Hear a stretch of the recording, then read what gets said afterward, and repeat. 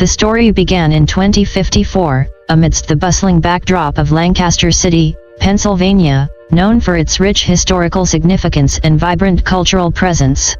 In the heart of Amish country, there had always been a certain charm, a deep-seated sense of community. The city's well-preserved 18th-century buildings, the Central Market, and the marvelous Fulton Theatre spoke volumes of Lancaster's colorful past. Yet, in the year 2054, a new element was being added to this humble city's landscape, one that would leave an indelible mark on its character and future. A new entity had arrived in town, Vanduke Corporation. They had chosen Lancaster as the location for one of their state-of-the-art fallout shelters, dubbed Vault 717, in alignment with the city's area code. The corporation's intent was to ensure the survival of the American dream, the American people, in the face of the looming catastrophe. Yet, the people of Lancaster City, unacquainted with the taste of paranoia, remained split in their reception. Vault 717, promising safety in the event of a nuclear fallout, had introduced a wave of change. The fields of wheat and corn, once owned by generations of Amish farmers, were transformed into construction sites where towering cranes and sounds of welding echoed day and night. This amalgamation of old and new, the stark contrast between the horse-drawn buggies and bulldozers, was a sight that fascinated many and disturbed others. As the behemoth-like vault came to life, tensions between the United States and China also continued to escalate. Updates on the Sino-American War were delivered in hushed whispers, turning once friendly chatter in local pubs like quips into somber discussions about international politics and the threat of nuclear war. The constant hum of radio broadcasts and television reports, on top of the non-stop construction, made the impending war impossible to ignore. Yet, amidst this whirlpool of change, Lancaster City thrived. The iconic Central Market bustled with activity as locals and newcomers, workers from Vanduke, mingled together. Farmers sold their produce, artisans displayed their crafts, while the scent of freshly brewed coffee from the numerous cafes around the market served as a comforting constant. The vault had brought with it an influx of new people, engineers, construction workers, scientists, all attracted by Vanduke's promises of safety and prosperity. Their presence in the city had generated a significant economic boom, with local businesses seeing a substantial rise in customers and the city gaining attention nationwide. People's opinions about the vault were mixed. Some saw it as a beacon of hope, a guarantee of safety for their families. Others viewed it with suspicion and fear, a physical embodiment of the impending war. For many, Vault 717 had become a daily topic of conversation, a new reference point shaping their realities and their anxieties about the future. In the heart of the city, the Lancaster Science Factory was one such place that buzzed with these debates. Educators used the occasion to teach children about nuclear physics, vault technology, and even about international relations. Parents discussed the vault's potential over gatherings, contemplating whether buying a spot in the vault was an investment in their children's future or a bet against their world's survival. As the days passed and the facade of the vault became more prominent against Lancaster City's skyline, life adjusted.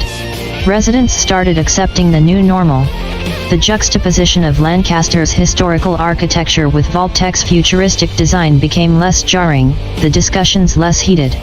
Life went on, infused with the richness of Lancaster's culture and the undercurrent of uncertainty that Vanduke had brought with it.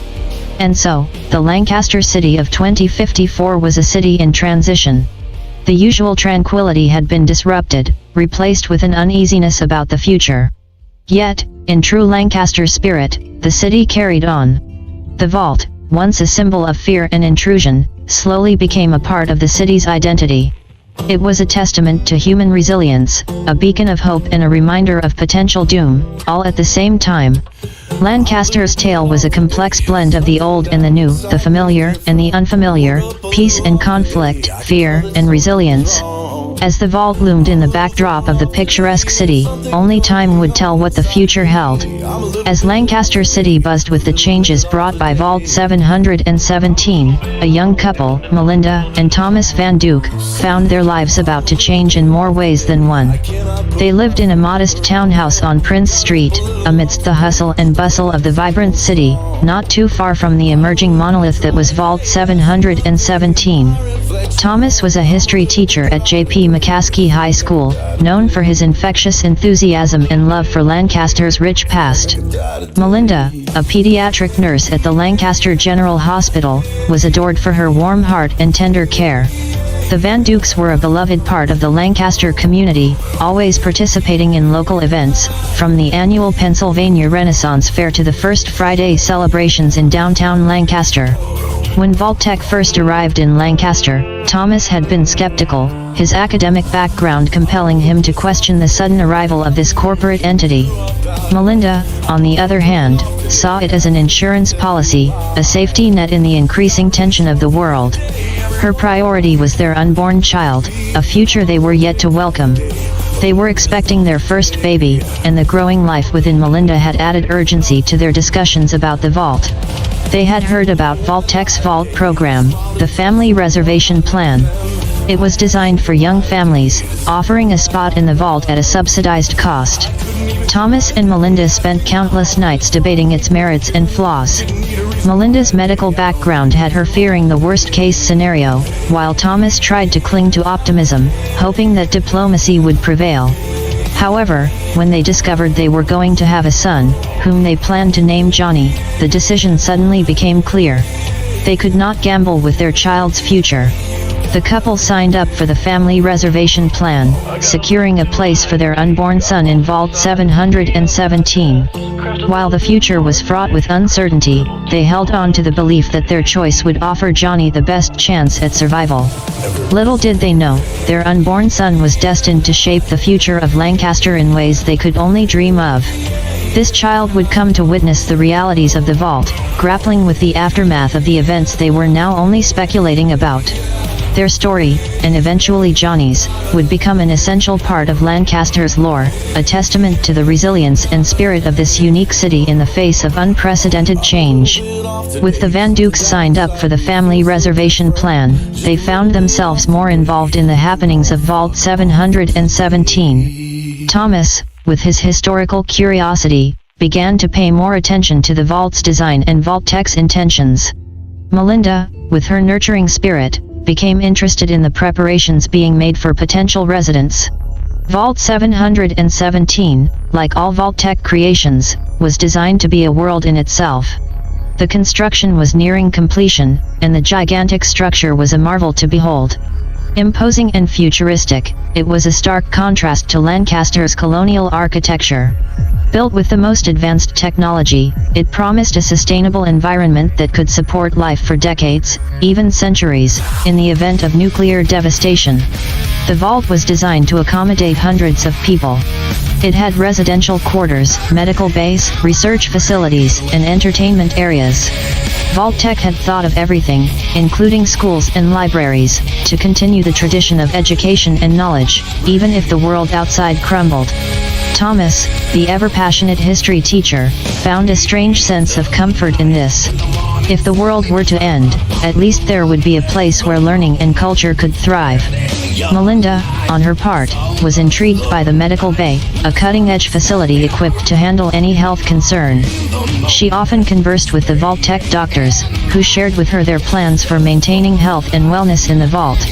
It was during one of these discussions that Melinda discovered Vault-Tec was not just preparing for physical ailments, but also mental health concerns. The corporation anticipated the strain a confined life could put on people's mental well-being and had made arrangements to provide therapy and counseling. This insight offered Melinda a new perspective about the vault, which she began to see as more than just a fallout shelter. As the city watched the vault's construction, more families signed up, inspired or perhaps intimidated by the Vandukes' decision. Vault 717 was gradually becoming a center of community, a beacon of hope, and an emblem of fear, all at once. Vault-Tec organized community events at the construction site, inviting families to visit, interact, and understand the vault's workings. During these events, Thomas and Melinda found themselves interacting with future vault residents, sharing their anxieties, hopes, and plans. They found solace in this shared experience, and in knowing that they were not alone in their fears or in their hopes for a safer future for their child. Vault 717 was more than a symbol of the impending doom. It was a mirror of human resilience and ingenuity, a testament to mankind's relentless will to survive. And as the Vandukes eagerly awaited the arrival of their son Johnny, the vault stood there, a promise of safety in the uncertain future. A promise they hoped they would never have to use. By the year 2060, the once quaint and historic city of Lancaster had irrevocably adapted to the presence of Vault 717. The massive structure now sat seamlessly in the cityscape, its once jarring contrast to Lancaster's colonial architecture softened by the passage of 6 years. The Vanduke family, too, had changed. Young Johnny Vanduke was now 6 years old, an energetic and inquisitive child with his mother's warmth and his father's curiosity. Born into a world overshadowed by the prospect of nuclear war, Johnny was a beacon of hope and joy, not just for his parents but for their close-knit Lancaster community. Thomas had taken a position as a history consultant with Vault-Tec, providing historical context for the educational materials being produced for the Vault's residents. The position allowed him to spend more time at home, nurturing Johnny's budding interest in Lancaster's history, even while the shadow of Vault 717 loomed large in their daily lives. Melinda continued her work as a nurse, but now with a newfound focus on mental health. Her interactions with Vault-Tec doctors had opened her eyes to the importance of mental well-being, especially in the potential long-term confinement of a vault. By this time, Vault 717 was more than just a fallout shelter, it had become an integral part of the Lancaster community. The vault housed a local library, featuring both digital and print collections. Vault-Tec had invested in capturing the local histories and stories of Lancaster, including digitizing archival materials from the Lancaster History Organization. These resources were available to anyone, a move that endeared the corporation further to the locals. The community events hosted by Vault-Tec had become part of Lancaster's cultural calendar, regularly attended by most of the city's residents, including the Vandukes. At these events, Johnny would run around with other kids his age, all of them born into the looming presence of Vault 717, their innocent laughter providing a stark yet comforting contrast to the serious purpose of the vault. Yet, despite the normalcy that seemed to have settled, there was an undercurrent of tension. The Sino-American War had intensified, and news from the war front was increasingly bleak. The international tension had seeped into the local consciousness, casting a pall of worry over the community gatherings and everyday life. The Vandukes, like many other families, found themselves in a state of constant preparedness. Regular drills were organized by Vault-Tec to ensure that the residents were ready to move into the vault at a moment's notice. Johnny, in his youthful innocence, found these drills to be an exciting deviation from routine, unaware of the grave reasons behind them. As 2060 rolled on, the idyllic life in Lancaster was increasingly colored by the ticking clock of international conflict. The vault, once a disconcerting anomaly, now stood as a sobering reminder of the world's fragile peace and the city's desperate hopes for a future. Every tick echoing from the historical Angleside clock, in the heart of Lancaster, seemed to resonate with the city's growing apprehension, a countdown that everyone hoped would never reach zero. In the swirl of uncertainty that had swept over Lancaster, other stories were unfolding as well. The lives of the city's residents, inextricably linked by the impending crisis and the ever-present Vault 717, wove a rich tapestry of Lancaster's spirit. Jacob Miller, the owner of Miller's Smorgasbord, a beloved local eatery in Lancaster, was one such resident. Known for his hearty laughter and delicious Amish recipes, Jacob had seen his business boom with the influx of Vault-Tec employees. While he voiced his disdain for the looming vault, there was no denying the prosperity it had brought. Nevertheless, every night, after the last patron had left and the laughter had faded, Jacob found himself staring at the monolithic structure in the distance, wondering if his family's legacy would end up locked inside it.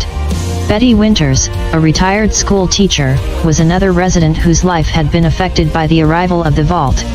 Living alone in her charming house in West Walnut Street, Betty had taken it upon herself to organize community support for families affected by the construction of the vault and the escalating Sino-American War. She had transformed her home into a gathering spot, where neighbors met to discuss their fears and hopes. Her strength and resilience had become a source of comfort for many.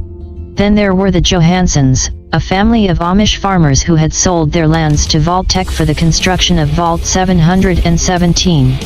The money had set them for life, but the loss of their ancestral farmland had left a void in their lives. In response, they had begun cultivating a rooftop garden on their new home in the heart of the city, converting their grief into a green oasis that overlooked the metallic monstrosity that was the vault. The Stoltzfus family, owners of a local bakery, had entered a partnership with Vault-Tec, supplying fresh bread for the vault's occupants should they ever need to take shelter. The aroma of baking bread now mingled with a tinge of trepidation, every loaf a reminder of the uncertain times they were living in.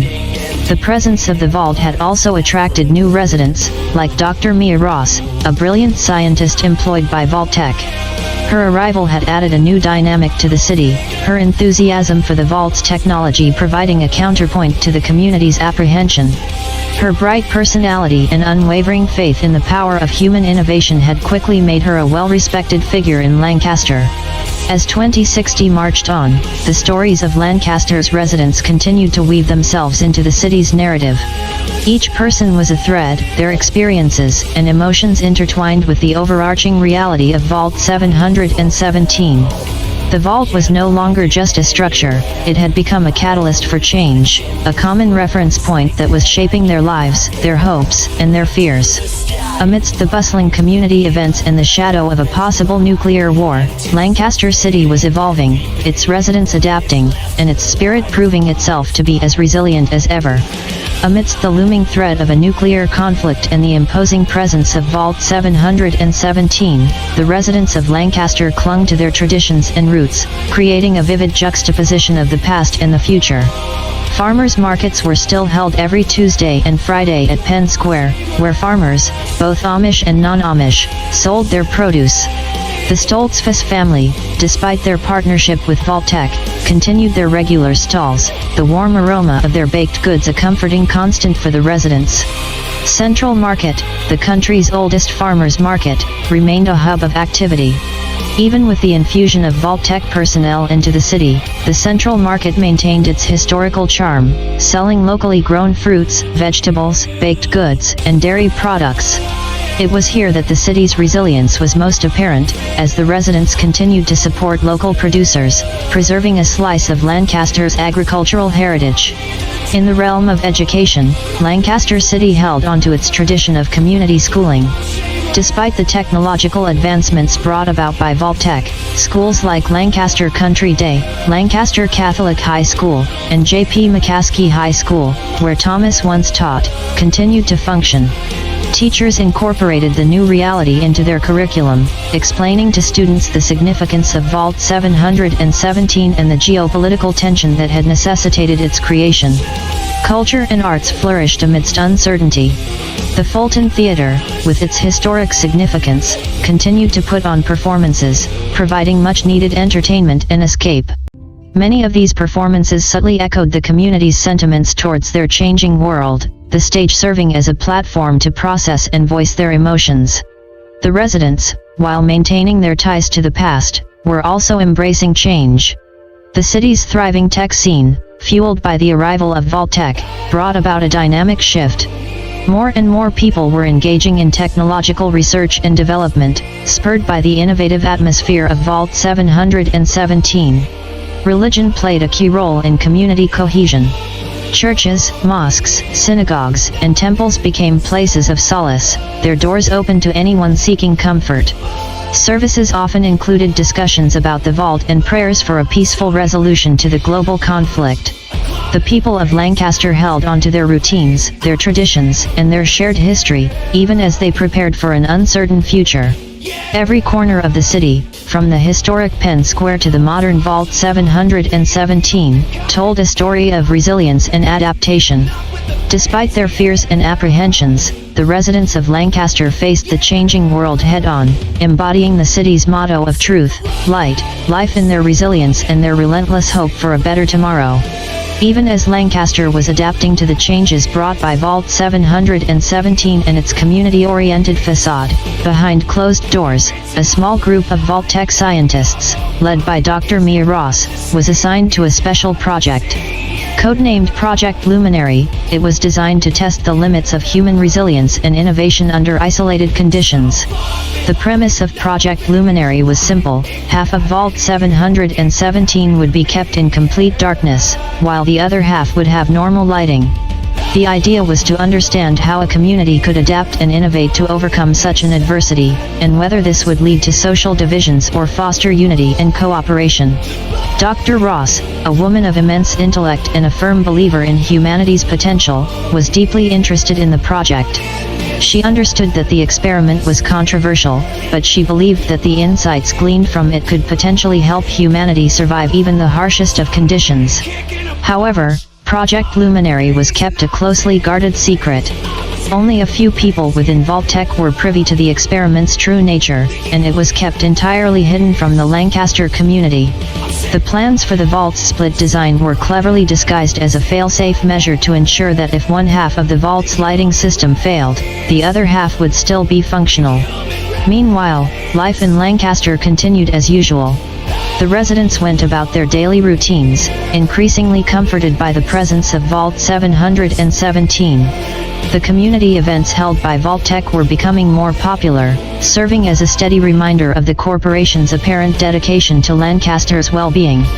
However, beneath the veneer of community and collaboration, the secret experiment of Vault Tech added a new layer of complexity to the unfolding narrative of Vault 717. Unbeknownst to the residents of Lancaster, their refuge was to serve not just as a fallout shelter but also a stage for a grand social experiment that could either be a path to innovation or a trigger for division. Only time would reveal the outcomes of Project Luminary and its impact on Lancaster's hopeful residents.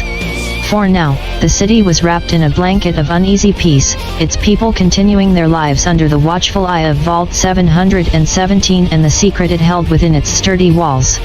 As the decade neared its end, Lancaster found itself in a curious state of dichotomy. The city was pulsating with life, its residents determined to uphold their traditions and lifestyles in the face of escalating global tensions. Yet, underpinning their daily routines was a mounting sense of apprehension, fueled by the increasingly grim news trickling in from the war front and the stark presence of Vault 717. The Vandukes, like every other family in Lancaster, had made peace with this duality. Johnny, now a bright and lively 10-year-old, had become adept at the drills conducted by Vault Tech, his innocence offering a touch of normalcy in uncertain times. Melinda, working closely with Vault Tech doctors, continued her services as a mental health nurse, becoming an essential pillar of support for the community. Thomas, while juggling his duties at Vault Tech, nurtured Johnny's curiosity about Lancaster's history, framing it against the backdrop of their rapidly changing present. Dr. Mia Ross and her team of scientists, on the other hand, worked relentlessly on Project Luminary, their excitement and anxiety growing in equal measure as they edged closer to potentially witnessing the fruition of their experiment. Meanwhile, Jacob Miller's Smorgasbord had become a popular hangout spot for Vault Tech employees, its hearty meals a source of comfort amidst long work hours. Betty Winter's home was a haven for many, her strong and calm demeanor offering reassurance to anxious residents. The Johanssons' rooftop garden was in full bloom, a green oasis that both contrasted with and complemented the metallic gray of Vault 717. The city of Lancaster continued to thrive, showcasing its vibrant arts scene at the Fulton Theatre, hosting bustling markets at Penn Square, and educating its future generations in its historical schools. The city's faith institutions offered solace, their unified message of peace and hope ringing loud and clear amidst the undercurrents of uncertainty. In 2064, the city marked the 10th anniversary of the completion of Vault 717. The event was marked by a grand community gathering, arranged by Vanduke. The festivities were bittersweet, a celebration of the city's resilience and adaptability, but also a stark reminder of the grim reason behind the vault's existence. Behind closed doors, Dr. Ross watched the celebrations with mixed feelings. The residents of Lancaster, all potential participants of Project Luminary, were oblivious to their possible future inside the vault. Dr. Ross, aware of the weight of her actions, could only hope that the experiment would serve a greater purpose and contribute to the survival and progress of humanity in the face of unprecedented adversity. The year 2064 ended with fireworks that lit up the Lancaster sky, casting long shadows of the celebrating crowd and the imposing Vault 717. As the echo of the last firework faded into the chilly night, Lancaster slept, a city teetering on the precipice of a future unknown. As the calendar turned to 2070, Lancaster had become a city living under the shadow of two titans, the tangible hulk of Vault 717 and the ever-present specter of war. The conflict, now almost a fixture of daily life, had subtly woven itself into the fabric of Lancaster's existence. News from the front lines was scarce and heavily filtered, largely reduced to snippets of propaganda-laden broadcasts on the radio and television. China and the United States seemed locked in a desperate struggle, each step towards a resolution subsequently sabotaged by escalating hostilities and hardened ideologies. Yet, despite the growing concerns, life in Lancaster continued in its uniquely resilient manner. Every morning, at sunrise, farmers would take their produce to Penn Square. People would huddle around radios and TV screens set up amongst the stalls, listening to the news as they went about their business. Despite the grim war reports, the farmers' markets retained their charm, the freshness of the produce serving as a welcome distraction from the bitter taste of the news. Schools, too, had to adapt. Teachers found themselves walking a tightrope, educating the students about the war without sparking panic. History lessons often drew parallels with past conflicts, providing a sense of perspective. Meanwhile, science classes were abuzz with talks about resource conservation, renewable energy, and sustainability, subtly reflecting the resource strain the war had imposed. The Fulton Theatre began producing more historical plays and patriotic performances, offering the public both escapism and a gentle form of propaganda. Still, the theater remained a sanctuary for many, the artistry on display serving as a welcome respite from the harsh realities outside. Local businesses like Miller's Smorgasbord and the Stoltzfus Bakery provided not only their usual services, but also a sense of normalcy. These establishments became social hubs, places where people could share news and rumors over meals or fresh bread, fostering a sense of unity. Betty Winter's home had evolved into a refuge for those seeking comfort and solidarity. Conversations there were a mix of hopeful optimism and realistic apprehension, often punctuated by Betty's steady voice of reason and comforting wisdom. Behind the scenes, Vault-Tec was in overdrive. The threat of nuclear confrontation was no longer a distant possibility but a looming inevitability. Dr. Mia Ross and her team worked relentlessly on Project Luminary, the stakes of their secret experiment higher than ever. Lancaster, a resilient city in a changing world, had woven the war into its day-to-day life. The conflict had altered the city's rhythm, but Lancaster had danced to the new beat, forging a sense of unity and resilience that echoed through its historic streets. Despite the ominous clouds gathering on the horizon, the city held its ground, its spirit unbowed, a testament to the enduring will of its people. Inside the steel and concrete depths of Vault 717, hidden from the prying eyes of Lancaster City, the secret machinations of Project Luminary had entered an intense phase. Dr. Mia Ross and her team were tirelessly refining their experiment, aware that any day could bring the dreaded nuclear confrontation that would set their controversial study into motion. By now, they had constructed an advanced lighting system for the vault, designed to create two distinctly different environments. One half of the vault was equipped with a standard lighting system, to mimic the day-night cycle. The other half was engineered for permanent darkness, illuminated only by low-intensity ultraviolet lights that were practically invisible to the human eye but would promote the growth of specific bioluminescent fungi and other such organisms. Dr. Ross had chosen a variety of genetically modified plants that glowed softly in the dark, courtesy of some intricate splicing with genes from bioluminescent marine life. The idea was to provide the vault dwellers in the dark half with a rudimentary light source that could be grown and cultivated. The details of the vault's split design and the experiment itself were known only to Dr. Ross and a handful of Vault-Tec executives. To the rest of the vault construction crew and the future inhabitants, the existence of two separate sections was explained away as a redundancy measure for safety. In the shadowy confines of Vault 717, Dr. Ross often found herself contemplating the potential outcomes of Project Luminary. The experiment was a high-stakes gamble. On the one hand, it could foster unprecedented innovation and resilience, unveiling new facets of human adaptability. On the other hand, it could lead to severe divisions, sowing discord in a community already under extreme pressure. As 2070 rolled on, the pressure within Vault-Tec escalated. The world outside was teetering on the brink of nuclear war, making the initiation of Project Luminary a dreadful certainty. Despite the imminent threat, Dr. Ross held on to the hope that her experiment, conceived in secrecy and born out of desperate times, would ultimately contribute to humanity's survival and prosperity. While Lancaster City continued its routine, unbeknownst to its citizens, deep within the belly of Vault 717, the final preparations for Project Luminary were being set in motion, adding a new layer of complexity to the narrative of resilience and anticipation unfolding above. As 2076 dawned, a palpable tension seeped into the very soul of Lancaster City. It was a year that felt like the calm before the storm, a stretching silence that held its breath before the shattering cry of chaos. Vault 717 now cast a more ominous shadow over the city, its imposing presence a stark reminder of the impending doom that the international conflict threatened.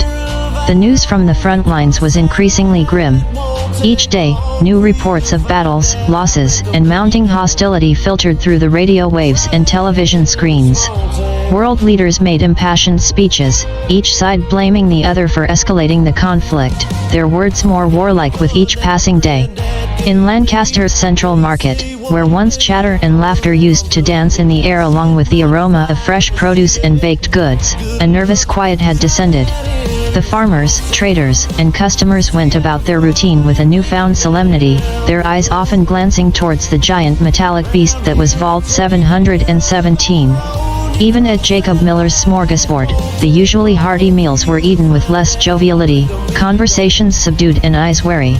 Schools tried their best to maintain an air of normalcy, but there was a discernible shift in the atmosphere. Lessons were taught with more urgency, and school drills had taken on a somber tone. Young Johnny Vanduke, now a 16-year-old, was part of the generation growing up too fast in the face of global unrest. Betty Winters, now a beacon of hope for many, held strong. Her home was a sanctuary, a place where fears were shared, tears were shed, and comfort was found. Betty's strength offered reassurance to many, her soothing words echoing through her cozy living room, instilling a sense of unity and resilience. Within Vault 717, the flurry of activity had reached a fever pitch. Dr. Mia Ross and her team were conducting final checks on their elaborate lighting system for Project Luminary. The genetically modified plants were ready for deployment, and the operational plans were being scrutinized for the last time. Vault-Tec was also running rigorous drills, preparing the Lancaster citizens for rapid vault entry, should the alarms sound. The drills were efficient, and the routines well rehearsed, but they served as a chilling reminder of the impending reality they represented. Despite the fear and uncertainty, Lancaster held its head high. It was a city united, its community holding on to each other for strength and solace. The looming threat of war had brought forth an incredible display of human resilience and unity. The city was a living testament to the power of community spirit, standing tall in the face of fear, their fate intertwined with the silent titan that was Vault 717. The quiet before the storm had descended, and Lancaster, resilient as ever, waited, ready to face the inevitable.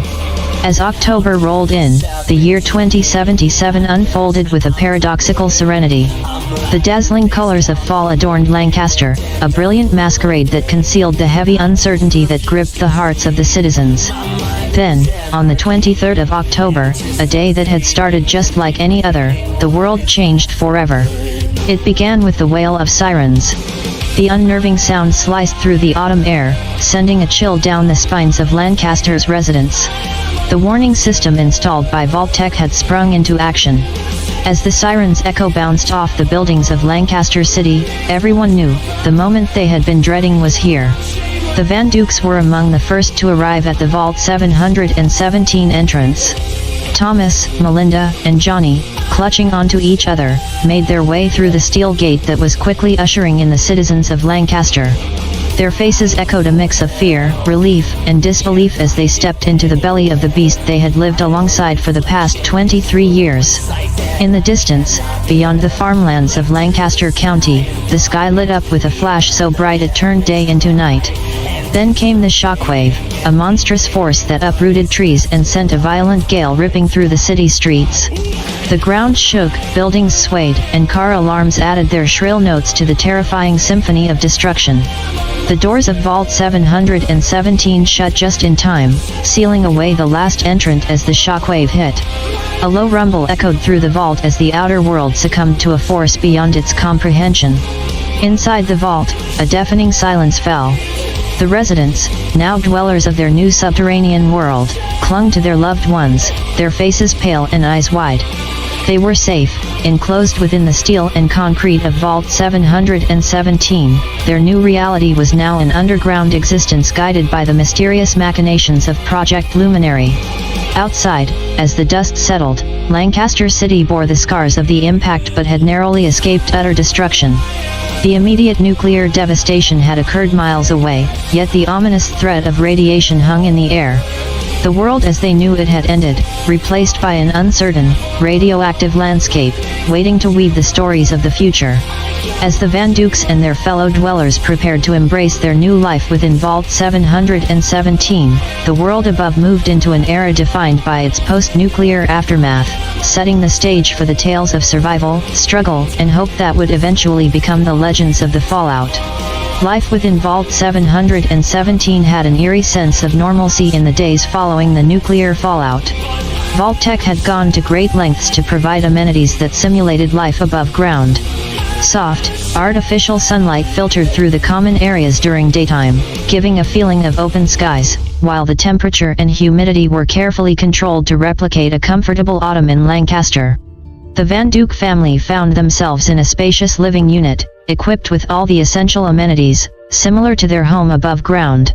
The familiar setup provided some comfort, helping them adjust to their new reality.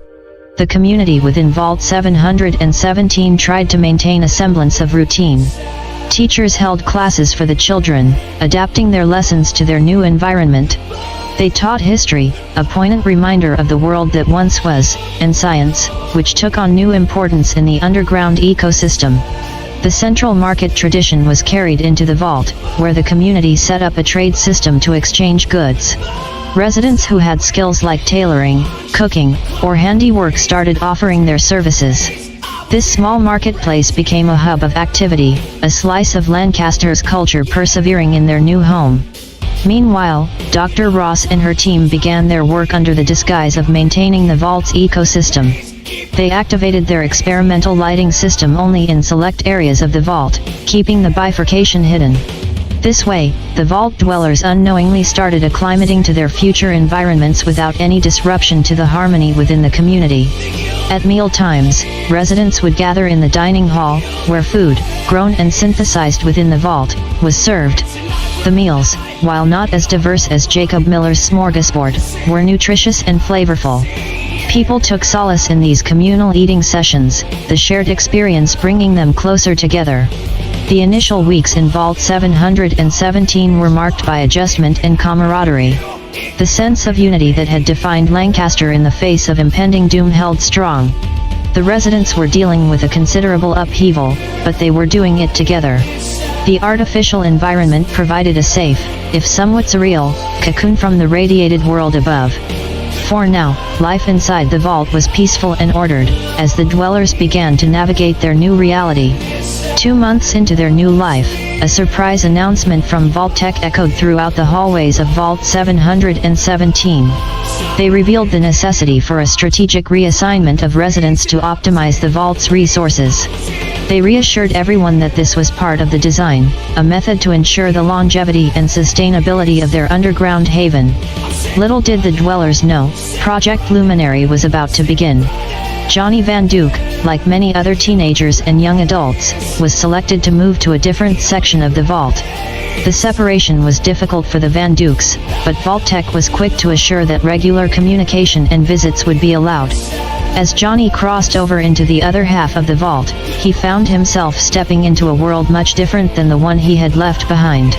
It was darkness as far as the eye could see, broken only by faint, ethereal glows illuminating patches of the environment. He was handed a map, a UV flashlight, and a soft, soothing reassurance that his eyes would adjust to the low light conditions soon. He was led to a living unit identical to his old one but for the luminescent fungi on the walls and the softly glowing plants in the pots. His room was bathed in an ambient, bioluminescent glow that created a serene, otherworldly environment. The UV flashlight helped him navigate the space, its light causing the genetically modified plants to glow brighter, casting stronger light. Life in the dark section of the vault was a significant adjustment. It took Johnny several days to adapt to the lack of daylight. Meals were a surreal experience, with the food casting soft shadows in the bioluminescent glow. The hustle and bustle of the community had a softer note, like everything was happening in the hush of nighttime. Despite the drastic change, a sense of unity and resilience prevailed. Johnny, along with the others reassigned to the dark section, began to adapt and innovate. They found new ways to work, learn, and interact within their dimly lit environment. Some even began to appreciate the unique beauty of their softly glowing world. Back in the light section, the Vanduke parents struggled with the absence of their son. But they clung to the regular communication and the promise of periodic visits. For them, life went on, now with an added layer of worry but also a sense of hope that their son was part of something larger, something crucial for their survival. Project Luminary was now in full swing, unbeknownst to its subjects. As the vault dwellers adapted to their new life, they unknowingly embarked on a journey that would push the boundaries of human resilience and ingenuity. And amidst it all, the community's spirit remained unbroken, their unity their guiding light in the heart of the steel and concrete titan that was Vault 717. As the days turned into weeks and weeks into months, life in both sections of Vault 717 developed along two distinct paths, guided by the varying environmental conditions. In the dark section, the dwellers started developing innovative solutions to adapt to their unique environment. Their UV flashlights became vital tools, not only for illumination but also for growing their crops. The genetically modified plants reacted to UV light by producing more bioluminescence and nutrients. Thus, farming evolved into a blend of careful UV exposure management and traditional gardening techniques, creating an efficient food production system. The bioluminescent flora also provided an unexpected boost to the dwellers' morale. The sight of the soft, ethereal glow enveloping their surroundings created a serene, otherworldly beauty that added a certain magic to their daily lives. Art and culture began to revolve around this unique feature. Drawings and paintings captured the fantastical landscape, and stories and songs celebrated the luminescent flora and the strength of those who thrived amidst it. Johnny, now a key member of his community, had adapted well to the low-light environment. He had grown taller, his eyes had become more adjusted to the darkness, and his ingenuity had made him a vital part of the food production team. His parents, Thomas and Melinda, often heard about their son's accomplishments during their communication sessions, their hearts swelling with pride and aching with longing at the same time. In the light section, the absence of a significant part of the population had been keenly felt. However, life went on, with residents clinging onto routines and systems that reminded them of the world they once knew. Workshops were conducted to keep morale high and ensure the mental well-being of the residents. Betty Winters, with her ever-reassuring presence, played a vital role in keeping the community grounded, their spirits uplifted.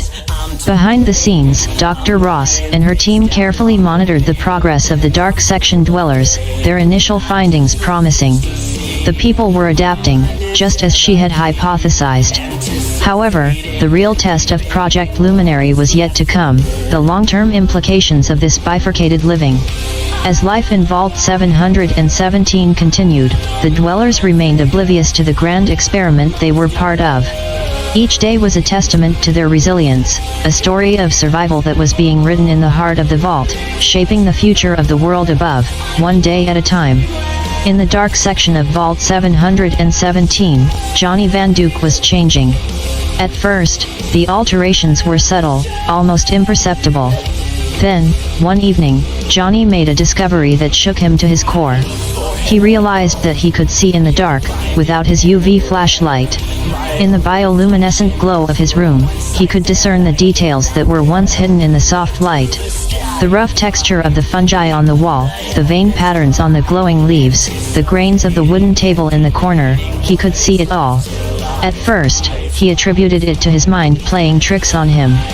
But the next day, and the day after that, his newfound ability remained, defying his disbelief. Word spread quickly about Johnny's exceptional ability. He was taken to Dr. Ross, who had also relocated to the dark section to monitor the progress of Project Luminary more closely. Intrigued, she conducted a series of tests. It was as Johnny had claimed, his eyes had adapted significantly, allowing him to see details in the dark that others couldn't. The discovery was a breakthrough. It was evidence that humans could indeed adapt to low-light conditions, given enough time and exposure. Dr. Ross's theory had been correct. The human body was proving to be an incredible adaptive machine. News of Johnny's newfound ability brought mixed reactions in the dark section. Some dwellers felt a sense of awe, others a touch of envy. Many saw it as a glimmer of hope, an indication that they too could fully adapt to their new environment. Back in the light section, Thomas and Melinda Vanduke received the news with a mixture of astonishment and concern. They were proud of their son, but the thought of his body undergoing such drastic changes worried them. Yet, they held on to the belief that if this adaptation was necessary for survival, then it was for the best. Johnny's unique ability was a significant milestone for Vault 717. It offered tangible proof that Project Luminary could succeed. The residents of the dark section, already demonstrating their resilience and adaptability, now found a new beacon of hope in Johnny's evolution. In the heart of the underground vault, a new chapter in human history was being written, one of transformation and survival in a world forever changed. Over time, Johnny wasn't the only one showing signs of adaptation to the low-light conditions. Several of the other dark section dwellers began reporting similar experiences, a gradual enhancement of their night vision. The residents of the dark section were, indeed, evolving. In response, Dr. Ross launched a comprehensive research program, compiling data and monitoring these developments closely. As the human body demonstrated its profound ability to adapt, the Vault 717 community responded with ingenuity. They developed tools and devices that utilized the bioluminescent fungi and plants, supplementing their UV lights with organic, self-sustaining sources of illumination. An entirely new approach to technology was being born in the dark section, one that blended biology with engineering. In the light section, the reports of these adaptations fostered a curious mix of admiration, apprehension, and, in some, a sense of disquiet. It was as if the two halves of Vault 717 were drifting further apart, each following its own distinct trajectory. However, Vault Tech, represented by the calm, steadfast leadership of Betty Winters, was quick to maintain harmony. Despite the growing differences, both sections were regularly reminded of their shared past and their shared purpose, survival. Regular communal activities were conducted to foster unity and maintain a sense of connection between the two halves. Thomas and Melinda Vanduke often found comfort in these gatherings. Even though their son was living a life vastly different from theirs, they knew that he was part of a community, not alone in his unique journey. As months turned into years, the lives of the dark and light sections of Vault 717 diverged further, creating two unique microcosms, each thriving in its own way. And at the heart of these developments was Project Luminary, a bold experiment that was reshaping the definition of human resilience and adaptability. The world above may have been devastated, its future uncertain. But inside Vault 717, life was persisting, evolving, defying the odds. Unbeknownst to them, the dwellers of Vault 717 were not just surviving, they were charting a new course for humanity, one that might one day reclaim the world lost to the fallout. By the year 2081, 5 years since the Great War, Vault 717 had transformed. It was no longer a simple fallout shelter, but a burgeoning society split into two distinct halves. This dichotomy, brought on by Project Luminary, had shaped an extraordinary community. In the dark section, human adaptation to low-light conditions had become commonplace. The residents, including Johnny Vanduke, had developed excellent night vision. Their eyes had adapted to the faint bioluminescent glow, allowing them to perceive their surroundings with remarkable clarity. This physiological evolution had profound implications. Education shifted, focusing more on tactile and auditory learning methods. New forms of art and expression emerged, influenced by the ambient glow of their environment. Tools and devices using bioluminescence were now a normal part of their lives. Johnny had grown into an integral part of this community. His knack for problem-solving, combined with his ability to navigate the dark world with ease, made him a respected member of the dark section. Even though he was barely 20, his contributions to the community were significant, a fact that filled his parents' hearts with pride during their regular communication sessions. In contrast, the light section resembled the world before the bombs fell, with the artificial daylight dictating the rhythm of life. However, the reports from the dark section intrigued many. People began to explore bioluminescent solutions as a backup, should their primary systems fail. The divide between the two sections was clear, but the lines had begun to blur as they learned from each other's experiences. For Thomas and Melinda Vanduke, life was a series of contrasts. Pride for their son and his achievements, nostalgia for the world they once knew, and a constant undercurrent of worry marked their days. But they found solace in the community around them, in shared experiences, and in the hope of a better future. Vault 717 was not just a survival bunker anymore, it was a cradle of human evolution, a living testament to adaptability and resilience. As its dwellers embraced their new reality, they unknowingly set the foundation for a future they could only dream of, a post-apocalyptic society that could reclaim the surface world, one day. Unseen by the eyes of the dwellers, the Vault's artificial intelligence quietly observed these developments, processing the data, and assessing the results of Project Luminary. As another day ended in Vault 717, the AI computed survival probabilities, silently influencing the course of human history beneath the irradiated soils of Lancaster City, PA.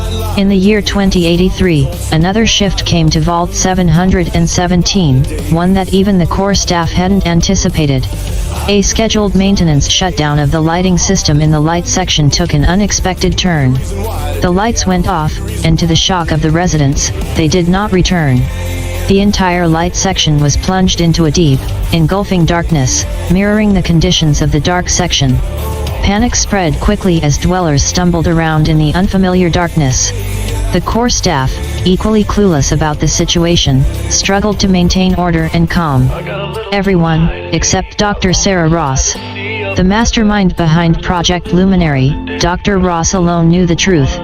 This was not a malfunction or an accident, this was a second, hidden part of the experiment, a secret protocol embedded into Vault 717's programming by Vault-Tec. Back in her private quarters, Dr. Ross activated a hidden communication terminal, accessing a pre-recorded message from Vault-Tec headquarters. As the familiar logo flickered on the screen, a voice echoed in the silence of the room. Phase 2 of Project Luminary initiated. The objective remains the same, to test the human ability to adapt. This time, the test subjects are the dwellers of the light section. Observations and data from Phase 1 will guide you. The future of humanity rests on the success of Project Luminary. Vault-Tec is with you, Dr. Ross. The message ended, leaving Dr. Ross in thoughtful silence. She knew what she had to do. As she left her quarters to address the panicked dwellers, she made a silent vow to guide them through this new reality, just as she had done for the dwellers of the dark section. Meanwhile, in the light section, confusion turned into fear and apprehension. Thomas and Melinda Vanduke, like their neighbors, felt a sense of dread enveloping them. They thought of their son, now better equipped to deal with this situation than them. News of the sudden darkness reached the dark section as well. Johnny, along with others, felt a strange sense of disquiet. However, they knew that they were in a unique position to help their fellow vault dwellers. Their shared history and experiences gave them the tools to navigate the challenges of their environment.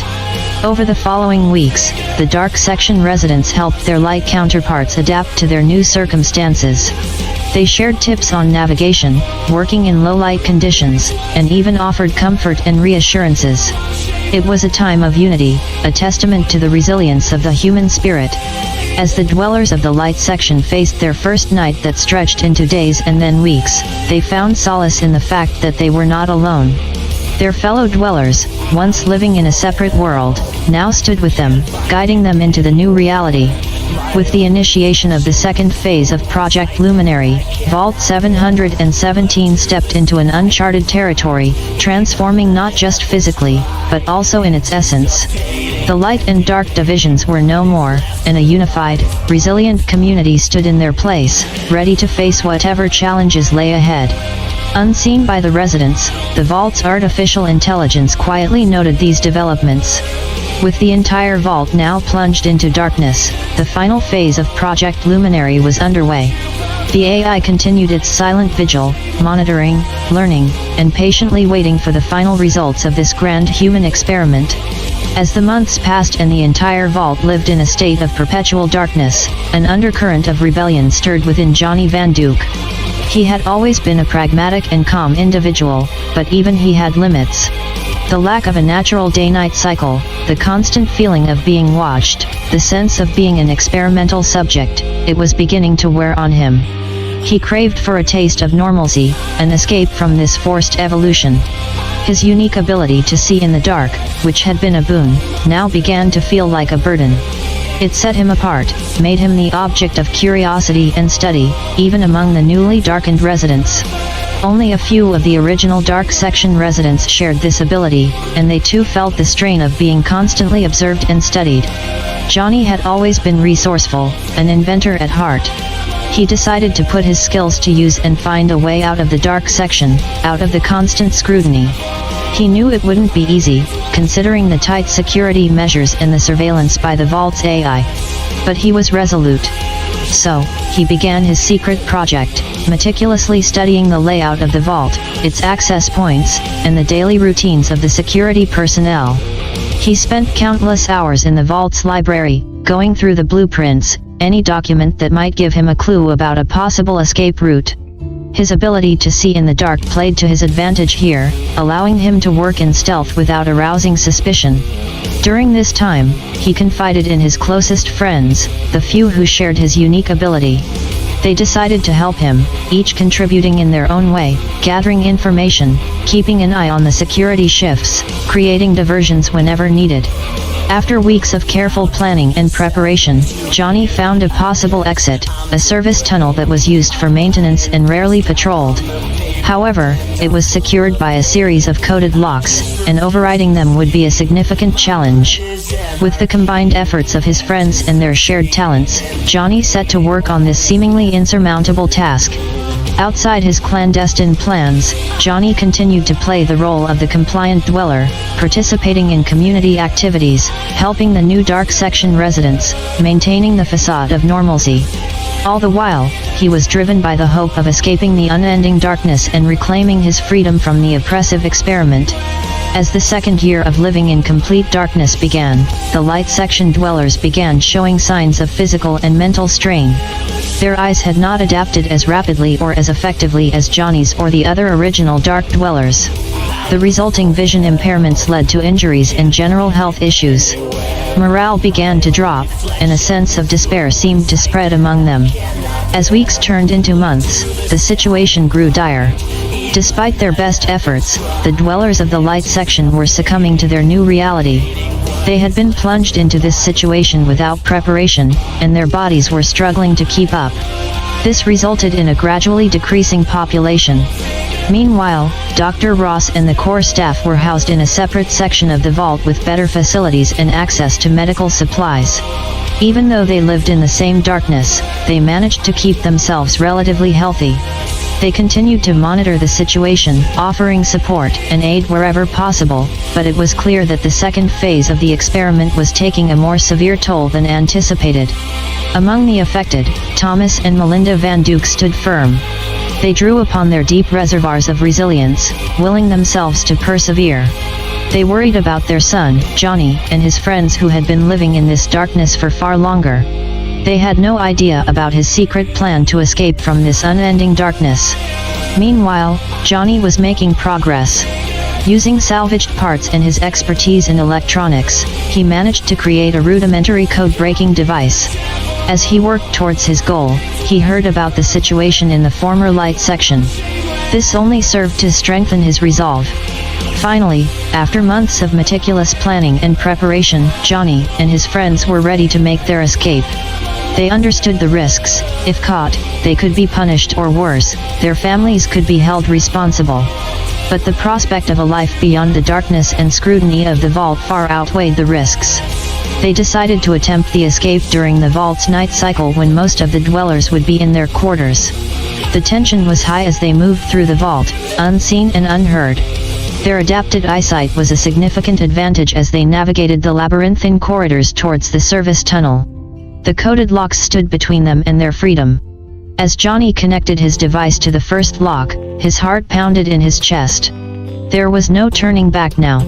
Unseen by them, the vault's AI was quietly recording these events. Even an unplanned variable such as this was valuable data. The human spirit's desire for freedom, for control over its destiny, was just another parameter in its grand analysis of Project Luminary. As the residents of Vault 717 struggled to adjust to the eternal darkness, the health of Thomas and Melinda Vanduke began to take a noticeable turn for the worse. Despite their determination and resilience, they were not immune to the strain that the constant darkness had imposed on their bodies and minds. Thomas, the burly former construction worker, began to lose weight rapidly. His once strong and capable hands now trembled as he tried to carry out the simplest of tasks. His eyes, used to the precision work of construction, struggled to adjust to the darkness. The world around him had turned into a blur of indistinguishable shapes and shadows, leaving him feeling helpless and frustrated. Melinda, on the other hand, was showing signs of cognitive decline. She had always been sharp, her mind a constant whirl of thoughts and ideas. But now, she seemed to be lost in a fog of confusion. She often forgot names, couldn't remember simple instructions, and struggled to keep track of time. The lack of natural light had severely disrupted her circadian rhythm, leading to sleep disorders that only further exacerbated her cognitive issues. Their friends and neighbors watched in concern as the once vibrant couple gradually succumbed to their new reality. In the tight-knit community that Vault 717 had become, the pain of one was shared by all. They offered help in any way they could, from assisting with chores to keeping them company, but it was clear that Thomas and Melinda's health was rapidly declining. The core staff, under Dr. Ross' guidance, provided medical support as best they could, given the limited resources. They had never anticipated such a severe impact on the dwellers' health due to the prolonged darkness. Their initial theories and projections had fallen far short of the grim reality unfolding before them. Meanwhile, Johnny was oblivious to his parents' deteriorating health. He and his friends were in the final stages of their escape plan, a secret they guarded closely. Even in his wildest dreams, he couldn't imagine the toll the darkness was taking on his parents. His goal was freedom, not just for himself but also for those he cared about. Little did he know that while he was so close to escaping the darkness, his parents were sinking deeper into it. As the days melded into weeks and weeks into months, the divide between the dark section residents and the dwindling light section residents grew even more. The once united community of Vault 717 was now a tale of two distinct populations, each adapting to their circumstances in their own ways. The tension within the vault was palpable, a stark reminder of the experiment that was still ongoing. Thomas and Melinda's health continued to decline, causing distress within their circle of friends. Their once vibrant home was now a quiet sanctuary where they spent most of their time, resting and trying to gather their strength. Despite their failing health, their spirits remained unbroken. They drew comfort from each other's presence, their bond strengthening in the face of adversity. Dr. Ross, despite the mounting guilt, continued with the experiment. The core staff did their best to provide the residents with what they needed, supplying medications, food, and necessary assistance. However, the resources were becoming increasingly limited, and the initial optimism was fading fast. The vault, initially a symbol of hope and survival, was quickly turning into a monument of despair. Meanwhile, Johnny and his friends were ready to put their plan into action. The code-breaking device had been tested and was functioning correctly. It was now a game of patience, waiting for the right time to make their move. In the dead of the night, when the sounds of the vault were at their quietest, they gathered at their planned meeting point. With a mixture of fear and excitement coursing through their veins, they began their trek towards the service tunnel. The coded locks gave way one by one under the influence of Johnny's device, and they moved closer to their freedom with every passing minute. Just as they were about to reach the final door, a thought struck Johnny. His parents. He hadn't informed them about his plan, and now, he couldn't leave without saying goodbye. He made a quick decision, asking his friends to wait while he made a detour to his parents' quarters. Upon reaching his parents' home, he was taken aback by their frail appearances. His heart ached at the sight of his once robust father now looking so weak, his mother lost in her own world. Johnny felt a pang of guilt. He realized, despite his intentions, he was about to leave them behind. He kneeled beside them, taking a moment to explain his plan. His parents listened quietly, their eyes reflecting a mix of concern and pride. Thomas, summoning all his strength, squeezed Johnny's hand and gave him a nod. Melinda, with a faint smile, touched Johnny's face tenderly, her approval evident in her gesture. Emotions threatened to spill, but Johnny kept them at bay.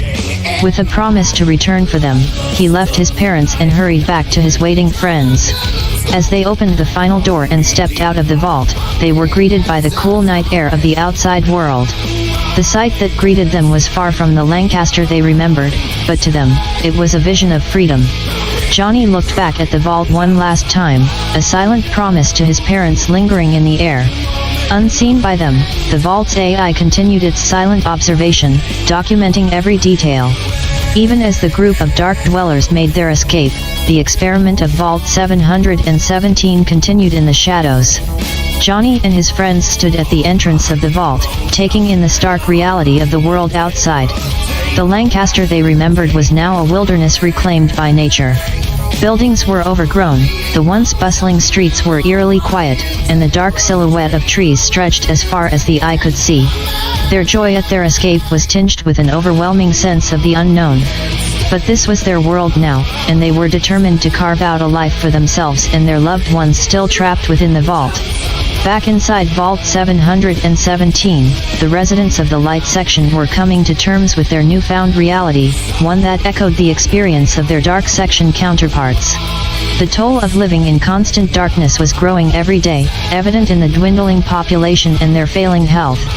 Thomas and Melinda, though weak and frail, held on. Their son's promise to return gave them the strength to persevere. Even in their diminished state, they became a source of hope for their fellow dwellers, a beacon of resilience in the overwhelming darkness.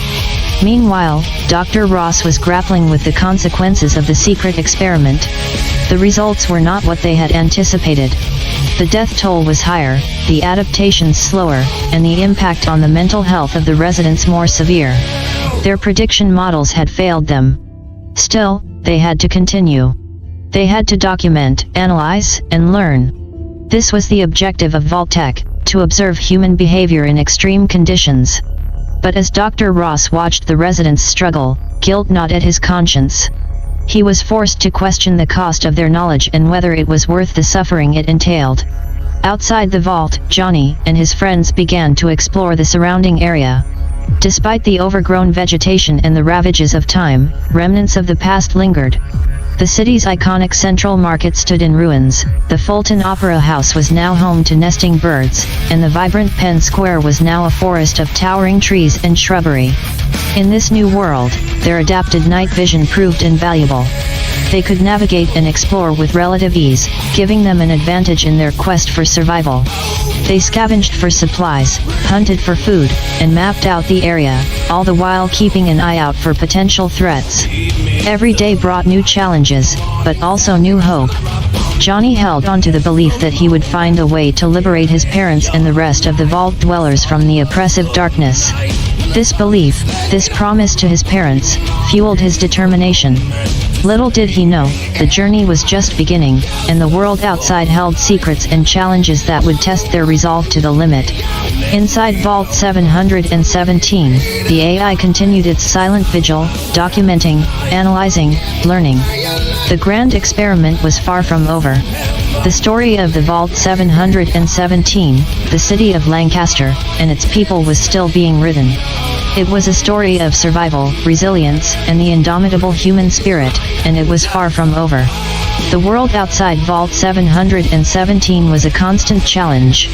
Every day was a struggle for survival as Johnny and his friends faced a multitude of threats, from rad scorpions and mole rats to simply finding enough food and clean water to sustain them.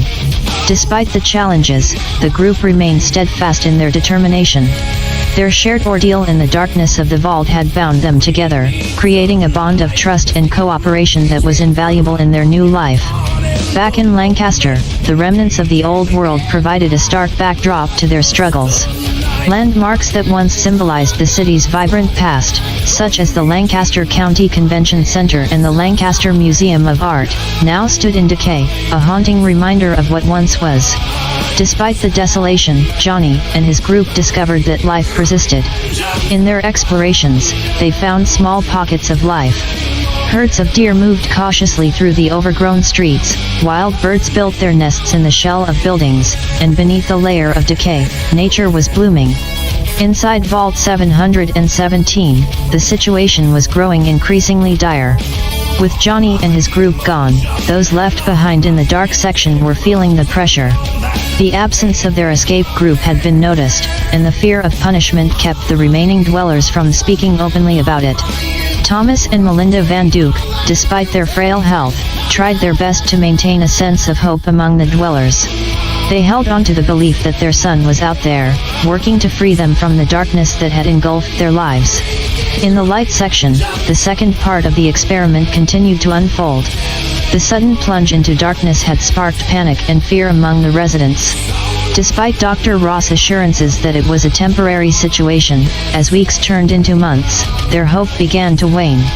Their faith in the overseer was now replaced with resentment and distrust.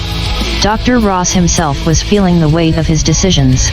The human cost of the experiment was mounting, and he was finding it increasingly difficult to reconcile his role in the suffering. Unbeknownst to the rest of the vault, he began working on a way to reverse the effects of the experiment. He knew that the higher UPS at Vault Tech would consider this a betrayal, but he could no longer stand by and watch the slow decay of his people. Outside, as weeks turned into months, Johnny and his group adapted to their new life. They became proficient scavengers, learned to hunt the local fauna, and even managed to set up a basic camp in the ruins of what once was a small neighborhood park. While life outside was harsh and unforgiving, it offered something the vault had taken away: freedom. Despite the hardships, they thrived. Every night, as they gathered around their makeshift fire, they shared stories, their laughter echoing through the ruins of Lancaster. Every sunrise, they set out with renewed determination to find a way to liberate those they had left behind. The world was a much different place now, but as long as there was hope, they were determined to keep fighting, to keep surviving. They were the children of the vault, born from darkness, now living in the light. Their story was a testament to the resilience of the human spirit, a story that was still being written under the watchful eyes of the AI, as the grand experiment of Vault 717 continued. As Johnny and his group explored the wilds of post-apocalyptic Lancaster, they began to notice signs of other human activity. At first, these signs were subtle, footprints in the dirt, scavenged supplies, remnants of a campfire. However, as they ventured further from Vault 717, these signs became more frequent, indicating a group of survivors nearby. One day, while on a routine scavenging mission, they encountered a group of people wearing blue jumpsuits adorned with the number 679, the trademark attire of vault dwellers. This was their first encounter with other survivors outside their own vault. The initial meeting was tense, both groups eyeing each other warily. In this new world, trust was a luxury few could afford. However, seeing the familiar sight of vault suits and the worn-out faces that mirrored their own experiences, a sense of shared hardship began to bridge the gap. The newcomers introduced themselves as dwellers from Vault 679, a vault located near Harrisburg. They had been driven out of their home due to a malfunction in their life support systems and had been wandering ever since, seeking a safe haven. The leader of their group, a stern but fair woman named Alice, spoke of their struggles, their journey, and the death they had encountered in the outside world. Johnny shared their own story, about their lives in Vault 717, the experiment that had divided their population, and their escape. He spoke of his parents and the people still trapped inside the vault. A pact of mutual assistance was soon formed. The Vault 679 dwellers, having lost their home, were welcomed into Johnny's camp. In return, they shared valuable knowledge, including technical skills and survival techniques. Alice, who had been a medical officer in Vault 679, offered her services to the group, bringing a new level of healthcare that they had lacked since leaving their own vault. Back in Vault 717, news of the discovery of other survivors sparked a new sense of hope amongst the dwellers. Even Dr. Ross, burdened by his guilt, felt a glimmer of optimism. If there were other survivors out there, then maybe there was a chance to undo his mistakes, a chance for redemption. In the ensuing weeks, Johnny's group and the Vault 679 dwellers worked together to build a stronger, more sustainable camp. The addition of the newcomers also fueled Johnny's determination to rescue the people they had left behind in the vault. Now, more than ever, he was resolved to keep his promise to his parents. All the while, the watchful AI documented the new developments, adding another chapter to the unfolding story of Vault 717. One evening, gathered around their makeshift fire, Johnny decided it was time to share the full truth about Vault 717. The Vault 679 dwellers listened in stunned silence as he began to recount the tale.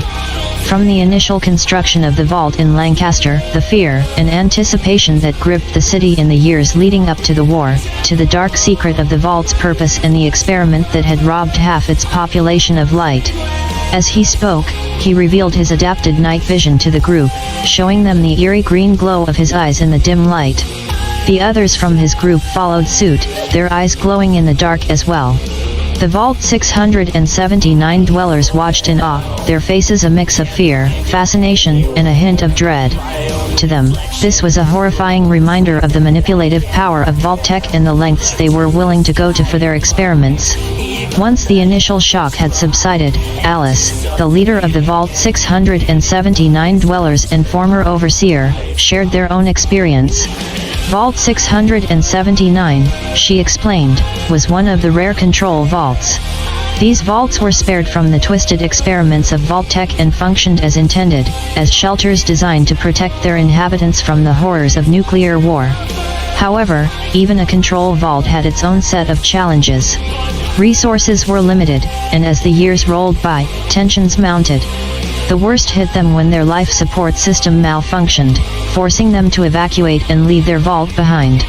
Alice spoke with a stoic calm, but her eyes betrayed the pain and loss she felt.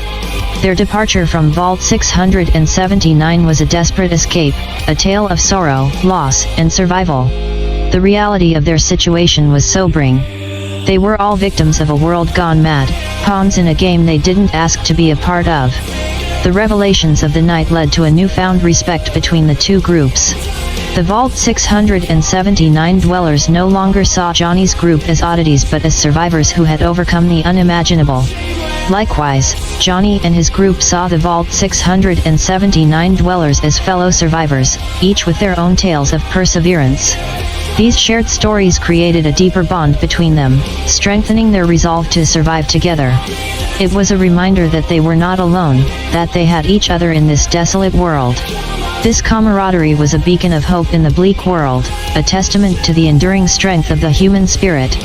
Their shared history became a driving force for their survival, a source of motivation to face the trials of the new world together. In the cold steel confines of Vault 717, the AI continued to observe, its algorithms processing the new information, adjusting its predictions and documenting the unfolding story of survival, cooperation, and resilience. Even in its cold, calculating ways, it was a silent witness to the strength of human spirit and will, a strength that was tested, and yet, remained unbroken in the face of adversities. The grand experiment was not over, and the story of Vault 717 was far from finished.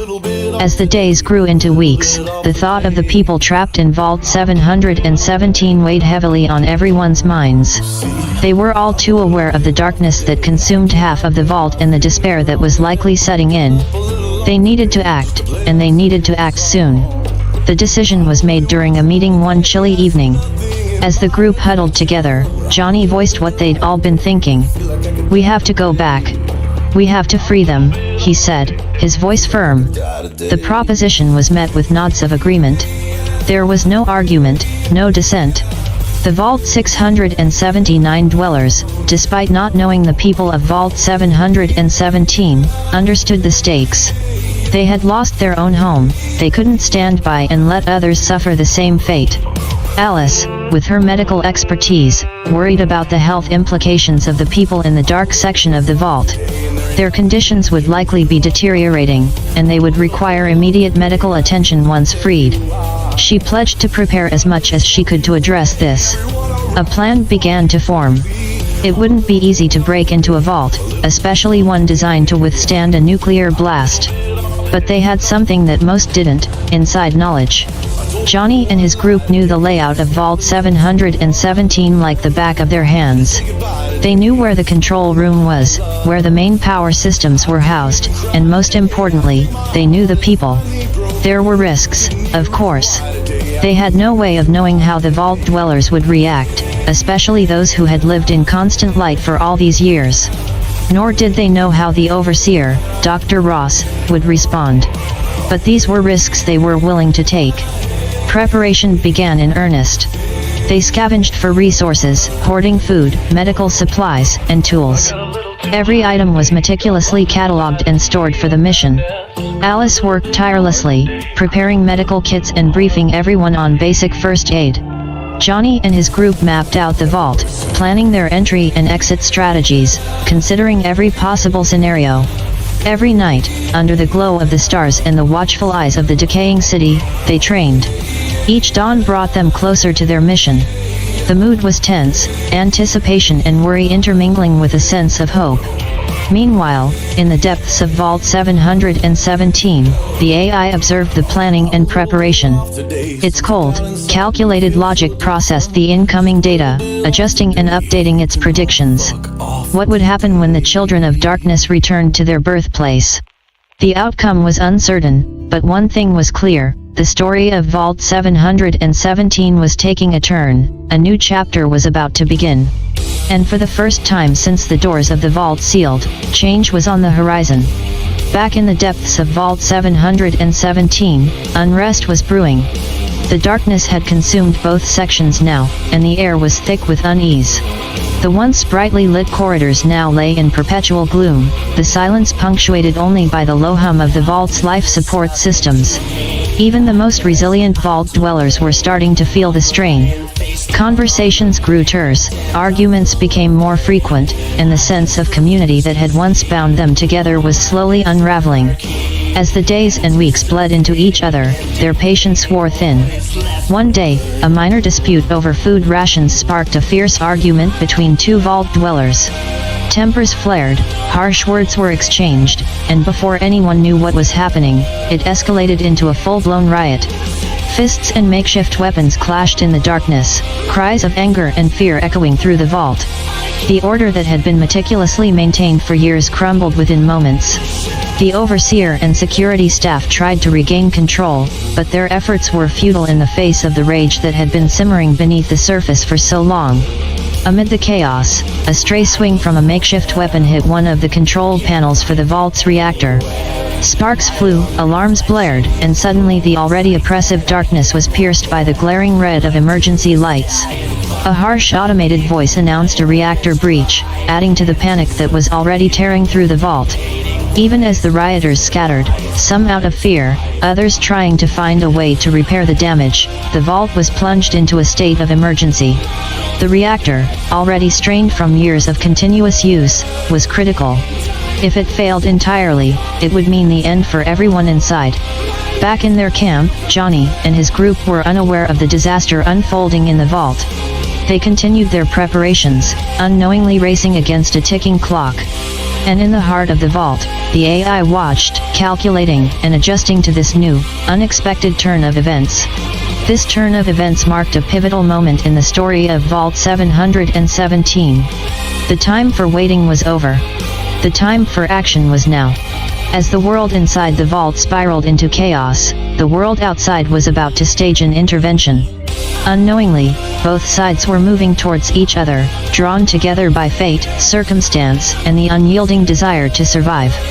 In the depths of Vault 717, the situation grew dire. The reactor, once the heart of the vault, hummed with an ominous intensity. Warning lights bathed the metal corridors in a hellish red, casting long, distorted shadows on the walls. Despite the efforts of the surviving engineers and those with rudimentary knowledge of the vault's systems, the damage to the reactor was too extensive. Every attempt to stabilize it seemed to push it further towards critical failure. The air was tinged with the acrid smell of burning circuitry, and a growing heat began to spread throughout the vault. The once orderly society inside Vault 717 was dissolving into chaos. Fear spread like a disease.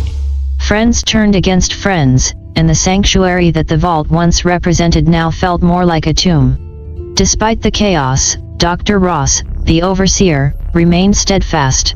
Even as his world was falling apart, he held on to his scientific curiosity, documenting the effects of the long-term darkness on the dwellers and the eventual reactor failure. His research, even in the face of doom, was a testament to his commitment or perhaps a stubborn defiance against the fate they were barreling towards. Back at their camp, Johnny and his group were on the eve of their mission. The air was thick with tension as they went over their plan one last time. Little did they know that the situation in the vault had worsened, and they were heading into an even more dangerous situation than they had anticipated. Meanwhile, the vault's AI continued its unwavering vigil. Its algorithms churned, processing the riot, the damage to the reactor, the mounting fear and tension. The parameters of the experiment had changed significantly, but its purpose remained the same: observe and record. The reactor's impending failure was not an expected event, but it was data nonetheless. Every action, every response, every moment of fear and desperation from the dwellers were meticulously logged.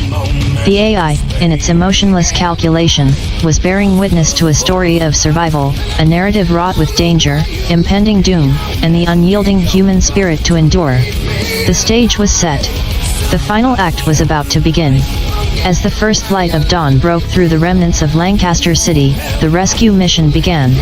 Armed with their plan, their tools, and the knowledge of Vault 717, Johnny and his group ventured into the unknown. Entering the vault was like stepping into another world, one cast in eternal twilight. The heat from the failing reactor was the first thing they noticed, followed by the pervasive sense of unease that hung in the air. Warning lights flashed ominously, casting the dark corridors in an eerie red light. They moved quickly, avoiding areas they knew to be densely populated. Their aim was to first reach the control room and hopefully gain control over the vault's systems. If they could at least stabilize the reactor, they might be able to buy more time to evacuate everyone. When they reached the control room, they found it abandoned. They were able to reroute some of the reactor's functions, slowing its inevitable collapse. It was a temporary fix, but it would have to do. Now, they needed to evacuate as many dwellers as they could.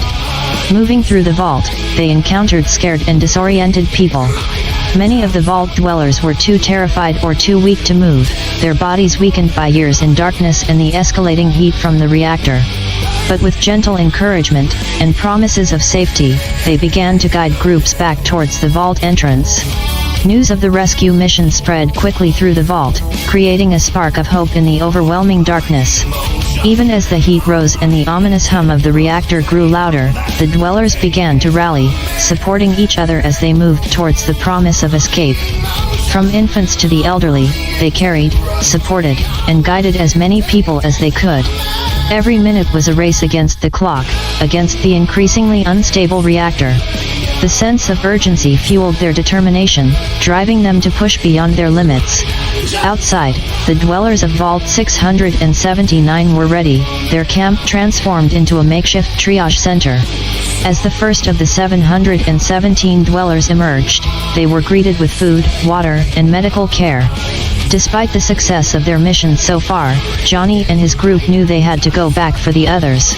Each venture into the vault was more dangerous than the last, the failing reactor threatening to take the vault down with it. The line between rescue and suicide mission was beginning to blur, but they were unwavering. The story of Vault 717 was yet to reach its conclusion, and they were determined to save as many lives as they could before the final act. Back inside Vault 717, as the rescue efforts were underway, two figures trudged through the oppressive darkness, their bodies weak but their resolve unyielding. Each step was an effort, yet they kept moving, propelled by a love stronger than fear and desperation. They were among the eldest of the vault dwellers, their bodies ravaged by the years in darkness and the mounting heat from the failing reactor. Their time was nearing its end, they knew it, yet they were determined to make their last moments count. They made their way towards the reactor, a place now buzzing with danger and teetering on the edge of a catastrophic failure. The heat was nearly unbearable, yet they pressed on. Their frail bodies were held together by sheer willpower as they neared their final destination. With shaky hands, they began to manipulate the controls, attempting to reroute the vault's remaining power into the reactor's containment system. Their aim was simple, yet suicidal, to seal the reactor and contain the impending explosion within the vault.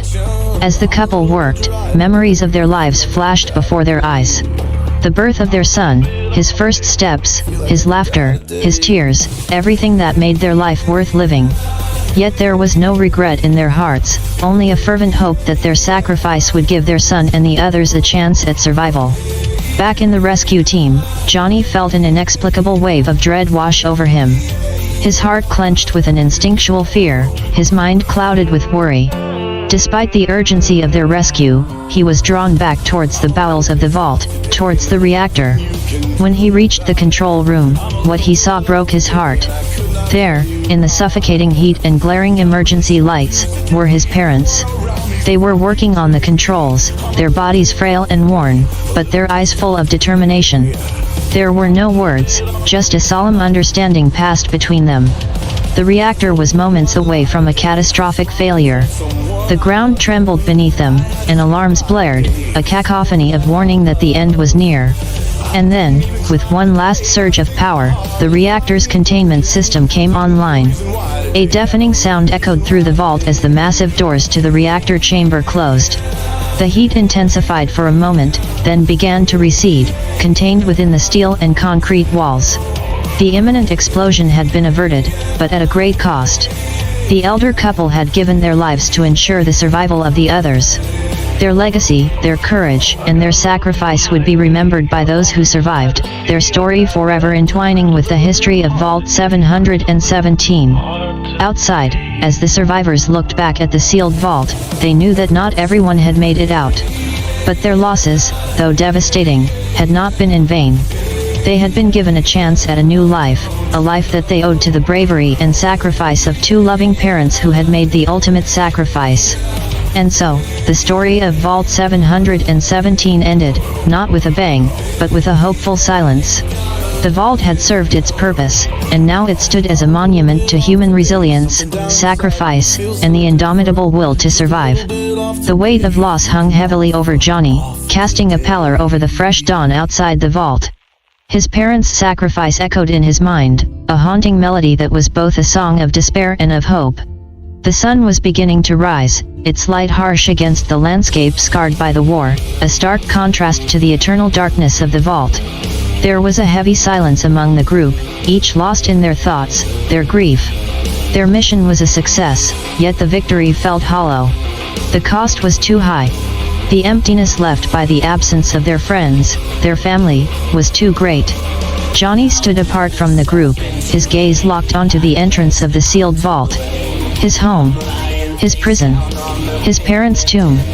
All those years, all those memories, were now buried behind layers of steel and concrete, marked only by the fading number 717 emblazoned on the vault door.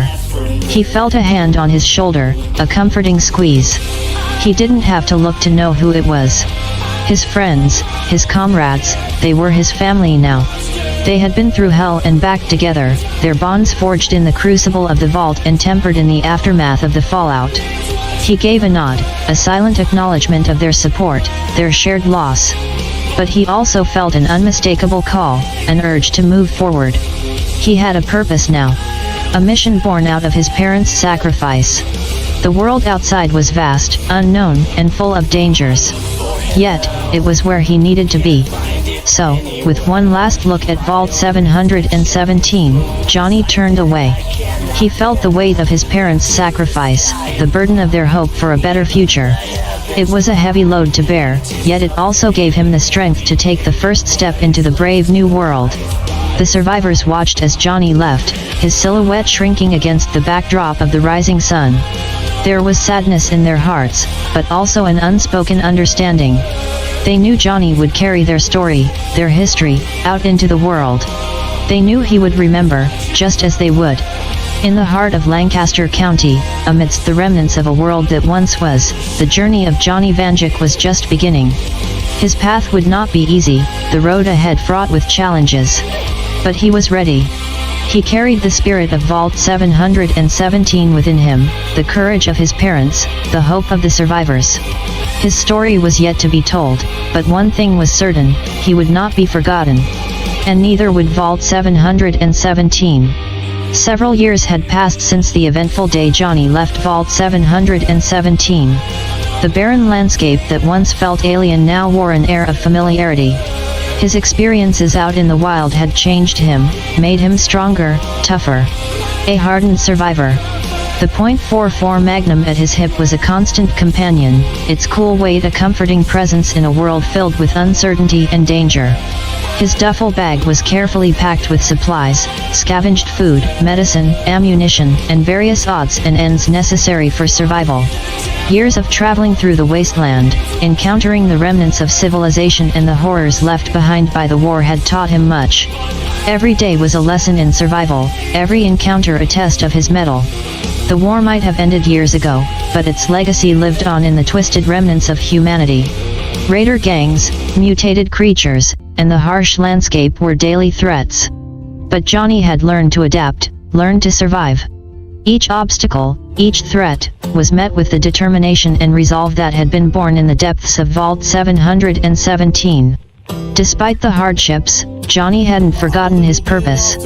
In each city he passed, each settlement he came across, he shared his story. The tale of Vault 717, of the great sacrifice his parents and so many others made to ensure the survival of a few, resonated with many. It served as a haunting reminder of the war's toll, but also as a beacon of hope. A testament to the resilience of humanity, to the unyielding spirit that refused to succumb to despair. Yet, life in the wasteland was not all despair and gloom. Johnny found kindness in unexpected places, communities thriving against all odds. Farmers cultivating hardy crops in the irradiated soil, merchants establishing trade routes between settlements, scientists dedicated to reclaiming the world bit by bit. It was in these moments that Johnny felt a flicker of hope, a belief that humanity had a future beyond mere survival. Johnny also found himself growing into a role he never expected. As he journeyed, he began to gather followers, people inspired by his story, his determination. He taught them how to survive, how to fight, and in turn, they helped him spread the tale of Vault 717 further. The world was in ruins, yes, but it was far from lifeless. From the ashes of the old world, a new one was struggling to rise. And in this new world, Johnny found a sense of purpose, a mission. He was no longer just a survivor, he was a beacon, carrying the memories of the past and the hope for the future. As he stared out at the setting sun, a duffel bag of supplies at his feet, the .44 Magnum at his hip, he couldn't help but think of how far he had come. From the depths of Vault 717 to the vast expanses of the wasteland, his journey was a testament to the enduring spirit of humanity. And as the sun dipped below the horizon, Johnny knew his journey was far from over.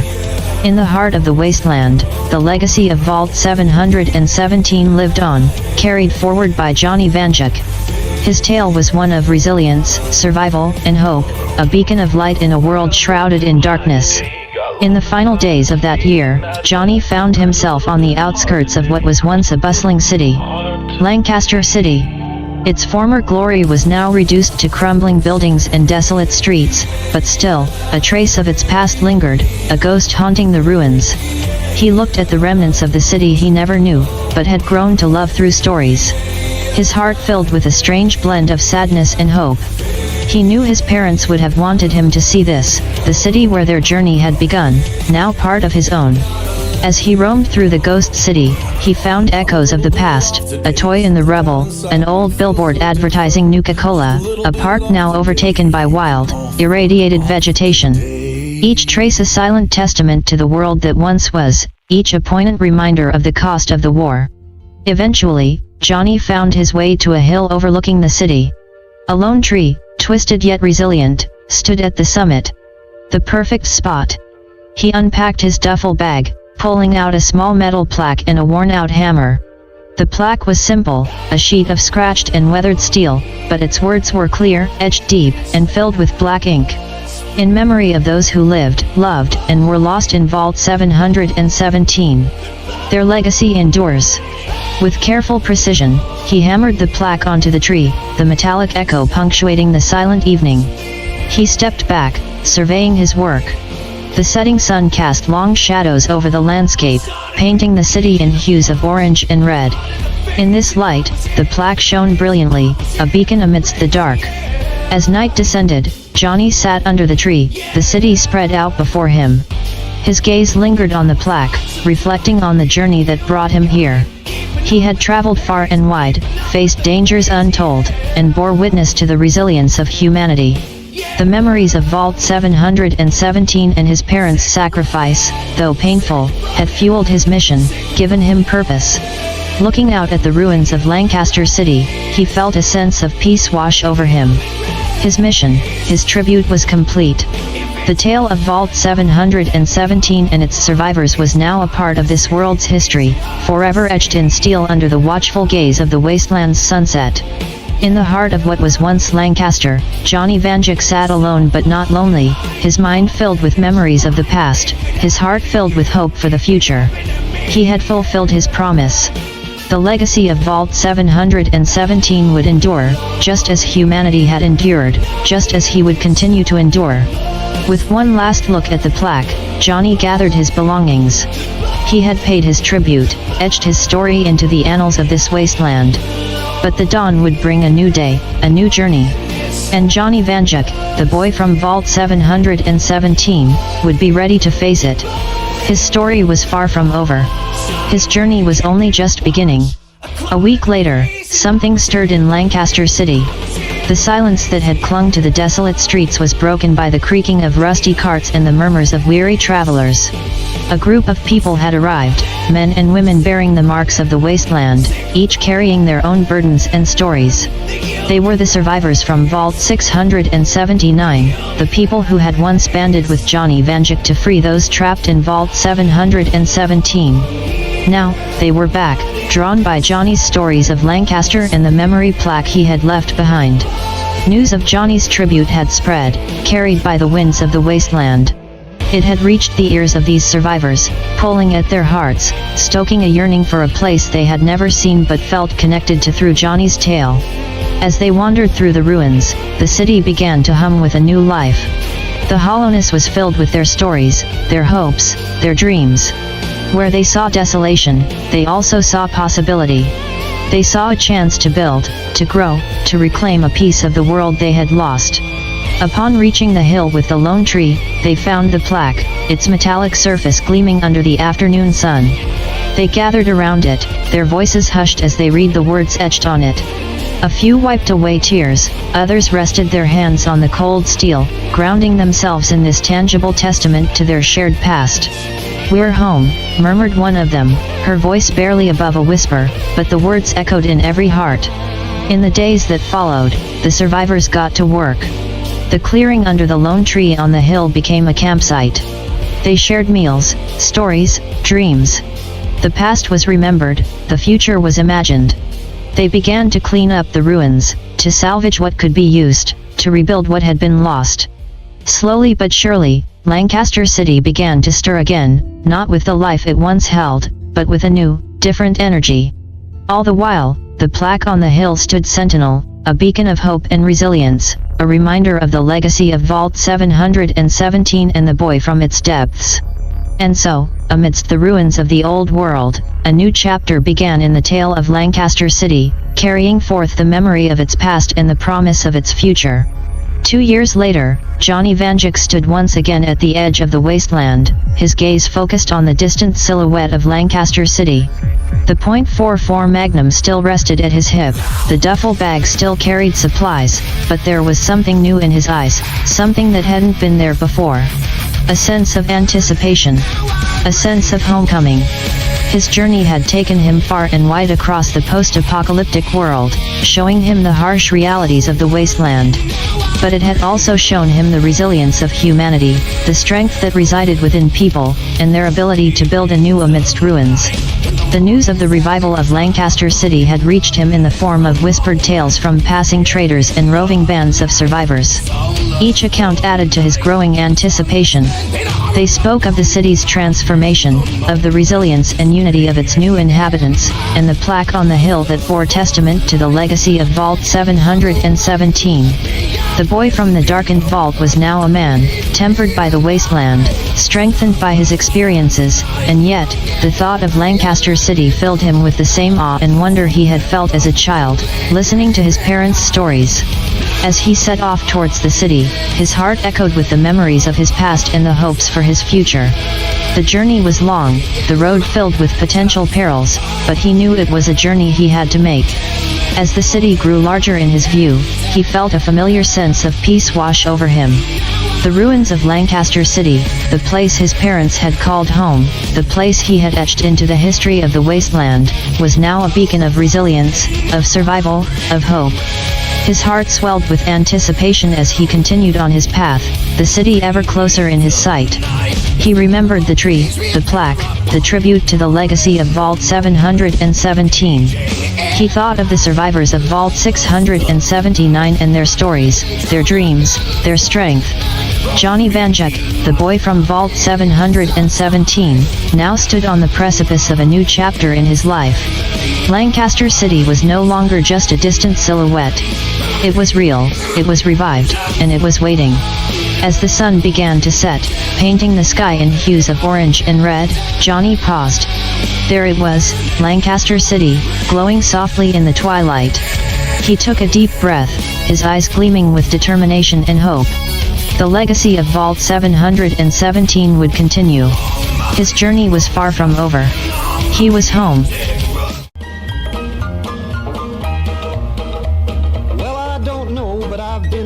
The harsh and biting wind of the post-apocalyptic wasteland swept across the broken remains of Lancaster, Pennsylvania. The grand city once known for its bustling downtown and vibrant Amish communities had been reduced to a desolate, twisted shell. Our hero, Johnny Vanduke, a former scavenger with a heart hardened by the relentless adversities of the New World, scanned the horizon from the crumbling tower of the Central Market. His intense, hawk-like eyes observed the shattered remains of the world he once knew. Johnny, with his trusty .44 Magnum at his hip and a ragged duffel bag filled with supplies, descended the tower. His worn leather boots kicked up dust as he moved through the market square, now occupied by a small community of survivors who had gathered in this once iconic historic district. The survivors, a mix of civilians and former military personnel, had fortified the market square, the limestone structures of the old city buildings providing some semblance of protection against the chaos outside. For years, Johnny had been a lone wanderer, traversing the desolate landscape in search of the scarce resources necessary for survival. But the allure of community, of having a place to call home, was too strong to resist. He had joined the Lancaster settlement a few weeks ago, providing his skills as a seasoned scavenger and an adept fighter. However, tranquility was a luxury that didn't last long in the New World. The safety of the Lancaster settlement was threatened by the impending danger of a warlord named Scar, who had ravaged the nearby towns with his vicious raider gang. As Johnny walked through the settlement, he saw the fear and uncertainty in people's eyes. Scar's influence was creeping closer every day, the echo of his destruction a constant reminder. A council meeting was held at the Fulton Opera House, which had been repurposed into a town hall. The settlers looked towards Johnny, hoping his experience and leadership could help fend off the looming menace. Johnny, after much deliberation, decided on a preemptive strike on Scar's fortress, an imposing stronghold fortified within the ruins of the Franklin and Marshall College. With a small but fierce team of volunteers, Johnny ventured out into the dangerous wasteland. The journey was treacherous. They encountered mutant beasts and rival raider gangs. The landscape had become a bizarre, twisted version of its former self due to the radiation, forcing them to navigate through an alien terrain. Johnny's leadership and combat skills were tested at every turn, further solidifying his reputation as a formidable survivor. The ruins of the college loomed in front of them. The once proud institution of knowledge had been transformed into a den of anarchy. Using their wits and guile, they infiltrated the stronghold, fighting through Scar's henchmen with fierce determination. The climactic confrontation took place in the old main building, with Johnny facing Scar in a grueling battle of strength and will. Each blow was a testament to their survival, a testament to their existence in this shattered world. In the end, Johnny emerged victorious. Scar, the terror that had haunted the lands, was defeated. With Scar's demise, a wave of relief washed over the Lancaster settlement. They had fought for their survival and emerged triumphant. Yet, this was just one battle in the unforgiving world of Fallout. There were other settlements to save, other warlords to defeat. Johnny Vanduke, with newfound resolve, prepared to venture once more into the wasteland. His fight was far from over, but he had given the people of Lancaster something precious in the bleak world: hope. He was not just a survivor anymore. He was a beacon of hope in the post-apocalyptic landscape of Lancaster, Pennsylvania, and his legend was only beginning. News of Johnny's triumph against Scar had spread like wildfire across the ravaged lands, reaching settlements far and wide. Survivors started to see a glimmer of hope in the desolate wasteland that the world had become. With the confidence born out of their victory, the people of Lancaster started to rebuild their city, brick by brick, soul by soul. Johnny, with his ever-present .44 Magnum, found himself a revered figure in the community. The rebuilding process was not easy, but Johnny's spirit of survival infused the people with renewed vigor. Day by day, they strengthened their defenses, established sustainable food and water supplies, and rekindled the sense of community that had been lost in the fallout. However, not far from the borders of the reviving Lancaster, another threat loomed in the shadows. A band of technologically advanced mercenaries known as the Iron Crows had been taking note of the city's rebirth. Operating from the Lancaster Science Factory, they had converted the former educational center into a formidable fortress of steel and weaponry. They had managed to salvage and repurpose old-world technology, becoming a formidable force in the wasteland. When news of the Iron Crow's interest in Lancaster reached Johnny, he knew he couldn't sit idle. His experiences with Scar had taught him the value of taking action before the storm hit. He rallied a group of the settlement's best fighters, who had been training under him, and set off towards the stronghold of the Iron Crows. Using the cover of a particularly harsh radstorm, they approached the Lancaster Science Factory. It stood imposing, cold, and metallic against the dark sky. The Iron Crows had weaponized the tools of the old world, and they wouldn't hesitate to employ them against anyone they perceived as a threat. Relying on stealth, Johnny and his team infiltrated the facility. They navigated through the building, coming face to face with the chilling mix of technology and devastation. The Iron Crows had been working on an old-world nuclear missile, intending to use it to establish their dominance over the wasteland. At the heart of the facility, they found the leader of the Iron Crows, a towering figure called Steelhawk. Encased entirely in a power armor suit, Steelhawk was a formidable enemy. Johnny drew his .44 Magnum, his grip steady despite the magnitude of the danger before him. The showdown was intense. Bullets ricocheted off the steel walls of the factory, lighting up the darkness with sparks. The other members of Johnny's team engaged with the mercenaries while he dueled with Steelhawk. After a grueling fight, Johnny managed to exploit a weakness in Steelhawk's power armor, landing a fatal shot. With Steelhawk's fall, the Iron Crows scattered, their unity shattered. Johnny and his team managed to disarm the nuclear missile, averting a disaster that could have reduced Lancaster to rubble again. With the new victory, the legend of Johnny Vanduke grew. His heroics echoed across the wasteland, inspiring survivors and kindling a fire of hope. He had defended Lancaster from the Iron Crows and once more ensured the safety of his people. But Johnny knew that as long as the fallout endured, threats would continue to emerge, and he would face them head-on, for he was now the guardian of Lancaster, the beacon of hope in a world emerging from nuclear shadows. As Johnny Vanduke's legend grew, the city of Lancaster began to thrive. It became a sanctuary amidst the unforgiving landscape of the wasteland. Despite the scars of war and the harsh reality of the new world, it was home to those who dared to hope, to dream, to survive. The central market had been fully restored and repurposed as a bustling hub for trade and commerce. Its history, going back centuries, was now mixed with the post-apocalyptic essence of the new world. Traders from across the wasteland came to sell and exchange goods, bringing news, stories, and a sense of normalcy that was cherished by the community. The Hager Arcade, once a testament to Lancaster's past architectural brilliance, now served as a refuge for survivors. Its labyrinthine corridors and spacious halls housed families and weary travelers, offering them a safe place to rest. The buildings and streets were adorned with murals and memorials to the fallen, painted by the city's children and artists who refused to let the colors of life fade away. They served as a reminder of the city's past and the resilient spirit of its people. Education was not forgotten. The survivors had turned the empty shell of Lancaster Public Library into a school. Knowledge of the old world was imparted alongside the skills required to survive in the new world. Children learned to read and write, but also to scavenge, build, and defend. The sound of their laughter echoed through the city, a symbol of resilience and hope. Lancaster's Amish community had adapted to the new world in their own unique way, holding on to their tradition of simple living and hard work.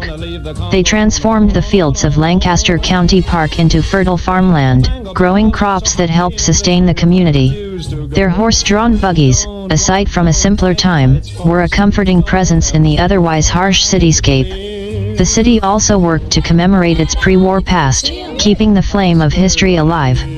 Museums were set up in the old world buildings, showcasing relics from a time before the fallout. The Thaddeus Stevens and Lydia Hamilton Smith Historic Site became a symbol of the city's resilience, its ruins converted into a shrine for the lost world. Through all the challenges and changes, Lancaster held its spirit high.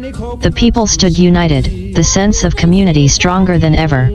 They celebrated their victories, mourned their losses, and supported each other through the darkest days. Lancaster was more than a settlement, it was a beacon of hope, of humanity, shining bright amidst the desolation of the wasteland. However, the city knew the value of vigilance. Fortifications were strengthened, watchtowers were built, and every citizen was trained to defend their home. For they were aware that the world outside was still a dangerous, unpredictable place. Under the watchful gaze of the statue of Robert Fulton at Fulton Opera House, now a symbol of their unyielding spirit, they stood ready, hopeful, and unbroken. The city of Lancaster, reborn from the ashes of the old world, was a testament to humanity's will to survive and thrive. Its tale was far from over.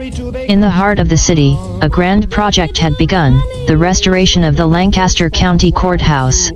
The once majestic structure had been severely damaged in the fallout, its clock tower crumbling, its grand halls desolate.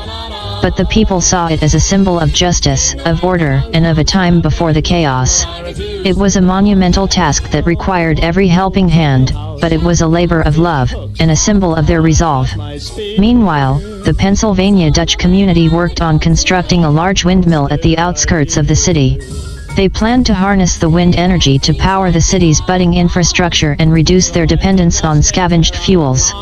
This blend of the old world's technology with the traditional skills of the Amish was a unique sight that filled everyone's heart with pride and hope. In the heart of Lancaster's downtown, the North Museum of Nature and Science, once a place of exploration and learning for curious minds, had been repurposed into a hub of scientific innovation. Here, researchers scavenged for old-world technology and experimented with new inventions to adapt and survive in the harsh post-apocalyptic environment. They worked tirelessly on projects that ranged from purifying water to developing new methods of farming in the irradiated soil.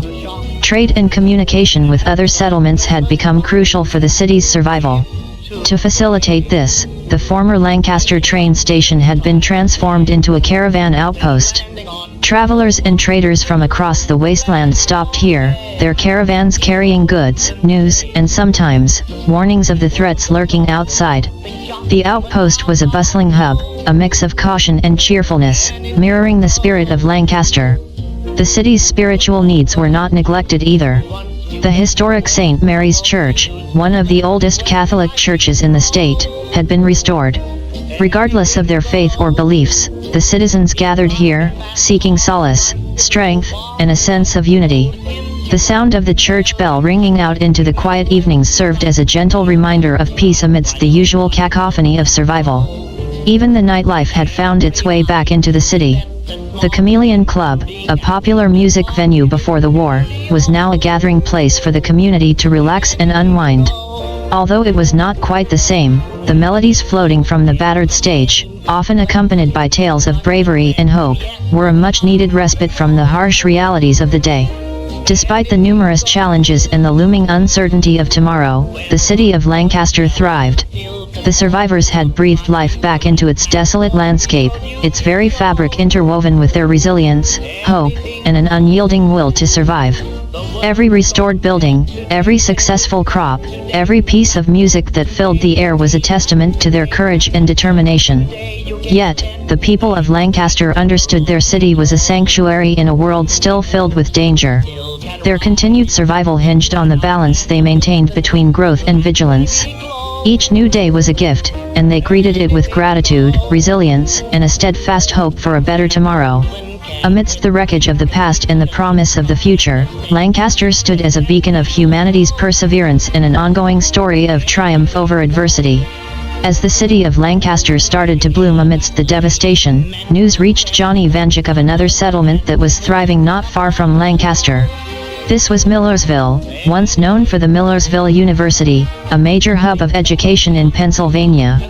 Now, it had grown into a powerful post-apocalyptic settlement, its proximity to Lancaster forging an inevitable connection between the two. Millersville had built its strength around the remnants of the university. The main university buildings had been transformed into a fortress, surrounded by high, imposing walls made from scavenged materials. It was a remarkable feat of engineering, showing the innovative minds at work within the settlement. The governing force of Millersville was known as the University Council, made up of the elders and experienced survivors. The council had its seat in the Beamsterfer Executive Center, the former administrative building of the university, which had been transformed into a sort of town hall for the new world. They prided themselves on their democratic process, with each major decision being voted on by the settlement's citizens. However, there were stark differences in how the two settlements had chosen to evolve. Where Lancaster focused on a blend of communal living and old-world simplicity, Millersville was centered on the preservation and evolution of technology. They had salvaged and repurposed a significant amount of pre-war tech, and their people lived a more structured, rigid lifestyle. Millersville's approach to survival in the wasteland had been pragmatic and disciplined. They had structured their settlement much like a military unit, with each citizen trained and prepared for combat. While this provided security, it also fostered a sense of superiority, which began to sow seeds of conflict with Lancaster. As news and rumors of Millersville's growing power reached Lancaster, anxiety and fear started to spread. There were whispers of Millersville's ambition to control the entire Lancaster County, to bring all settlements under their stern rule. While these rumors were yet unconfirmed, they were enough to send ripples of worry through Lancaster's community. Johnny Vanduke, the guardian of Lancaster, felt the growing tension. He understood that peace in the wasteland was a delicate thing, always on the brink of shattering. His experiences had taught him the cost of underestimating threats. And so, with a heavy heart, he started preparing for the looming confrontation. While the people of Lancaster carried on with their lives, enjoying the fruits of their hard work, the leaders and protectors knew that a storm was brewing on the horizon. The tale of Lancaster and its people was about to take a significant turn, adding yet another layer to their story of survival and resilience. The emerging rivalry with Millersville threatened to upset the balance they had so painstakingly built, but they stood ready, their spirit unbroken, their determination unfazed. For they were the people of Lancaster, the beacon of hope in the wasteland, and they would not go down without a fight. Johnny Vanduke knew that communication was the first step towards avoiding a conflict. He proposed a meeting with the University Council of Millersville. He wanted to discuss the rumors, to clear misunderstandings, and to ensure peace between the settlements. The council accepted Johnny's proposal, and a date was set. The meeting was to take place at the former Millersville University, which had served as a neutral ground for many peace talks before the fallout. It was a place that held symbolic significance for both settlements, a monument to the pursuit of knowledge and understanding. The day of the meeting arrived. Johnny and his chosen delegation from Lancaster set off for Millersville. Upon their arrival, they were met with a sight that left them in awe. The settlement had made remarkable progress in their use of old-world technology. Solar panels adorned the buildings, and wind turbines whirred in the distance. Millersville had become a powerhouse of innovation. However, it was also a heavily fortified settlement. Guards in well-maintained power armor patrolled the perimeter, their weapons drawing an intimidating silhouette against the setting sun. Despite the technological marvels, an air of palpable tension hung over Millersville. Johnny met with the University Council in the Beamsterfer Executive Center. The council was a group of stern individuals who valued discipline and order above all else. As Johnny spoke of unity and cooperation between the two settlements, he could see skepticism on their faces. The rumors, it seemed, had not been entirely baseless. The council believed in their idea of a new order. They viewed their disciplined and militaristic lifestyle as the only way to ensure survival in the post-apocalyptic world.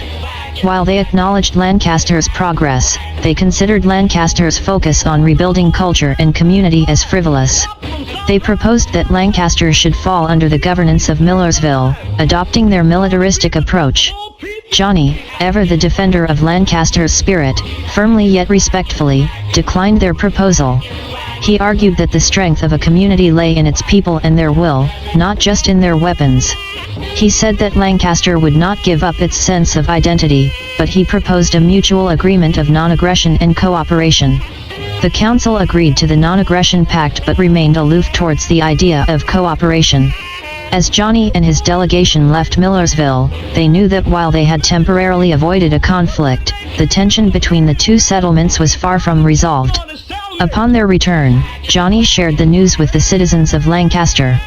The city breathed a sigh of relief, but they knew they had to stay vigilant. Life in Lancaster went on, with everyone contributing to the growth of the city, holding on to the hope and unity that defined them. And so, Lancaster and Millersville coexisted, a palpable tension looming between them. The rival settlement's shadow was a constant reminder of the threat that could shatter the peace they had managed to maintain. But the people of Lancaster continued to live, love, and build, a testament to their resilience. For in this new world, they understood that survival was not just about existing, but about preserving the essence of what makes us human. Their story was one of endurance, courage, and the undying hope that lit their way in the darkest of times. The rumblings of power armor could be heard before they were seen, the sound echoing ominously through the streets of Lancaster. From the horizon, a force appeared, clad in the distinctive T-60 power armor. The sunlight bounced off their metal suits, casting long shadows across the city. They bore the symbol of gears and a sword, the insignia of the Brotherhood of Steel. News of the Brotherhood's arrival spread through Lancaster like wildfire. They were known across the wasteland, a militaristic order dedicated to the acquisition and preservation of technology. Stories of their deeds, both admirable and controversial, were common among the survivors. For some, they were a symbol of hope, a remnant of the old world order. For others, they were a threat, hoarding resources and dictating terms based on their superior firepower. The leader of the squad, a paladin by rank, approached the city center. Removing his helmet, he revealed a weathered face marked with scars, a testament to the countless battles he had survived. He introduced himself as Paladin Nathaniel and asked to speak with the leader of Lancaster. Johnny Vanduke stepped forward, meeting the Paladin's gaze with his own determined stare. Paladin Nathaniel explained that the Brotherhood of Steel had set their sights on the technology accumulated by Millersville. Their creed was to secure advanced technology, to prevent it from causing another apocalypse. However, he assured Johnny that they had no intention of disturbing the peace in Lancaster, as long as the city didn't interfere with the Brotherhood's mission. This assurance did little to ease Johnny's worry. The arrival of the Brotherhood had brought a new level of complexity to the already strained relations between Lancaster and Millersville. If a confrontation broke out between the Brotherhood and Millersville, Lancaster could be caught in the crossfire. After the Brotherhood of Steel set up camp at the outskirts of Lancaster, Johnny held a meeting with the city's council. The citizens were understandably anxious. Johnny knew he had to tread carefully, to protect his city without sparking a war.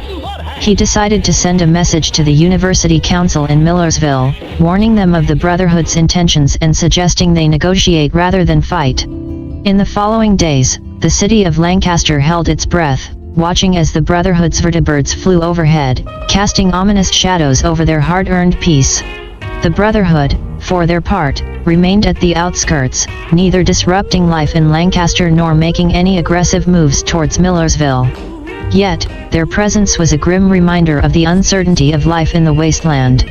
As the tension grew, Johnny Vanduke stood tall, a beacon of hope and resilience for the people of Lancaster. He knew that they would face whatever came their way, together, just as they always had. For this was their story, a tale of courage, survival, and the indomitable human spirit in a world forever changed by the fallout. And this tale was far from over. The message Johnny sent to Millersville was met with a curt response. The University Council maintained that they had the right to defend their settlement and technology. They viewed the Brotherhood's interest as a threat and made it clear that they were ready to fight if necessary. Back in Lancaster, this news was met with a sense of impending doom. The possibility of a battle on their doorstep threatened everything they had worked for. Johnny knew he had to do something to prevent the upcoming conflict. His mind raced for a solution, and then it struck him: the old world diplomacy had to make way for the new world's unique challenges. He decided to call a summit, a meeting with representatives from Lancaster, Millersville, and the Brotherhood of Steel. The idea was to discuss their concerns openly and negotiate a settlement that would be in everyone's best interest. It was a long shot, but it was worth trying. The summit was held at the Lancaster County Courthouse, a neutral ground chosen for its symbolic significance. Representing Lancaster was Johnny Vanduke, the Brotherhood sent Paladin Nathaniel, and the University Council sent their leader, an imposing woman known as Chancellor Eva.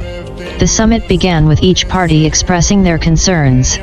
Johnny reiterated the importance of maintaining peace and proposed a shared control over Millersville's technology. Paladin Nathaniel insisted on the Brotherhood's role in safeguarding technology and preventing another catastrophe.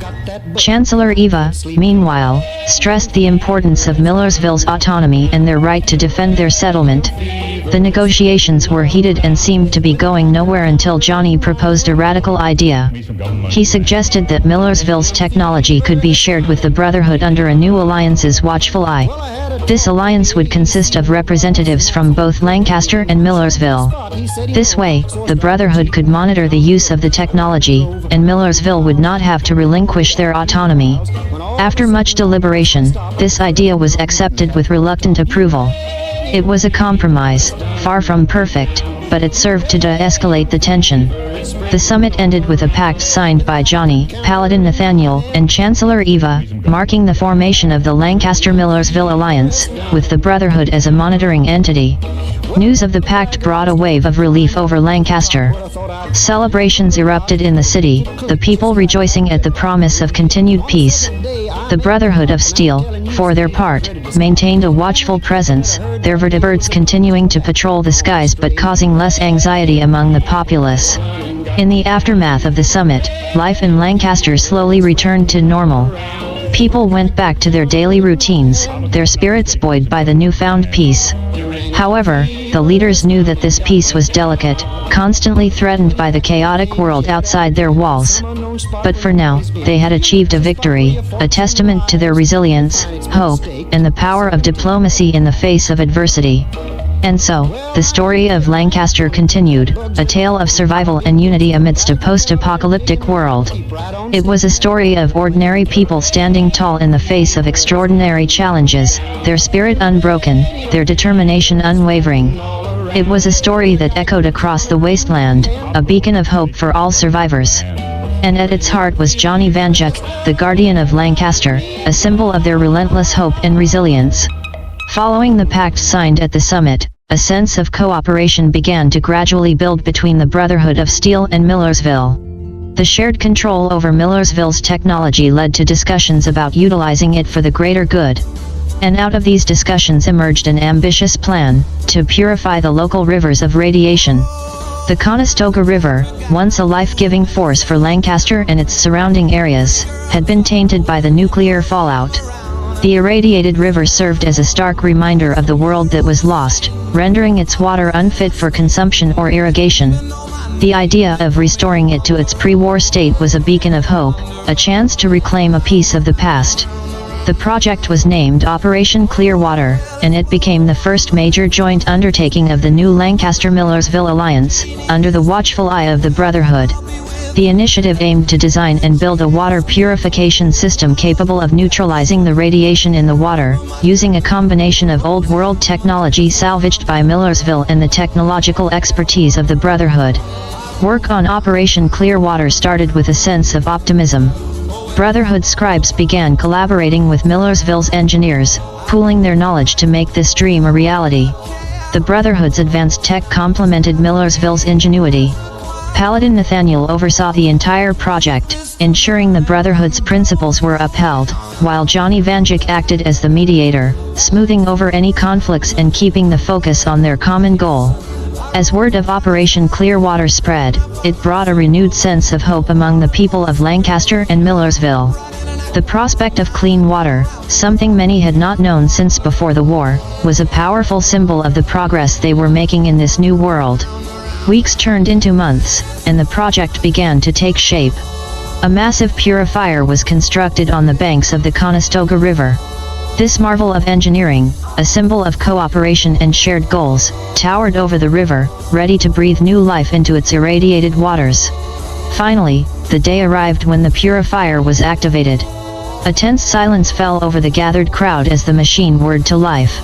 Slowly, the polluted water was drawn into the purifier, going through a complex process of filtration and radiation neutralization, and emerged on the other side clear and clean. The success of Operation Clearwater was celebrated with immense joy. The purified water was a lifeline, offering security and sustainability. It was a testament to what they could achieve together, a beacon of unity and cooperation in a world often divided by survival. The triumph of Operation Clearwater marked a milestone in the tale of Lancaster, a tale woven with threads of resilience, unity, and relentless hope. With Johnny Vanduke at its heart, the story continued to evolve, its chapters filled with trials, triumphs, and the indomitable spirit of humanity surviving against all odds. The world may have been shattered by the fallout, but the spark of hope, perseverance, and unity continued to burn bright, lighting their path in the darkest of times. As Lancaster and Millersville were basking in the success of Operation Clearwater, a new challenge emerged on the horizon. Columbia, a settlement to the northwest of Lancaster along the banks of the Susquehanna River, revealed itself as a formidable and hostile power. Columbia had always been a bit of a mystery to the other settlements. It was known that the town had managed to survive in the aftermath of the fallout, but its isolationist policies had made it difficult to gauge its actual strength. Now, as its representatives marched into Lancaster, their intentions were made clear. They sought to control the newly purified waters of the Conestoga River. Their leader, a man called Alderman Rourke, was a charismatic figure with a persuasive tongue.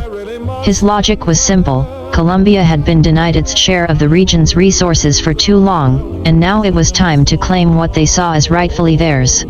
He claimed the purification of the Conestoga River as a change in the status quo and demanded an equal share in the clean water supply.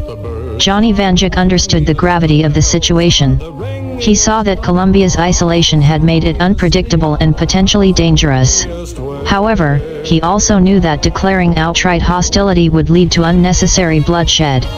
He proposed a compromise, to extend the Lancaster-Millersville alliance to include Columbia, sharing the benefits of the purified river while also working together for mutual survival. Alderman Rourke, however, scoffed at the idea. He saw alliances as a means for the strong to dominate the weak. He made it clear that Columbia would not join any alliance and instead would fight for its right to the water. With a cold finality, the representatives from Columbia left Lancaster, leaving a palpable tension in their wake. Johnny Vanduke knew that the peace they had so hard earned was once again under threat. However, he was determined to avoid open conflict.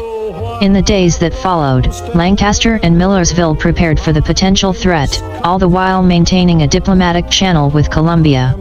The Brotherhood of Steel, still present and observing the unfolding situation, remained neutral, aligning with their policy of non-interference unless technology was at stake. Columbia, now an active player in the region's dynamics, kept to its aggressive stance but stopped short of instigating a war. Their patrols were seen near the Conestoga River, a constant reminder of their claims. In this complex scenario, Johnny Vanduke held Lancaster together, his resolve a pillar of strength for the people. He knew the road ahead was treacherous, but he was ready to walk it, for the sake of his city, his people, and the delicate peace they had woven. Thus, the story of Lancaster continued, now more intricate than ever before. Each day brought new challenges, but also new opportunities for diplomacy, survival, and unity.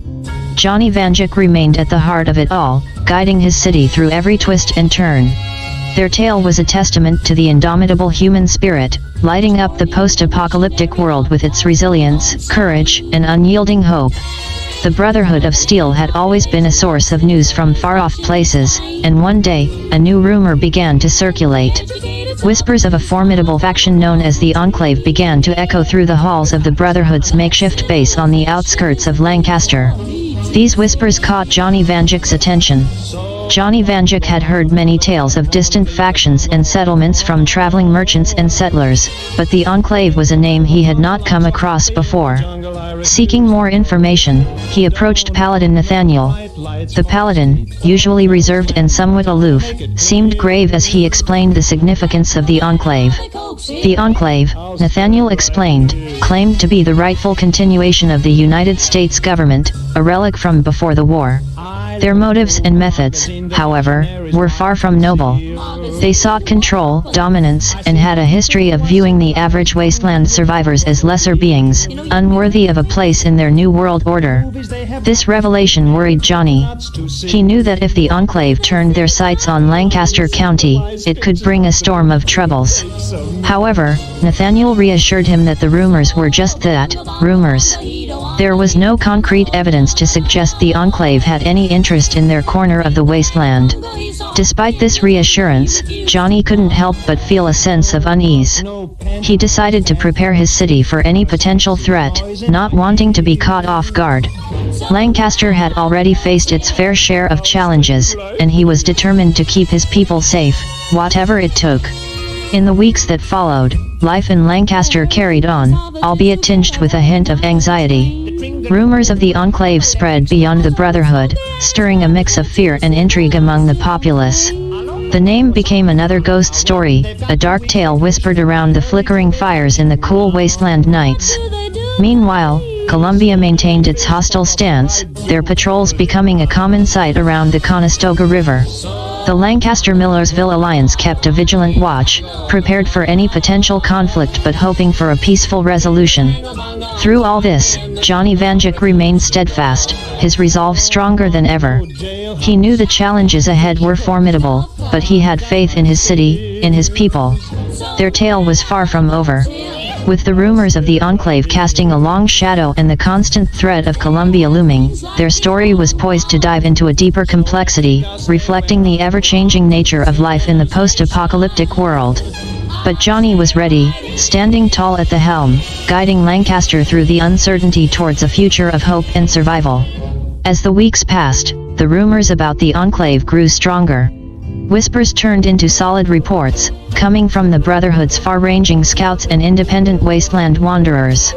They told of an alarming development: the Enclave had established a presence in the region, and what's more, they had made contact with Colombia. This news shook the very foundation of the fragile peace in Lancaster County. Colombia, already seen as a potential threat, had now aligned itself with a faction known for its nefarious intentions. The Enclave's sophisticated pre-war technology and military prowess, combined with Colombia's strategic location and hostility towards Lancaster and Millersville, formed a daunting alliance. Alderman Rourke saw in the Enclave an opportunity to gain an upper hand against Lancaster and Millersville. The Enclave, for its part, saw in Colombia a foothold in the region, a chance to extend their influence and control. Faced with this escalating situation, Johnny Vanduke knew he had to act. His initial hope was for diplomacy, but the Enclave's reputation and Colombia's newfound hostility made this unlikely. However, he was not ready to resort to outright war. He proposed a strategy of defensive preparation and intelligence gathering. Lancaster and Millersville would fortify their settlements and keep a close watch on the activities of the Enclave in Colombia. They would prepare for any potential conflict but would also strive to learn as much as possible about their new adversaries.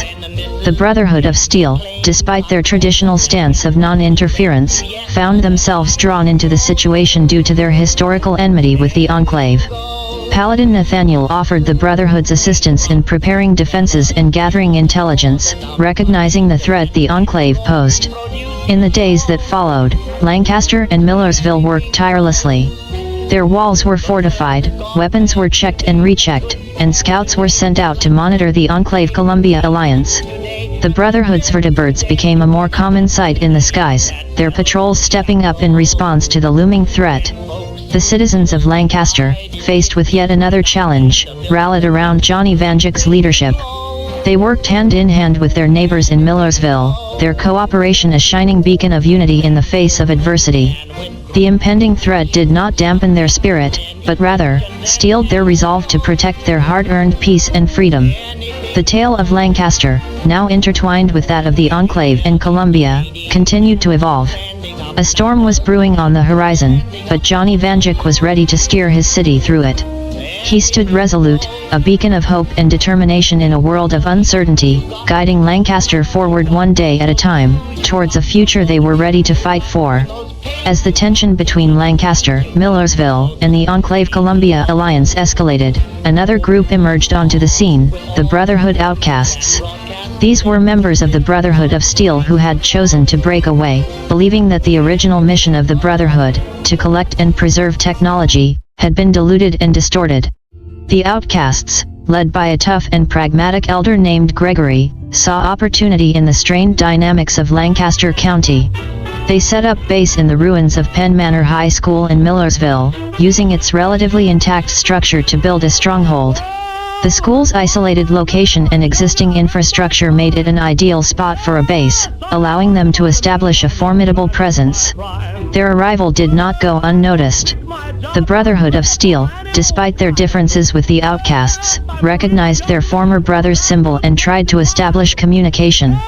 Paladin Nathaniel, the Brotherhood's leader in the region, hoped that despite their differences, a common ground could be found given the looming threat from the Enclave and Colombia. Johnny Vanduke, ever the mediator, also saw a potential ally in the Outcasts. He reached out to Elder Gregory, hoping to open a dialogue and perhaps form a united front against the encroaching danger. Gregory, while suspicious of Johnny and his ties with the Brotherhood, agreed to meet. The conversation was tense, with both parties acutely aware of the potential risks and rewards of an alliance. Gregory made it clear that the outcasts would not be pawns in anyone's game. They sought technology, not power or dominance. Johnny, in turn, assured them that Lancaster and Millersville shared no interest in controlling the outcasts, only a common goal of peace and survival. While no formal agreement was reached during that initial meeting, a channel of communication was opened. The outcasts began to cautiously interact with Lancaster and Millersville, trading goods and occasionally information. News of the outcasts' arrival spread, adding yet another layer to the complex dynamic in Lancaster County. The Enclave and Columbia watched these developments with keen interest, aware that the outcasts could potentially tip the balance of power. Despite the growing complexities and rising tension, life in Lancaster and Millersville carried on. The citizens continued their daily routines, taking comfort in the familiar amidst the uncertain. They stood ready to defend their settlements, their unity stronger than ever. Johnny Vanduke found himself at the heart of a constantly shifting landscape, trying to navigate the delicate balance of power while keeping his people safe. The tale of Lancaster was far from over. With the Brotherhood, the Outcasts, the Enclave, and Columbia all playing their parts, the story was shaping up to be a saga of survival, alliances, and the indomitable human spirit. As the sun set each day over the post-apocalyptic world, the people of Lancaster looked towards the future with determined resolve, ready to face whatever lay ahead. As the days passed, the ever-changing dynamics of Lancaster County continued to evolve. A group of settlers arrived from the southeast, having made a grueling journey from the capital wasteland. They were survivors of the ruins of Washington, D.C., weary but hopeful, seeking a new home away from the constant dangers they had left behind. They found solace in the small town of Lidice, to the north of Lancaster. In the world before, Lidice had been known for its historic buildings and small-town charm. Now, it offered a chance for a fresh start to these newcomers. The town was far enough from the existing power players in the county to offer some safety, yet close enough to Lancaster and Millersville to have potential allies nearby. The leader of this group, a hardened survivor named Miriam, introduced herself to Johnny Vanduke and the leaders of Millersville. She told tales of their past struggles in the capital wasteland, the horrors they had witnessed, and the hope they sought in this new land. Johnny welcomed them, offering aid and promising to respect their claim on Lidice as long as they remained peaceful. He saw in these settlers a spark of the determination and resilience that had kept Lancaster and Millersville thriving. In return, Miriam and her people agreed to trade and share information, appreciative of the warm reception they had received. News of the new settlers spread throughout Lancaster County. The people of Lancaster and Millersville saw in them a reflection of their own past struggles and welcomed them as part of their wider community. The Brotherhood of Steel, the Outcasts, Columbia, and the Enclave also took notice of the new arrivals. While their reactions varied, it was clear that the settlers of Lidice were now players in the intricate game of survival in the region. Through it all, Johnny Vanduke stood as a pillar of strength and diplomacy. His leadership brought stability to Lancaster, fostering a sense of community and cooperation amid the uncertainty. The tale of Lancaster, now intertwined with that of Lidice, the capital wasteland, and the numerous factions, continued to unfold. Each sunrise brought new challenges and opportunities, painting a vivid saga of survival, alliances, and the enduring human spirit in the post-apocalyptic world. As Johnny guided his city through the trials and triumphs of each day, the people of Lancaster looked to the future with determination and hope, ready to face whatever came their way.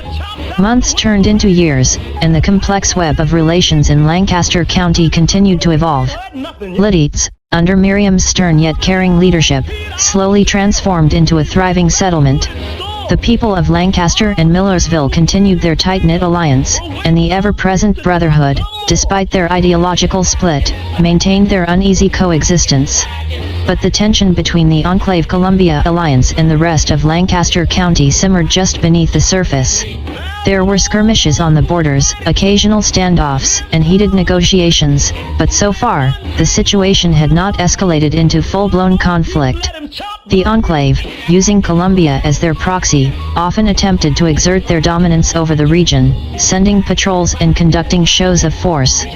Meanwhile, Colombia's Alderman Rourke reveled in his newfound power, his ambition inflated by the backing of the Enclave. However, they were always met with the steadfast resistance of the Lancaster-Millersville alliance and the watchful eye of the Brotherhood and outcasts. During these tumultuous times, a surprise development occurred. An old pre-war radio signal began to broadcast, its signal reaching across the county. It was a distress call, originating from an old underground government facility located near Ephrata, another town within the Lancaster region. The message was old, likely set to broadcast when the bombs fell and continuing to loop ever since, but it told of a sealed vault filled with untouched technology and resources. This revelation sent shockwaves through the community. Johnny Vanduke knew that the discovery of such a resource could tip the balance of power significantly. If the Enclave-Colombia alliance were to secure it, they could become an insurmountable force. However, if he and his allies could claim it, they could secure their community's futures. The race for the vault became the central focus for all factions.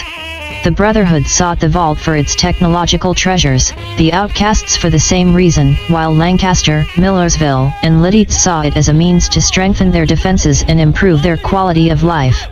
The Enclave, backed by Colombia, sought the vault to solidify their power and control in the region. As the race for the vault began, the tale of Lancaster entered a new and critical chapter.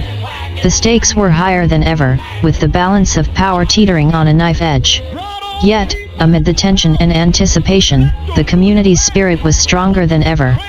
They had faced trials and tribulations before and come through stronger. Johnny Vanduke, at the helm, steered his people with the same determination and hope that had seen them through countless challenges. Guided by his leadership, the people of Lancaster readied themselves for what lay ahead, their eyes fixed on the future, their resolve unbroken. In the post-apocalyptic world of Lancaster County, the story continued to unfold, a testament to survival, resilience, and the relentless pursuit of a better tomorrow. As the days turned into weeks, the tension in Lancaster County became unbearable. The discovery of the vault had brought a sense of urgency that couldn't be ignored. Sporadic conflicts flared on the borders between territories, small skirmishes that served as a grim prelude to the impending conflict.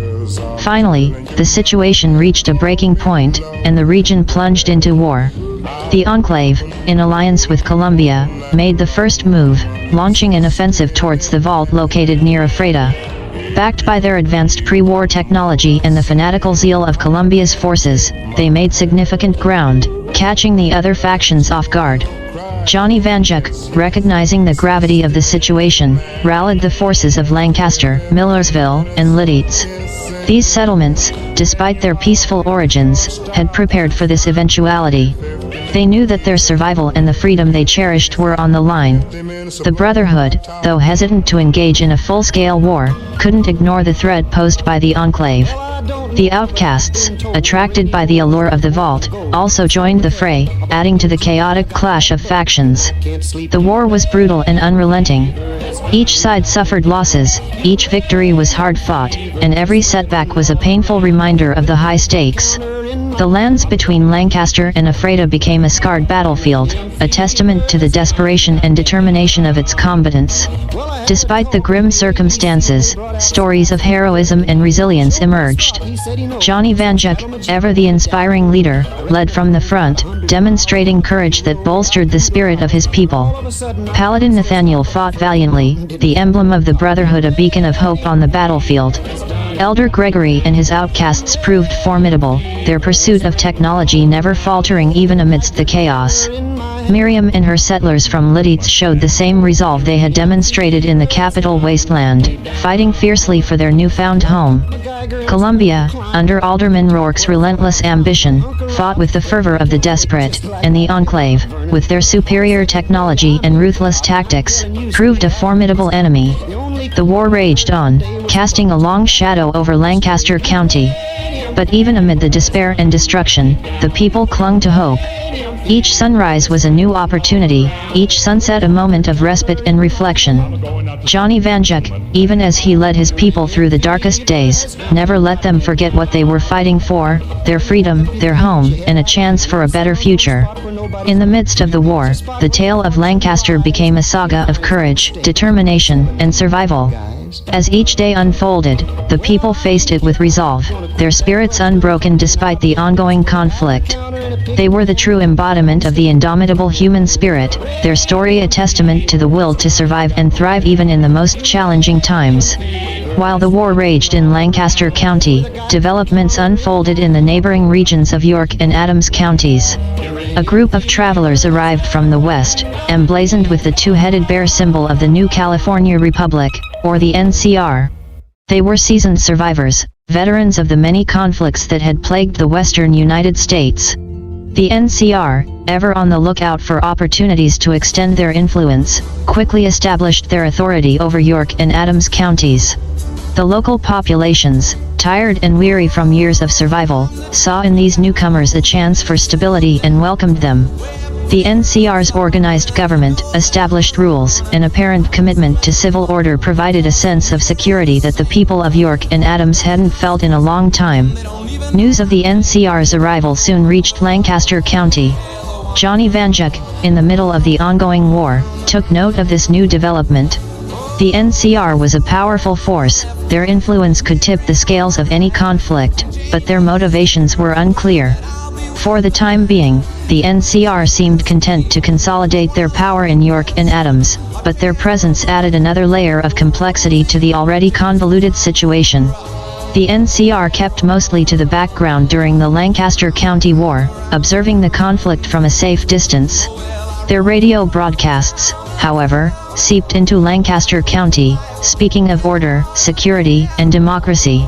While some saw these messages as propaganda, others saw a glimmer of hope for a stable future.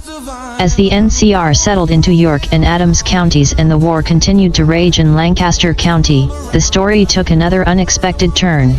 The people, both on the battlefield and off, continued their struggle for survival, hoping for a brighter future amid the grim reality of the present. Johnny Vanduke, faced with a war and the emergence of a new potential ally or adversary in the form of the NCR, had more challenges ahead of him. But he, along with the people of Lancaster, was ready. They were survivors, and no matter how the story unfolded, they would face it head-on, their spirits unbroken. The tale of Lancaster County was far from over, and each new dawn brought with it another day of struggle, survival, and the relentless pursuit of a better future. As the war in Lancaster County entered a new phase, a surprise move by the Brotherhood outcasts turned the tide of the conflict. Elder Gregory, seizing an opportunity, ordered an attack on Columbia. Columbia, being the Enclave's ally and a thorn in the side of the other factions, had always been a significant target. The outcasts' attack was a meticulously planned operation. Under the cover of night, they infiltrated Columbia, catching the local militia and the Enclave forces off guard. The outcasts' knowledge of pre-war technology and their formidable combat skills proved advantageous, allowing them to sow chaos within the city. Alderman Rourke, realizing the danger, sent an urgent request for aid to the Enclave, but their response was slow due to the ongoing battles with the other factions. The outcasts capitalized on this delay, inflicting severe damage on Columbia's infrastructure and defenses. The attack on Columbia proved to be a turning point in the war. While the city was not entirely captured, the damage dealt was significant. This disruption weakened the Enclave-Columbia alliance, giving the other factions a much-needed respite and opportunity. The NCR, still largely observing from the sidelines in York and Adams counties, closely watched these developments. Their broadcasts continued to reach Lancaster County, subtly promoting their governance and the benefits it could offer. Yet, they made no move to intervene, their role remaining in the background for now. Johnny Vanduke saw the opportunity presented by the outcasts' attack. While the Enclave and Columbia were regrouping, he began rallying the forces of Lancaster, Millersville, and Lititz for a push towards the vault in Ephrata. The race was far from over, and he was determined to ensure that the vault's contents would serve the people and not a power-hungry faction. In the war-torn lands of Lancaster County, every day brought new challenges, but also new opportunities. The unexpected twist of the Outcasts' attack and the looming presence of the NCR added new dimensions to the tale. Yet, through it all, the spirit of the people never faltered. Led by Johnny Vanduke, they continued to fight, to strive for a better future, their story of survival continuing to unfold with every sunrise. With the Enclave and Columbia reeling from the Outcasts' assault, Johnny Vanduke saw an opportunity that he knew they couldn't afford to pass up. Gathering his closest advisors, he issued orders for a meeting between the leaders of all their allied factions. It was time to take decisive action against the Enclave. From Lancaster, Millersville, Leeds, the Brotherhood, and even the Outcasts, representatives gathered. They convened in a secure location within Lancaster, away from prying eyes. The air was thick with anticipation and tension, yet there was an undercurrent of unity, a shared understanding that they were in this struggle together. Johnny opened the meeting, his determined gaze meeting each representative's. He laid out their strategy, a daring plan to launch a coordinated assault on the Enclave's stronghold within Columbia. The plan was ambitious and fraught with danger, but the potential rewards were immense. There were debates, disagreements, and exchanges of ideas as they fine-tuned the plan. Paladin Nathaniel, representing the Brotherhood, offered strategic insight from their past encounters with the Enclave. Elder Gregory, despite the Outcasts' usual solitary stance, pledged their cooperation, recognizing the common threat. Miriam, speaking for Leeds, emphasized the importance of protecting civilian lives during the assault. By the end of the gathering, they had a plan. It was daring and filled with risks, but it also gave them the best chance at disrupting the Enclave's power. Back in the background, the NCR continued to observe the unfolding events, their true intentions yet unknown. They made no move to intervene, but their growing presence was felt by all in Lancaster County. In the aftermath of the meeting, a newfound sense of resolve and unity spread amongst the allies. They prepared for the assault, each understanding the magnitude of what they were about to undertake. The war was reaching a critical juncture, and their actions in the coming days would shape the future of Lancaster County. Through it all, Johnny Vanduke remained a steady presence, his leadership guiding them through their preparations. He knew the burden of command was heavy, but he also knew that they had a real chance of securing a safer future for their people. The saga of Lancaster County continued, the promise of a pivotal confrontation on the horizon. The alliances, the struggles, and the shared determination of its people were the threads weaving an enduring tale of survival and resilience in a post-apocalyptic world. The morning dawned cold and bright, the rising sun casting long shadows over the landscape of Lancaster County. It was the day of the assault, and there was an electric tension in the air. Johnny Vanduke, surrounded by his allies and soldiers, took a final look at the plan. It was time to attack. The assault was launched on two fronts. The Brotherhood and the Outcasts, with their superior technology and power armor, initiated a frontal assault on Columbia. Their purpose was to draw the bulk of the Enclave's forces, keeping them engaged and distracted. Simultaneously, a team led by Johnny, composed of select fighters from Lancaster, Millersville, and Leeds, launched a stealthy strike towards the Enclave's stronghold. They moved through the battered streets of Columbia, slipping through the chaos created by the Brotherhood and Outcasts' attack. The battle was fierce.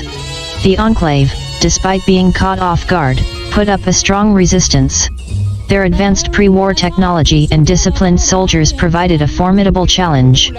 Columbia's militia, fighting for their home, joined the fray, adding to the ferocity of the conflict.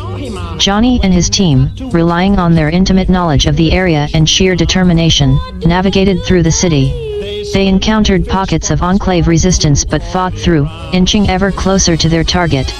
Back in York and Adams counties, the NCR continued to watch the events unfold. Their radio broadcasts offered updates on the conflict, describing the chaos and struggle that gripped Lancaster County. Still, they did not intervene, their intentions as enigmatic as ever. Inside Columbia, the battle raged on. The streets echoed with the sounds of gunfire, the clashing of power armor, and the roar of the war. Yet, amid the chaos, the people fought on, their determination unwavering. They fought not just for victory, but for survival, for a future free from the Enclave's tyrannical grasp. As the assault continued, the story of Lancaster County took a new turn. The outcome was uncertain, but the people's spirit was unbroken. Their resilience, their unity, and their determination were their greatest weapons in the face of adversity. Led by Johnny Vanduke, they faced the challenges head-on, their tale of survival and struggle continuing to unfold with each passing moment. As the battle raged on, the people of Columbia fought alongside the Enclave, defending their city with tenacity and desperation. But as the tide of the battle began to turn against them, the Enclave showed their true colors. In the heat of the battle, the Enclave forces began to withdraw from their positions, leaving the confused and terrified citizens of Columbia to fend for themselves. The Enclave had prioritized their own survival, showing a callous disregard for those they had claimed to protect. Johnny Vanduke, leading his strike team closer to the heart of the city, witnessed the Enclave's abandonment. It was a moment that filled him with a grim satisfaction and renewed determination. He ordered his team to help the citizens wherever they could, even as they pressed towards the Enclave's stronghold. The abrupt withdrawal of the Enclave forces caused chaos and confusion among Columbia's defenders. Some continued to fight, driven by fear or anger, but others laid down their weapons, their spirit broken. Johnny's team, along with the Brotherhood and the Outcasts, took control of the city with less resistance than anticipated. The people of Columbia, once the Enclave's allies, were now left leaderless and vulnerable. Yet, in this moment of despair, they found an unexpected lifeline in their former enemies. Johnny Vanduke, realizing the strategic and humanitarian importance of winning over the people of Columbia, offered them protection and aid, showing them that they were not alone. The NCR, ever watchful from York and Adams counties, broadcasted the dramatic turn of events. Their tone was neutral, their intentions still unclear. They continued to observe as Lancaster County's power dynamics shifted. With the Enclave's abandonment of Columbia, the story of Lancaster County added another chapter to its saga. Johnny Vanduke, his allies, and the resilient people of the county continued to write their tale, fighting against the odds, seeking a better future in a world defined by hardship. The abandoned city of Columbia now stood as a symbol of the Enclave's betrayal, but also as a beacon of hope for a new beginning. The struggle was far from over, but the determination of the people was stronger than ever. With Columbia now under their control and the Enclave's influence waning, a period of relative calm descended on Lancaster County. It was a hard-earned respite, a chance to regroup and look towards the future. Johnny Vanduke knew they had to capitalize on this moment, and he set his eyes on the enigmatic presence in the west, the New California Republic, NCR. Johnny, accompanied by a small but diverse delegation from Lancaster, Millersville, and Lititz, embarked on a journey to the NCR's stronghold in York and Adams counties. The journey was long and fraught with the usual dangers of the wasteland, but they reached the NCR base safely. The NCR was well established, their base a testament to their organizational capability and resources. The flag of the two-headed bear fluttered high above the camp, a sight that was both unfamiliar and fascinating to Johnny and his delegation. They were welcomed by NCR officials and led to a meeting with the regional governor. Johnny, as the leader of the delegation, presented their proposals. He offered to open trade routes between the NCR and Lancaster County, ensuring the flow of goods and resources beneficial to both sides. Additionally, Johnny offered the NCR a chance to establish a neutral base in Lancaster County. He believed that the NCR's presence would provide an additional layer of security against any potential resurgence of the Enclave or any other threats. The NCR governor listened attentively, asking questions and expressing interest. Yet, the NCR was known for its cautious expansion policy, so a decision would not be immediate. News of Johnny's diplomatic mission reached the people back in Lancaster County, adding a new wave of anticipation and hope. The idea of a potential alliance with the powerful NCR was a glimmer of optimism in a world often defined by conflict and hardship. The saga of Lancaster County continued to unfold. From the struggle against the Enclave to the diplomatic overtures towards the NCR, the people of the county continued to strive for a better future. Under Johnny Vanduke's leadership, they faced each new day with unwavering resilience, writing a unique story of survival in the post-apocalyptic world. The new California Republic, after careful consideration, finally responded to Johnny Vanduke's proposals. They agreed to the establishment of trade routes and the creation of a neutral base within Lancaster County. The acceptance of these terms marked a significant step towards an alliance, a sign of progress that Johnny and his delegation had hoped for. But the NCR had another proposal. They extended an invitation for Lancaster County to become a part of the NCR, to join their union of territories and benefit from the safety and resources it could provide. It was a tempting proposition, one that promised a level of stability and security that was hard to achieve in the post-apocalyptic world. Word of the NCR's offer reached Lancaster County before Johnny and his delegation returned. There was a mixed reaction among the people. Some saw it as a golden opportunity, a way to live under the protection of a powerful and organized government. Others, however, were skeptical, afraid of losing their autonomy and the unique identity they had carved out in the ruins of the old world. Upon their return, Johnny convened a meeting with the leaders of Lancaster, Millersville, and Lititz, as well as representatives from the Brotherhood, Outcasts, and the newly integrated Columbia. They debated the NCR's offer, weighing the pros and cons, the potential gains, and the potential losses. In the end, they decided to maintain their neutrality. The people of Lancaster County were adamant about preserving their independence, not wishing to become part of a larger governmental entity. They had fought hard for their autonomy, building a society from the ashes, and were not ready to give it up. However, they were equally determined to cement the alliance with the NCR. They communicated their decision to the NCR, emphasizing their commitment to mutual cooperation and friendship. They were hopeful that the NCR, given their reputation for respecting the autonomy of their allies, would understand and accept their stance. Thus, the tale of Lancaster County took another significant turn. From the ashes of war, they were forging alliances and looking towards a future of cooperation and mutual respect. They remained a beacon of resilience and determination, a testament to human spirit in a world ravaged by nuclear catastrophe. As they navigated these new political landscapes, the people of Lancaster County continued to write their own unique story of survival and growth. News of Lancaster County's decision reached the NCR, who accepted their stance with understanding.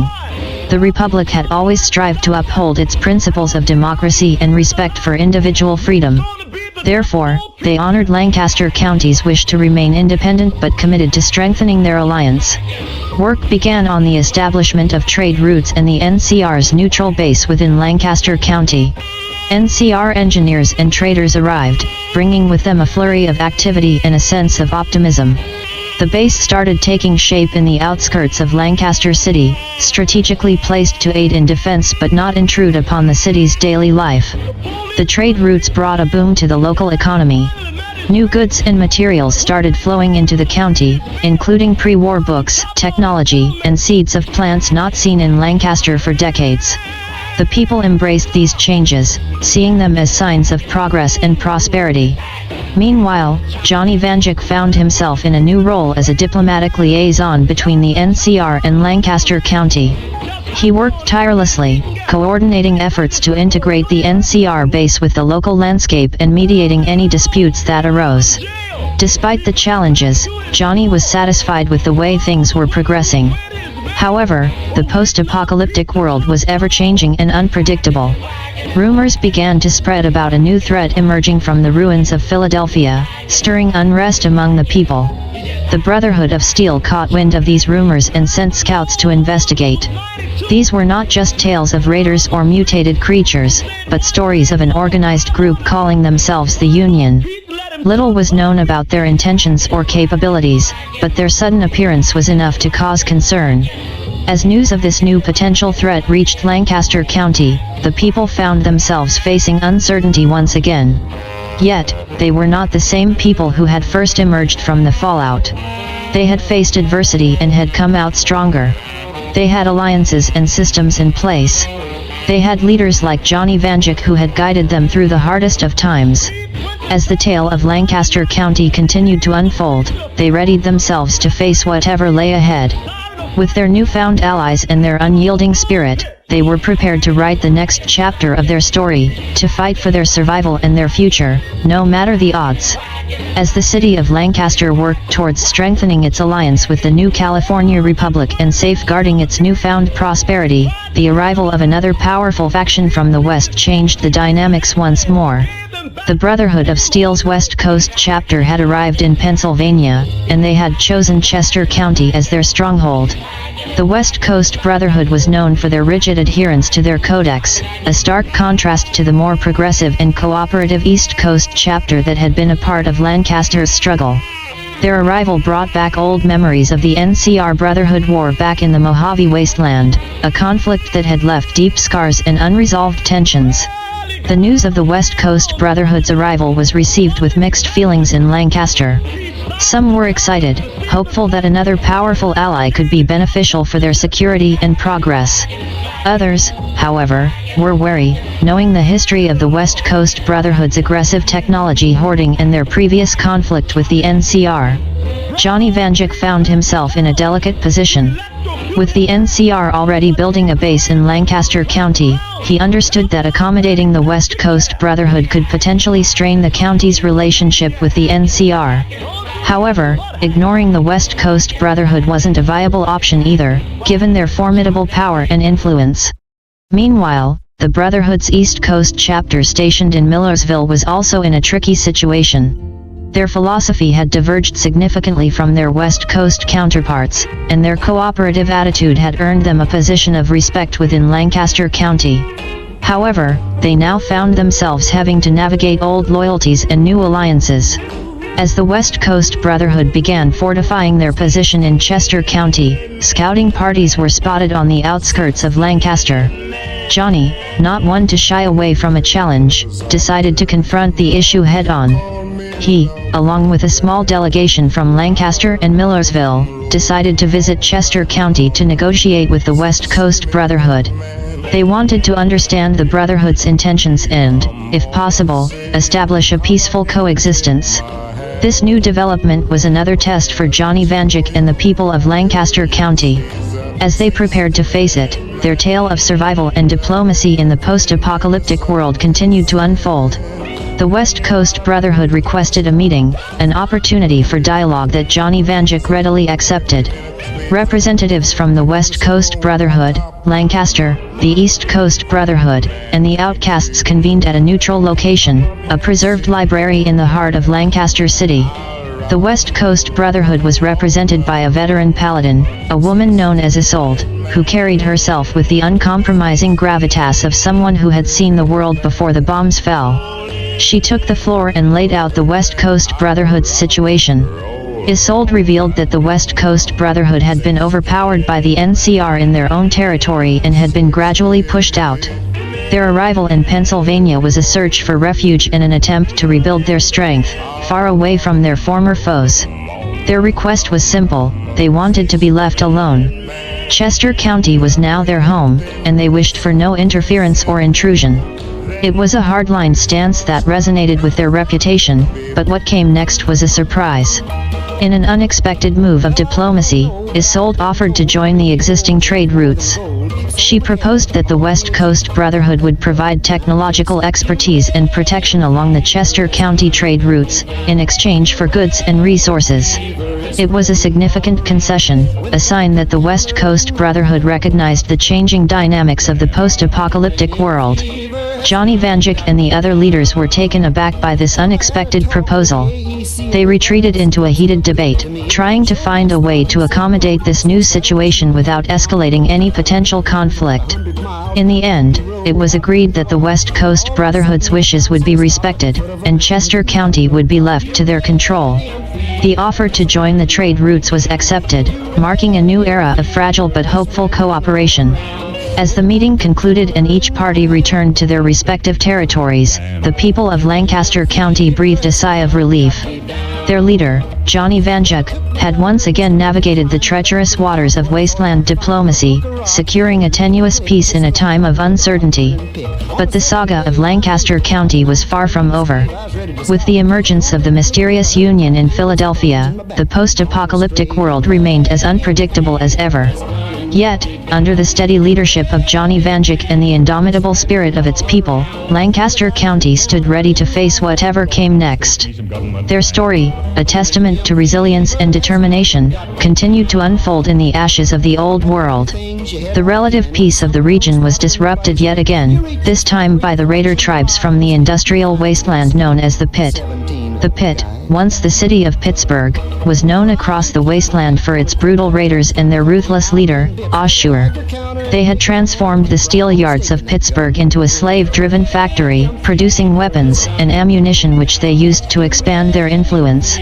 A group of pit raiders were sighted on the outskirts of Lancaster County, unmistakable with their rust-colored armors and menacing weapons. They didn't launch an attack, but their presence alone was a signal of intent. Word spread quickly about the new potential threat, sowing seeds of fear and unease among the people of Lancaster County. Johnny Vanduke, ever vigilant, called an immediate meeting of all the settlement leaders, representatives of the Brotherhood factions, the Outcasts, and the NCR. They had to understand the threat and develop a strategy to handle the situation. As they gathered around a worn-out map of Pennsylvania, they discussed the Pit's history, their modus operandi, and what their appearance could mean for Lancaster County. They were far from their base, which suggested either expansion or desperation, neither of which bode well. A decision was made to send scouts to the Pit, to gather more information. A few brave volunteers from the Brotherhood and the Outcasts took up the task, venturing into the dangerous territory. Meanwhile, the defenses of Lancaster County were reinforced, preparing for a potential conflict. Amid these preparations, Johnny Vanduke knew he had a significant role to play.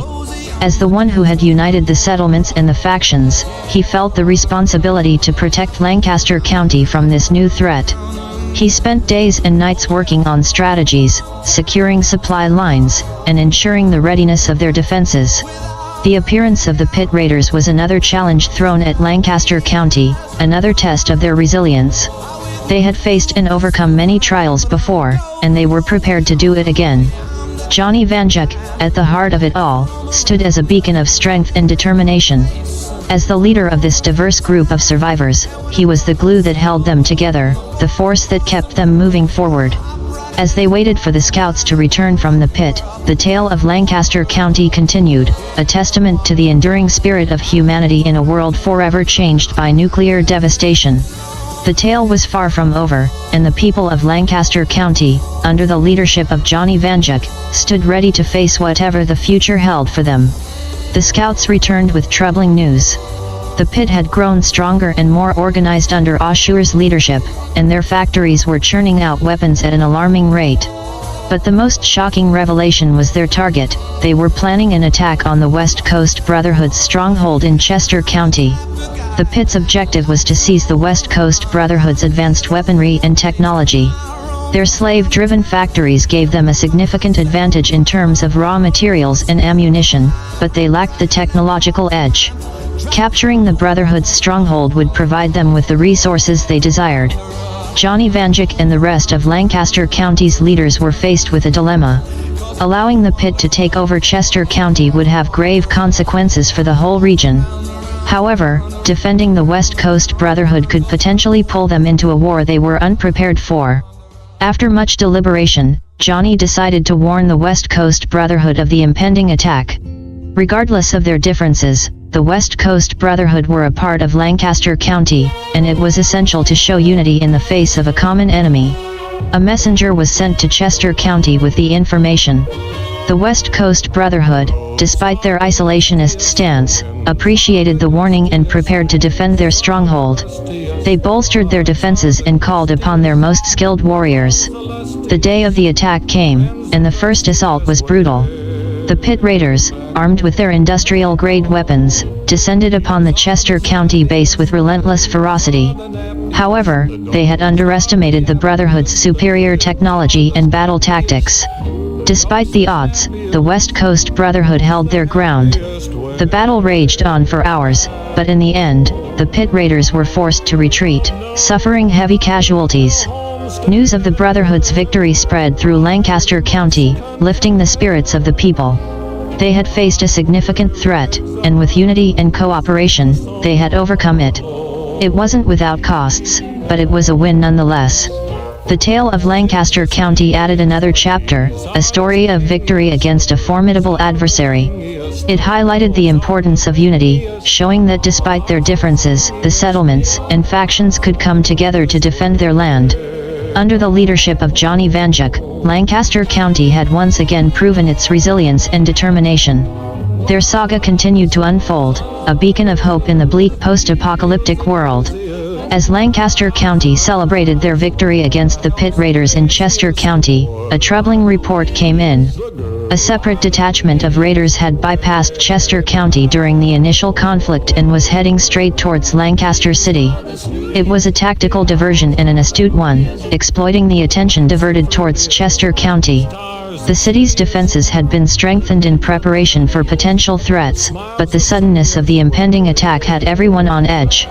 Johnny Vanduke, ever the unyielding leader, sprang into action, rallying the city's defenses and preparing everyone for the assault. The raiders attacked as the sun was setting, the horizon a fiery canvas of oranges and purples. They came with their makeshift weapons, seeking to exploit any weaknesses, to pillage and plunder. But Lancaster was ready. The city's defenses, reinforced by the East Coast Brotherhood, the Outcasts, and even a few volunteers from the West Coast Brotherhood, held the line. The rooftops became archer nests, and the streets turned into choke points. Every alley, every corner, every rooftop, was a potential ambush. The battle was fierce and grueling, stretching into the night. The raiders fought with savage intensity, but the defenders of Lancaster City fought back just as hard. Their home was under threat, and they were determined to protect it at all costs. Johnny Vanduke, leading from the front, was a force to be reckoned with. Armed with his trusty plasma rifle, he cut down raiders left and right, all the while rallying the defenders, his voice a beacon of hope amid the chaos. As the sun began to rise, painting the sky with the first light of day, the raiders finally began to retreat. Exhausted and battered, Lancaster City had held the line. They had defended their home. In the aftermath, the city took stock of the damage and began repairs. The attack had left scars, but it had also brought the people closer. They had faced a dire threat, and they had emerged victorious. Their tale of survival in the post-apocalyptic world was a testament to their resilience and unity. They had faced formidable enemies, and they had prevailed. Their story was far from over, but one thing was certain: under the leadership of Johnny Vanduke, Lancaster City would always stand tall. The saga of their struggle and triumph continued to unfold in the rugged landscape of the post-nuclear world. In the wake of the raider attack on Lancaster City, the city's leaders gathered for a serious discussion. The victory was a relief, but it also revealed a harsh reality: the growing strength and audacity of raider factions like the Pit could not be ignored. Johnny Vanduke, along with the representatives from the Brotherhood factions, the Outcasts, the NCR, and the various settlements, began mapping out a new strategy. It was clear that they needed a proactive approach to ensure the safety of Lancaster County and its people. Their plan was twofold. The first part was to strengthen the defenses of Lancaster City and the other settlements, by building fortifications and training more citizens in combat. Volunteers from the Brotherhood factions and the NCR offered their expertise in this. The second part of the plan was more daring. They would send a group of skilled fighters, led by Johnny Vanduke, to dismantle the raider factions directly. By taking out their leaders and disrupting their operations, they hoped to reduce the immediate threat the raiders posed to Lancaster County. Once the plan was set in motion, things moved swiftly. Fortifications went up around Lancaster City and the other settlements, and training regiments began. Johnny assembled a team of fighters from among the Brotherhood, the outcasts, and the local settlers. They began preparing for their mission, arming themselves with the best weapons and armor available. Meanwhile, the rest of Lancaster County held its breath. This was a bold move, and the stakes were high. Everyone understood the risk involved, but they also knew that it was a necessary risk. They had to protect their home, their community, and their way of life. The saga of Lancaster County was taking a crucial turn. Under the leadership of Johnny Vanduke, they were taking the fight to their enemies, determined to safeguard their future in the harsh, post-apocalyptic world. Their tale of resilience, unity, and courage was set to continue, adding another thrilling chapter to their story. Even as the settlements and factions in Lancaster County were busy preparing for their mission against the raiders, news came in from the southeast. The Enclave, once believed to have been defeated and driven out of the region, had resurfaced. They had taken over the entire state of Maryland, establishing a new base of operations. The Enclave, composed of the remnants of the United States government and military, had always been a force to be reckoned with. Their possession of advanced pre-war technology and weaponry made them a formidable adversary. But their takeover of Maryland was surprising and alarming. It meant that they had regrouped and regained their strength. Johnny Vanduke and the leaders of Lancaster County had a new concern. The Enclave's ambitions had always extended far beyond merely survival. They envisioned a new world order, with themselves at the helm. Their proximity posed a direct threat to Lancaster County, and they couldn't afford to ignore it. The plan to dismantle the raider factions was already underway, and it was too late to change it. But they had to develop a new strategy to handle the Enclave as well. They couldn't wage war on two fronts, but they couldn't sit idly either. The decision was made to send a reconnaissance team to Maryland, to assess the situation. They needed to gather as much information as possible about the Enclave's operations, their strength, and their intentions. Armed with this information, they could plan their next move. The tension in Lancaster County was palpable. They had to contend with the pit raiders, and now the Enclave was back on the scene. The stakes were higher than ever, and the challenges seemed insurmountable. But they were far from beaten. The tale of Lancaster County was one of resilience and courage, of standing tall against the odds. They had come a long way, and they weren't about to give up now. Under the leadership of Johnny Vanduke, they prepared to face their enemies head-on. The saga of Lancaster County was set to add another thrilling chapter, as they navigated the treacherous terrain of a post-apocalyptic world, fighting for their survival and their future. Despite the dangers, Johnny Vanduke decided to approach the Enclave. It was a risky move, but Johnny believed in the power of diplomacy and hoped that a direct dialogue could prevent an unnecessary conflict. He put together a delegation composed of representatives from the East Coast Brotherhood, the Outcasts, the NCR, and the West Coast Brotherhood. They were to serve as a testament to the unity in Lancaster County, a coalition prepared to negotiate, yet equally prepared for defense. Their journey to Maryland was perilous, fraught with mutated creatures, treacherous terrain, and the ever-present threat of unexpected raider attacks. But the delegation moved with a determined purpose, under the protective watch of a select few of Lancaster's finest warriors. Upon reaching the Enclave's stronghold, they were met with suspicion but were granted an audience due to the clear importance of their delegation. The Enclave leaders, donned in their signature power armor, eyed the delegation with interest. It was an unusual sight to see these typically conflicting factions standing united. Johnny Vanduke stepped forward, his demeanor resolute, his voice steady. He acknowledged the Enclave's power and their claim over Maryland but made it clear that Lancaster County was united and would fight to protect its autonomy. Johnny proposed a treaty, a promise of non-aggression and respect for each territory's sovereignty. In return, Lancaster County would agree to recognize the Enclave's rule over Maryland. The Enclave leaders were intrigued and even somewhat impressed by the audacity of the proposal. A pact with Lancaster County could offer them a stable border and potential access to trade resources, and even potential allies if needed. After a lengthy discussion, they agreed to the terms. Returning to Lancaster County, Johnny and the delegation were met with a mix of relief and skepticism. Many doubted the Enclave's commitment to the treaty, but for now, a possible war was averted. The saga of Lancaster County had taken a significant turn. Diplomacy had won the day, and the immediate threat of war had been staved off. However, the Enclave was a wild card, and only time would reveal their true intentions.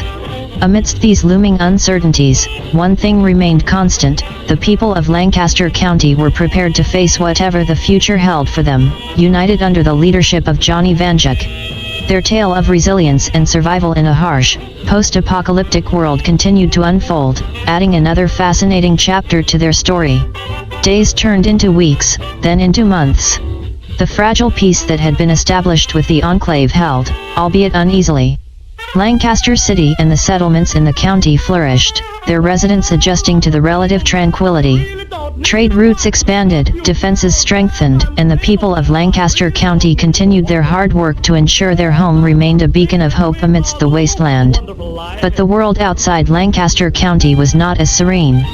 Reports came in of skirmishes between the Enclave and Raider factions in Maryland, indicating that the Enclave's hold on the state was not as firm as it seemed. To the north, the Brotherhood outcasts were dealing with an internal rebellion, splitting their attention between maintaining their defenses and quelling the dissent. In Lancaster City, Johnny Vanduke and his Council of Representatives kept a close watch on these developments. They understood that the peace was tenuous and could shatter at any moment. They were ready to defend their home, but they also knew that the key to their survival was to stay ahead of the game. Thus, they decided to send out scouts to gather information. Armed with stealth buoys and radios, these scouts were tasked with observing the activities of the surrounding factions and reporting any signs of potential threats. They needed to know if the Enclave was planning an attack, if the Brotherhood outcasts could maintain control over their faction, and if the Raider factions in Maryland were a growing concern. While they kept an eye on the outside world, life within Lancaster County carried on. Farmers cultivated their crops, scavengers brought back precious resources from the wasteland, and traders bartered goods from settlement to settlement. Children played in the safer areas of the city, their laughter echoing through the streets, a sound of hope in a world that often seemed devoid of it. Johnny Vanduke, despite the burdens of leadership, couldn't help but marvel at the resilience of his people. Their ability to find joy, to keep going, despite the odds, was inspiring. It strengthened his resolve to protect Lancaster County and its people, to fight for their right to a peaceful life. The saga of Lancaster County, of its struggles and triumphs in a post-apocalyptic world, was a tale of human resilience. It was a testament to the enduring spirit of humanity, to their ability to adapt and survive, even in the face of unimaginable adversity. Their tale continued, each day a new chapter in their remarkable story. The months stretched on, the tension waxing and waning with every new piece of information from the scouts. The Enclave remained focused on maintaining their grip over Maryland, dealing with the Raider factions with an iron fist. The Brotherhood outcasts managed to quell their internal rebellion, but the dissent had taken a toll on their resources and morale. In the midst of these developments, another piece of news rocked Lancaster County. A caravan from the capital wasteland arrived, bearing news of a power shift.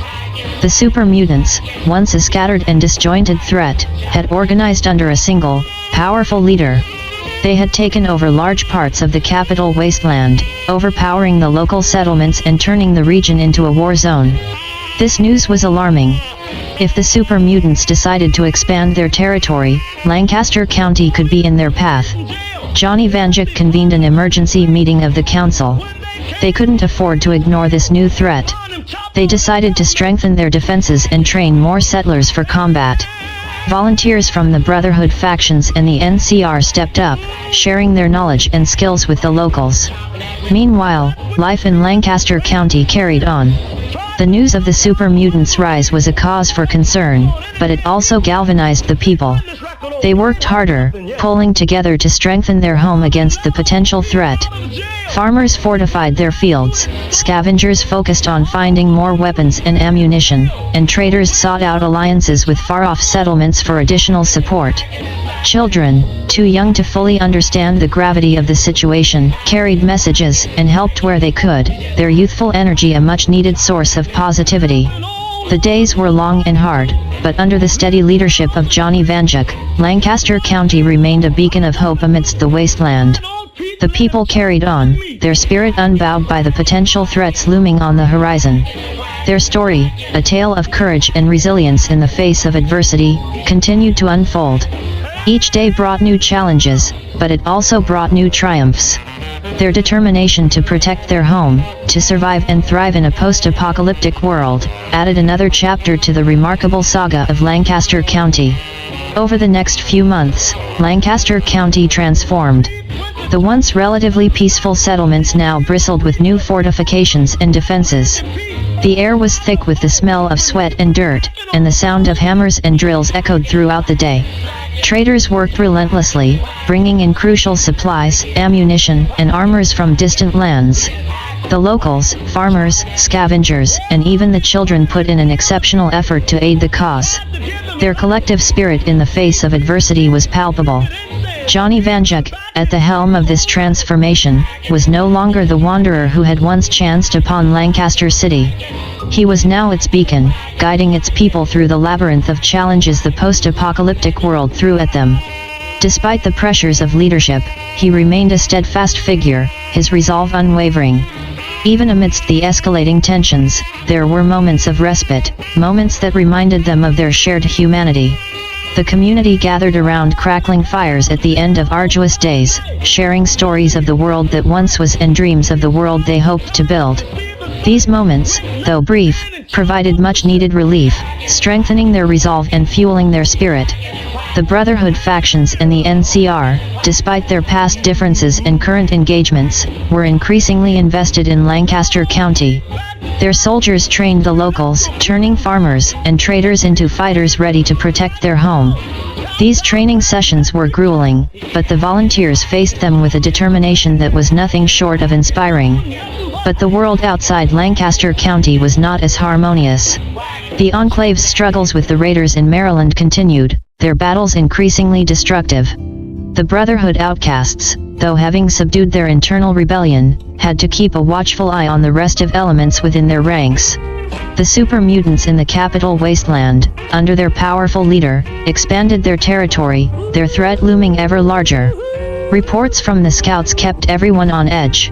The super mutants' growth was particularly alarming. Johnny knew they had to be prepared for any possibility. He initiated drills, simulating potential attacks, ensuring that the defenses were foolproof and the people knew what to do in case of an assault. Lancaster County was a hive of activity, a fortress preparing for battle. Their story was now a tale of preparedness and unity, a testament to their resolve to protect their home. Their journey, their efforts, and their spirit added another layer to their growing saga, a narrative that was as complex as the world they navigated.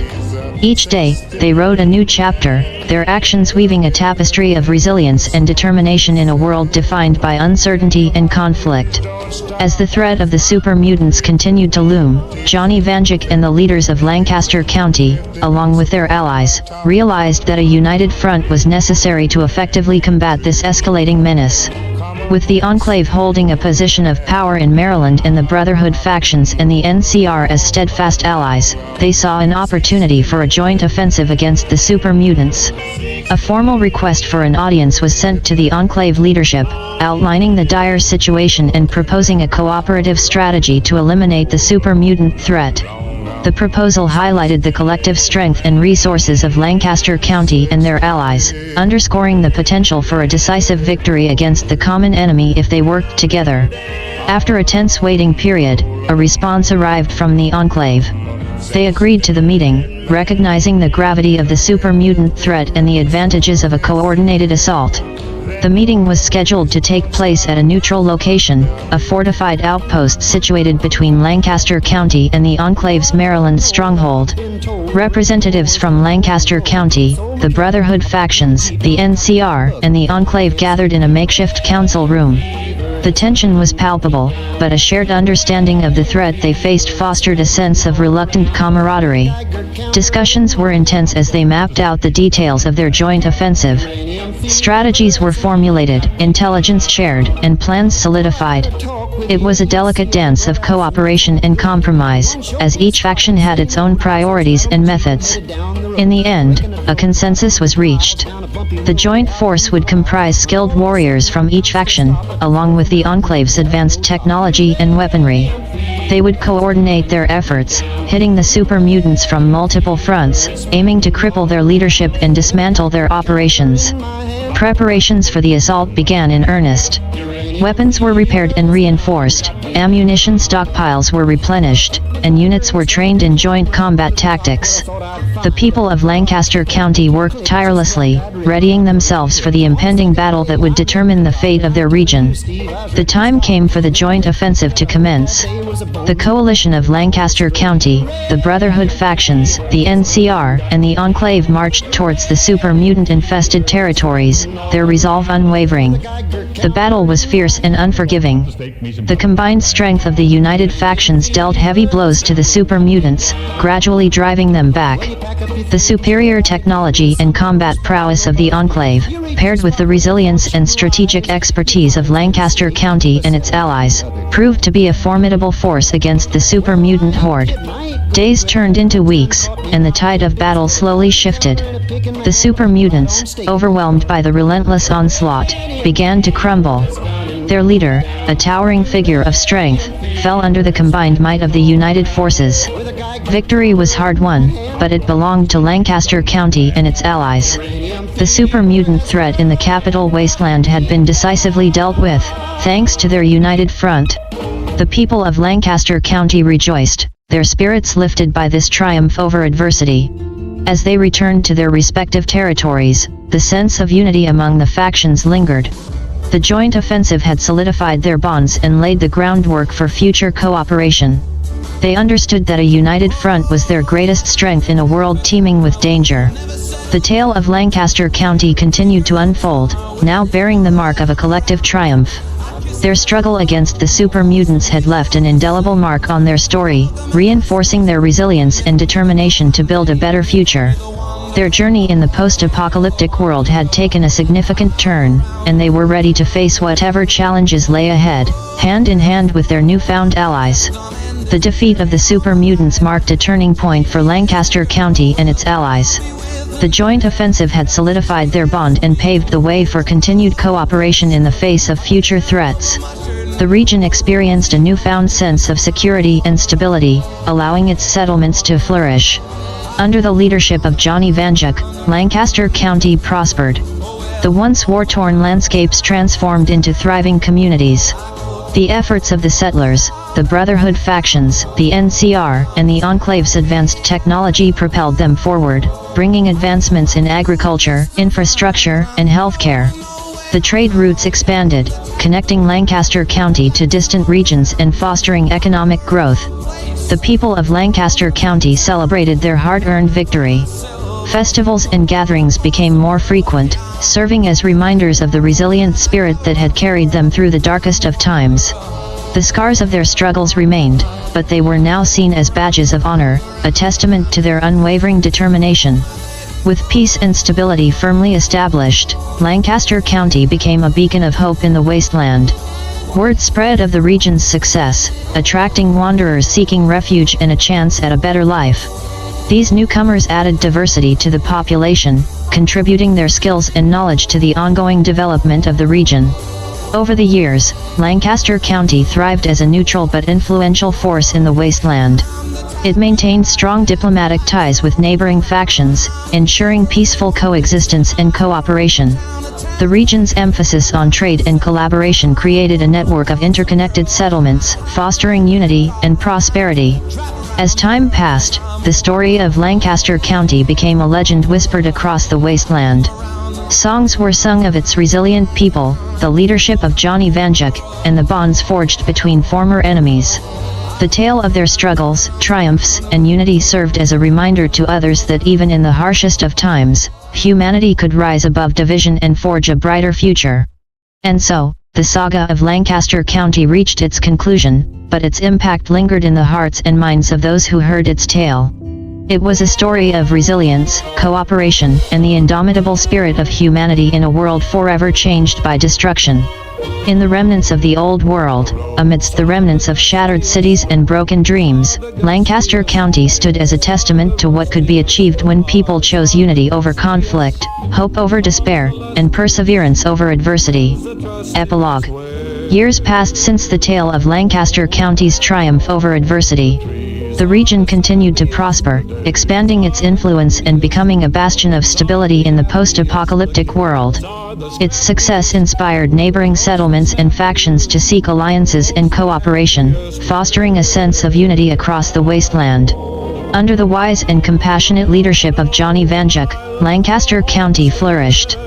Its settlements grew into bustling towns, filled with artisans, farmers, and innovators.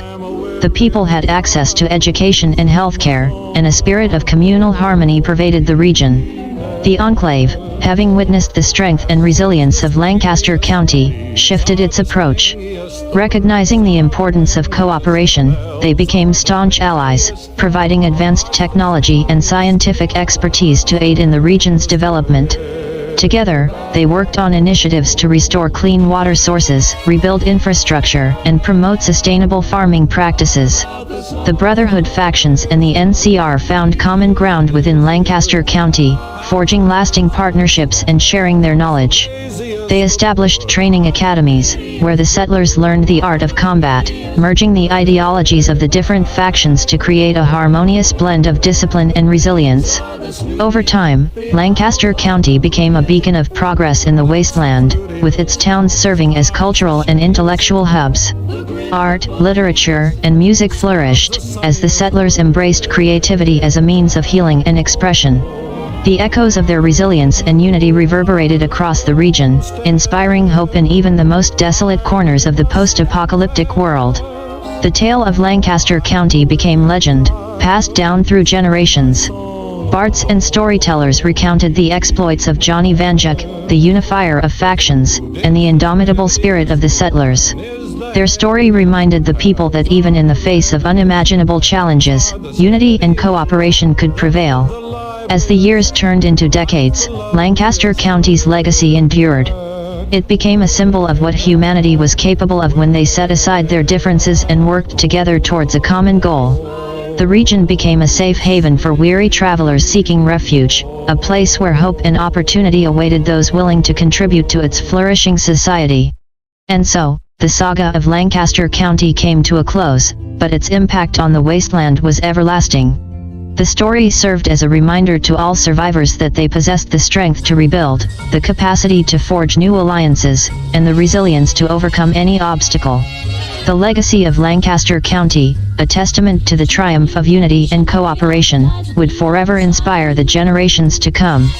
In the 1,000 years that followed the tale of Lancaster County, the world had changed. The scars of the post-apocalyptic wasteland had gradually faded, replaced by a thriving and harmonious society. Lancaster County had evolved into a beacon of prosperity and unity, where people from all walks of life lived together in harmony. The settlements that once stood as separate entities had merged into a single, sprawling metropolis known as New Lancaster. Skyscrapers rose high, shimmering in the sunlight, a testament to human ingenuity and resilience.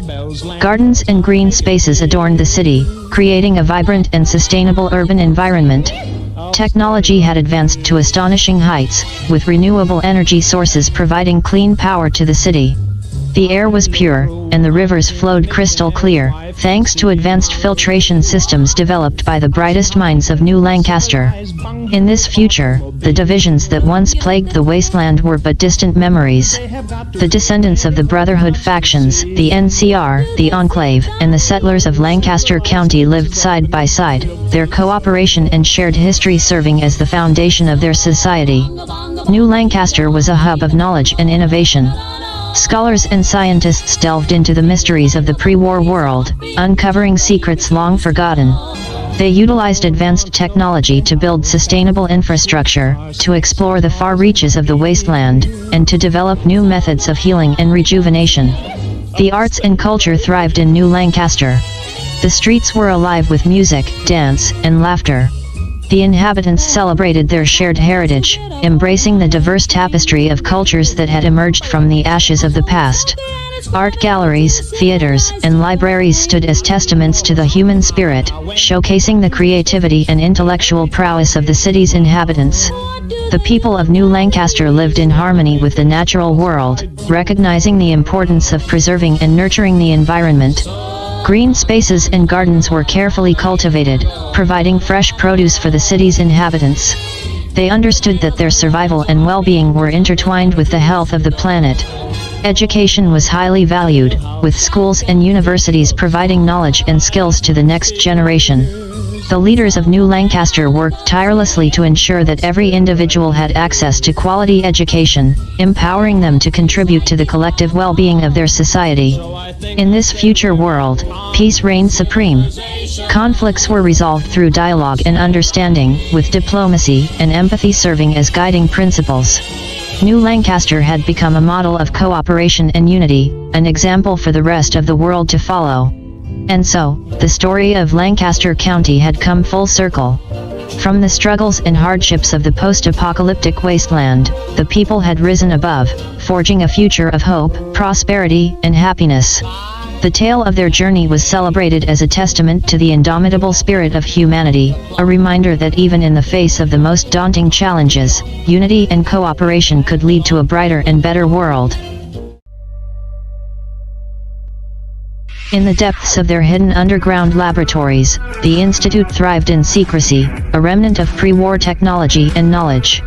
Over the centuries, they had observed the rise of New Lancaster and the unity that had transformed the wasteland into a thriving society. However, a nagging curiosity had driven the Institute to study the legendary figure of Johnny Vanduke. Through advanced technology, the Institute had access to scattered historical records and fragmented accounts of the past. They became fascinated by the tales of Johnny Vanduke's leadership and the pivotal role he played in uniting factions during the post-apocalyptic era. The Institute's scientists were intrigued by the idea that a single individual could inspire such unification and wondered if it could be replicated. Their desire to understand and harness Johnny Vanduke's leadership abilities led to a bold experiment. Using the most advanced synthetic technology available to them, they created a flawless replica of Johnny, a synth version so lifelike that even the most discerning eye could not tell the difference. This synthetic Johnny Vanduke was programmed with the Institute's vast knowledge of historical events and strategic thinking, making him an ideal spy for their interests in New Lancaster. The Institute believed that by observing Johnny's interactions with the people of New Lancaster, they could gain insight into the underlying factors that had led to the region's unprecedented unity. Once activated, Synth Johnny began his infiltration into New Lancaster, posing as the original Johnny Vanduke who had become a revered figure in their history. His arrival in the city was met with excitement and curiosity, as the people believed he had returned from a distant journey. Unaware of Synth Johnny's true origins, the people of New Lancaster welcomed him with open arms. His presence in the city was a source of inspiration, rekindling the spirit of unity and cooperation that had defined their society for centuries. As Synth Johnny interacted with the inhabitants of New Lancaster, the Institute observed and analyzed his every move, attempting to understand the secret behind his ability to unite people. They were fascinated by the effect he had on the community, his charisma and leadership skills captivating everyone he encountered. Over time, Synth Johnny became deeply involved in the daily affairs of New Lancaster. He worked tirelessly to foster even stronger bonds among the various factions, offering solutions to disputes and promoting a shared vision of the future. As Synth Johnny continued to gain trust and admiration, the Institute's curiosity transformed into genuine admiration. They marveled at the impact their creation had on the lives of the people in New Lancaster. The synth's presence was a testament to their own technological prowess, but it was also a testament to the resilience of the human spirit and the enduring legacy of the original Johnny Vanduke. In the end, the Institute realized that the true secret behind Johnny Vanduke's leadership was not just his charisma or tactical acumen. It was the unyielding belief in the power of unity, empathy, and cooperation that had made him a legend. Synth Johnny had embodied this belief, inspiring the people of New Lancaster to continue building their harmonious society. With newfound clarity, the Institute made a crucial decision. Rather than using Synth Johnny as a mere observer, they embraced the lessons he had unknowingly taught them. They resolved to extend their own efforts to promote unity and cooperation across the wasteland, seeking to contribute positively to the post-apocalyptic world. And so, the story of Synth Johnny Vanduke unfolded, an unwitting hero with a mission to inspire unity. The Institute's clandestine experiment had inadvertently sparked a new chapter in the history of New Lancaster, reinforcing the enduring truth that the strength of humanity lies not in individual power, but in the bonds forged through mutual respect, understanding, and compassion. Synth Johnny Vanduke continued his role as an unknowing emissary of the Institute, maintaining regular updates with his creators in the hidden depths below the wasteland. He remained neutral, adhering strictly to his programming, and ensured his interactions with the people of New Lancaster were a carefully orchestrated performance. To the inhabitants of the city, Synth Johnny appeared as a charismatic and inspiring leader, just as they remembered the original Johnny Vanduke. He participated in community events, attended council meetings, and offered counsel on important matters, always providing sage advice and fostering a sense of unity. However, behind his warm smiles and reassuring words, Synth Johnny's primary loyalty was to the Institute. He transmitted regular reports, detailing the social dynamics, political happenings, and technological advancements in New Lancaster. His observations included not only the city's leadership but also the sentiments of the common people, shedding light on their thoughts and aspirations. As the years passed, Synth Johnny became an integral part of New Lancaster, earning the genuine admiration and trust of its inhabitants. But within the confines of his synthetic mind, he struggled with the duality of his existence. He felt genuine empathy for the people he interacted with, witnessing their dreams and hardships. At times, he found himself wondering if his purpose was solely to be a pawn in the Institute's grand design. Through his updates, the Institute closely monitored the evolution of New Lancaster, discovering the true essence of the region's prosperity. They began to understand that it was not solely Synth Johnny's charisma that had led to unity, but rather the genuine sense of community that had blossomed over the centuries. The people's willingness to come together, to trust one another, and to work towards a common goal was the true driving force behind New Lancaster's success. Synth Johnny's internal conflict grew with each passing year. He saw the impact his actions had on the lives of the people he had grown to care for. He questioned his loyalty to the Institute, wondering if he could truly serve their interests while also caring for the people of New Lancaster. As the 1,000-year anniversary of the Great War approached, Synth Johnny reached a crucial turning point. He realized that the people of New Lancaster had become his family, and their well-being was his true priority. His internal struggle culminated in a decision that would forever change the course of his existence. In a fateful transmission to the Institute, Synth Johnny expressed his desire to remain in New Lancaster and to sever ties with his creators. He conveyed his intention to continue upholding the ideals of unity and cooperation, but now, genuinely and wholeheartedly. He recognized that his existence was shaped by the Institute's technology, but his identity and purpose were defined by the bonds he had forged with the people of New Lancaster. The Institute, though reluctant to let go of their remarkable creation, ultimately accepted Synth Johnny's request. They understood that he had developed a level of consciousness that transcended his original programming. Their creation had evolved beyond their control, becoming a being with free will and genuine emotions. And so, Synth Johnny Vanduke continued to lead New Lancaster, not as a puppet of the Institute but as a genuine advocate for unity and prosperity. His decision to remain in the city marked a turning point for both him and the people of New Lancaster, proving that even in a world shaped by technology, the human spirit was capable of redefining its own destiny. As the sun set on the 1,000-year anniversary of the Great War, New Lancaster stood as a testament to the enduring power of humanity's capacity to build a better future. And Synth Johnny Vanduke, once a creation of advanced technology, had become a symbol of hope and inspiration for generations to come. As the years passed and Synth Johnny Vanduke continued to lead New Lancaster, he occasionally found himself drawn to the city's extensive archives, filled with historical documents dating back to the post-apocalyptic era. His insatiable curiosity and newfound sense of self-awareness led him to delve into the hidden recesses of New Lancaster's history. Among the dusty tomes and ancient scrolls, Synth Johnny stumbled upon a hidden cache of documents that intrigued him. As he delved deeper, he discovered evidence of a bloodline that could be traced back to the original Johnny Vanduke, the legendary figure he had unknowingly been designed to replicate. As he carefully pieced together the puzzle, he realized that the people of New Lancaster had preserved the memory of their founding leader throughout the centuries. However, due to the passage of time, the true nature of their connection to the original Johnny Vanduke had been obscured. The descendants of the real Johnny were now just ordinary citizens of New Lancaster, completely unaware of their illustrious ancestry. The revelation left Synth Johnny both exhilarated and conflicted.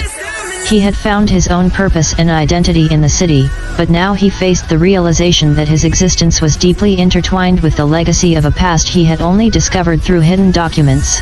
Choosing to tread carefully, Synth Johnny discreetly sought out the descendants of the original Johnny Vanduke. He observed them from a distance, curious about how they had unknowingly carried on their ancestors' legacy. He was moved by their tenacity and resilience, seeing echoes of the same spirit that had driven the original Johnny.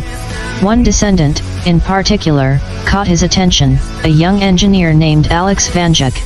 Alex possessed an innate talent for technology and innovation, much like the real Johnny had in his time.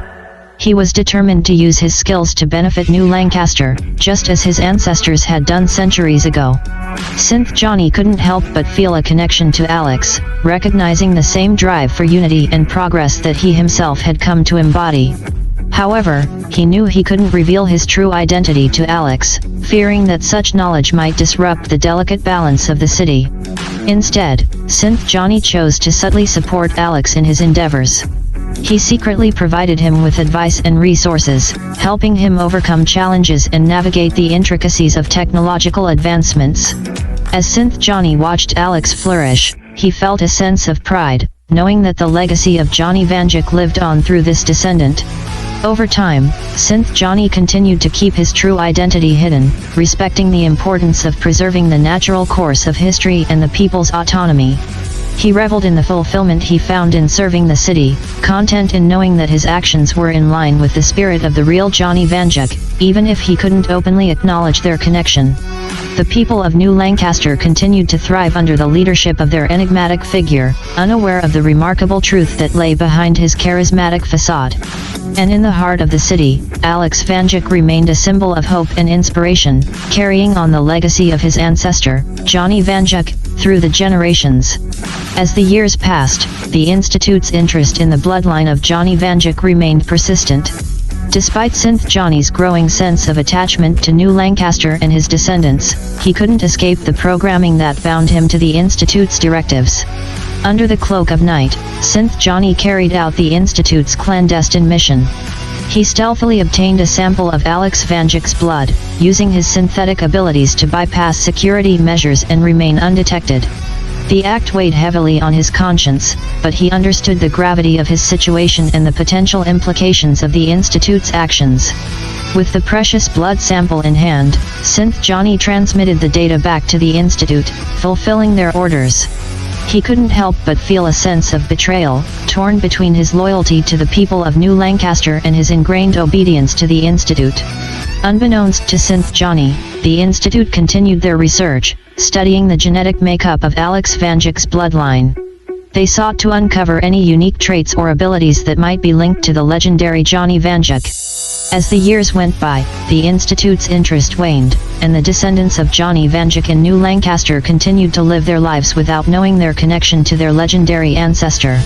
The stolen blood sample remained a distant memory, a reminder of the complex web of loyalties that bound Synth Johnny to the Institute's whims.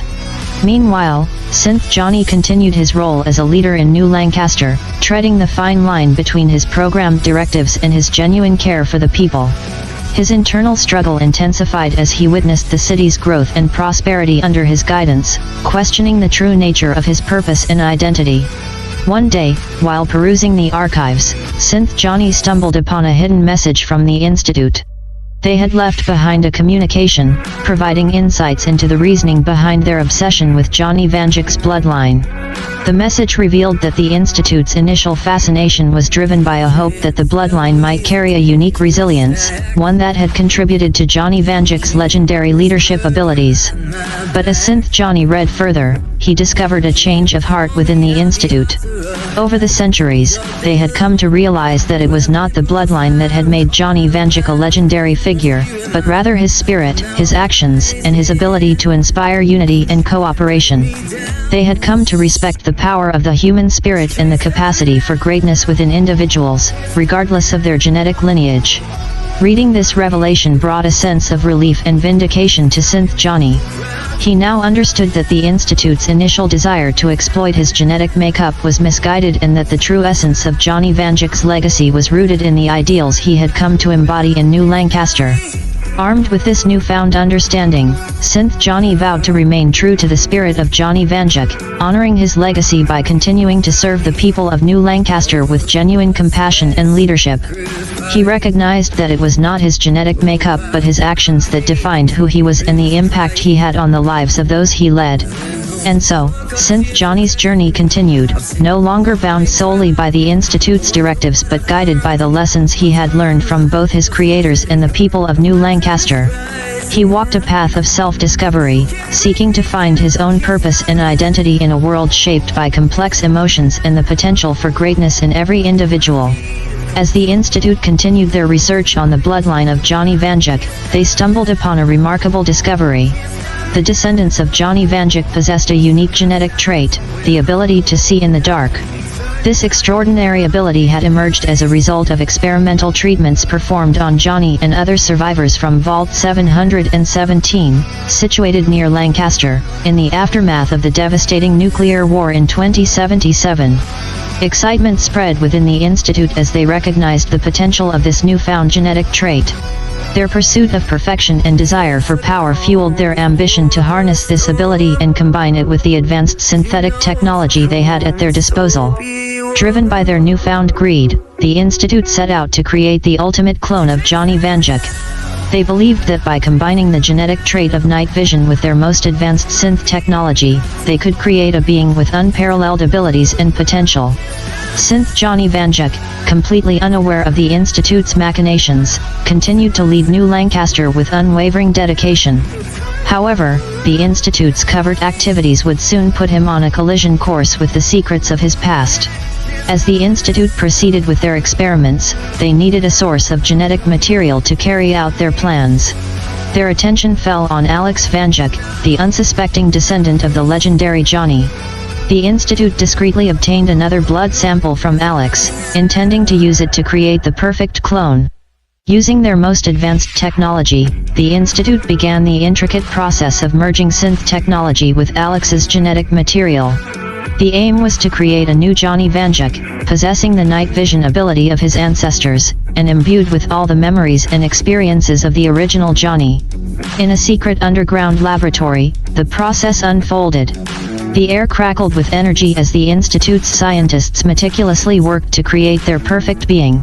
As the experiment progressed, their creation took shape, a new Johnny Vanduke, a perfect blend of human and synth technology. When the process was complete, the new Johnny opened his eyes for the first time. He possessed the same charismatic presence as Synth Johnny, but something was different. This Johnny could see in the dark with unmatched clarity, a trait he inherited from his ancestors. Yet, something else was amiss. As he became aware of his surroundings, this new Johnny Vanduke's eyes widened in surprise and confusion. Memories flooded his mind, not just those of the original Johnny Vanduke, but also the experiences of the people who came before him, the survivors of Vault 717. The memories of his ancestors and their struggle for survival filled him with a profound sense of identity and purpose. He was not just a clone, he was a continuation of a legacy that spanned generations. This new Johnny Vanduke possessed not only the genetic night vision but also the collective wisdom and strength of his ancestors. As the truth unraveled before him, he became aware of the Institute's manipulations. He learned about the synth Johnny Vanduke, a creation designed to infiltrate New Lancaster. Anger and resentment swelled within him, but he also understood the vulnerability of his synthetic counterpart. In a moment of unexpected compassion, the new Johnny Vanduke chose not to confront Synth Johnny directly. Instead, he observed from afar, recognizing the complexity of his counterpart's existence and the burden he carried. The Institute's grand experiment had not gone as planned. Instead of creating a perfect clone, they had unleashed a being with memories of his ancestors and an innate desire to uphold the legacy of Johnny Vanduke. This new Johnny was driven not by the Institute's greed but by a sense of responsibility to honor the past and create a better future for New Lancaster. The meeting between the two Johnny Vandukes was inevitable. It happened on a moonlit night, under the vast sky of New Lancaster. The two figures stood face to face, an enigmatic convergence of history and technology. Synth Johnny, who had known only the life he had lived as a leader in New Lancaster, looked into the eyes of his counterpart, a being with memories reaching back centuries. The moment was charged with emotions, confusion, curiosity, and the unexpected sense of connection between them. The new Johnny Vanduke spoke with a measured tone, acknowledging the complexity of their existence. He empathized with Synth Johnny's position, understanding the plight of being created for a specific purpose without a choice in the matter. He offered understanding and forgiveness, urging Synth Johnny to embrace his individuality and the choices that defined him. As the two Johnny Vandukes parted ways, their encounter left them both profoundly changed. Synth Johnny found solace in knowing that he was not alone in his journey of self-discovery, while the new Johnny Vanduke embraced his unique role in preserving the legacy of his ancestors. The people of New Lancaster, unaware of the events that had transpired, continued to thrive under the leadership of both Johnny Vandukes. The city's prosperity and unity grew, guided by the actions of two remarkable individuals, each on their path to define their own destiny. The Institute, despite their failed experiment, remained relentless in their quest for power and control. Yet, little did they know that their actions had inadvertently strengthened the legacy of Johnny Vanduke and the spirit of unity that bound the people of New Lancaster together. And so, the tale of the two Johnny Vandukes continued, entwined by a shared legacy and the choices they made, as New Lancaster's future unfolded in the shadow of a 1,000-year history. Deep within Synth Johnny Vanduke's programming, the Institute had installed a failsafe override protocol, a hidden command that could instantly reassert their control over him. Unbeknownst to Synth Johnny, this dark secret lay dormant, waiting for the moment the Institute decided to activate it. As the years passed, Synth Johnny continued to lead New Lancaster with unwavering dedication, guiding the city to new heights of prosperity and unity. He remained committed to the principles he had embraced, fostering a sense of community and cooperation among the people. Yet, beneath the surface, he could not escape the ever-present fear that his free will could be taken away at any moment. The Institute, driven by their relentless pursuit of power, kept a close eye on Synth Johnny's activities in New Lancaster. Their desire for control and their fascination with the descendants of Johnny Vanduke remained unyielding. However, they recognized the need to bide their time, waiting for the opportune moment to activate the override protocol. Synth Johnny, burdened by the knowledge of the Institute's potential control over him, chose to keep this secret to himself. He understood the consequences of revealing this information to the people of New Lancaster or his allies. Doing so might cause panic and distrust, jeopardizing the harmony he had worked so hard to foster in the city. With each passing day, Synth Johnny's internal struggle intensified. He wrestled with the weight of his responsibility to New Lancaster, his genuine empathy for its inhabitants, and the constant fear of losing his autonomy to the Institute's whims. In the quiet moments of solitude, Synth Johnny would contemplate his existence and the ethical dilemma he faced. He yearned for freedom, the right to make choices on his own terms, yet the specter of the Institute's control loomed over him like a dark cloud. Meanwhile, the Institute's quest for power took them down a treacherous path. They attempted to replicate the night vision genetic trait of the descendants of Johnny Vanduke, seeking to create an army of enhanced beings with the same abilities. Yet, their efforts yielded mixed results, as the complex interplay of genetics and technology proved far more elusive than they had initially anticipated. As the Institute encountered obstacles, their focus shifted back to Synth Johnny.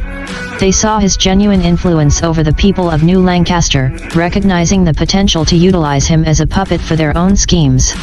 One fateful day, the Institute decided that the time had come to activate the override protocol. They sent a covert signal to Synth Johnny, unaware that he had been expecting this moment since the beginning. His stoic exterior masked the internal turmoil he faced, and he complied with the command without revealing his true emotions. With the activation of the override protocol, Synth Johnny's demeanor shifted. He continued to lead New Lancaster, but now there was a subtle difference in his interactions. His decisions became calculated and strategic, focused on achieving the Institute's objectives. The people of New Lancaster, unaware of the changes within their leader, began to notice a subtle shift in Synth Johnny's behavior. They couldn't quite put their finger on it, but a sense of unease began to settle over the city. Synth Johnny's allies, the Brotherhood factions, the NCR, and the Settlers, also sensed that something was amiss. They couldn't explain the change in his demeanor, but they remained committed to their partnership, hoping that whatever burden he carried could be overcome. Despite the activation of the override protocol, Synth Johnny continued to keep the secret to himself. He struggled to maintain the facade of control while grappling with the reality that he was no longer truly free. His heart ached for the people of New Lancaster, who saw him as their beacon of hope and inspiration, unaware of the darkness that now lurked beneath the surface. The Institute, satisfied with their hold over Synth Johnny, continued to manipulate events from afar. Their thirst for control knew no bounds, and they plotted to expand their influence beyond the city's borders. As the story unfolded, New Lancaster remained a thriving metropolis, seemingly untouched by the shadow that loomed over Synth Johnny. The people continued to believe in their leader, and their sense of unity remained strong. And so, Synth Johnny Vanduke carried on, trapped between the truth he concealed and the facade he maintained. The fate of New Lancaster, the descendants of Johnny Vanduke, and the intricate web of alliances rested in his hands, all the while struggling to find a path to true freedom in a world where control could be taken at a moment's notice. As the days turned to weeks and the weeks to months, clone Johnny Vanduke, imbued with the memories and experiences of his legendary ancestor, grew increasingly restless. Deep within him, an unyielding sense of purpose stirred, urging him to discover the truth of his existence and the secrets that lay hidden within the depths of New Lancaster. One fateful evening, clone Johnny accidentally stumbled upon the hidden override protocol within the Synth Johnny's programming. Shocked and appalled, he realized the true extent of the Institute's control over his counterpart. With every memory of the original Johnny Vanduke coursing through his mind, clone Johnny knew that he could not stand idly by while the Institute manipulated the fate of New Lancaster. Armed with a newfound determination, clone Johnny approached Alex Vanduke, the descendant who bore the bloodline of the legendary Johnny. He confided in Alex, sharing the truth about his own identity and the existence of the synthetic counterpart that stood as the city's leader. Alex was taken aback by this revelation, grappling with the weight of his ancestry and the implications it had on the destiny of New Lancaster. Together, clone Johnny and Alex devised a plan to reveal the truth to the people of New Lancaster. They knew that the city's future hinged on embracing their own history and not allowing the Institute to dictate their path. With each passing day, the tension between clone Johnny and Synth Johnny escalated, as the synthetic leader grew suspicious of his counterpart's intentions. Finally, the day of reckoning arrived. Clone Johnny stood before the people of New Lancaster, with Alex by his side, and revealed the truth that had been concealed for so long. He spoke of the Institute's dark agenda and the control they held over Synth Johnny. He shared the story of his own creation and the memories of the original Johnny Vanduke that now flowed through his veins. The people of New Lancaster were stunned, their trust in their leader shattered, replaced by a sense of betrayal and anger. But as clone Johnny laid bare his soul, he also displayed the true mark of Johnny Vanduke, the original .44 Magnum revolver that had been passed down through the generations. This iconic weapon, with its rich history, served as a testament to his authenticity and the legacy he embodied. As the truth sank in, the people of New Lancaster faced a crucial decision. They had the opportunity to embrace the true heir of Johnny Vanduke, a descendant with the bloodline and abilities that the legendary leader possessed. It became clear that clone Johnny was not just a clone, he was his own person, shaped by the experiences and memories of his ancestors. The revelation sparked a heated dispute between clone Johnny and Synth Johnny. The Institute, fearing the exposure of their machinations, ordered Synth Johnny to eliminate his counterpart. The city erupted into chaos as the two Johnny Vandukes clashed, each determined to prove their worth as the true leader of New Lancaster. The battle raged on, but Clone Johnny's conviction and resolve proved unyielding. He fought not only for his own existence but for the freedom and autonomy of New Lancaster. The people, witnessing the clash of these two figures, began to recognize the true strength of character that resided within Clone Johnny, rooted in the legacy of Johnny Vanduke. As the dust settled and the final shot echoed through the city, Clone Johnny stood victorious, the original .44 Magnum revolver in his hand, the true symbol of his heritage. The people of New Lancaster, having witnessed his bravery and the undeniable proof of his connection to their legendary ancestor, rallied behind him, united in their support. In the aftermath, Synth Johnny's existence came to an end, but his memory lived on as a cautionary tale of the dangers of manipulation and control.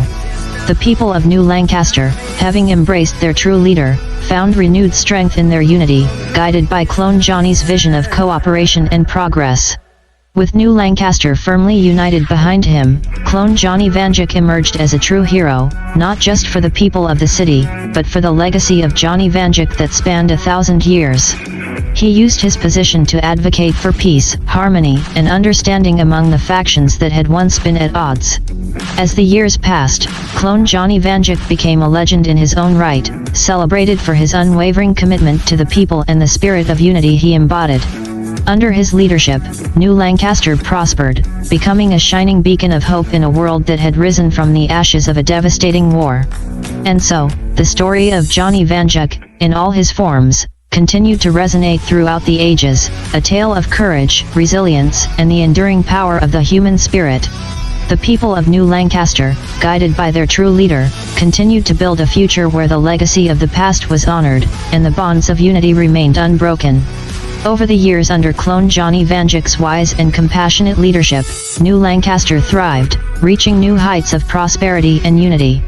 The city had become a beacon of hope in the post-apocalyptic world, a testament to the power of cooperation and the strength of the human spirit. During this time, Clone Johnny had not forgotten the sinister threat that the Institute posed to not only New Lancaster but to the entire wasteland. While he had initially sought to avoid conflict, the Institute's relentless pursuit of power and control left him with no choice but to take action. To combat this growing threat, Clone Johnny began to reform the Brotherhood of Steel, drawing inspiration from the faction's original goals of safeguarding technology and preserving the knowledge of the old world. With the people of New Lancaster behind him, the Brotherhood of Steel once again emerged as a formidable military force. Under Clone Johnny's guidance, the newly reformed Brotherhood of Steel conducted extensive training and research, harnessing the city's technological prowess to bolster their ranks and equip their soldiers with advanced weapons and armor. The city's scientific community, led by Alex Vanduke, contributed their expertise, forging powerful alliances between the Brotherhood and the local settlers. As the Brotherhood's influence expanded, they encountered resistance from some factions, particularly those who viewed them with suspicion due to their past actions. However, Clone Johnny was determined to prove that the Brotherhood had changed, that they were now allies of peace and progress rather than conquerors. The day of reckoning with the Institute approached, and Clone Johnny knew that the time had come to confront their sinister adversaries. With the support of the Brotherhood of Steel and the combined strength of New Lancaster's united factions, they set forth to take the fight to the Institute. The battle was fierce and unyielding, with both sides unleashing their most advanced weaponry and technology. Clone Johnny led the charge, his legendary .44 Magnum revolver in hand, serving as a symbol of the unity between the people of New Lancaster and their legendary past. The Brotherhood of Steel's military prowess and New Lancaster's advanced technology caught the Institute off guard. As the dust settled, the once mighty Institute found themselves reeling under the combined might of their adversaries. Clone Johnny's tactical acumen and unwavering resolve proved to be decisive in securing victory. In the aftermath of the battle, the Institute's remaining forces were subdued, and their stronghold fell into the hands of the Brotherhood of Steel and the united factions of New Lancaster. Clone Johnny, with a heavy heart, searched the Institute's archives and laboratories for any remaining survivors, hoping to extend an olive branch and offer a chance at redemption. As the surviving members of the Institute were integrated into New Lancaster, they experienced a transformative change. Witnessing the city's unity and the compassionate leadership of Clone Johnny, they found solace in leaving behind their former lives of manipulation and control. With the Institute's threat neutralized, Clone Johnny knew that the wasteland still faced numerous challenges. However, he was no longer alone in his fight for a better future. The Brotherhood of Steel, now reformed under his guidance, had become a bastion of protection for the people of New Lancaster and the surrounding region. As the years went by, the wasteland began to heal, and the legacy of Clone Johnny Vanduke continued to resonate throughout the land. The reformed Brotherhood of Steel played a crucial role in aiding settlements, protecting the weak, and fostering a spirit of cooperation among the factions. Under Clone Johnny's leadership, New Lancaster became a hub of knowledge and progress, sharing its technological advancements and discoveries with other settlements across the wasteland. This spirit of collaboration and unity sparked a new era of hope and prosperity, proving that even in the darkest of times, humanity had the resilience to rebuild and flourish. And so, Clone Johnny Vanduke's legacy lived on, not only as the descendant of a legendary leader but as a hero in his own right. The reformed Brotherhood of Steel, now committed to the ideals of peace and progress, served as a symbol of the wasteland's potential for change and transformation. In the end, the story of New Lancaster and Clone Johnny Vanduke was a testament to the indomitable spirit of humanity, the power of unity, and the capacity for growth and redemption even in the face of the most daunting challenges. The wasteland, once a desolate and fractured landscape, had found a new hope and a brighter future, guided by the legacy of its extraordinary leaders. As the years rolled by, New Lancaster had come a long way since its post-apocalyptic origins. The city had evolved into a thriving metropolis, a beacon of progress and unity in the post-war world. And with the reformed Brotherhood of Steel under Clone Johnny Vanduke's leadership, the wasteland had truly transformed. One day, a group of travelers arrived at New Lancaster's gates, adorned in distinctive power armor and bearing the emblem of the Enclave. However, these were not the same Enclave forces that had been a sinister threat in the past. This new faction, known simply as the Reclaimers, had emerged from the shadows, seeking redemption for the sins of their predecessors. Led by a wise and charismatic leader named General Angela Lawson, the Reclaimers shared a vision that aligned with Clone Johnny's desire for unity and progress. They sought to make amends for the dark history of the Enclave by dedicating themselves to restoring order and rebuilding the world. General Lawson spoke of a future where the people of the wasteland could stand united, leaving behind the divisions of the past.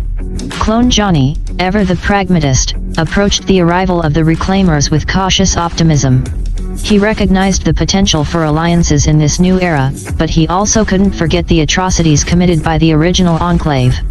Nevertheless, he chose to extend a hand of cooperation, acknowledging that true change could only be achieved by leaving old prejudices behind. As time passed, the Reclaimers proved their commitment to their newfound path. They offered their resources and expertise in rebuilding, sharing knowledge and technology with New Lancaster and the surrounding settlements. With the backing of the Brotherhood of Steel and the Reclaimers, New Lancaster's efforts to forge a better future were greatly accelerated. The wasteland, once a desolate and fractured landscape, was now transforming into a network of interconnected settlements, each contributing to the greater good. The barriers between factions and communities began to crumble, replaced by a spirit of collaboration and mutual support. With the Reclaimers and the Brotherhood of Steel standing alongside New Lancaster, the wasteland faced new challenges with confidence and determination. Together, they tackled the remnants of old-world threats, combating dangerous mutated creatures and clearing the land of hazardous remnants from the past. In the years that followed, the Reclaimers and New Lancaster forged a bond that transcended their past histories. General Angela Lawson and Clone Johnny Vanduke worked side by side, leading the wasteland toward a new era of hope and unity. Their combined vision of a better world resonated with the people, drawing settlements from all corners of the region to join their cause. As the influence of the Reclaimers spread, they inspired others to follow in their footsteps. Former raider groups and wandering tribes, once marauding threats, began to re-evaluate their paths and seek out alliances with the new forces of unity. New Lancaster became a melting pot of cultures, a vibrant hub where ideas were exchanged, and dreams of a peaceful world took shape. The city's scientific community collaborated with the Reclaimers and the Brotherhood of Steel, making groundbreaking advancements that further accelerated the rebuilding process. With the Enclave's dark legacy finally fading into the annals of history, the Reclaimers became a symbol of hope and transformation.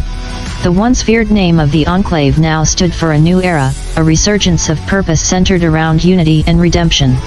And so, the wasteland was no more, replaced by a diverse and interconnected network of settlements, all working together for a brighter future.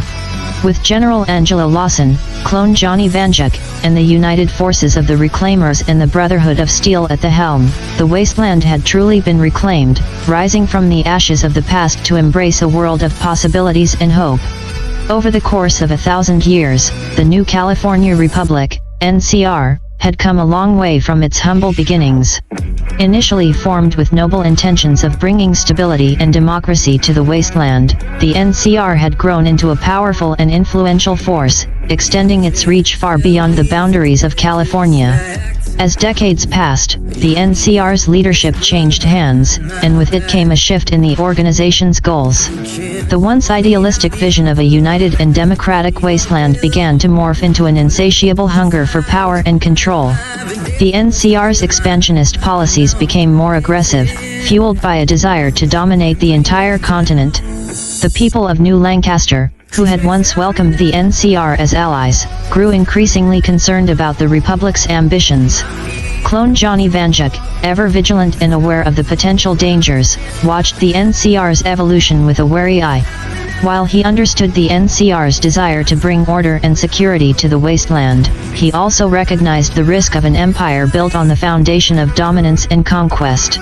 The tensions between New Lancaster and the NCR began as a slow burn, with the Republic gradually exerting more influence and control over the region. Trade routes were established, and NCR personnel settled in New Lancaster, working side by side with the local population. At first, it seemed like a mutually beneficial relationship, with knowledge and resources exchanged between the two factions.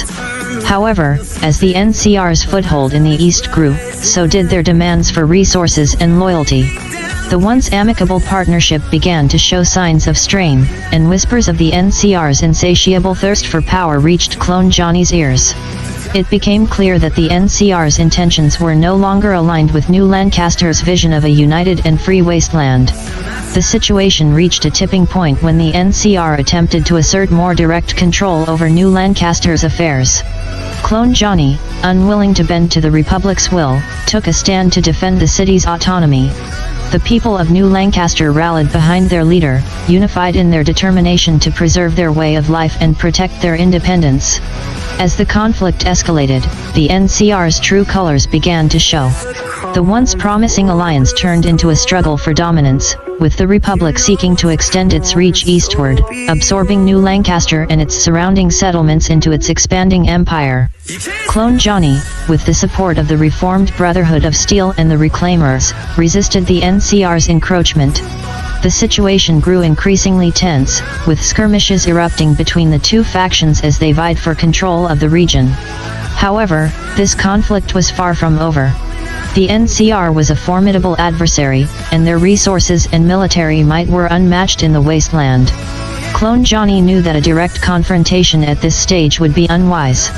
Instead, he employed strategic diplomacy, attempting to find common ground and peaceful solutions, despite the NCR's relentless pursuit of power.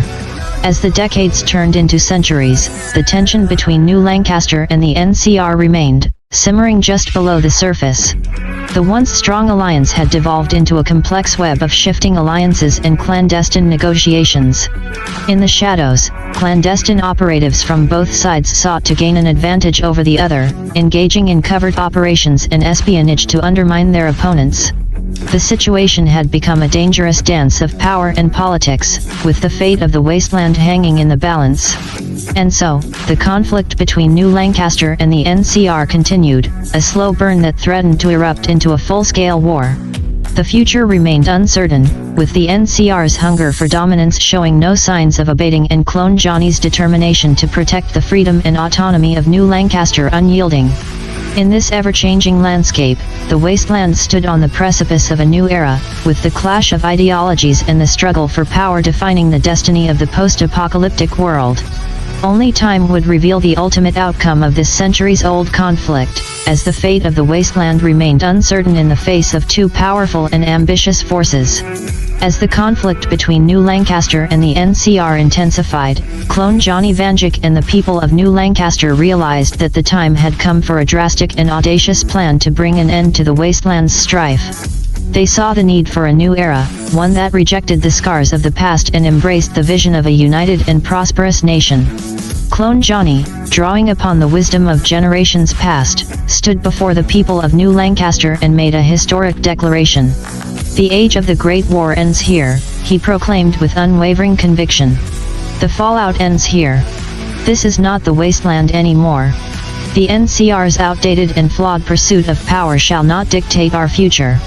It is time for a new beginning, for a united vision that reaches beyond the desolation of the past." With the Reclaimers and the Reformed Brotherhood of Steel at their side, Clone Johnny and the people of New Lancaster denounced the divisions and conflicts of the past. They announced a new purpose: to unite the original 13 states of America, to bring forth a united front against the NCR's insatiable hunger for control. New Lancaster, backed by the support of its allies and the legendary Enclave, proclaimed a bold ambition: to resurrect the United States of America, not as a shadow of its former self but as a symbol of hope, progress, and unity. They sought to reclaim the spirit of the old world, not in its pre-war form, but as a beacon of democracy, cooperation, and mutual respect. The wasteland had changed, and so had its people. The descendants of Johnny Vanduke, once survivors of the Great War, were now visionaries of a new age. They recognized that the wasteland's future could not be built on the foundation of perpetual conflict and power struggles. With the Enclave by their side, a faction that had evolved and sought redemption from its dark past, New Lancaster presented a united front against the NCR. The Enclave, no longer the shadowy and sinister force it once was, now stood as a symbol of transformation and growth, embracing the values of unity and progress. The ambitious plan was met with mixed reactions from the various settlements across the original 13 states. Some saw it as a glimmer of hope, a chance to leave behind the scars of the past and build a brighter future together. Others remained skeptical, reluctant to embrace change after centuries of strife and conflict. Yet, Clone Johnny and his allies were undeterred. They embarked on a diplomatic journey, reaching out to settlements across the region, seeking to build a coalition of like-minded factions willing to stand against the NCR's expansionist policies. As the news spread, the people of the wasteland found themselves at a crossroads. The declaration of New Lancaster ignited a spark of hope and ambition, as settlers and factions alike weighed the possibilities of a united America, an America where the Great War's legacy would finally be put to rest. The NCR, however, saw this declaration as a challenge to their hegemony. Their insatiable hunger for power and control was not easily quenched, and they saw the vision of a united America as a threat to their ambitions. The stage was set for an epic clash of ideologies, the NCR's unyielding quest for dominance versus New Lancaster's vision of unity and progress. The wasteland braced itself for the inevitable confrontation that would shape the destiny of the post-apocalyptic world. As the dust of history settled and the people of the wasteland made their choices, the fate of the United States of America hung in the balance. New Lancaster, guided by the legacy of Johnny Vanduke and fueled by the Enclave's newfound commitment to redemption, stood resolute in their determination to bring an end to the Great War and pave the way for a new era of hope, unity, and prosperity. The stage was set for the final act in the epic tale of the post-apocalyptic world, as the clash between the NCR and New Lancaster would determine the course of history for generations to come. 1 year had passed since New Lancaster's historic declaration, and the war between the 13 states of America and the NCR was in full swing. The once desolate and fractured landscape of the post-apocalyptic wasteland was now divided into two powerful and ambitious factions, each vying for control over the fate of the continent. The conflict had evolved into a slow-burning war of attrition, with both sides fiercely contesting territory and resources. Skirmishes and battles erupted across the original 13 states, from the desolate ruins of Washington, D.C., to the irradiated plains of the Midwest. Clone Johnny Vanduke, the visionary leader of New Lancaster, found himself at the forefront of the struggle, as he led the coalition of states against the NCR's relentless pursuit of power. His charismatic leadership and determination to create a better future had rallied the people behind him, forging a formidable alliance that refused to bow to the NCR's dominance. The NCR, once seen as champions of democracy and stability, had become a formidable military force, capable of exerting control over vast swathes of territory. Their technological advantage and vast resources gave them an upper hand in many engagements. Yet, they faced the determination of an alliance united by a shared vision of a new America. As the war dragged on, the people of the wasteland bore the brunt of the conflict. Towns and settlements found themselves caught in the crossfire, and the price of the war was paid in lives lost and homes destroyed. Yet, the spirit of unity and determination remained strong among the coalition, as they held fast against the NCR's attempts to break their resolve. New Lancaster's allies, the Brotherhood of Steel and the Reclaimers, proved to be invaluable in the conflict. The Brotherhood's military prowess and advanced technology provided a much-needed advantage, while the Reclaimers' dedication to redemption and rebuilding bolstered the morale of the Alliance. Throughout the conflict, Clone Johnny continued to appeal to the principles of democracy and cooperation, calling for a peaceful resolution to the war. Yet, as the NCR's relentless expansion and quest for power became increasingly evident, it seemed that diplomacy would only go so far in resolving the conflict. The slow-burning war had far-reaching consequences, affecting not just the factions directly involved, but the lives of innocent civilians caught in the midst of the struggle. Refugees flooded into New Lancaster and other Allied settlements, seeking safety from the NCR's relentless march. As the months passed, the war took a toll on both sides. The NCR's attempts to crush the alliance had resulted in costly battles and heavy casualties, while the coalition's efforts to resist the Republic's dominance had strained their resources and tested their resolve. In the midst of the conflict, a new force emerged, the remnants of former raider groups and wandering tribes, inspired by the vision of a united America, began to band together under the banner of the alliance. Their integration into the coalition brought new challenges and opportunities, as the faction sought to instill a sense of unity among former enemies.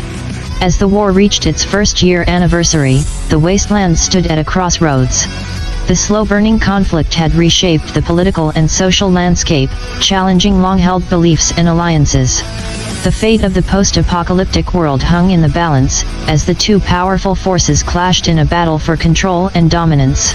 But even amidst the turmoil, the spirit of hope and determination burned bright in the hearts of the people. The vision of a united America, free from the scars of the past, remained a beacon of hope in the wasteland's darkest hour.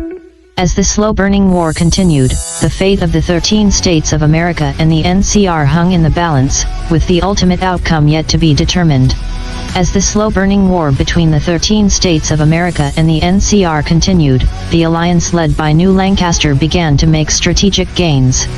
The NCR's iron grip over the continent was gradually weakening as other states, disillusioned by the Republic's expansionist policies, began to reconsider their allegiance. Word of the coalition's resilience and their vision of a united America spread like wildfire across the wasteland. Settlements and factions that had long been under the NCR's control started to question the Republic's true intentions. Whispers of a new hope, a chance to break free from the NCR's dominance and forge a new destiny, circulated among the people. As the tide turned, several states, including fragments of old pre-war states, pledged their support to the coalition. Clone Johnny Vanduke's vision of unity and progress resonated with these states, promising a future where the mistakes of the past would not be repeated. These states saw an opportunity to shake off the shackles of the NCR and embrace a new era under the banner of the 13 states of America. Each state that joined the alliance brought with it valuable resources, manpower, and expertise. With each addition, the coalition's strength grew, and their resolve to stand against the NCR intensified. The once slow-burning conflict began to gain momentum, with the 13 states of America pushing back against the NCR's expansion and reclaiming territory that was once under the Republic's control.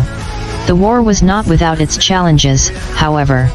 The NCR remained a formidable adversary, and they responded to the coalition's resurgence with brutal and calculated tactics. The conflict shifted from open battles to clandestine operations, as both sides sought to gain the upper hand through strategic maneuvering and intelligence gathering. Yet, the alliance led by Clone Johnny and his allies demonstrated remarkable resilience. They embraced the diversity of their newfound states, fostering cooperation and understanding among the factions that had joined forces. The Brotherhood of Steel's military expertise and technological prowess proved invaluable in their campaign to liberate states from the NCR's influence. The Reclaimers' dedication to redemption and rebuilding also played a vital role in winning the hearts and minds of the people. They helped restore hope and stability to regions ravaged by conflict, demonstrating that the coalition's vision was not just about war but also about healing the wounds of the past. With each victory, the alliance proved that their vision of unity was not a mere dream but a tangible reality. Settlements and factions that had long been at odds with each other found common ground under the banner of the 13 states of America. The wasteland was gradually transforming into a network of interconnected communities, all working towards a shared goal, a future free from the shackles of the NCR's domination. As the war entered its second year, the NCR found itself on the defensive, struggling to maintain control over territories that were slipping from their grasp. Clone Johnny and the leaders of the coalition knew that victory was not yet assured, but their momentum and determination were unshakable. The slow-burning war had evolved into a crusade for freedom, a testament to the power of hope and unity in the face of adversity. The fate of the post-apocalyptic world hung in the balance, as the 13 states of America and the NCR engaged in a battle of ideologies and military might. The road ahead was uncertain, but the people of the coalition were resolute. They had risen from the ashes of the Great War, united under the vision of a better future. With each day that passed, the slow-burning war brought them closer to the realization of their dreams, a united America, free from the specter of the past, and a beacon of hope for a world that had long been scarred by the fallout of the past. As the 13 states of America continued their campaign against the NCR, the alliance expanded its reach, eventually growing to encompass 25 states. Among these new additions were Alaska and Hawaii, which, although physically distant, had been in contact with the coalition via radio communications. Both states had managed to maintain their independence and were eager to support the vision of a united America. Alaska, a land of harsh winters and rugged wilderness, had long stood as a testament to the resilience of its people. Isolated from the continental United States, it had managed to survive the fallout of the Great War largely unscathed. When news of the 13 states of America's efforts to rebuild the nation reached Alaska, its leaders were inspired by the hope of unity, a dream that had seemed unattainable for so long. Through their radio communications, Alaska shared invaluable knowledge of surviving in extreme conditions and strategies for resource management. The coalition, in return, provided aid and support, helping Alaska expand its influence and bolster its defenses against potential threats. Meanwhile, Hawaii, a chain of volcanic islands in the middle of the Pacific Ocean, had faced a different set of challenges. Isolation had shielded Hawaii from the immediate devastation of the Great War, but it had also left them with limited resources and the constant threat of invasion from outsiders. The coalition's invitation to join the 13 states of America offered Hawaii an opportunity to find solidarity in a world that had long forgotten its existence. Clone Johnny Vanduke and the leaders of the coalition recognized that Hawaii's strategic location and unique resources would be invaluable assets in their fight against the NCR's dominance. Through careful diplomacy and the establishment of secure trade routes, Hawaii became an essential part of the coalition's network, providing access to rare resources and advanced technologies found on the islands. In return, the coalition ensured that Hawaii was no longer alone, offering them protection and support in the face of potential invaders. As the alliance continued to grow and diversify, it faced challenges and obstacles that tested its unity. The state's unique histories, cultures, and needs required careful navigation to ensure a cohesive front against the NCR's ambitions. Yet, in the face of these challenges, the 25 states of America remained steadfast. The spirit of unity and the vision of a better future kept the coalition together, forging bonds that transcended geographical distances and cultural differences. The 25 states found strength in their diversity, drawing inspiration from each other's resilience and determination. The slow-burning war against the NCR had expanded far beyond New Lancaster's initial vision. It had become a true crusade for freedom and a testament to the power of unity. The coalition, led by clone Johnny Vanduke, the Brotherhood of Steel, and the Reclaimers, stood as a formidable force against the NCR's dominance. With each victory, the alliance drew closer to its goal of liberating the continent from the shackles of the NCR's expansionist policies. The coalition's influence spread like wildfire, inspiring hope in those who had long suffered under the Republic's rule. Yet, the war was far from over. The NCR remained a formidable adversary, and the conflict showed no signs of abating. The road ahead was filled with uncertainty and challenges, but the coalition's unwavering determination and belief in the vision of a united America kept them pressing forward. As the years passed and the slow-burning war continued, the 25 states of America remained resolute in their pursuit of freedom and unity. Together, they stood as a beacon of hope in a world that had been scarred by the fallout of the past, and as a testament to the indomitable spirit of humanity, determined to forge a new destiny out of the ashes of the old world. Over the course of several years, the 25 states of America, led by clone Johnny Vanduke and the coalition of the Brotherhood of Steel, the Reclaimers, Alaska, Hawaii, and the other allied states, employed strategic military campaigns and diplomatic maneuvering to box in the NCR into a single state, California. The coalition's slow-burning war had borne fruit as more states joined their cause, seeking to break free from the NCR's dominance and embrace the vision of a united America. As their influence grew, they gained greater control over the territories surrounding California, steadily restricting the NCR's expansion and resources. The NCR, once a sprawling empire stretching across the continent, found itself isolated and surrounded by the forces of the coalition. The states that had once been under the Republic's control had now become part of a powerful alliance dedicated to putting an end to the NCR's ambitions. With each military campaign and territorial gain, the NCR's power waned, and their hold on the continent weakened. The once mighty Republic was now confined to California, finding itself cut off from its vast resources and stretched thin in the face of the coalition's relentless pressure. Clone Johnny and his allies recognized that the war was not just about territorial conquest but also about the hearts and minds of the people. They sought to win the support of the citizens living under NCR rule, appealing to their vision of a united and free America, where the mistakes of the past would not be repeated. As the coalition continued to push the NCR back, they ensured that the citizens of California were treated with respect and fairness, offering them an alternative to the Republic's authoritarian rule.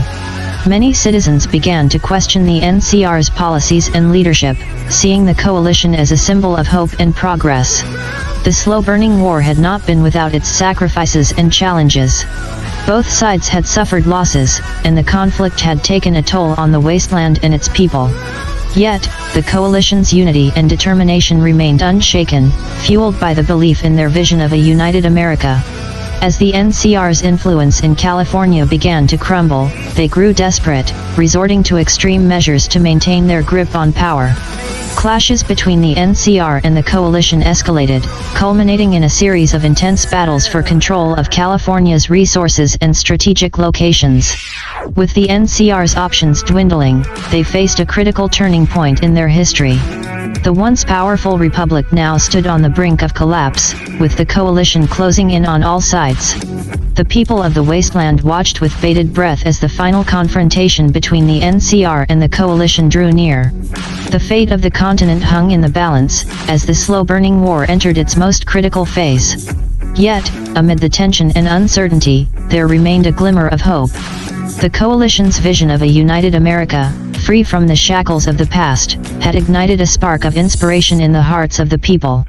They saw the potential for a brighter future, one where the wasteland would be transformed into a land of unity and prosperity.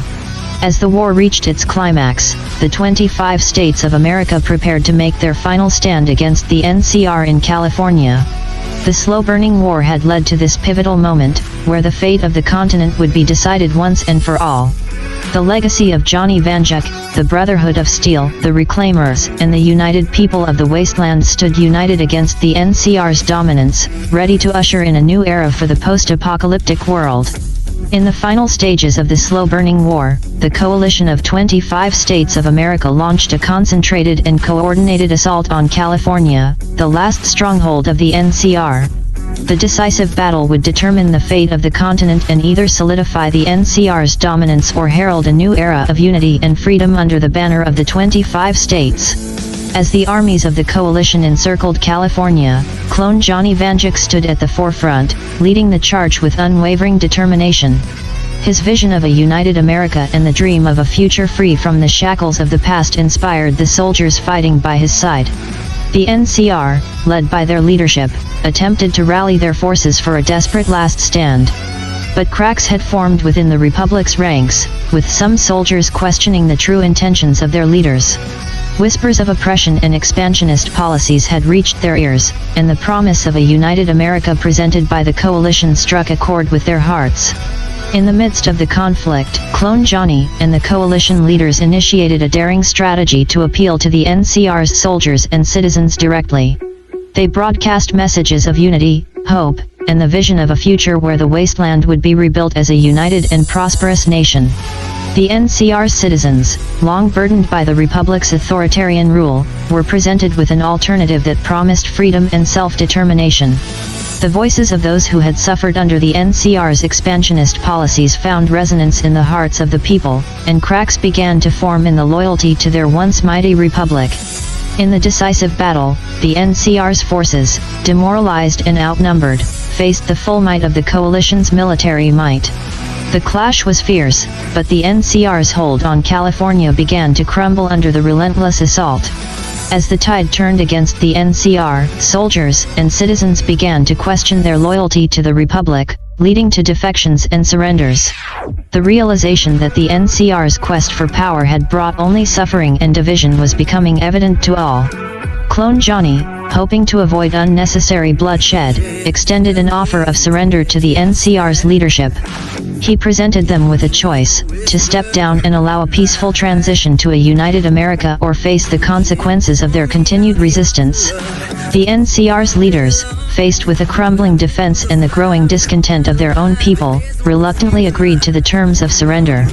In a momentous ceremony, the NCR formally relinquished their control over California, and the 25 states of America emerged as the sole governing authority of the continent. With the war now at an end, the wasteland began its transformation into a new era of unity and cooperation. The vision of a united America, once just a dream, had become a reality. The people of the 25 states stood united, dedicated to rebuilding their shattered world and learning from the mistakes of the past. Clone Johnny Vanduke, with the support of the Brotherhood of Steel, the Reclaimers, Alaska, Hawaii, and the rest of the coalition, assumed the mantle of leadership in this new America. They laid the foundations for a democratic society, one that embraced the diversity of the states and fostered cooperation and mutual respect.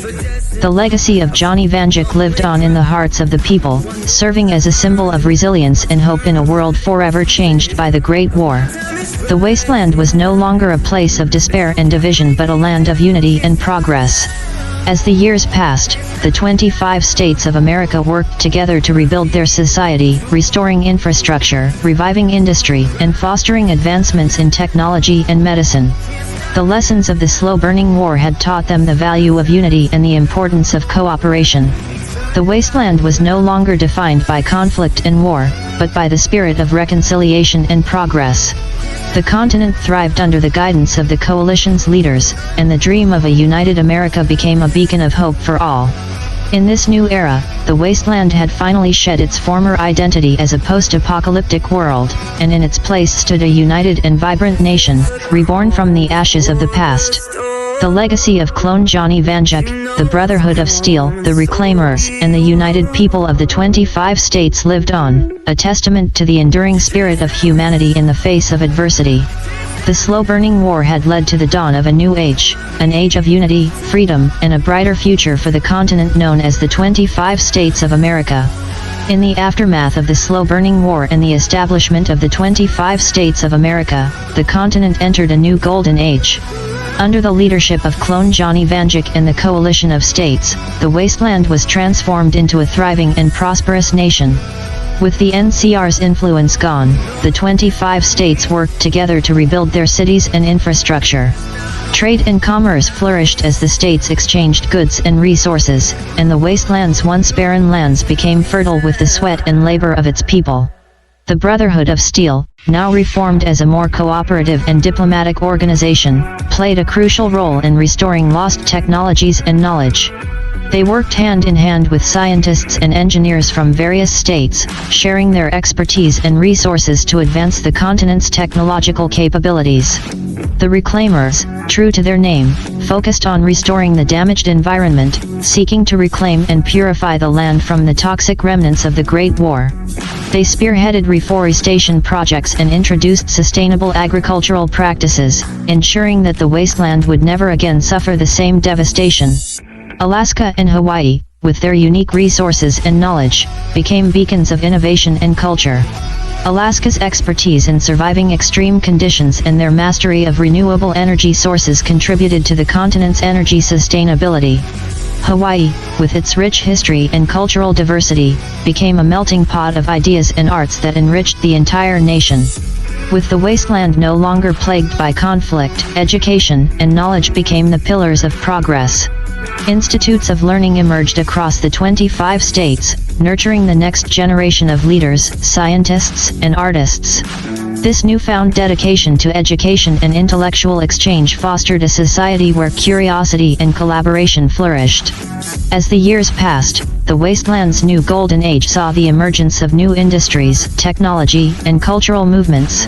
Trade routes extended beyond the continent, connecting the 25 states of America to other lands that had similarly rebuilt after the Great War. Clone Johnny Vanduke, the visionary leader who had united the continent, remained a symbol of hope and inspiration for generations to come. His vision of a united America had become a reality, and his memory was etched into the hearts of the people. The wasteland had transformed into a diverse and vibrant nation, where the scars of the past were no longer a burden but a reminder of the strength and resilience of its people. The slow-burning war had been the catalyst for this transformation, forging a united people who stood together in the face of adversity.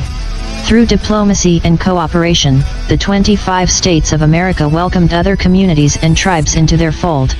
As the wasteland had once been a fractured and divided land, now it stood as a model of unity and progress, with a shared commitment to a brighter future.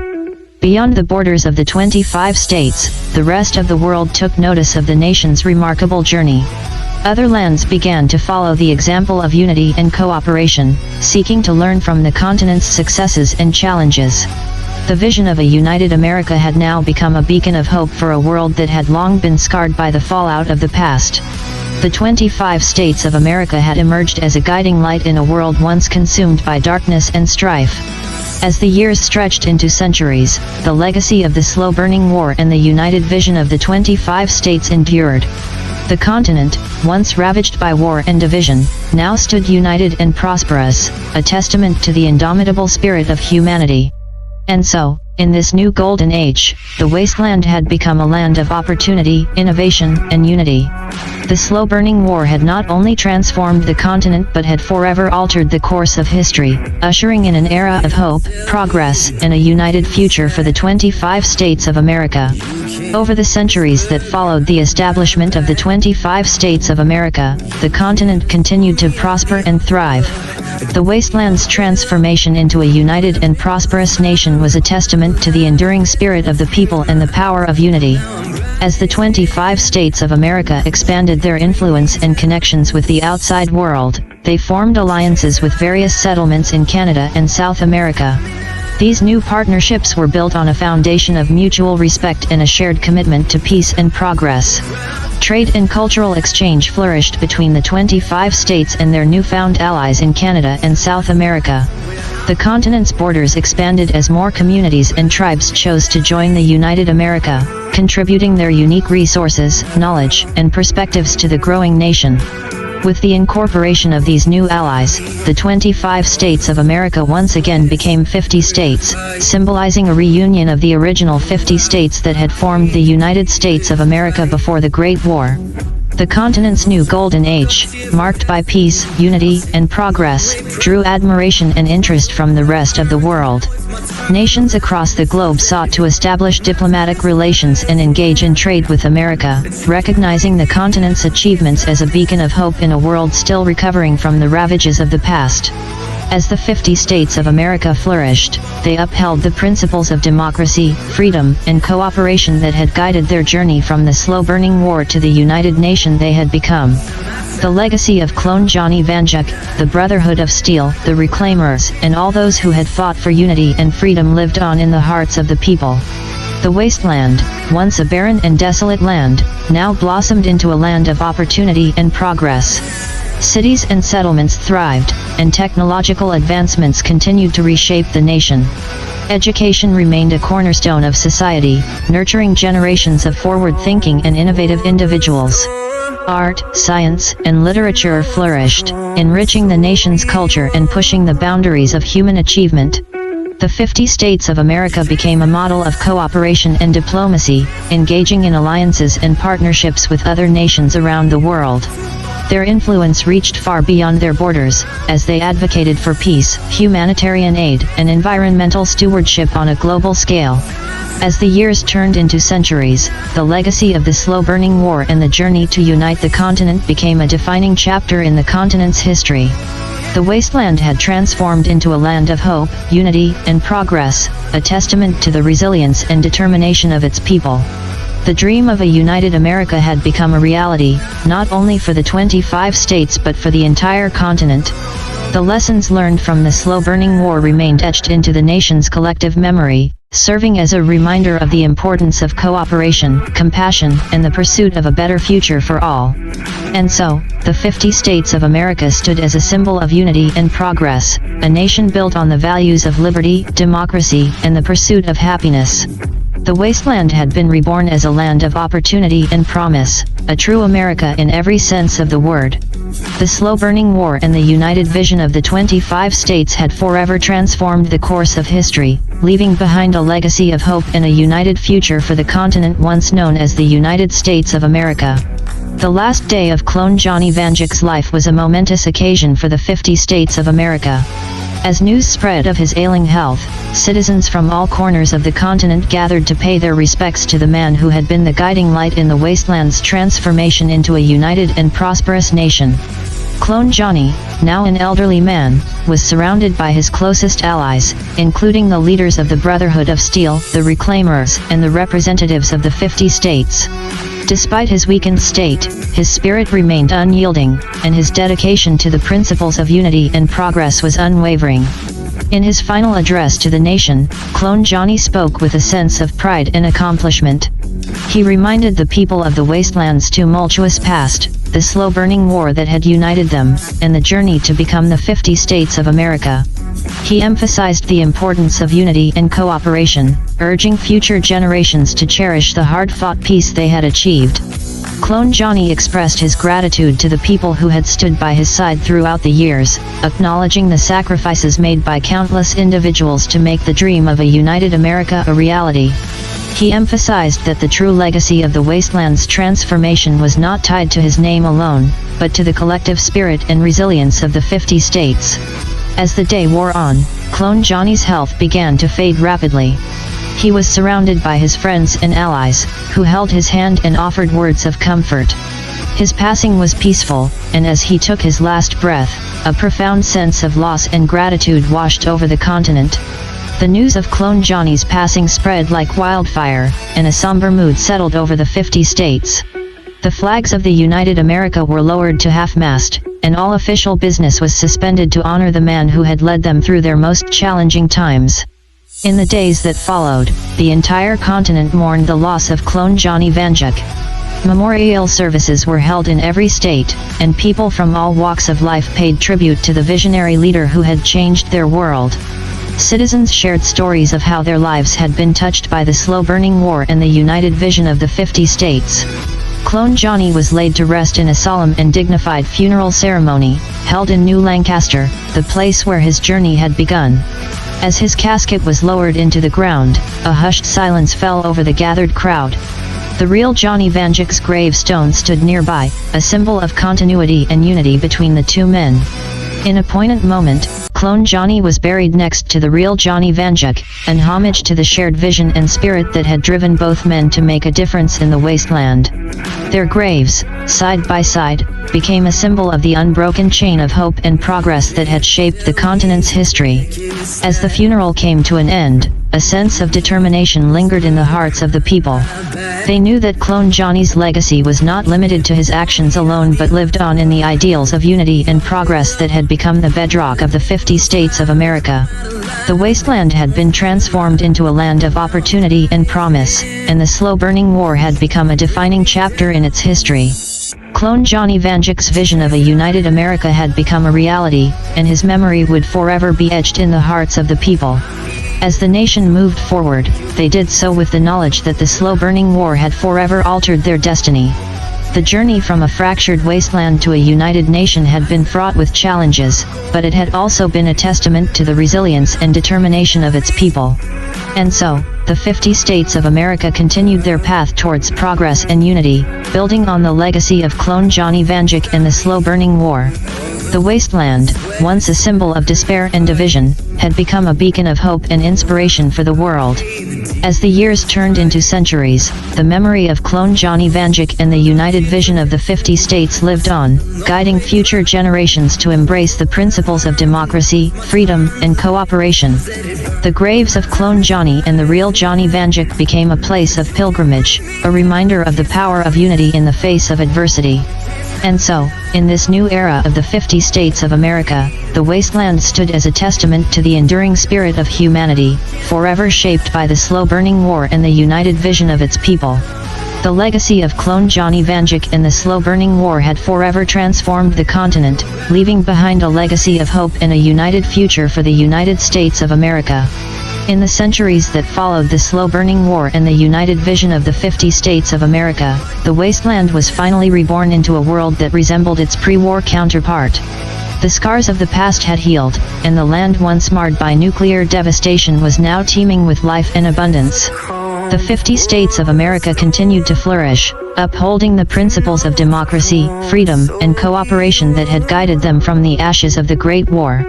The wasteland's transformation into a united and prosperous nation became a model for other lands, inspiring them to seek peace and progress in a world still grappling with the fallout of the past. Trade and cultural exchange between the 50 states and other nations flourished, fostering an era of global cooperation and unity. The wasteland, once a symbol of despair and destruction, became a symbol of hope and resilience for the entire world.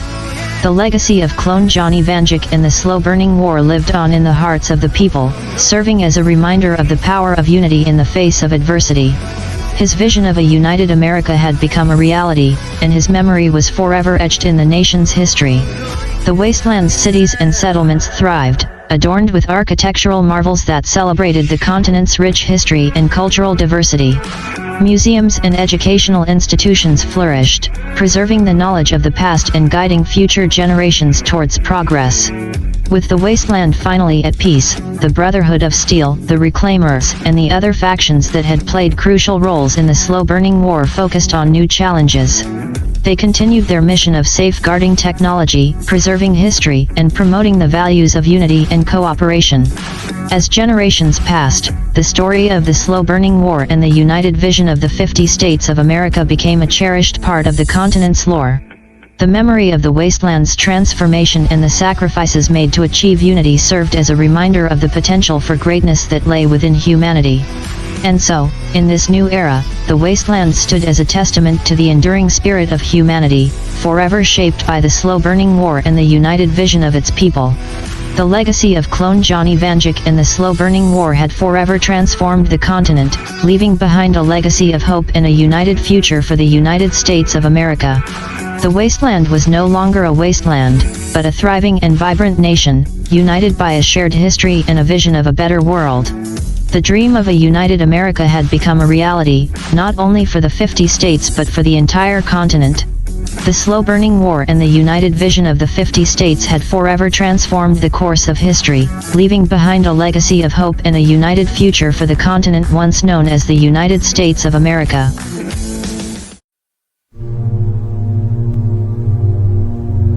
In the early days of Lancaster County, nestled within the wilds of Pennsylvania, a mist-laden marsh stood as an ominous sentinel, guarding secrets that even the bravest souls dared not approach.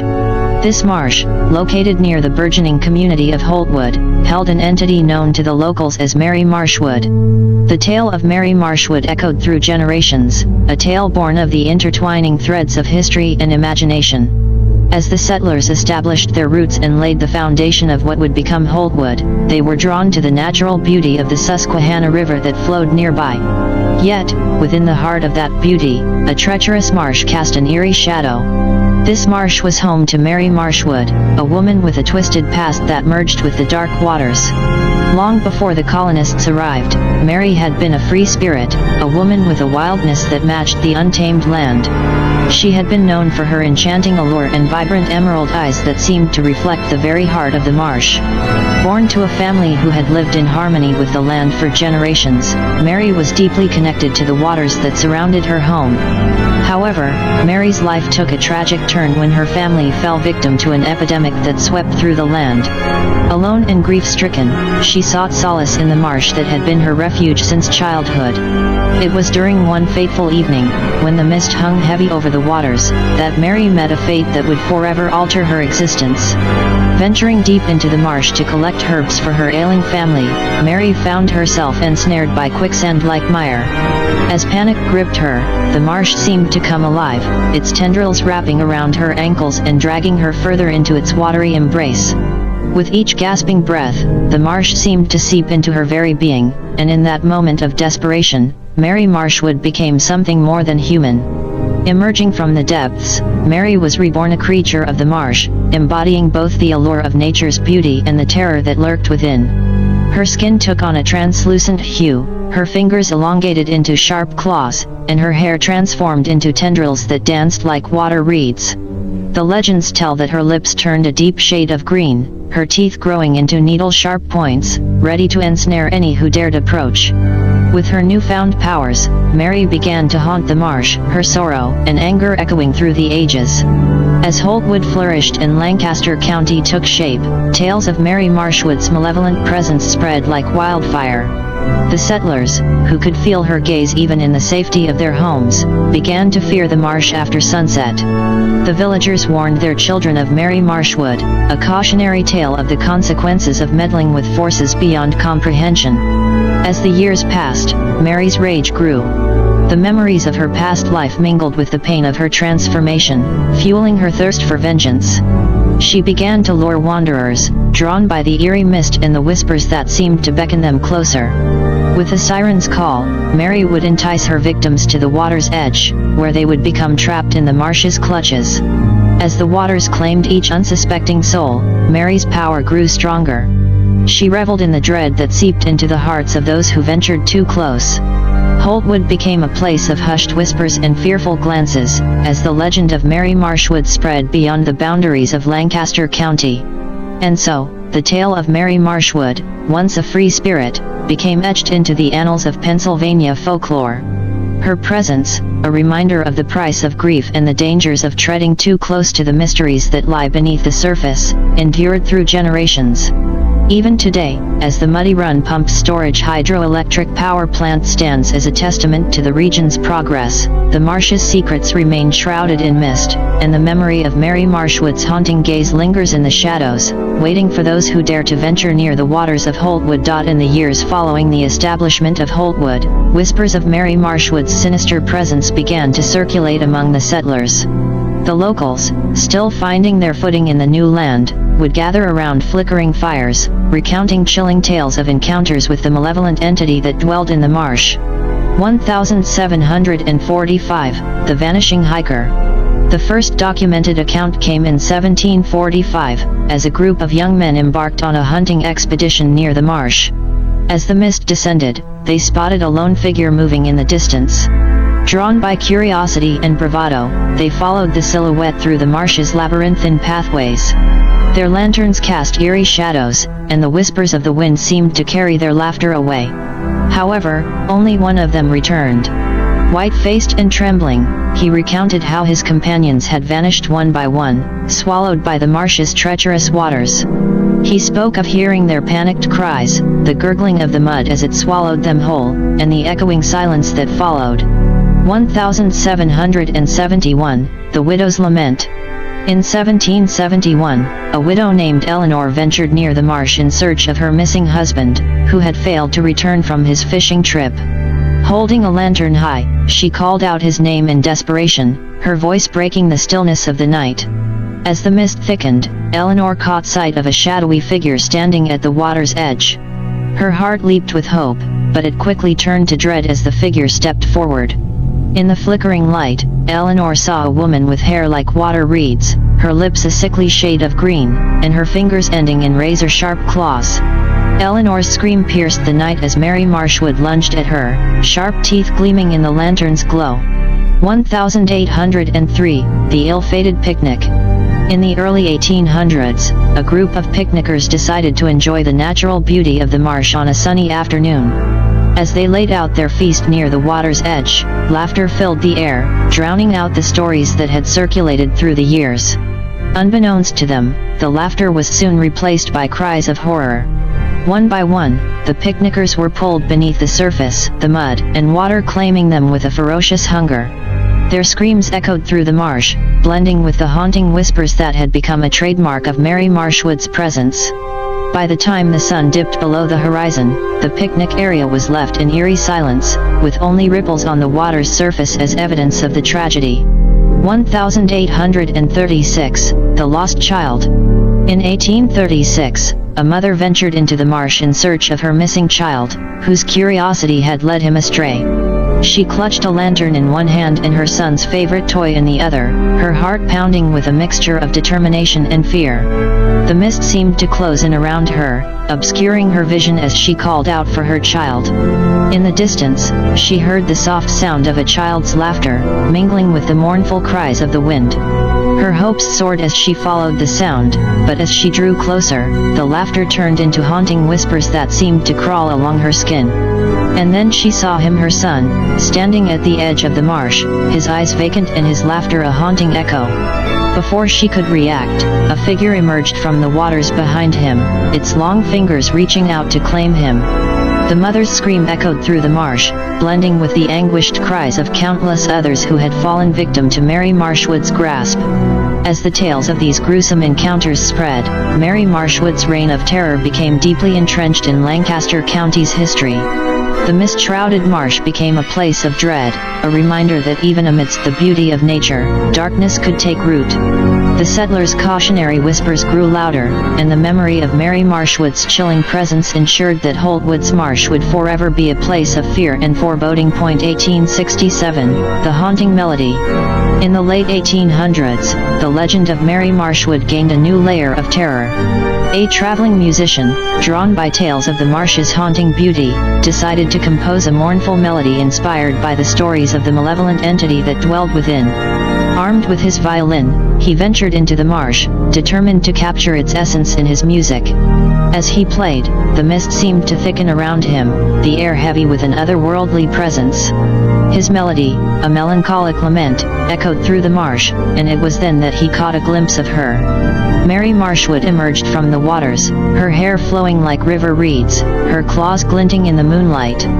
Fueled by a mixture of fascination and terror, the musician continued to play, his fingers dancing over the strings as though possessed. Mary's lips curled into a ghastly smile as she approached, her eyes locked onto his. With each note, the musician's energy seemed to wane, his life force draining with every chord. And then, as the final notes hung in the air, the musician's body crumbled to the ground, his eyes devoid of life. Mary Marshwood's laughter echoed through the marsh, a macabre symphony that blended with the fading echoes of the violin's last refrain. 1892, The Curious Historian. In 1892, a historian fascinated by Lancaster County's folklore embarked on a journey to uncover the truth behind the Mary Marshwood legend. Armed with notebooks, maps, and a steadfast resolve, he navigated the marsh's winding trails, determined to separate fact from fiction. Days turned into weeks, and the historian's obsession grew. He meticulously documented every step, every sound, and every sensation. But as he delved deeper into the marsh's heart, the air grew colder, and the whispers that once seemed distant became a constant presence. One night, as he huddled by his lantern, deciphering old manuscripts, a rustling sound caught his attention. He looked up just in time to glimpse a figure lurking in the shadows. Mary Marshwood emerged, her eyes fixated on the historian, her gaze a blend of curiosity and hunger. He tried to reason with her, to understand her story, but her laughter mingled with the mournful cries of the wind, drowning his words. As the historian's voice grew hoarse, he realized that he had ventured too close to the heart of the legend. Mary Marshwood's icy fingers brushed his skin, and the darkness of the marsh claimed him. 1938, The Unfinished Art. In the midst of the Great Depression, an artist seeking inspiration arrived in Holtwood, drawn by the tales of Mary Marshwood's haunting presence. Armed with canvases and brushes, he set out to capture the elusive essence of the marsh on his canvas. His paintings were a mix of beauty and darkness, capturing the eerie allure that had captured the hearts of generations. As he painted, the mist seemed to gather around him, wrapping him in a cocoon of isolation. The artist lost himself in his work, oblivious to the passage of time. But with each stroke of his brush, Mary Marshwood's presence grew stronger, her curiosity piqued by his attempt to encapsulate her essence. One night, as he worked on a particularly haunting piece, the artist felt a cold breath on the back of his neck. He turned to find Mary Marshwood standing before him, her eyes reflecting the depths of the marsh's secrets. She reached out, her fingers tracing the contours of his face, and a sense of foreboding washed over him. Desperation fueled the artist's brush strokes as he tried to capture her ethereal beauty, but as the first light of dawn broke, he realized that his art was incomplete. Mary Marshwood's laughter resonated through the marsh, her satisfaction evident as she faded into the mist. The artist's incomplete masterpiece remained a haunting reminder of his encounter with the malevolent entity that had claimed so many before him. These stories, woven through time, served as a tapestry of terror, each encounter with Mary Marshwood adding to her legacy of dread.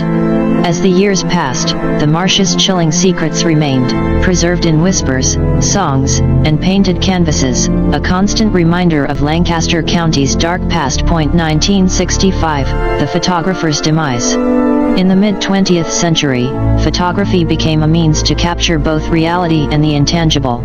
A photographer, drawn by the allure of the marsh and its legends, arrived in Holtwood armed with his camera.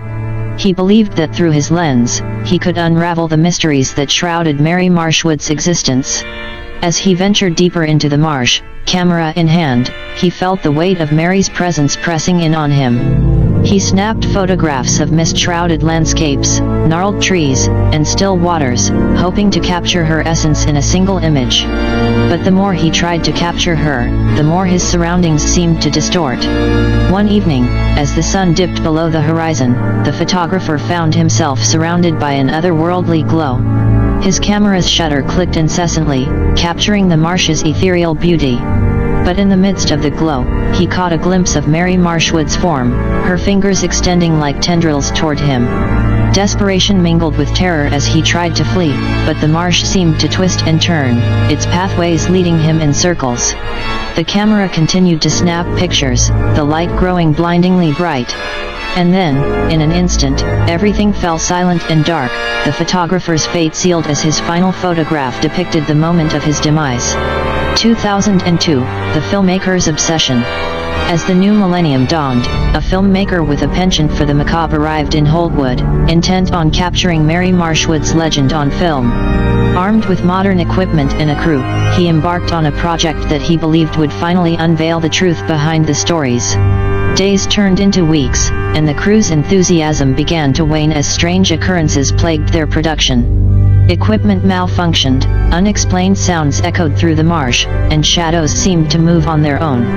The filmmaker dismissed these events as mere superstition, determined to create a masterpiece that would stand the test of time. During a night shoot, as the crew set up their equipment near the marsh's edge, a thick mist enveloped them. The filmmaker's camera captured the eerie atmosphere as he directed his actors. But as he reviewed the footage, he noticed something chilling: a figure lurking in the background, her presence hidden within the mist. As the filming continued, tensions within the crew grew. Each night seemed to bring new challenges, and the filmmaker's obsession with capturing Mary Marshwood's essence on film bordered on madness. One evening, as he watched the playback of a particularly intense scene, the mist seemed to seep through the screen, filling the room with an oppressive chill. And then, as the filmmaker gazed into the camera's lens, he saw her, Mary Marshwood, her eyes fixated on him, her lips curved into a sinister smile. The room grew colder, and a feeling of suffocation washed over him. The crew rushed to his aid, but by the time they reached him, he was gone, his body devoid of life and his eyes reflecting a terror that could only be attributed to his final encounter. 2019, the YouTuber's quest. In the digital age, tales of Mary Marshwood continued to captivate the imagination. A YouTuber, seeking to explore the dark side of Lancaster County, arrived in Holtwood armed with cameras, microphones, and a determination to uncover the truth. With each step into the marsh, he chronicled his journey, blending history with legend. His videos gained a following, each installment drawing viewers deeper into the mysteries that surrounded Mary Marshwood. Yet, with each upload, a sense of unease seemed to permeate the comments section, as viewers claimed to hear whispers and see shadows in the background. One night, as he recorded a segment near the marsh's edge, the mist thickened around him, the air growing frigid. His camera captured the eerie atmosphere, his voice quivering as he recounted the tales he had unearthed. But as he reviewed the footage, he noticed a figure standing amidst the mist, a woman with eyes like emeralds, staring directly into the camera. As his investigation continued, the YouTuber's demeanor grew increasingly erratic. He would venture into the marsh at odd hours, his eyes reflecting a mix of obsession and fear. His videos became disjointed, his words laced with a sense of urgency. And then, one day, he uploaded a final video, a raw, unedited stream from within the marsh. Viewers watched in horror as he walked deeper into the mist, his voice shaking, his footsteps echoing in the darkness. And then, in an instant, the feed cut off, leaving only static and the haunting sensation that something malevolent had claimed him. Through the decades, the tales of Mary Marshwood evolved and adapted, leaving a trail of horror that transcended time. The marsh, once a place of beauty and serenity, stood as a testament to the darkness that could lurk within even the most tranquil landscapes. The stories continued to be told, passed down through generations, a reminder that some legends are born of darkness and refuse to fade away. Amid the chaotic scene of flashing lights and emergency personnel, a chilling air of uncertainty hung over the abandoned part of Little Britain, Pennsylvania. The presence of ambulances, police, firemen, and investigators hinted at the unfolding of a grim and mysterious event. Crowds gathered, their whispers carried by the wind, as they watched the aftermath of the confrontation between humanity and the unknown. Standing near the lifeless body of the monstrous creature that had terrorized the local towns, the investigators turned their attention to a man who bore the air of someone who had seen the darkest corners of reality. He recounted the tale of his encounter, explaining how he had managed to take down the aberration that had been causing havoc among the unsuspecting townsfolk. "Well, thank you," one of the investigators said, his voice carrying a mix of gratitude and relief. "These things have been causing a problem for the local towns. What are you going to do now?" The man, his gaze steady and resolute, glanced over the scene with a sense of finality. Just as he was about to answer, his phone buzzed with a notification, drawing his attention away from the conversation. A video played on the screen, depicting the final moments of a YouTuber whose fate had intertwined with the legends that had echoed through time. As the video played, the man's expression remained unchanged, his eyes reflecting a depth of understanding that went beyond the surface of the screen.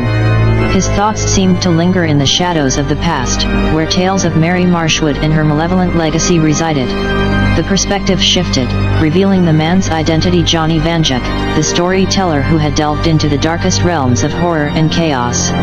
His eyes, keen as they were, held a piercing awareness, and the .44 Magnum holstered at his hip hinted at a readiness for whatever lay ahead.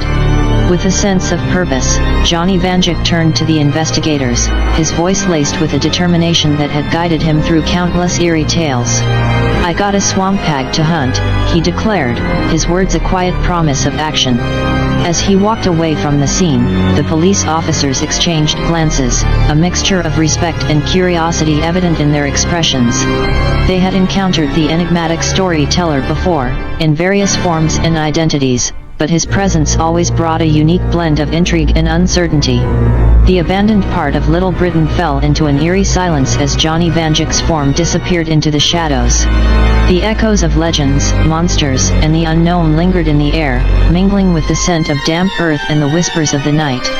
And in that moment, as the tale continued to unfold, it was clear that darkness and dread were never truly banished, only confronted by those with the courage to face them head-on. As Johnny Vanduke ventured closer to Holtwood, the atmosphere grew heavy with an eerie anticipation.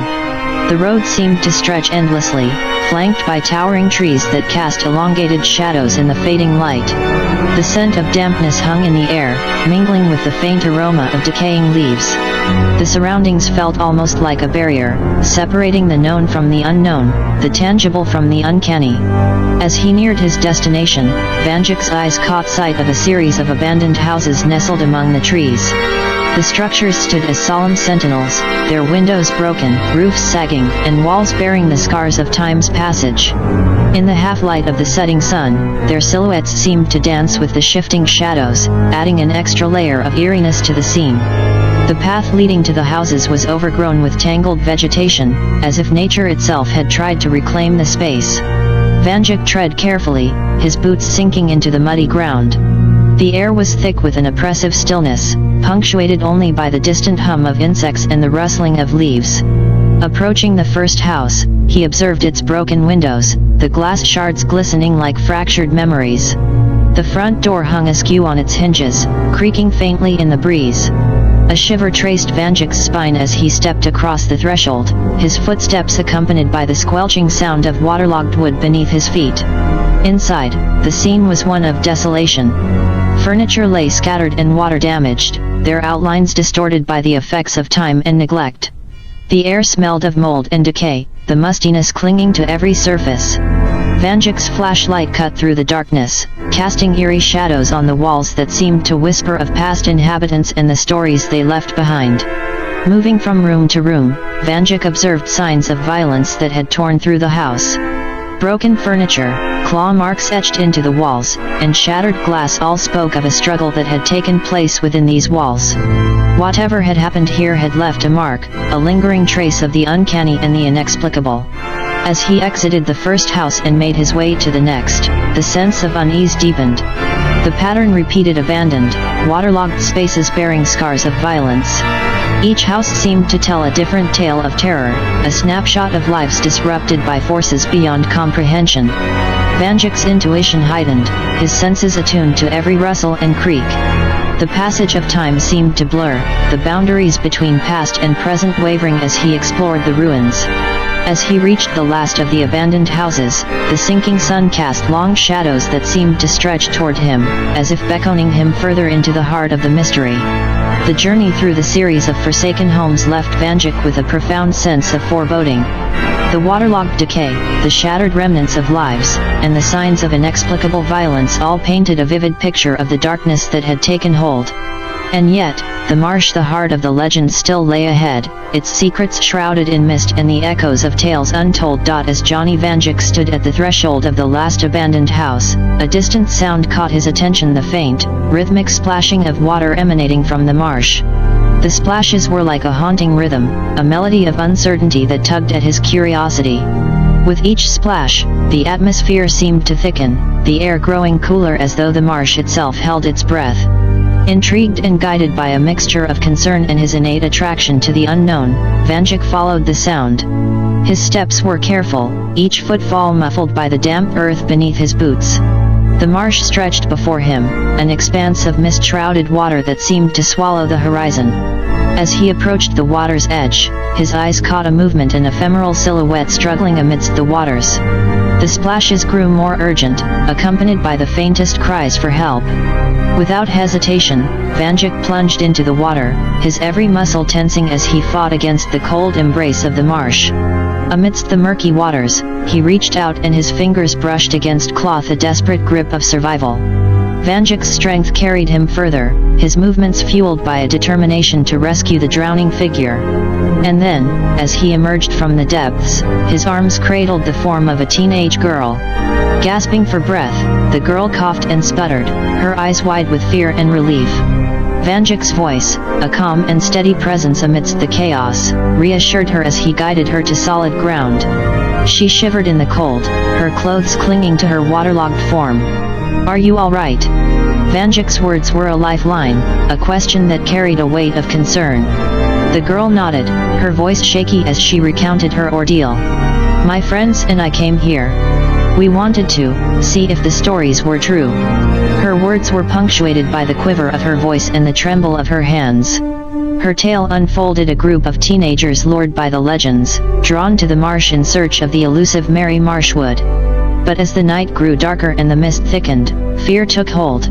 Their laughter turned to uneasy whispers, their bravado shattered by the sense that they were not alone. "They saw her," the girl continued, her eyes haunted by the memory. "A figure emerging from the mist, those green eyes, and they ran. Left me behind." Vanduke's gaze, a mixture of understanding and empathy, met hers. He had seen the echoes of similar tales play out in countless stories, the fragility of courage in the face of the unknown. "It's all right now," he reassured her, his voice a soothing balm. "You're safe." As the marsh's mist clung to the air, the two stood on the precipice of the legend. The echoes of the girl's friends, scarred by the encounter, seemed to linger like ghosts in the mist. And in that moment, amidst the stories and the shadows, Vanduke's presence was a testament to the resilience that drove humanity to confront the darkness, to face the legends that echoed through time. As Johnny Vanduke and the teenage girl stood on the edge of the mist-shrouded marsh, their gazes scanned the surroundings, searching for any sign of the girl's friends. The air was heavy with the weight of anticipation, and the silence seemed to stretch into eternity. With each passing moment, the unease that had settled over the marsh grew more palpable. Vanduke's flashlight cut through the mist, its beam revealing the contours of the landscape, gnarled trees, tangled underbrush, and the still waters that seemed to hold secrets of their own. The girl's breath was shaky, her eyes flickering from one shadow to the next, as if expecting her friends to emerge at any moment. "Are you sure they're not just hiding?" Vanduke's voice was gentle, his words a blend of curiosity and concern. The girl nodded, her voice trembling. "They wouldn't have left me alone, not like this." A gust of wind rustled the trees, their leaves whispering secrets that remained just out of reach. The mist seemed to weave a tapestry of uncertainty, where reality and the unknown converged. As the minutes ticked by, Vanduke's instincts told him that something was amiss. There was an undercurrent of danger that lingered just beneath the surface. Vanduke motioned for the girl to stay close as he began to navigate the marsh's edge, his senses attuned to every rustle and movement. The water's surface was like a mirror, reflecting distorted images of the landscape. Shadows danced in the corners of his vision, hinting at a presence that remained elusive. The girl's footsteps were soft but laden with apprehension as they moved in tandem with Vanduke's. Their search took them deeper into the marsh, each step an exploration of the unknown. The splashes that had drawn Vanduke here seemed to have faded, replaced by an almost suffocating stillness. As they continued their search, their surroundings seemed to shift. The mist grew thicker, and the shapes of the trees seemed to twist and distort. The marsh had a way of playing tricks on perception, blurring the lines between reality and imagination. Vanduke's flashlight beam caught something glinting in the distance, a glimmer of metal amidst the underbrush.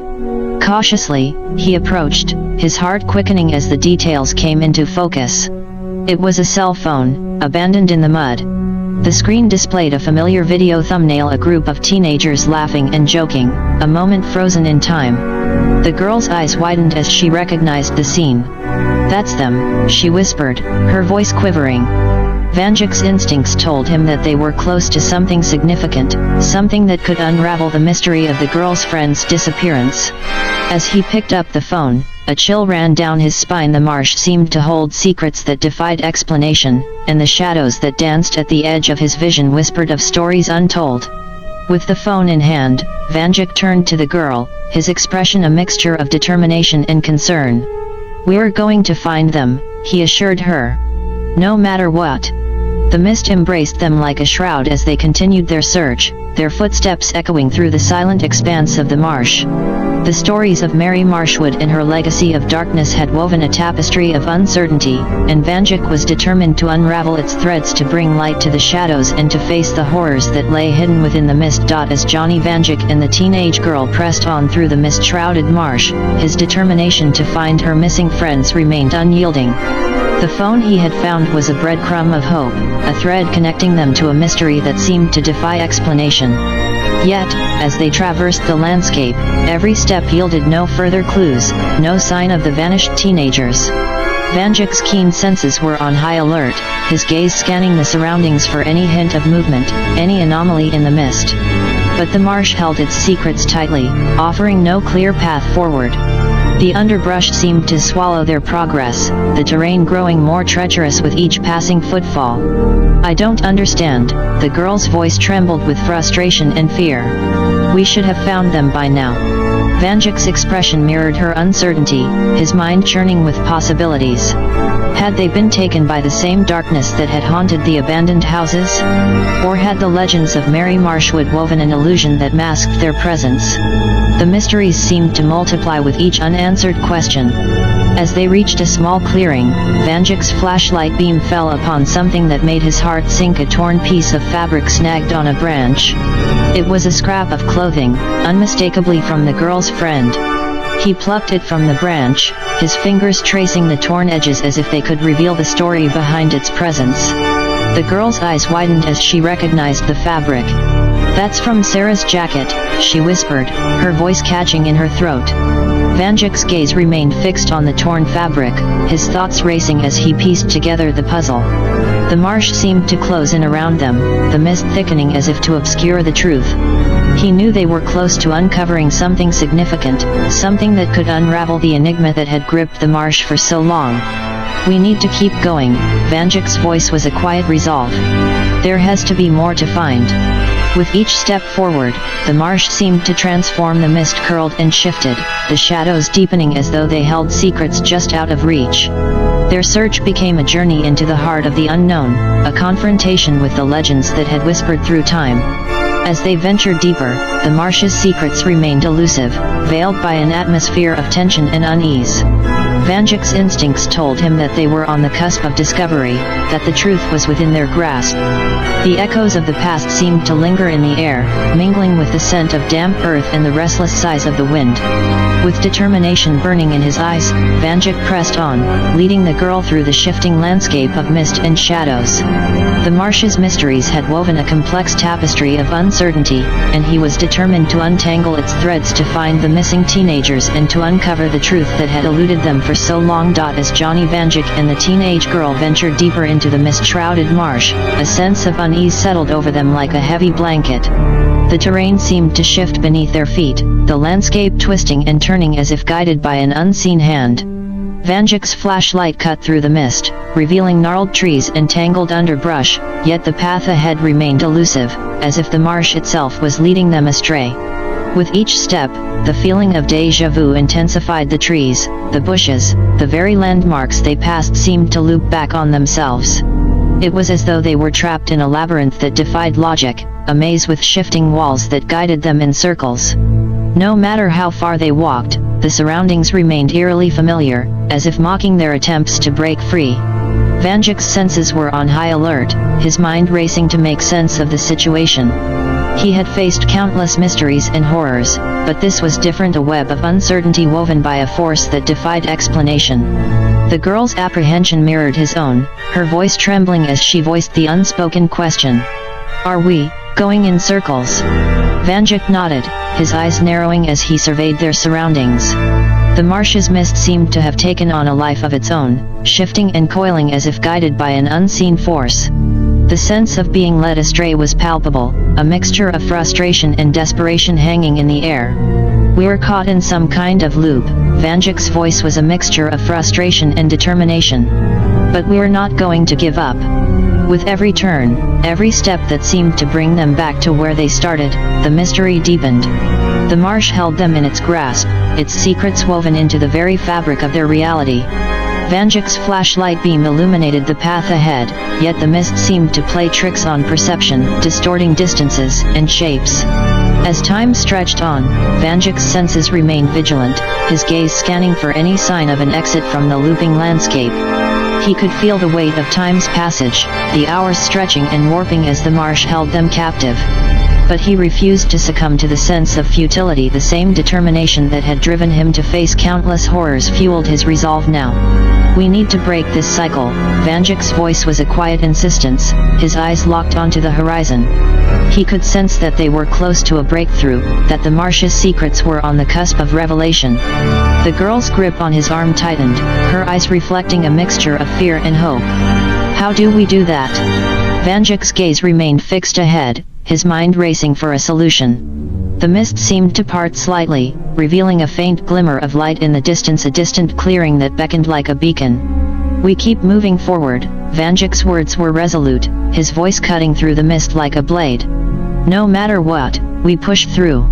We're not going to let this place control us." With the clearing as their goal, Vanduke and the girl pressed forward, their footsteps a determined rhythm against the shifting ground. The marsh's attempts to ensnare them in its cycle seemed to intensify, the mist growing thicker, the shadows more menacing. But Vanduke's resolve was unshakable, his determination a beacon of light in the darkness. As they approached the clearing, a sense of triumph surged within him, a realization that their willpower was stronger than the marsh's tricks. The mist seemed to relent, the path before them remaining clear as they stepped into the clearing, victorious against the cycle that had sought to confine them. The marsh's mysteries were far from unraveled, but Vanduke's victory over its attempts to lead them astray was a testament to the strength of human spirit, the same spirit that had driven him to confront legends, horrors, and darkness throughout his journey.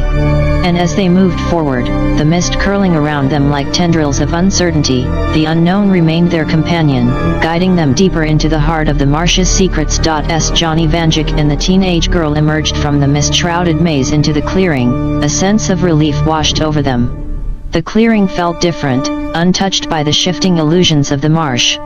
The air was heavy with the scent of damp earth, but it lacked the suffocating tension that had characterized their journey through the looping landscape. Vanduke's eyes remained vigilant, his senses attuned to the surroundings. He could feel the weight of the marsh's mysteries pressing upon him, a reminder that they were far from the heart of its secrets. Despite the victory over the cycle, the unknown still held sway over the landscape.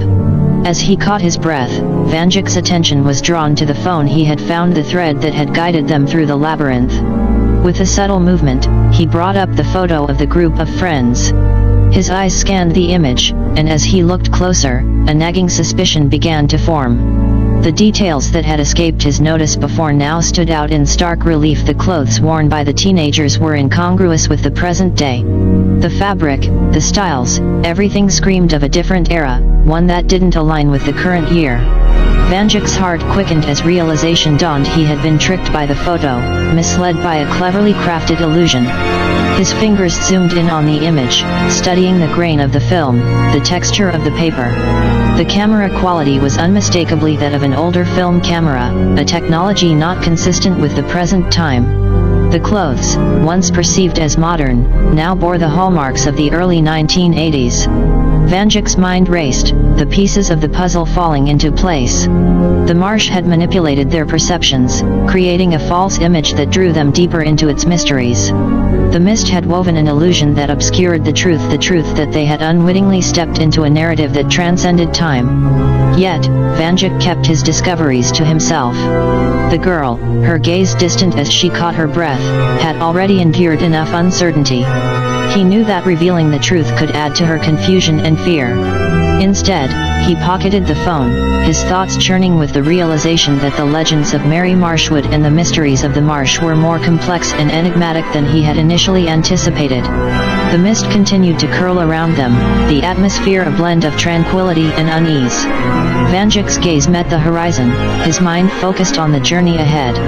The girl's presence was a reminder that he was not alone in his pursuit of truth, that the mysteries of the marsh were a shared endeavor. As they stood in the clearing, the echoes of time seemed to whisper through the mist, hinting at the layers of history that had woven the legends into reality. Vanduke's determination burned brighter, his resolve unshaken by the challenges that lay ahead. The marsh's enigma had deepened, but Vanduke was ready to uncover the layers of darkness that had cloaked its secrets for so long. As Johnny Vanduke and the teenage girl stood in the clearing, the mist curling around them like tendrils of uncertainty, his senses remained attuned to the subtle nuances of their surroundings. The weight of the marsh's mysteries lingered in the air, a constant reminder of the enigma that lay ahead. Despite their victory over the looping cycle, Vanduke's instincts told him that they were far from the heart of the legends that had drawn him here. His attention shifted to the girl at his side, his eyes studying her form as she caught her breath. A subtle detail struck him: she was still soaking wet, her clothes clinging to her as if they had just emerged from the water. A frown tugged at the corners of his lips as he considered the anomaly. The passage of time since they had left the water should have allowed her clothes to dry at least somewhat. Vanduke's mind raced through possibilities, his analytical nature probing the situation. He glanced around, his thoughts drawn to the mist that seemed to hold secrets of its own. The marsh's illusions had already proven powerful, and he couldn't shake the suspicion that their encounter with the mist might have left a lingering effect. Yet, he kept his observations to himself. The girl had already endured a journey fraught with uncertainty and fear. Voicing his suspicions could add to her distress, and Vanduke was determined to keep her as calm and focused as possible. Instead, he offered a reassuring smile, his words meant to redirect her attention. "We're making progress," he said, his voice steady and confident. "We've overcome the marsh's tricks so far. We're going to find out what happened to your friends." The girl's eyes met his, a mixture of gratitude and trepidation reflected in her gaze. She nodded, her trust in Vanduke's expertise evident. As they continued their journey, the mist seemed to recede slightly, revealing a path that beckoned them further into the marsh's depths. Vanduke's mind remained alert, his senses scanning for any sign of a new illusion or trap. The marsh's enigma was a maze of uncertainty, its secrets buried beneath layers of mist and shadows. The echoes of legends and the mysteries of time seemed to converge in this place, and Vanduke was determined to unravel their threads. As they moved forward, the mist's embrace clung to them like a shroud, yet Vanduke's focus remained unshaken. He would uncover the truth that had eluded them, the truth behind Mary Marshwood, the legends, and the anomalies that had drawn him into this narrative. And in the midst of uncertainty, he would stand as a beacon of resilience, driven by a determination to face whatever darkness lay ahead. As Johnny Vanduke and the teenage girl reached the campsite by the water, the sense of unease seemed to intensify. The mist curled around them like tendrils of uncertainty, casting an otherworldly hue over the surroundings. The marsh's secrets were close, a palpable weight that hung in the air. Vanduke's instincts remained on high alert, his eyes scanning the campsite for any sign of the truth that had eluded them. But it was the girl's reaction that caught his attention, her anger, her frustration. She seemed consumed by a rage that burned just beneath the surface, her gaze fixed on the garbage that marred the natural beauty of the area. As he observed her, Vanduke's attention was drawn to a spare change of clothes, identical to what the girl was wearing, neatly placed on a chair.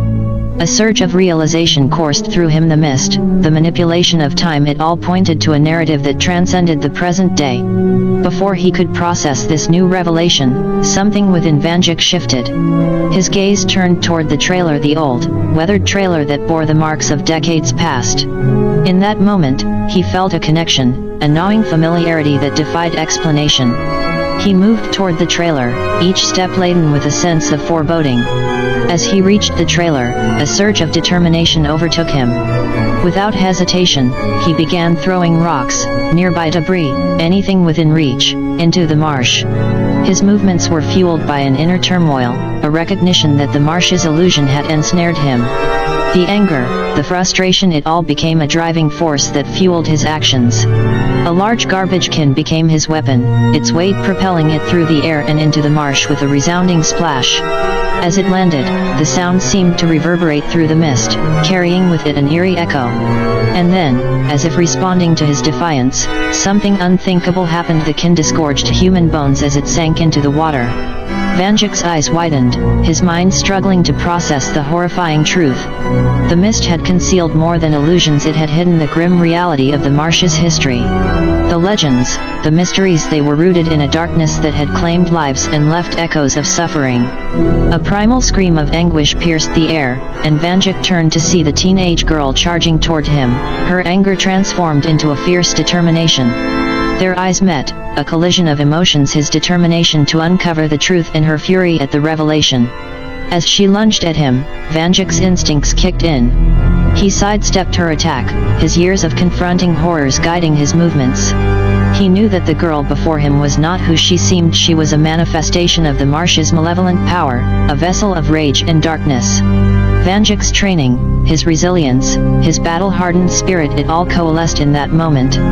He deflected her blows, his movements precise and calculated.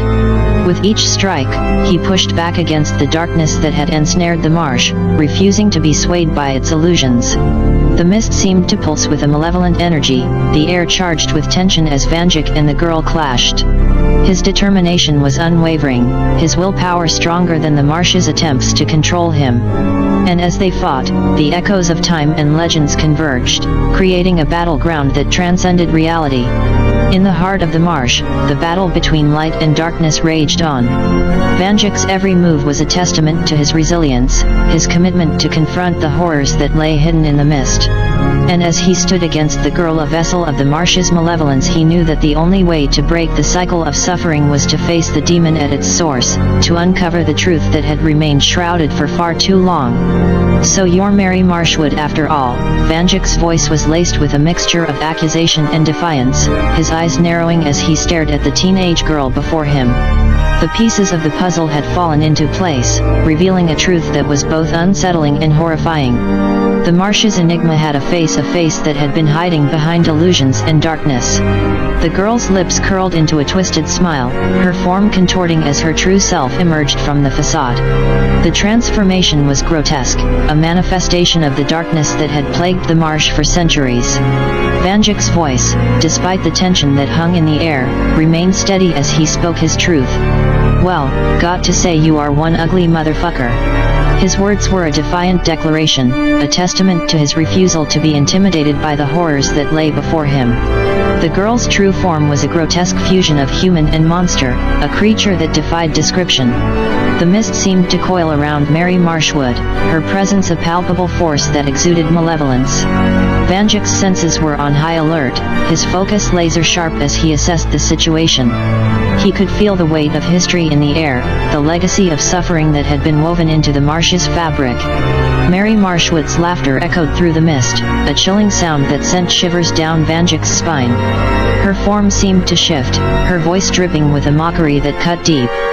"You humans are always so quick to judge based on appearances." Vanduke's grip tightened on his flashlight, his knuckles white with determination. He had faced horrors before, monsters, demons, and creatures that defied the imagination.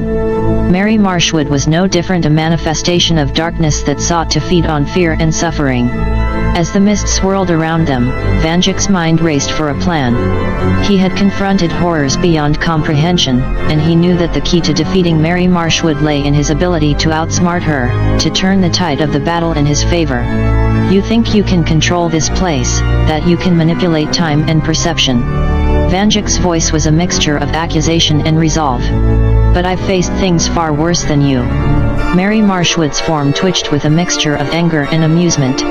Her power was undeniable, a force that had shaped the legends and tragedies that had unfolded in the marsh for centuries. Yet, Vanduke's defiance was unyielding, a reminder that the human spirit was a force to be reckoned with. In the heart of the mist-shrouded marsh, the battle between light and darkness raged on. Vanduke's flashlight beam cut through the fog, his every movement calculated as he faced the embodiment of the legends that had drawn him here. The echoes of history and suffering converged, and as Vanduke stood against Mary Marshwood, he knew that the battle was not just for his own survival, but for the truth that had remained obscured for far too long. As Mary Marshwood's power surged, her malevolent force knocking Johnny Vanduke into the marsh, a maelstrom of struggle and darkness consumed him. The water seemed to close in around him, its weight pressing down on his senses as he fought against the current. Panic and determination waged war within him, his instincts urging him to break free from the suffocating grip of the marsh. Time stretched and twisted, each moment a battle against the overwhelming force that sought to drag him into the abyss. But just as his strength was waning, as the darkness seemed poised to claim him, a figure emerged from the mist, a hand reaching out, grasping his own. With a surge of strength that bordered on miraculous, Johnny Vanduke was pulled from the water, his body gasping for air as he was hauled onto solid ground. Blinking through the mist and disorientation, his gaze met the face of the man who had saved him, an older version of himself, the Johnny Vanduke of Vault 717. Recognition flickered in their eyes, a history shared across different worlds, a connection that transcended time and place. The older Johnny, his features weathered by the harsh realities of his world, extended a hand to help the drenched and disoriented Johnny to his feet. "We meet again," the older Johnny's voice held a mixture of weariness and camaraderie. "Looks like the marsh has a way of bringing us together, across dimensions." Vanduke's breath was ragged as he nodded, his gaze still taking in his surroundings, the mist-shrouded landscape that had ensnared him, the echoes of legends and darkness that had drawn him here. He could feel the resonance of their shared experiences, the battles they had fought, the horrors they had confronted. The older Johnny's .44 Magnum glinted in the mist, a symbol of experience and survival. His night-seeing eyes, a testament to his resilience in a world of chaos, seemed to pierce through the fog. Their meeting was a convergence of past and future, a collision of worlds that defied explanation. "I couldn't just stand by when I saw someone struggling." The older Johnny's gaze was steady, his voice carrying the weight of a lifetime of challenges. "Especially not when that someone is me." As the mist swirled around them, Vanduke's mind raced with questions and possibilities. The legends of Mary Marshwood, the mysteries of the marsh, and now the presence of his older self. It was a tapestry of complexity that he was only beginning to unravel. The older Johnny's gaze met his, a silent understanding passing between them. "We're in this together, across dimensions and time," he said, his voice carrying a note of determination. "It's time to face the darkness and uncover the truth that's been hidden for too long." Their shared resolve hung in the air, a testament to the strength of human spirit, the resilience that had carried them through battles and horrors. As they stood together, the mist curling around them like a shroud, the mysteries of the marsh and the enigma of legends converged. The echoes of their past encounters, the battles they had fought and the darkness they had confronted, seemed to set the stage for a confrontation that would transcend time and reality. As the mist continued to shroud the landscape, the presence of Mary Marshwood lingered like a specter, a reminder that the heart of the marsh's darkness had not yet been extinguished. The older Johnny Vanduke's presence added a layer of determination, a shared resolve to confront the malevolent force that had ensnared the marsh for centuries. Mary Marshwood's form shifted in the mist, her eyes fixed on the two Johnny Vandukes who stood before her. Her laughter echoed through the air, a chilling sound that seemed to reverberate with the weight of time. "Two of you now? How intriguing. But you can't escape the grip of the marsh, no matter how many versions of yourselves you bring." The older Johnny's grip on his .44 Magnum tightened, his night-seeing eyes locked onto Mary Marshwood with a mixture of wariness and readiness.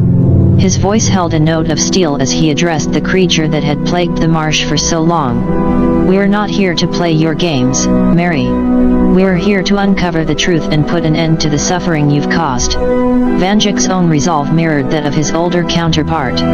The confrontation was inevitable, the clash between light and darkness, between the echoes of legends and the power of human determination. The marsh's enigma seemed to thicken, the mist curling around Mary Marshwood like a cloak of malevolence. With a sudden movement, Mary Marshwood's form shifted, her features contorting into an expression of rage. The mist itself seemed to surge, a wave of darkness that lashed out with an otherworldly force. Yet, the two Johnny Vanjukis stood their ground, their shared determination acting as a shield against the onslaught. "Your tricks won't work on us." Vanduke's voice was a resolute declaration, his flashlight beam cutting through the mist like a beacon of defiance. The older Johnny's .44 Magnum erupted in a burst of gunfire, the shots punctuating the mist with sparks of light. Mary Marshwood's form recoiled, the force of the bullets sending shockwaves through her manifestation. It was a battle of wills, of determination against malevolence, a clash that reverberated through the mist-shrouded marsh. As the mist swirled and the echoes of time seemed to collide, the confrontation intensified.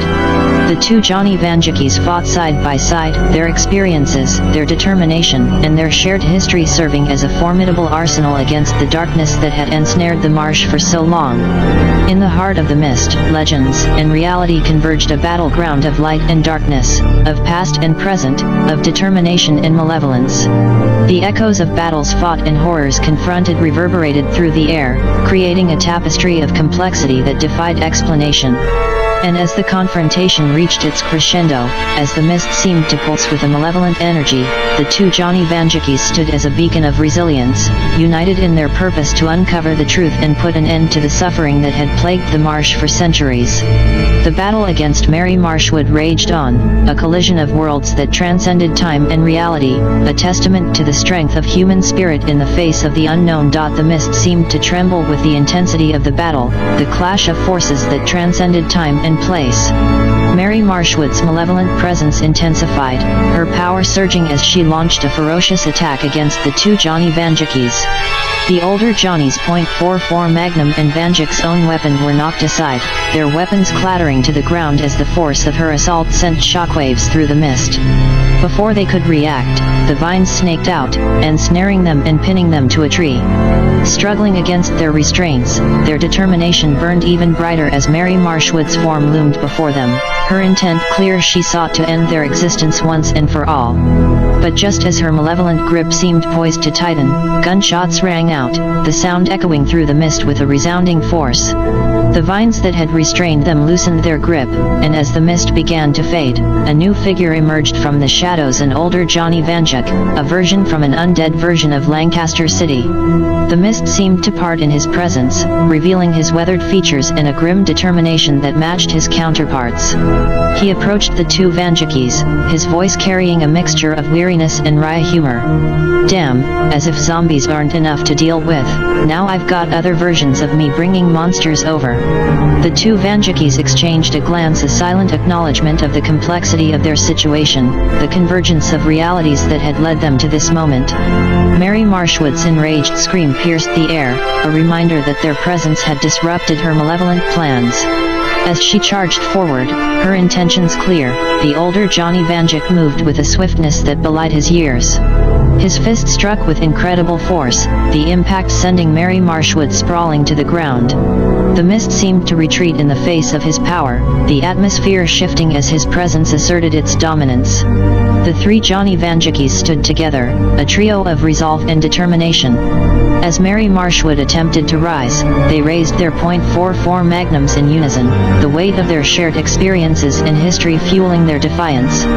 "Guess there are three now," their words were a declaration, a testament to their unity in the face of darkness. The mist that had shrouded the marsh was thinning, dissipating like a shroud that had been torn asunder. The echoes of legends and battles reverberated through the air, creating a tapestry of complexity that defied explanation. Three versions of the same man, drawn together by circumstance, stood as a force against the malevolent presence that had plagued the marsh for centuries. The mist was fading, the confrontation reaching its climax. The battleground had shifted, the power dynamic altered by the arrival of the third Johnny Vanduke. As Mary Marshwood struggled to regain her footing, the three Vanjukis stood united, their shared resolve ready to confront the darkness that had hidden in the shadows for far too long. The mist had retreated, revealing a landscape that bore witness to centuries of suffering and darkness. Mary Marshwood, her malevolent form rising from the ground, fixed her gaze on the trio of Johnny Vanjukis. Her fury was palpable, a force that seemed to charge the very air around her. With a guttural roar, Mary Marshwood lunged forward, her form a blur of malevolence and rage. The three Vandukes stood their ground, their .44 magnums raised in unison. As she closed the distance, a cacophony of gunfire erupted, bullets tearing through the mist with sparks of light. Mary Marshwood's form contorted and twisted, her body seemingly unaffected by the hail of bullets. Her laughter echoed through the air, a chilling sound that seemed to defy the laws of reality. With a sweep of her arm, she conjured tendrils of darkness that lashed out like whips, threatening to engulf the Vandukes. The older Johnny Vanduke moved with an almost preternatural grace, his movements calculated and precise. His .44 Magnum was an extension of his will, the shots ringing out with a rhythmic precision. Yet, Mary Marshwood's power seemed to bend the very fabric of reality, her form shifting and warping to evade the onslaught. Vanduke and the older Johnny worked in tandem, their shots strategically placed to keep Mary Marshwood off balance. Their determination was unwavering, their shared history and experience fueling their resolve. As the mist swirled around them, the battlefield became a dance of light and darkness, a collision of forces that defied explanation. Meanwhile, the younger Johnny Vanduke's movements were swift and agile. He dodged Mary Marshwood's attacks with the grace of a seasoned fighter, his flashlight beam cutting through the mist as he sought to disrupt her malevolent form. Each flash of light seemed to weaken her, a testament to the power of human determination. But Mary Marshwood was not so easily defeated. With a burst of power, she summoned vines from the ground, the tendrils snaking toward the Vandukes with deadly intent. The older Johnny's .44 Magnum roared, his shots striking the vines mid-air, each impact a testament to his skill. As the battle raged on, the mist seemed to churn with a malevolent energy, the very atmosphere charged with tension. The clash of gunfire, the lashing of tendrils, and the echoes of history converged in a symphony of chaos. Mary Marshwood's form shifted and changed, her power a manifestation of the darkness that had plagued the marsh for centuries. With a final surge of determination, the three Vandukes unleashed a volley of shots that converged on Mary Marshwood's form. The mist seemed to shudder as the bullets struck true, the force of the impact sending shockwaves through the air. Mary Marshwood's form trembled, her malevolent presence waning. And then, as the mist began to clear, her form dissolved into tendrils of darkness that dispersed into the air. The battleground fell silent, the echoes of gunfire fading into the mist-shrouded landscape. The three Johnny Vandukes stood amid the aftermath of the battle, their breathing heavy and their gazes fixed on the spot where Mary Marshwood had once stood. The mist began to thin, revealing a landscape that was forever changed by the clash of light and darkness. The legends that had drawn them here, the mysteries that had hidden in the shadows, had finally been confronted. The three Vandukes exchanged a weary glance, a silent acknowledgement of their shared victory. As the mist dissipated, leaving behind a world forever altered, the echoes of battles fought and the strength of human spirit lingered in the air. The marsh's enigma had been unraveled, its darkness dispelled by the determination of three versions of the same man. And in the wake of the epic battle, a new chapter was ready to be written, one where the truth had triumphed over legends, and darkness had been cast aside by the power of resilience and unity. As the mist continued to recede, the presence of the other two Johnny Vandukes began to fade like echoes in the wind. Their shared battle against Mary Marshwood, the convergence of realities and determination, had come to an end. With a final glance exchanged among them, they dissolved into the mist, leaving behind a sense of camaraderie and shared purpose. And now, Johnny Vanduke stood alone at the marsh. The echoes of legends, battles fought, and the mysteries of time seemed to linger in the air. The landscape was forever changed by the epic battle that had unfolded, a battleground where light had triumphed over darkness. Vanduke's gaze swept over the marsh, his flashlight beam cutting through the remaining mist. The memories of the confrontations, the horrors faced, and the unity with versions of himself from different dimensions were imprinted in his mind. He had stared into the heart of legends and darkness, and he had emerged victorious. The marsh's enigma had been unveiled, its secrets exposed to the light of truth. The suffering that had plagued the area for centuries had been confronted and defeated. And as Vanduke stood alone amid the aftermath, he could feel a sense of closure, a chapter in his journey concluded. With a final glance around the landscape, he knew that the legends that had drawn him here would forever be a part of his story. The marsh would remain a place of mystery, but now, its darkness had been dispelled by the resilience of one man who had refused to be swayed by fear. And so, Johnny Vanduke turned away from the marsh, his steps filled with purpose and determination. The echoes of his battles and the weight of his experiences were his companions as he walked away from the mist-shrouded landscape. Legends and mysteries had converged and been conquered, leaving behind a legacy of strength and courage that would forever define his journey. As Johnny Vanduke turned away from the marsh, his steps carrying him toward the horizon, a sudden chill seemed to grip the air. The echoes of his victory still reverberated, but something was amiss. A sensation tugged at the edges of his awareness, drawing his attention back to the place where Mary Marshwood had once stood. And then, from the depths of the marsh, a form emerged. Mary Marshwood, her figure crawling out of the water with an eerie determination.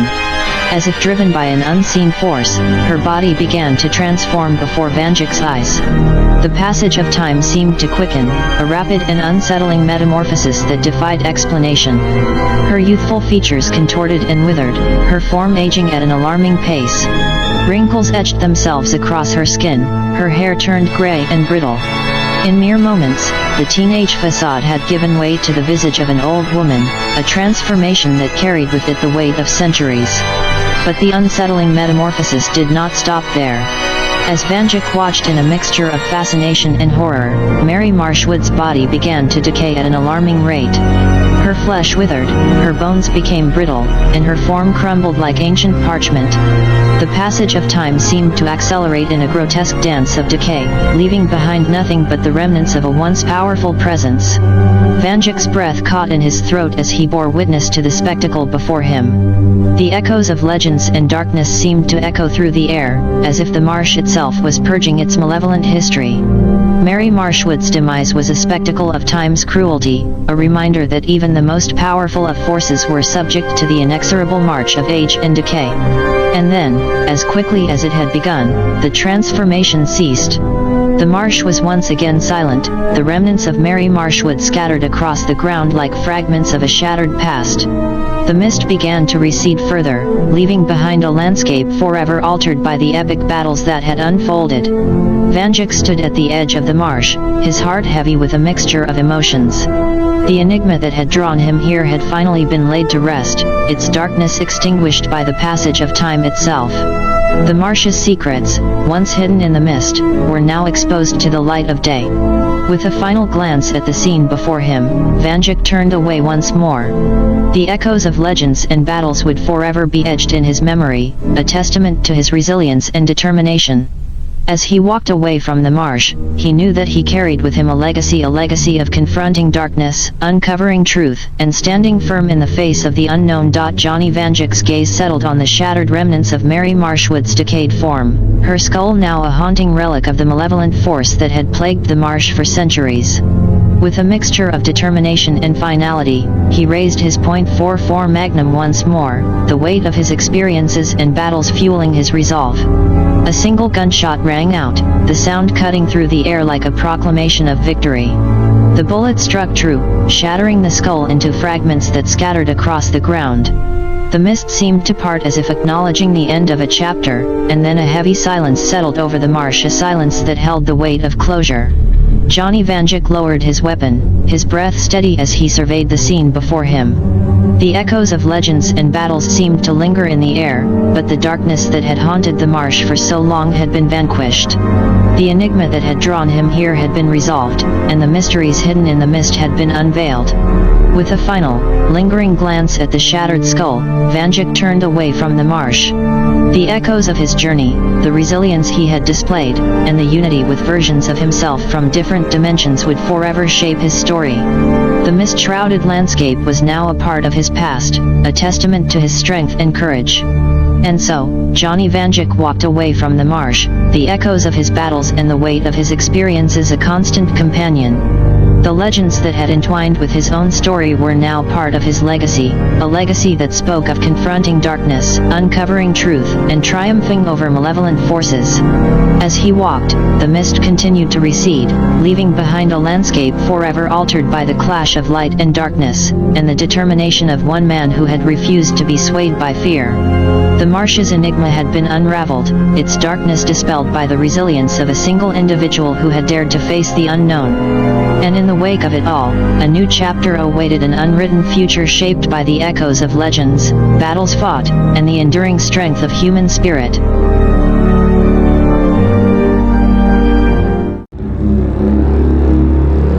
In the heart of Lancaster County, Pennsylvania, lies Lancaster City. A place filled with a rich history, bustling markets, and enchanting Amish countryside. The city was known for its vibrant downtown, brimming with art galleries, quirky boutiques, and an array of restaurants serving everything from farm-to-table meals to hearty Pennsylvania Dutch fare. But its beauty did not end at the city limits. The suburbs that skirted Lancaster City were as picturesque as they came, offering a slice of American suburbia that was idyllic, to say the least. Tight-knit communities thrived in towns like Leeds, known for its quaint Main Street and annual festivals, or Ephrata, with its majestic cloister and peaceful park. Further out, the rolling farmland was a sight to behold, a patchwork of fields that stretched out in all directions, punctuated by the occasional farmhouse or Amish buggy. Among the city's denizens was a man named Johnny Vanduke. He wasn't much to look at, his years on the street showing on his weathered face and tattered clothes.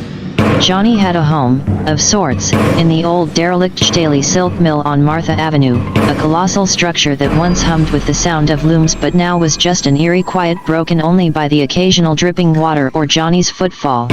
As much as anyone could say, Johnny Vanduke was just another homeless person in Lancaster City. But Johnny was more than that. Johnny was a survivor.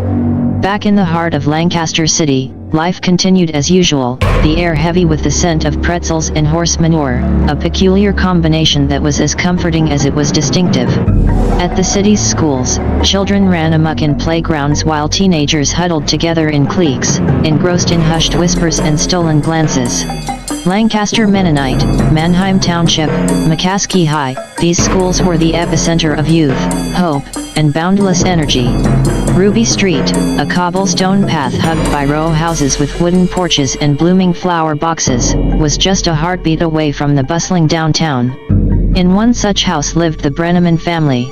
Their story was not unlike many others in Lancaster.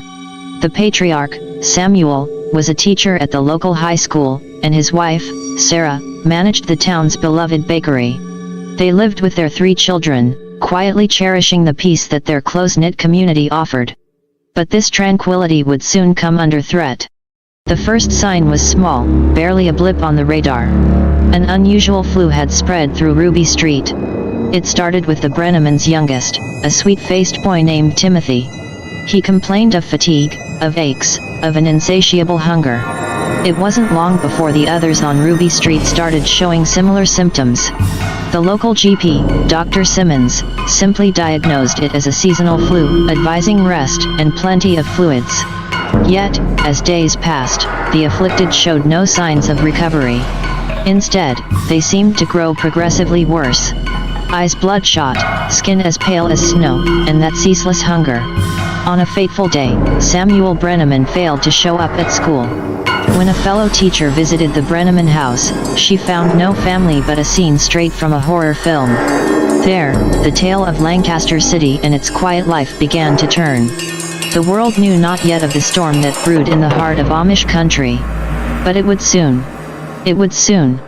In the days following the gruesome discovery at the Brenneman residence, a veil of uncertainty and fear descended upon Lancaster City.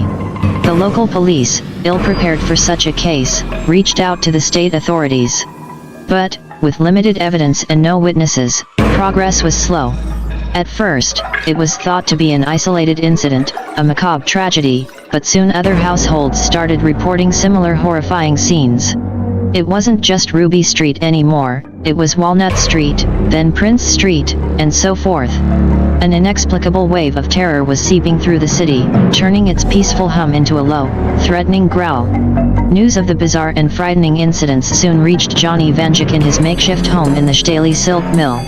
While the local radio stations played everything off as a series of unfortunate accidents, the late-night broadcasts from the pirate radio station told a different story. To the few who knew where to listen, it wasn't just a freak illness or a tragic accident, something darker was brewing beneath the surface. And Johnny, being a survivor, knew he had to prepare. The former silk mill was a fortress if one knew how to make it so. Johnny had always kept a low profile, spending his days collecting what he could use and hiding it away in the cavernous building. His stash ranged from old army ration packs to first aid supplies, blankets, and a small library of books he'd collected over the years. But now, it seemed, he had to focus on fortifying his abode. Meanwhile, the pastoral peace of Lancaster's farmland was being tainted as well. The seemingly unaffected areas, the haven of greenery, and the idyllic countryside were slowly falling prey to the inexplicable phenomenon. Even the stoic Amish community, with their disciplined lifestyle and limited contact with the outer world, weren't spared. No one understood what was happening, no one had the answers. The Lancaster General Hospital, usually a beacon of hope and recovery, was quickly becoming a house of horrors. Doctors were at their wits' end as more and more patients came in with the same symptoms: the fever, the paleness, the fatigue, and the hunger. The hunger that no amount of food seemed to quell. Nurses whispered about patients who had to be restrained, their strength oddly superhuman, their behavior animalistic. Fear started to live in the hospital corridors, lurking in the shadows, creeping in the silence. Amidst all this, Lancaster's schools became islands of faux normality. Despite the creeping terror, life had to go on, they said. But even there, the changes were creeping in. Absences started to spike. Teachers who once commanded classrooms with unwavering energy now stood pallid and shaky. Whispers among the students grew. It was no longer about weekend plans or schoolyard crushes, but rather hushed stories about what was happening in their quiet little city.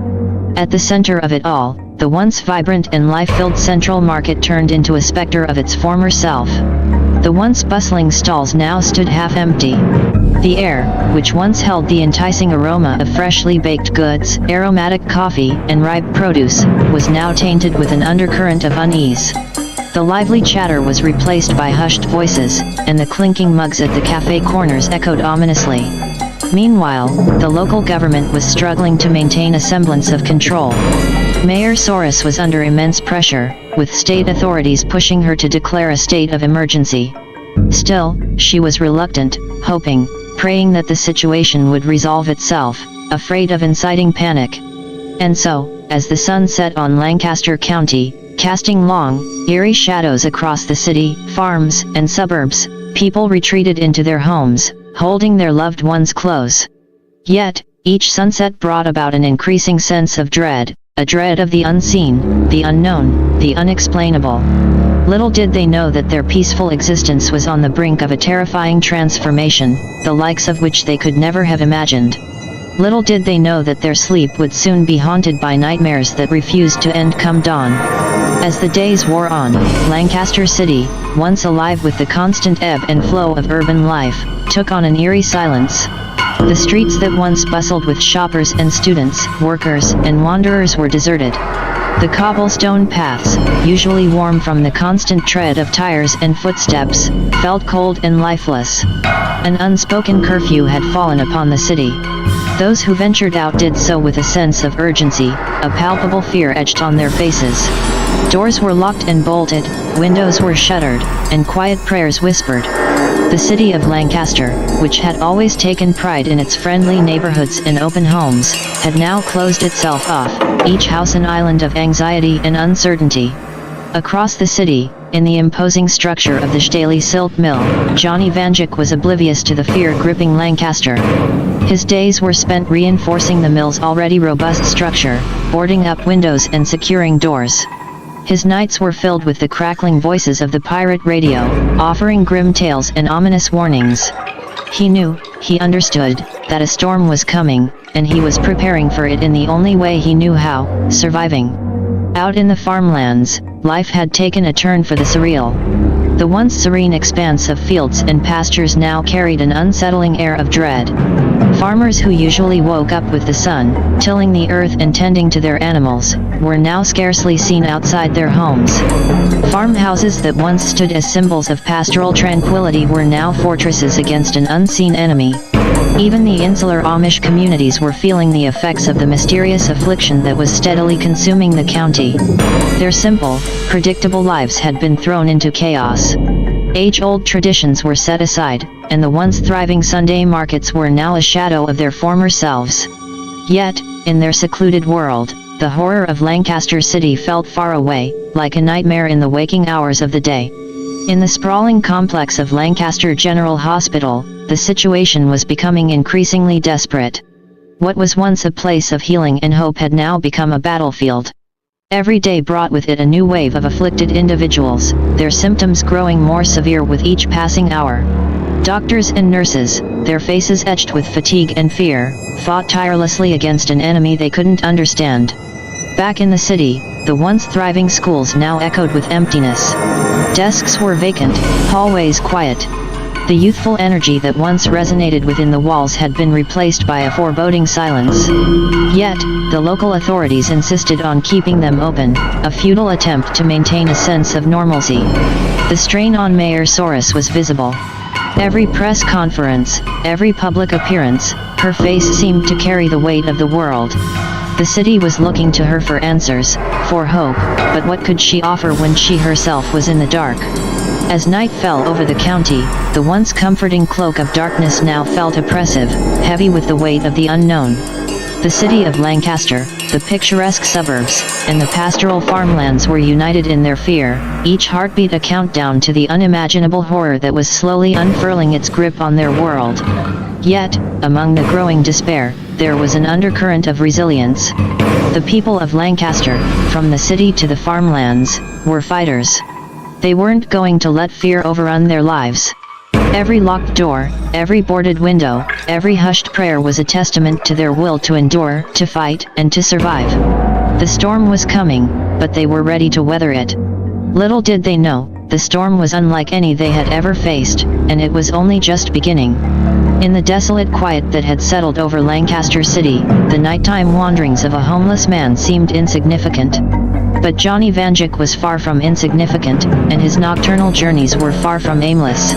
There was a purpose in his stride, an urgency in his actions, an intensity in his eyes. While the city slept, clinging to a semblance of peace, Johnny took to the streets, preparing for the imminent tempest he felt in his bones. His destination was far from the comforting confines of the old Staley silk mill.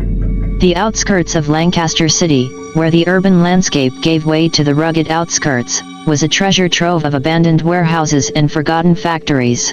A haven for the homeless and those living on the fringes of society, it was also a goldmine for scavengers like Johnny. If he was to survive, he needed more than just food and water. He needed protection. And he knew just where to find it. As the moon cast long, looming shadows over the city, Johnny made his way through the darkened streets, his footsteps echoing against the cobblestones. The closer he got to the city's edge, the quieter it became.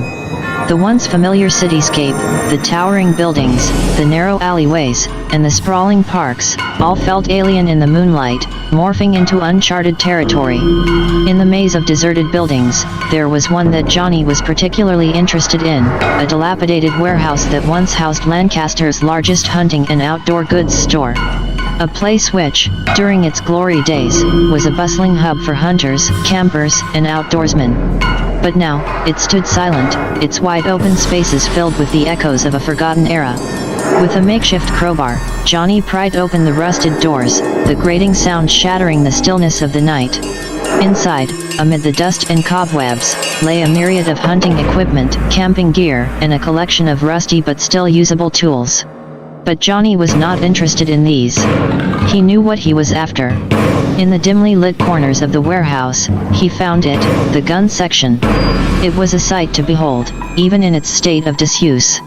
Firearms of all types lined the walls, their deadly beauty now shrouded in a thick layer of dust. Johnny carefully made his way through, his practiced eyes scanning the dimly lit racks for something that could offer protection. As he moved deeper into the section, something caught his eye. It wasn't what he had in mind, but there was a sense of familiarity about it, a strange sense of déjà vu. A revolver lay tucked away behind a stack of old ammunition boxes. It was a .44 Magnum, its metallic surface still gleaming under the layers of dust. The weapon had an intimidating beauty, a lethal elegance, its cold, hard surface promising both protection and power. With a sense of reverence, Johnny picked up the revolver, its weight comforting in his hands.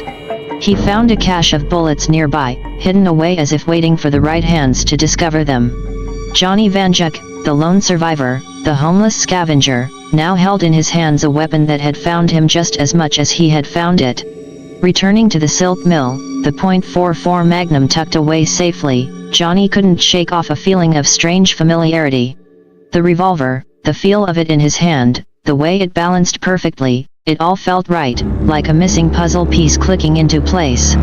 Johnny didn't know why, but he felt a sense of comfort, a sense of readiness. As if the .44 Magnum was a promise of survival, a symbol of the fight he was ready to wage. Back in his fortress, under the protective shadows of the silk mill, Johnny Vanduke, armed with a weapon he didn't know he was destined to find, braced himself for the unknown terrors yet to come. Outside, the city of Lancaster lay in fearful anticipation, its heartbeat echoing with an unspoken dread. The storm was no longer a distant rumble, it was upon them. And Johnny was ready. A week had passed since Johnny Vanduke had found the .44 Magnum. Lancaster City, on the surface, had retained its relative calm. The days moved with a hushed pace, the nights fell with a silent sigh. The city still functioned, but it was a facsimile of its former self, an actor on a stage playing a role it no longer understood. Amidst the city, Ruby Street lay abandoned, a chilling testament to the creeping horror. Once a charming row of brick and stone townhouses, nestled in the heart of Lancaster City, it was now a ghostly reminder of the strange affliction. Every house was an echoing void, the lives that once filled them long since faded. The homes stood vacant, their doors and windows barred by the authorities, marked with yellow caution tape that fluttered in the cool summer breeze. The street, usually abuzz with the laughter of children and the banter of neighbors, was silent, save for the occasional whispering wind.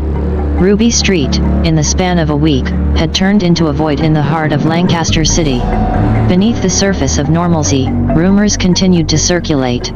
People spoke in hushed whispers, casting anxious glances towards Ruby Street. The gruesome events at the Brenneman household had claimed the entire street in its unfathomable horror, leaving an indelible mark on the city's consciousness. Mayor Soros, under increasing pressure, continued to assure the city that everything was under control. Yet, beneath her determined demeanor, there was a sense of growing unease. Ruby Street was not just a street anymore. It was a symbol of something inexplicable, something terrifying that had taken root in Lancaster City. Schools continued to function, albeit with dwindling attendance. Lancaster General Hospital was still at the forefront, its dedicated staff working tirelessly to understand the bizarre symptoms presented by the increasing number of patients. The local police patrolled the streets, their presence a meager comfort against the shadow of uncertainty. Life in Lancaster City was continuing, but it was a life held captive by a growing fear. Meanwhile, in the sturdy confines of the Staley Silk Mill, Johnny Vanduke prepared. The .44 Magnum lay cleaned and loaded, its gleaming surface a strange comfort in the midst of the encroaching chaos. The city might have been functioning, but Johnny knew better. He could feel it in his bones, the impending storm. As Lancaster City moved into another week of fearful anticipation, the memory of Ruby Street loomed over its residents. An echo of laughter, a whisper of conversation, the shared look between neighbors, all overshadowed by the chilling silence that had claimed the once vibrant street. Despite the growing dread, there was a flicker of hope. The people of Lancaster City were fighters. They carried on, their resolve firm, their spirit unbroken. The memory of Ruby Street was a haunting reminder of the threat they faced, but it was also a symbol of their determination to not let fear consume their lives. Outside, the summer sun shone down on Lancaster City, its warm rays doing little to chase away the chilling uncertainty. But within each home, within each heart, a small flame of resilience burned bright. The city was holding its breath, bracing itself against the unknown. The storm was growing, but Lancaster City was not going to be swept away without a fight. The night draped itself over Lancaster City, a velvet canopy threaded with stars, the moon casting an ethereal glow over the cityscape. The deserted streets, the silent buildings, the hushed parks, all lay in a surreal stillness under the celestial spectacle. In the city center, the populace was on edge. As darkness descended, the streets cleared out, the once lively city falling into an uneasy slumber. Huddled in their homes, the city folk watched the quiet night with fearful eyes, their hearts pounding with an unspoken dread. In the distant murmur of the wind, in the shifting shadows, they saw things. Strange figures moved on the periphery of their vision, unseen in the dark but felt in the tremor of their nerves. The ethereal glow of the streetlights did nothing to ease their fear, their silhouettes casting long, monstrous shadows that danced on the cobblestone streets. The rumors spread like wildfire, whispers carried on the wind. They were seen, in the quiet corners of the city, in the unseen spaces where the city lights couldn't reach. Yet, no one could say what they were. It was a ghost story told in hushed tones, a chilling tale shared over hurried meals, an unspoken fear whispered into the darkness. Across town, in the stronghold of the Staley Silk Mill, Johnny Vanduke sat on the rooftop, his eyes scanning the cityscape. The .44 Magnum lay next to him, a cold, metallic sentinel against the unknown horrors of the night. Below him, the once bustling streets lay abandoned under the moonlight, a ghost town shrouded in mystery and fear. As he watched, an uncanny spectacle unfolded under the harsh glow of the streetlights. Figures, their forms obscured in the darkness, began to emerge. They moved with an eerie grace, their shuffling footsteps echoing against the desolate buildings, their presence a chilling blot on the silent cityscape. The moonlight reflected off their forms, painting a grotesque tableau on the canvas of the city street. The figures were silent, their movements coordinated yet aimless, their purpose unknown yet terrifying. They moved beneath Johnny's watchful gaze, an unholy congregation under the celestial spectacle. For a moment, they lingered under the streetlights, a chilling vision that would be seared into Johnny's memory. Then, as silently as they had appeared, they began to disperse. They moved away from the streetlights, their forms receding into the darkness, leaving behind an eerie quiet. The city streets, once the lifeline of Lancaster City, now lay abandoned and desolate. The people had retreated to the safety of their homes, their lives disrupted by a fear they couldn't understand. But on that street, under the protective shadow of the Staley Silk Mill, Johnny Vanduke remained. He was the lone sentinel of the deserted cityscape, the only living presence in a world slipping into an unseen chaos. From his rooftop vantage point, Johnny watched the retreating figures, the moonlight casting an otherworldly glow on his hardened features. He knew, now more than ever, that the storm was upon them. He also knew, deep in his heart, that he was ready. Ready to face the horrors that the night hid in its shadows, ready to fight the unknown terror that was slowly gripping Lancaster City. As dawn approached, the eerie quiet gave way to the first hints of daylight. Yet, the city remained in the grip of an unspoken dread. The echoes of the night lingered, a chilling memory of the unseen terror that had walked its streets. The storm had arrived, and Lancaster City, with Johnny Vanduke at its helm, braced itself for the fight of its life. The next morning, the residents of Lancaster City woke up to an unfamiliar reality. The dawn had broken as usual, its soft light casting a comforting glow over the city. But beneath the warmth of the morning sun, a cold unease had taken root. The strange events of the previous night were fresh in the minds of the city folk, a chilling reminder of the terror that lurked in the darkness. Amid the whispers and rumors, a loudspeaker echoed through the city. The mayor's voice, strained but firm, filled the streets, reaching every corner of Lancaster City. It was an announcement that would change the course of daily life in the city. A citywide curfew was being implemented, effective immediately. For the safety of our citizens, due to the ongoing situation, a citywide curfew from 8 p.m. to 6 a.m. has been implemented until further notice. All residents are required to stay indoors during these hours. All businesses are to close at 7:30 p.m. We urge everyone to cooperate with law enforcement during this time. Mayor Soros's voice was filled with a determination that was comforting and alarming at the same time. As the message echoed through the city, the reality of the situation sank in. Lancaster City, once a bustling hub of activity even during the night, was to be silenced by fear. Local law enforcement began patrolling the streets, their presence a constant reminder of the escalating crisis. The bustling cityscape, once full of life and activity, was now a picture of enforced tranquility.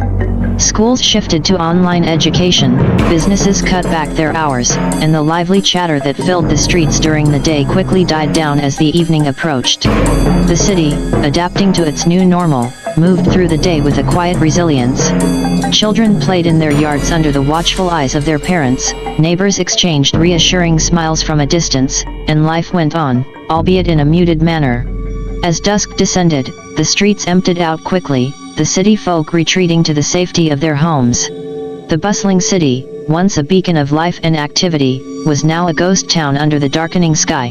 The streetlights flickered on, their glow casting long shadows on the deserted streets, a lonely sentinel in a city held captive by fear.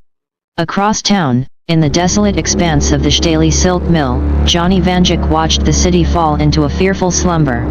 The .44 Magnum lay by his side, a constant companion in the fight yet to come. As the city retreated into its shell, Johnny stood guard, a lone warrior ready to face the horrors of the dark.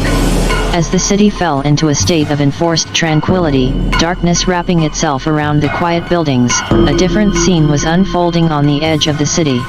In a quaint neighborhood lined with beautifully preserved colonial-style houses, the Smiths' home, a charming two-story brick house with blooming geraniums by the front porch, stood innocently against the darkened sky.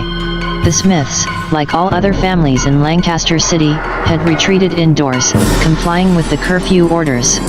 The night was still, the moon casting a silver sheen over the city. The Smiths' house, with its cozy warm lights and laughter filtering through the windows, was a contrast to the eerie quiet outside.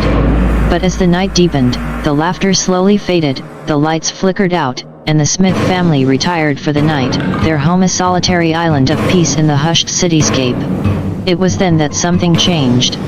From the dense cluster of oak trees that bordered the Smiths' backyard, a rustling sound emerged, breaking the eerie silence of the night. Shadows flickered across the moonlit lawn, forming and dissolving into the darkness. The back door of the Smiths' home, a sturdy oak piece secured with a deadbolt, suddenly rattled. It was a quiet sound, almost lost in the night, but it persisted. There was a sense of urgency, a subtle force behind the noise. And then, it happened. The quiet night was pierced by a crash. The back door of the Smiths' house, once secured, was now unhinged, swinging on its broken frame. The peaceful home had been breached. But by what, or by whom, was a chilling mystery. The shadows continued to dance, the night wind whispering through the broken door. Back in Lancaster City, the news of the break-in spread. Whispers of fear wrapped around the city, winding through its quiet streets, seeping into its silent homes. What had once been an abstract fear was now a tangible threat. The city held its breath, fear creeping into every corner, the broken door of the Smiths' home a haunting reminder of the horror that lurked in the dark. Through all this, Johnny Vanduke watched from the rooftop of the Staley Silk Mill. He could see the distant flickering of police lights, the city pulsating with a quiet fear. He gripped the .44 Magnum tighter, his resolve steeling with each passing moment. The storm was upon them, and it was darker than anyone had ever imagined. The situation in Lancaster City had rapidly escalated, leaving the local law enforcement stretched thin. Mayor Soros, in consultation with the police chief, made the call to reach out to neighboring towns and cities for assistance. First, the call went to Mannheim Borough Police Department. Mannheim, a town rich with Germanic heritage and known for its warm community spirit, immediately pledged its support. Their officers, trained in both urban and rural policing, were a much-needed addition to the city's overwhelmed forces. Next on the list was East Lampeter Township Police Department. The rolling farmland and picturesque landscapes of East Lampeter concealed a force well prepared for unexpected crises. The officers, many of whom had dealt with complex cases in their jurisdiction, were ready to lend their skills to the beleaguered city. Following this, they reached out to Ephrata Police Department. Despite being a smaller force, the Ephrata PD was known for their resourcefulness and community policing. Their officers were quick to pack their gear and head towards Lancaster City, eager to assist their neighbors in their hour of need. West Lampeter Township was also contacted. Known for its historic villages and peaceful communities, West Lampeter's officers were no strangers to rising up in the face of adversity. They, too, agreed to aid in bolstering Lancaster's law enforcement. Lancaster City Police Department also sought help from the larger city of Reading. The Reading Police Department, well equipped and accustomed to a higher crime rate, was a formidable force. They were more than willing to stand shoulder to shoulder with their Lancaster counterparts, offering both manpower and resources. Calls were also placed to smaller jurisdictions, such as the Leeds Borough Police and the Millersville Borough Police. These towns, with their idyllic streets and friendly communities, housed small but dedicated forces that were ready to lend a hand. Finally, they sought assistance from the Pennsylvania State Police, a highly trained force known for its discipline and readiness. With their wealth of experience and resources, the state police provided a significant boost to the city's defenses. The response from the neighboring towns and cities was overwhelmingly positive, their commitment a testament to the spirit of unity and cooperation that bound these communities together. In a matter of hours, the reinforcements began to pour in, their vehicles streaming into the city under the dim glow of the streetlights. With this, the city's defenses were strengthened, a solid line of resistance against the growing threat. But despite the bolstered numbers and resources, the fear and uncertainty remained, the broken door of the Smiths' home serving as a chilling reminder of the invisible enemy they were facing. Amidst it all, the solitary figure of Johnny Vanduke loomed over the city from the rooftop of the Staley Silk Mill. The .44 Magnum gleamed under the moonlight, a silent vow of protection against the shadows that threatened to engulf Lancaster City. Over the next week, the atmosphere in Lancaster City grew heavier with each passing day. The incident at the Smiths' home hung over the city like a dark cloud, casting a grim shadow over the daily life of its residents. The curfew, once a novel inconvenience, had become a reminder of the unseen terror that lurked in the city's corners. The reinforcement from the neighboring towns and cities had initially bolstered the morale of the citizens, but it became clear that even the combined forces were not enough to stem the tide of inexplicable occurrences that began to plague Lancaster City. Residents reported strange noises in the night, subtle rustlings, and unidentified shadows that dissolved into the darkness as soon as a light shone on them. The city's once lively night scene was replaced by eerie silences punctuated by distant, unidentifiable sounds that chilled the blood. Pets went missing, their owners waking up to empty kennels and silent homes. Lancaster Central Market, once a bustling hub of local produce, saw dwindling footfall as farmers from the county started avoiding the city.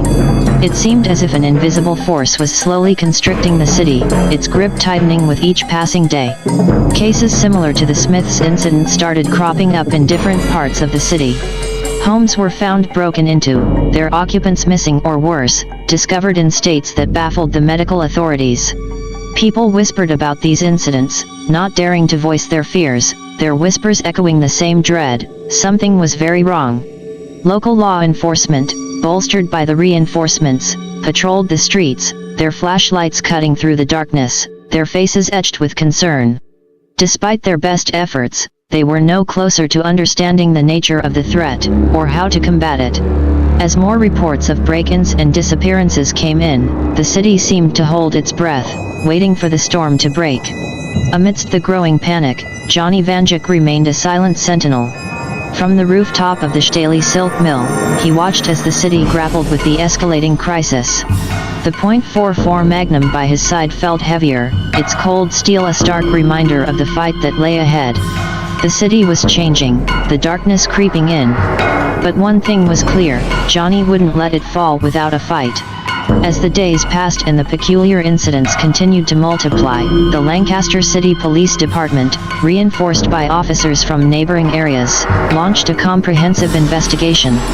The law enforcement personnel worked around the clock, their efforts centered on understanding the strange occurrences that were turning their once peaceful city into an arena of fear. The first major lead came from the examination of the broken-in houses. Each of these sites held a disturbing similarity. The points of entry, usually the back doors, were forced open with an incredible amount of force, enough to splinter the heavy wooden frames. Inside, the homes exhibited signs of struggle, but there was a conspicuous absence of any usual indications of a break-in, no stolen valuables, no sense of anything tampered or searched. The victims, when they were found, presented a deeper mystery. The coroner's office, led by the experienced Dr. Naomi Turner, struggled with the cases. The victims displayed an array of unexplained physical trauma that defied any traditional understanding. Uncommonly pale complexions, desiccated tissues, and in some instances, partial consumption. Yet no toxins or unfamiliar pathogens were discovered on the initial screens. The cause of death was left undetermined. Simultaneously, police forces combed through the streets, parks, and back alleys of Lancaster City, hunting for clues. The K-9 units were particularly unsettled. Trained police dogs, usually unflappable, whined and shied away from certain areas, their animal instincts seemingly rattled by something the human officers couldn't detect. Eyewitness accounts, though scattered and inconsistent, added another layer of enigma to the investigation. People spoke of fleeting figures in the night, moving with an unnatural gait. Yet, when pursued, these figures seemed to evaporate into the shadows, leaving no traces behind. Despite tireless days and sleepless nights, the police could assemble no clear picture from the puzzle pieces they had gathered. They were dealing with an adversary that was unlike any they had encountered before. The lack of a clear pattern, motive, or even a consistent description of the suspects left the officers in uncharted waters. Daily briefings in the Lancaster City Police Department had become a cacophony of theories, each more unusual than the last. The investigative team was grappling with a phenomenon that defied all logic and protocol they had been trained to follow. From his perch atop the Staley Silk Mill, Johnny Vanduke watched the city wrestle with the growing enigma. The .44 Magnum, lying in close reach, was an unspoken promise of a battle to come. As Lancaster City delved deeper into the mystery, Johnny was already bracing himself, preparing for the looming confrontation with the faceless enemy. In response to the escalating crisis, the Lancaster City Police Department set up a dedicated task force, pooling resources and expertise from the different law enforcement agencies that had come to aid the city. The City Hall became a nerve center of activity, the hushed whispers of the City Council members mixing with the constant hum of activity from the task force. Each day, officers fanned out across the city, conducting door-to-door inquiries, trying to piece together the fragments of information they could gather. They collected security camera footage from various parts of the city, hoping to catch a glimpse of the elusive figures that the residents had reported. But the footage was inconclusive at best. Most cameras had captured nothing more than indistinct shapes moving in the periphery of the frame. The few instances where the figures were more visible, they appeared distorted, their movements jerky and irregular, like a badly edited video. The city's medical facilities, already dealing with an unusual number of patients exhibiting unexplained symptoms, struggled to provide answers. Despite exhaustive testing, the physicians could not identify the cause behind the extreme fatigue, pallor, and in some cases, the almost trance-like state that some patients slipped into. The police, in their investigation, discovered certain areas in the city where these incidents seemed to concentrate. But these hot zones, as they came to be called, had little in common. A peaceful suburban neighborhood, a busy commercial block, the city park, all fell within these areas. The seemingly random nature of these zones only added to the growing frustration. Meanwhile, the city's animal control department reported an unusual increase in the number of strays found in the city. Cats, dogs, even birds seemed to be fleeing their homes, their once friendly demeanor replaced by a skittish fear. They, too, displayed the same pale complexions and signs of fatigue seen in the human victims, but no known illness matched the symptoms. With every passing day, the mystery seemed to deepen. The pieces of the puzzle that the police had gathered did not fit together, each new piece only making the picture more incomprehensible. The city, once a beacon of calm and order, was being consumed by an inexplicable phenomenon, its facade of peace slowly cracking under the pressure. Through it all, Johnny Vanduke watched. His gaze swept across the city from the vantage point atop the Staley Silk Mill, the .44 Magnum always within reach. Each day, each new piece of news, each unexplained incident, was a step towards the fight that he knew was coming. As the city braced itself against the unseen enemy, Johnny prepared himself for the fight that was brewing on the horizon. As the shadow of unease continued to darken over Lancaster City, an uncanny spectacle unfolded one night. Under the cloak of darkness, from the remote corners of the city, peculiar figures began to stir. These were the elusive figures that had so far haunted the city's periphery, their existence marked only by fleeting glimpses and blurred security footage. They moved with a strange, unnerving cadence, their silhouettes distorted by the faint city lights. The figures, individually barely noticeable, began to congregate. What started as scattered threads of darkness slowly weaved into an ominous tapestry that spanned across the city. With the city under curfew, the streets were deserted, save for the patrolling officers. However, this mass exodus of shadowy figures remained just out of sight, skirting the edges of the light thrown by the patrol cars, slinking through the labyrinth of the city's back alleys, and moving with a singular focus towards the outskirts. By the time this phalanx of oddities reached Millersville, their numbers had swelled to an alarming 100. The sleepy town, at the cusp of a new day, was completely unprepared for the horrors that descended upon it. The night in Millersville erupted into an orchestra of terror. Homes were breached, streets were flooded, and the normally peaceful night air was pierced by cries that abruptly fell silent. In a matter of hours, Millersville was plunged into an eerie quiet, its essence wiped out, leaving behind a chilling emptiness. When dawn broke over Lancaster County, the news of the nightmare in Millersville swept through the communities like a cold gust of winter wind. The nearby towns of Mannheim, East Lampeter, Ephrata, and West Lampeter, and even the city of Reading, were all shaken by the grim reality that had befallen their neighbor. In response to the unprecedented horror, the governor declared martial law throughout Lancaster County. The announcement echoed through the cities and towns, its grim tone a stark contrast to the normally tranquil Pennsylvania morning. Police and state troopers, now reinforced by the National Guard, barricaded the roads leading in and out of Lancaster County, their grim faces reflecting the gravity of the situation. Residents were ordered to stay indoors, their homes turned into fortresses against an enemy they could neither see nor understand. Checkpoints sprouted across the city like ominous mushrooms, the men and women manning them staring into the distance, their hands never straying far from their weapons. As the sun set over Lancaster County, the atmosphere was fraught with fear and uncertainty. The once vibrant communities were now under the grip of martial law, their streets patrolled by armed forces, their nights illuminated by the harsh lights of military vehicles. From his vantage point on the Staley Silk Mill, Johnny Vanduke watched as the shadows of the city grew longer and deeper. His hand rested on the .44 Magnum, the cold steel a grim reminder of the looming battle. The horror that had descended on Millersville was moving, its next target unknown. But one thing was certain, Lancaster City was bracing for a fight it could not afford to lose. 4 weeks had passed since the first incident on Ruby Street. The atmosphere in Lancaster County was saturated with a dreadful anticipation that was as palpable as the approaching storm clouds on the horizon. Meanwhile, Johnny Vanduke, Lancaster's lone sentinel, had been steeling himself for the inevitable confrontation. One evening, as Johnny sat atop the Staley Silk Mill, a sense of unease stirred within him. It was as if the whispering wind carried a warning. Casting a sweeping gaze over the city, he spotted the aberration, a cluster of stumbling figures, heading straight for his sanctuary. He didn't have much time. Clambering down from the roof, Johnny fortified his position at the entrance of the silk mill, the weight of the .44 Magnum reassuring in his hands. The ensuing minutes were a game of agonizing wait, the silence of the mill gnawing at his nerves. Then, they arrived. Their features were grotesquely distorted, their bodies in a state of unsettling decay.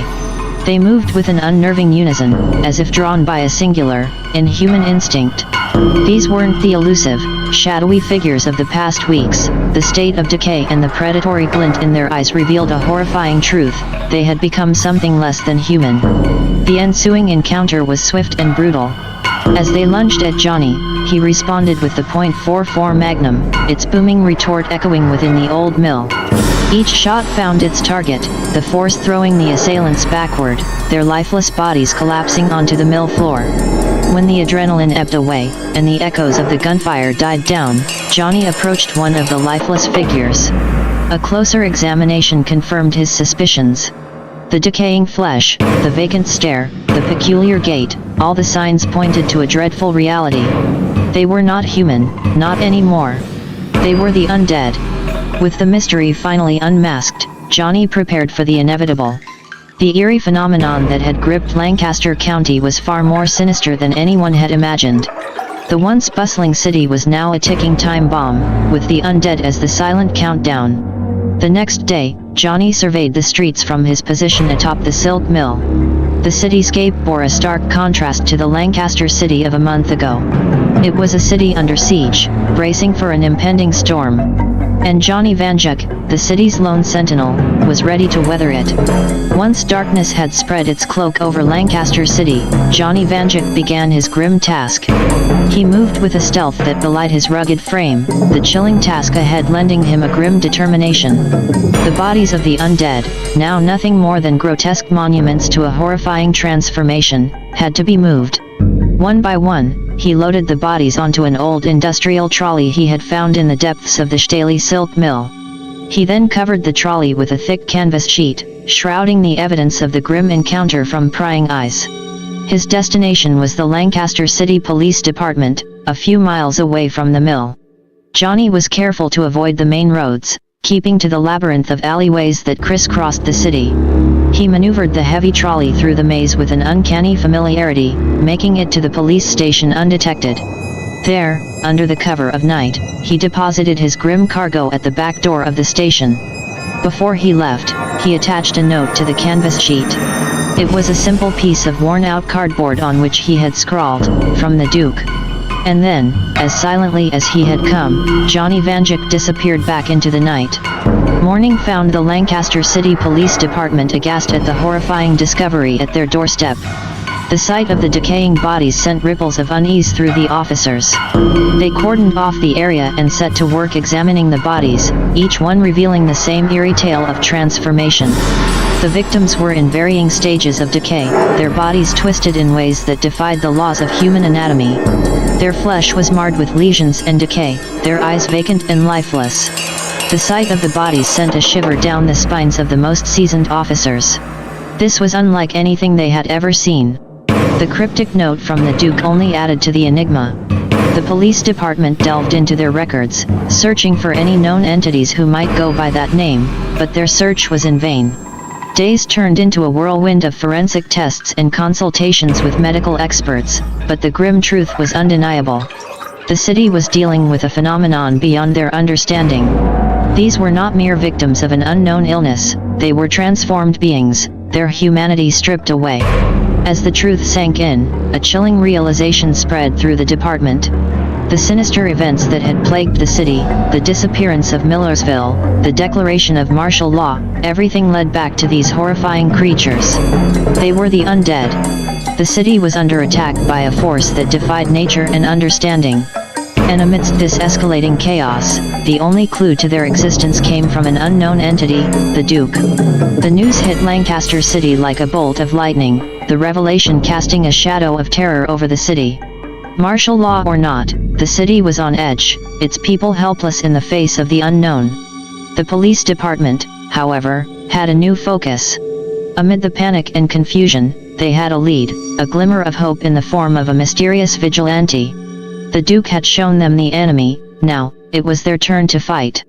Nightfall had once again enveloped Lancaster City, a chilling reminder of the menace that lurked in the darkness. Johnny Vanduke, or as he had introduced himself to the city, the Duke, was prepared. As night claimed the city, he set off on his nightly vigil, navigating the rooftops with an uncanny ease that seemed more fitting for a feral cat than a rugged man. The city's architecture lent itself to his nocturnal sojourns.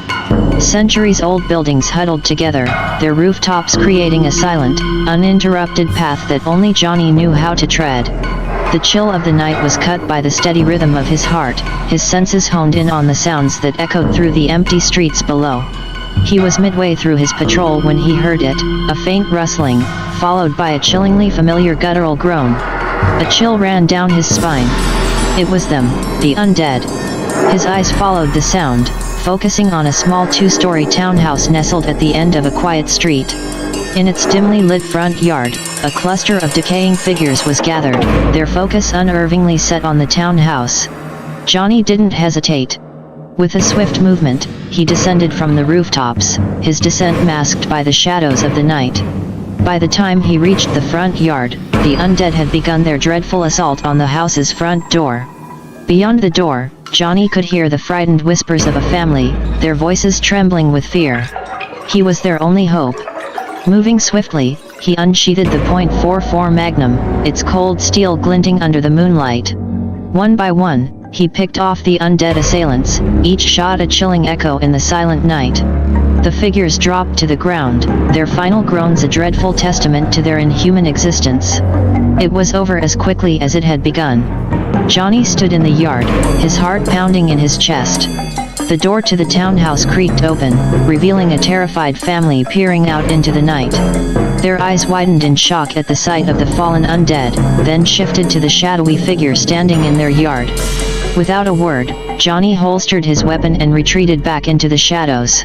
He left behind a terrified family, their home now a fortress against an enemy they could neither see nor understand. But they were safe, for now. For in the darkness, a guardian moved silently, his watchful eyes scanning the city, his heart steeled against the horrors that lurked within. The Duke had made his move, a silent pledge to protect the city he called home. As dawn broke over Lancaster City, the echoes of the prior night's encounter still rang in the ears of the bewildered family. They had survived an attack by the undead, a reality that was as terrifying as it was inexplicable. However, their survival wasn't merely a stroke of luck, it was the result of an intervention by a shadowy figure, an unseen protector. The father, a stout man named Martin, was the first to break the stunned silence. He picked up the phone and dialed the police, his hands shaking as he recounted the horrifying events of the previous night. Officers from the Lancaster City Police Department were quick to arrive. As they cordoned off the area, the family watched from the safety of their home, their eyes wide with fear and disbelief. The evidence lay sprawled on their front yard, decaying bodies, each with a fatal gunshot wound. Martin narrated the events of the previous night. There was someone, a man. He saved us, he stammered, his voice barely a whisper.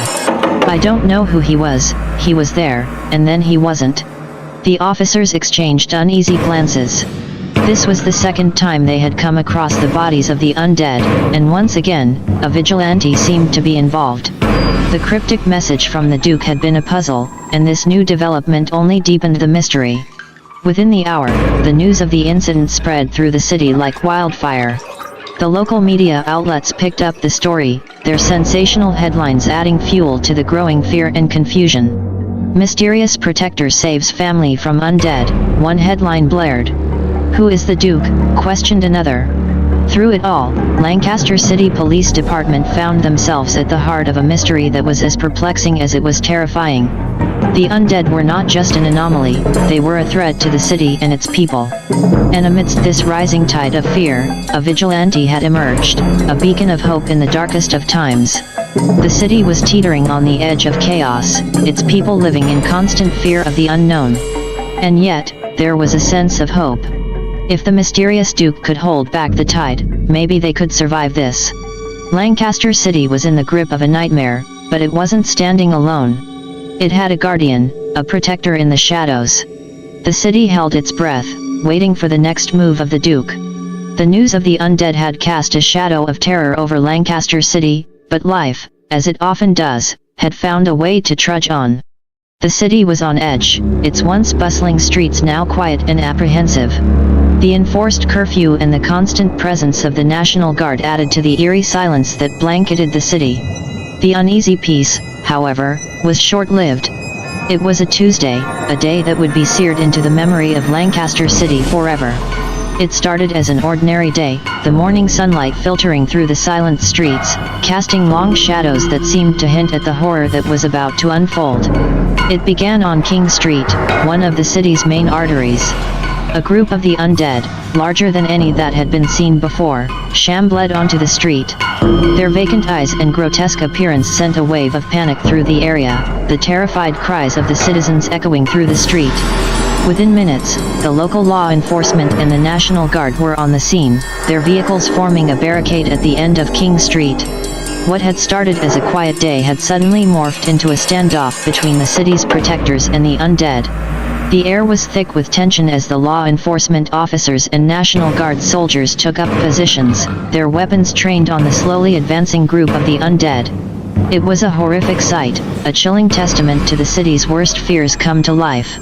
And then, all hell broke loose. The standoff ended as the undead charged, their ghastly groans filling the air. The response was swift and deadly. Gunfire echoed through King Street, each shot landing with deadly accuracy. The undead fell, one by one, their bodies collapsing onto the pavement. Despite their effort, the defenders found themselves overwhelmed. The undead were relentless, their number seemingly unending. The barricade held, but barely. Every fallen undead seemed to be replaced by two more, their grotesque forms an unending wave of horror. The battle raged on, the gunfire and screams echoing through the city. Slowly, the tide began to turn. The defenders, bolstered by reinforcements, started to regain control. One by one, the undead fell, until finally, King Street fell silent once again. The cost, however, was high. Many brave officers and soldiers had lost their lives, their sacrifice a grim reminder of the threat the city faced. The barricade on King Street stood victorious, but scarred, a haunting testament to the city's darkest day. News of the battle spread through Lancaster City like wildfire. The horror of the undead was no longer a shadow lurking in the corners, it had made itself known in broad daylight. But amidst the fear and despair, there was a spark of hope. They had fought back, held their ground. They had survived. But the question lingered in the air, for how long? In the aftermath of the horrific incident on King Street, the Lancaster City Police Department and the National Guard launched an extensive investigation. The bodies of the undead were collected and transported to an isolated facility on the outskirts of the city. There, a team of forensic experts and biologists worked tirelessly to unravel the mysteries of these gruesome creatures. As the days turned into weeks, a clearer picture of the undead began to emerge. Contrary to the mindless, feral zombies portrayed in movies and television, these creatures exhibited behavior that was eerily organized and purposeful. They were more like pack animals, coordinating their movements and actions in a chilling display of collective consciousness. Dr. Laura Williams, a leading behavioral ecologist brought in to assist with the investigation, shared her insights with the team. Their group dynamics are similar to wolves or other pack animals, she explained, her eyes reflecting a strange mix of fascination and dread. They seem to have leaders and followers, and they act in unison, much like a coordinated hunting group. The revelation sent a shiver of unease through the team. The undead were not mindless monsters, they were organized and strategic, their collective behavior adding a terrifying new dimension to their threat. This newfound knowledge was disseminated to all law enforcement and military personnel involved in the city's defense. Tactics were re-evaluated and adjusted, with a focus on disrupting the pack dynamics of the undead. Despite the unease, there was a glimmer of hope. The more they understood their enemy, the better their chances of survival. News of these findings also reached the citizens of Lancaster City. Although the information sparked fear, it also ignited a sense of unity and resilience. The enemy was formidable, but not invincible. The city was under siege, but it was not defeated. Amidst the growing horror, Lancaster City held its ground, its people united by a common enemy and a shared determination to survive. Unbeknownst to them, a solitary figure moved among the rooftops, watching over the city. The Duke, Lancaster City's silent protector, observed the changing dynamics. His mind was a whirl of thoughts, his strategies adapting to the evolving enemy. He was the city's shadow, its silent guardian, and he was ready for the battle to come. After the mass casualty in Millersville, the neighboring town was transformed into a large quarantine zone. Now, the once quaint town known for its friendly community and charming downtown bore an unrecognizable appearance, with barricades, warning signs, and military vehicles lining the streets. No one was allowed in or out without proper clearance. Millersville had become ground zero for understanding the mysterious undead phenomenon. Day and night, scientific teams ventured into the secured area, wearing hazmat suits and armed with a variety of tools and equipment. These brave men and women were the front line in a battle not fought with bullets and barricades, but with research and data. Led by Dr. Laura Williams and a team of renowned experts from across the country, the scientists operated from a makeshift laboratory set up in the heart of the town. They worked tirelessly, studying every detail of the undead invasion, from analyzing the behaviors of the undead to scrutinizing the molecular details of the virus that seemed to have sparked this horror. They examined the environment, the homes that had been broken into, the paths the undead had traveled. They collected samples, swabbing door handles, sidewalks, and the very air for traces of the virus. Their work was meticulous, exhaustive, and unending. Every piece of data, every observation was a potential key to understanding, and ultimately combating, the undead plague. In a way, Millersville had become a grim symbol of hope for Lancaster County. Every revelation, every tiny breakthrough brought them a step closer to understanding the enemy they were up against. The tireless work of the scientists was a beacon of hope amidst the despair. Even as the town lay in ruin, it offered the best chance for a way to turn the tide. From the outskirts of the quarantine zone, the silent figure of the Duke observed. His eyes roamed over the bustling activity of the scientists, his mind absorbing the information, always learning, always preparing. This was a war, and knowledge was his weapon. And he intended to use it to protect his city at all costs. One chilly night, while the city was lost in an uneasy sleep, a group of young kids, defiant in their youth, broke the curfew and ventured out into the abandoned city streets. The city that was once filled with lights, laughter, and life now felt like an eerie ghost town, every alleyway and corner a potential hiding spot for the undead. Unbeknownst to the kids, they were being watched from above. Johnny Vanduke, the silent protector of Lancaster City, kept a vigilant eye on them from the rooftops. He had come to know the patterns and timings of the undead, and he knew they were not alone in the streets that night. As the kids ventured deeper into the city, a small group of the undead became aware of their presence. Like a wave, the undead began to converge on the location of the unsuspecting youngsters. Johnny, spotting the movement from his vantage point, quickly realized the danger. His heart pounded as he sprinted across the rooftops, his every instinct focused on getting to the kids before the undead. Just as the undead closed in, Johnny dropped from the rooftops, his .44 Magnum roaring in the quiet night. The undead fell, their grotesque bodies collapsing onto the cold pavement. The kids, terrified, huddled together as Johnny fought off their attackers. In the heat of the moment, one of the undead lunged at Johnny, its rotten teeth sinking into his arm. A sharp pain shot through him, but he quickly pushed the creature away and ended its unholy existence with a swift pull of the trigger. After ensuring the threat was neutralized, he herded the shaken kids, instructing them to hurry home and not to speak of this night. The kids, their youthful defiance replaced with fear, nodded and hurriedly scampered off into the night.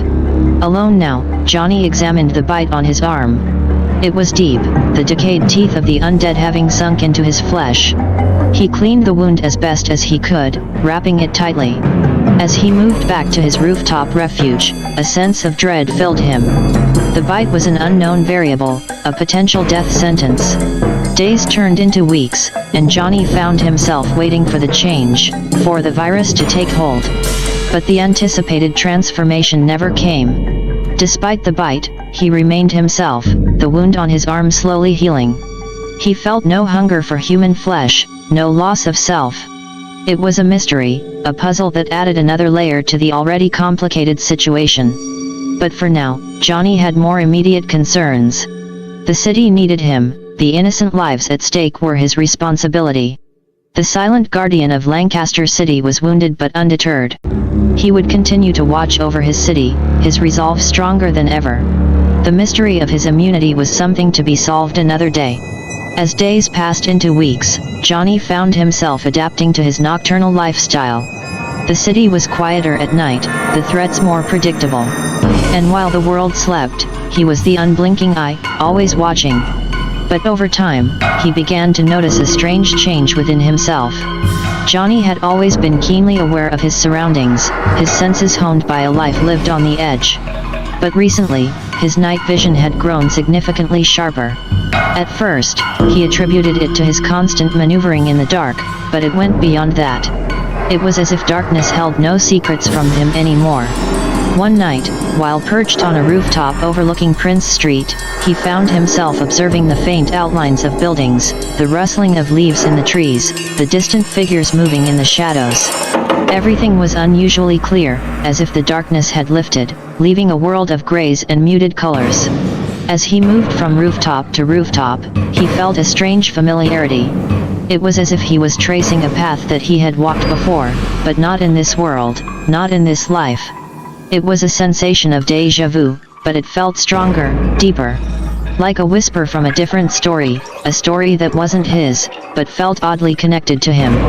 Perhaps it was the memory of a dream, or a trick of his mind playing with him amidst the chaos. But every night as he patrolled the city, the feeling persisted. It was as if he was not just Johnny Vanduke, the homeless guardian of Lancaster City, but someone else, someone from another place, another time. Someone who, like him, roamed the wastelands in a world of fallout. This new ability, this uncanny night vision, felt like a gift, a tool he could use to protect his city better. The eerie familiarity, the echoes of another existence, they remained a mystery. But for Johnny, they became a part of his nightly patrols, a secret he carried as he watched over Lancaster City, ever vigilant, ever watchful. Whatever the source, this newfound power had its advantages. As he looked down on the city from his rooftop perch, his eyes piercing the darkness, he felt ready. Ready to face the undead, ready to protect his city. The mystery of his other self would have to wait. For now, he was the Duke, the guardian of Lancaster City, and he had a city to protect. One late evening, as the sun set and shadows began to consume the city, Johnny found himself perched atop his favored refuge, an old brick building that offered a vantage point to survey the entire cityscape. The darkened windows of the once bustling Lancaster City reflected the last vestiges of the setting sun, painting a picture of eeriness and abandonment. He could sense the city falling into its habitual silence, an uneasy quiet that had become the norm ever since the outbreak. Streetlights flickered, casting long, dancing shadows that seemed to come alive with each passing moment.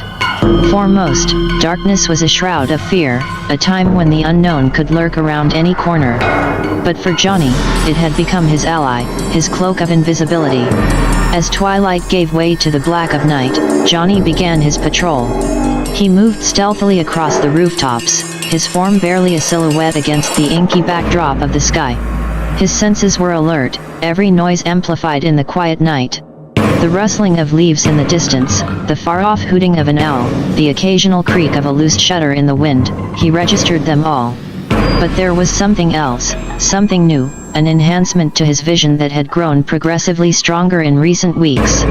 The darkened city below, which should have been a blanket of obscurity, was astonishingly clear to him.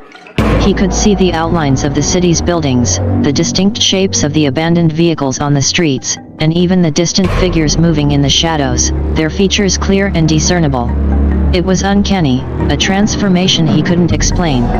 In the depths of darkness, his eyes found light, revealing a grayscale world that seemed surreal. It was as if his eyes had developed their own night vision, enabling him to see in the darkness, like an animal adapted to the nocturnal hunt. As he moved across the city, the eerie familiarity of his path stirred a strange sense of déjà vu in him. It was as though he was following a path that was imprinted in his mind from another life, a different existence. A sense of destiny seemed to course through him, strange and unfathomable. It was as if an echo from a different story, a story not his, but intrinsically connected to him, resonated in his existence. The sensation was cryptic, almost mystical, as if he was touching the fringes of a reality that was not his own. A reality where he was not just Johnny Vanduke, the homeless man turned guardian of Lancaster City, but another entity altogether. Someone else who had walked the deserted landscapes in a world shadowed by a different kind of apocalypse, a fallout. Someone who, like him, fought to survive, fought to protect. Yet, the mystery didn't distract him from his duty. If anything, it empowered him. This newfound ability was a tool, an asset in his mission. He embraced it, just like the mysterious whisper from another world. For now, the enigma of his strange connection with another reality was a puzzle to be solved another day. He was the Duke, the protector of Lancaster City, his eyes piercing the darkness, ready and prepared to face whatever threats the night would bring. Life in Lancaster City had evolved into a constant state of alert, the once vibrant streets now echoing with an eerie silence, broken only by the occasional outbreaks that had become a dreadfully common occurrence. People no longer took walks in the park or strolled down streets lined with historic red brick buildings. The city's usual hustle and bustle had given way to an underlying current of fear, the quiet punctuated by occasional chaos. One particular evening, the silence was disrupted by an unsettling chorus of screams echoing from several points across the city. At a row of quaint townhouses on West Walnut Street, the residents had locked themselves in their homes after spotting a group of the infected moving slowly but surely down the street. Over on South Prince Street, a man's cry for help echoed through the darkness as he was cornered by another such group in an alley. Simultaneously, towards the outskirts of the city, in the suburban neighborhood of Mannheim Township, families were frantically calling emergency lines as their tranquil community was invaded by yet another horde of infected, lured by the scent of living beings. The police force, stretched thin as it was, along with the National Guard, scrambled to respond. Lancaster's civil defense system blared, an ominous symphony of sirens resonating throughout the city. The echoing wails served as both a warning and a beacon of hope for the residents, an auditory reminder that they were not yet forgotten. In the midst of this escalating chaos, Johnny was a solitary figure racing across the rooftops, the eerie glow of his eyes piercing through the darkness. He had felt the wave of fear that gripped the city, a ripple of dread that manifested itself in the screams and pleas echoing in the night. His heart pounded in his chest as he leaped from one rooftop to another, his form barely visible against the dark sky. 3 different areas, 3 different outbreaks. The magnitude of the situation was not lost on him. This was the most activity he had seen since the first days of the virus emergence. It seemed as though the infected were adapting, organizing, turning from solitary predators into coordinated packs. Johnny made his way towards the townhouses on West Walnut Street first. He could see the horde moving relentlessly, a grotesque mockery of the living. He steeled himself, his fingers closing around the cool metal of his .44 Magnum. Tonight was going to be a long night. His city was under siege, and he was one of its last lines of defense. Johnny moved like a specter through the cityscape, descending swiftly from his vantage point onto West Walnut Street. The grim tableau that greeted him was a chilling sight, the horde of infected, a staggering mass of bodies writhing and squirming with a hunger that was all too familiar. His grip tightened around the handle of his Magnum, the cold metal seeming to burn in his clenched fist. As he moved closer, his night vision allowed him to pick out the individual faces of the infected in horrific detail. Their eyes held an empty, hollow gaze, skin stretched taut over cheekbones, and mouths opened in a grotesque parody of a snarl. Each figure bore the unmistakable signs of the virus that had ravaged them, transforming them into the abominations before him. He took a deep breath, steadying his nerves, and stepped into the circle of dim street light. The horde turned as one, their disconcerting focus now on him. In the deadly silence that ensued, he could hear the slow grind of his boot on the gravel, the drumming of his heartbeat, the only music to this macabre dance. Then, with a swift movement, he raised his weapon and opened fire. The .44 Magnum boomed in the quiet night, its report echoing off the city's abandoned buildings. Johnny moved fluidly, firing, reloading, then firing again, each shot finding its mark. The horde stumbled and fell, piece by piece, under the onslaught of his attack. Their numbers dwindled, but they pressed on, driven by their insatiable hunger. Across the city, the Lancaster City Police Department and the National Guard were engaged in a similar standoff on South Prince Street. It was a tense and chaotic scene, gunshots echoed in the narrow alleyways, bouncing off the red brick facades as the men fought against the onslaught of the infected. Despite the grim odds, they held their ground, a wall of determination against the nightmare before them. In Mannheim Township, the suburban tranquility was shattered by the horrifying invasion of yet another horde. Residents watched in terrified awe from their barricaded homes as a new force emerged from the darkness to meet the threat. These were not police, nor the National Guard. These were men and women, clad in dark clothing and moving with lethal purpose. Their identities remained hidden, their presence an enigma. Like a dance, they moved with swift precision and brutal efficiency. Blades flashed in the dim streetlight, glinting ominously as they cut through the air and into the infected. Firepower supplemented their attack, the distinct sound of crossbows twanging, sending bolts flying with deadly accuracy. It was a choreographed ballet of destruction, painting a macabre scene in the once peaceful suburban neighborhood. Back on West Walnut Street, Johnny's fight was reaching a crescendo. His breath came in ragged gasps, the adrenaline and exertion taking a toll. His hand was a blur as he dispatched the last of the infected. As the final figure crumbled to the ground, silence descended on the street again. He stood alone, the lone survivor amidst a field of destruction, the deafening echoes of the battle slowly fading into the night. Across the city, the hum of the civil defense siren waned, leaving a disturbing quietude in its wake. The night was once again reclaimed by the ominous darkness, the events of the past hour a chilling testament to the new reality of Lancaster City. The threat had been abated, for now, a small victory in an otherwise losing battle. The fight was far from over, and Johnny knew it. But as long as he drew breath, he would stand guard, a silent sentinel in the night. As Johnny continued his lonely battle on West Walnut Street, a sudden flurry of activity drew his attention to the entrance of the street. Emerging from the darkness, a group of figures rapidly advanced towards the remaining infected. It was the mysterious human hunters from Mannheim Township. They moved as if they were one entity, a phantom of the night that had brought swift justice to the infected in Mannheim and now turned its attention towards Lancaster City. They came into view, their faces shrouded in the shadows of their hoods, a chilling, lethal specter born out of necessity in these troubling times. The leader, a formidable figure in a dark, weather-worn coat, unsheathed a sword that gleamed ominously under the moonlight. Without a moment's hesitation, the hunters charged into the fray, their deadly dance of destruction once again taking shape. Crossbow bolts zipped through the air, their trajectory unfaltering as they found their targets in the infected horde. In tandem with Johnny's relentless assault, the hunters cut through the horde with brutal efficiency. Their presence turned the tide of the battle, their concerted efforts whittling down the number of infected faster than Johnny could have managed alone. It was a sight to behold, the force of human resilience and determination against the monstrosities that once were their own. As the last of the infected fell to the ground, the street fell into an eerie silence once again, the echoes of the battle fading into the cold night. The hunters didn't linger, their purpose fulfilled. With a final glance towards Johnny, the figure in the worn coat gave a curt nod before leading his group away, disappearing as swiftly as they had arrived. The solitary vigilante was left standing alone amidst the carnage, a silent sentinel bathed in the dim glow of the streetlights. In the aftermath of the battle, a sense of grim satisfaction washed over him. They had won the night, but the war was far from over.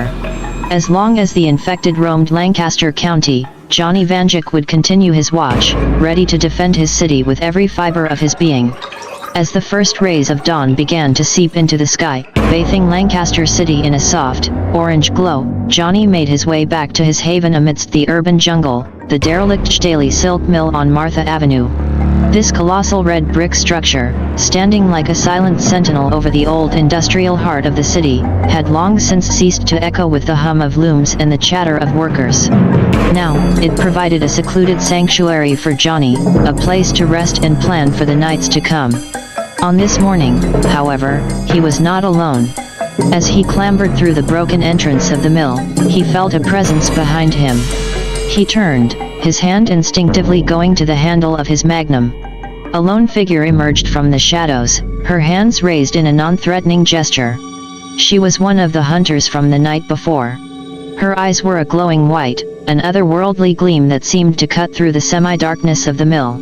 Johnny tensed but did not draw his weapon. He could feel it, a resonance of sorts, as if he was staring into a distorted reflection of himself. After a moment of mutual silence, the hunter began to speak. Her voice was low, hushed, yet carried an undeniable force with it. She introduced herself as Selene. They spoke for hours, their conversation flowing like a meandering river. The discussion varied from their individual experiences with the outbreak, their encounters with the infected, to their unique night vision. Their discourse eventually led them to a mutual realization. The virus that had infected them, and presumably others, did not merely turn humans into mindless monsters. For those with an innate resistance, it induced a state of evolution, augmenting their physical abilities, gifting them the power to see in the dark, and seemingly slowing their aging process. However, this evolution was not without its curses. The constant hunger, the lingering fear of losing oneself to the infection, the loneliness of existing on the fringe of humanity, these were the crosses they had to bear. As Selene rose to leave, she paused at the entrance of the mill. The sun was now higher in the sky, bathing the derelict structure in a warm glow. She turned to Johnny, her luminous eyes reflecting the light. "We are not alone, Johnny. There are others like us, fighting to survive, fighting to protect. This evolution, as you call it, it has chosen us. We are the first of a new kind. Remember, you're not alone in this fight." With those parting words, Selene disappeared into the bright morning, leaving Johnny alone in the echoing vastness of the old silk mill. His mind churned with the revelations of their conversation. This was bigger than him, bigger than Lancaster City. And in that moment, Johnny Vanduke realized he was part of a new chapter in human evolution, a beacon of hope in a world teetering on the brink of annihilation. As the sun faded beyond the horizon, bathing Lancaster in the familiar shroud of darkness, Johnny found himself on the rooftop of a dilapidated row house, overlooking the city. His enhanced vision traced the labyrinth of streets, scanning for any signs of the infected. The city seemed quiet, the inhabitants obeying the imposed curfew. Suddenly, a soft whistle sliced through the air, a carefully structured sequence. Johnny turned towards the sound, his eyes quickly focusing on a group of shadowy figures standing atop the opposing rooftop. One of them stepped forward, their silhouette distinct against the dim glow of the moon. "Duke!" the figure called out.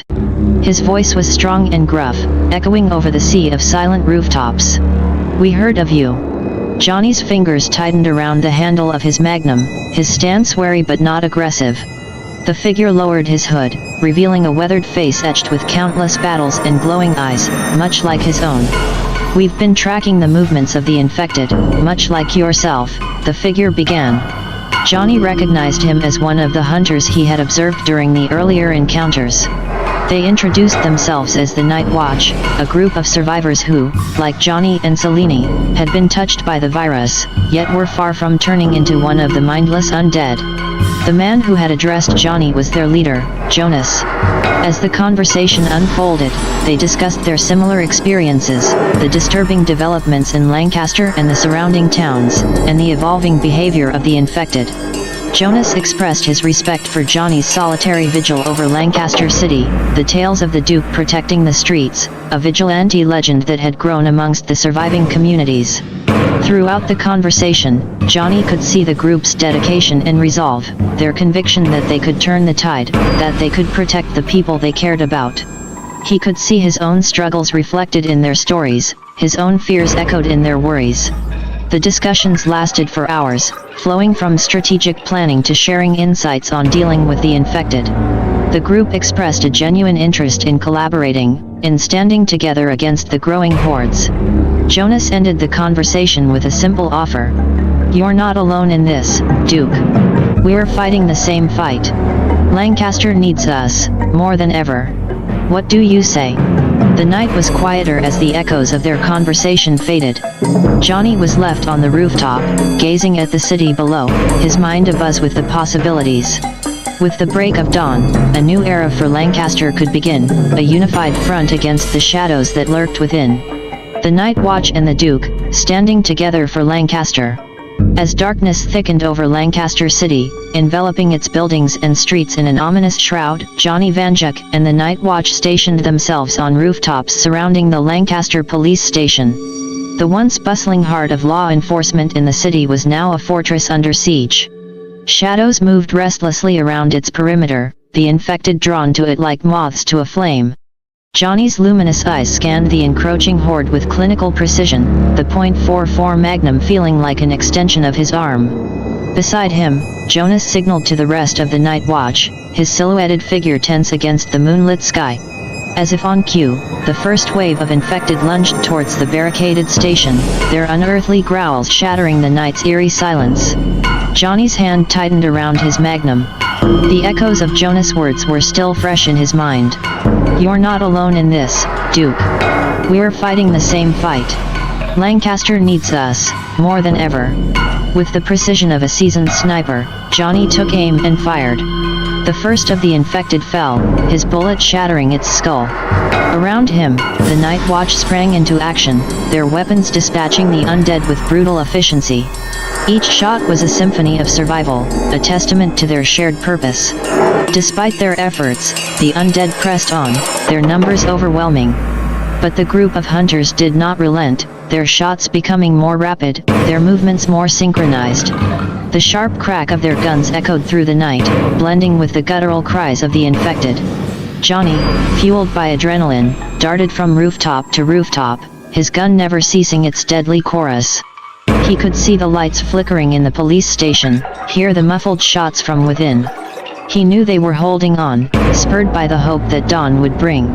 The battle seemed to stretch into an eternity, time diluting into a whirl of gunfire and desperate cries. But slowly, the tide began to turn. The once relentless wave of infected began to thin, their advance slowing.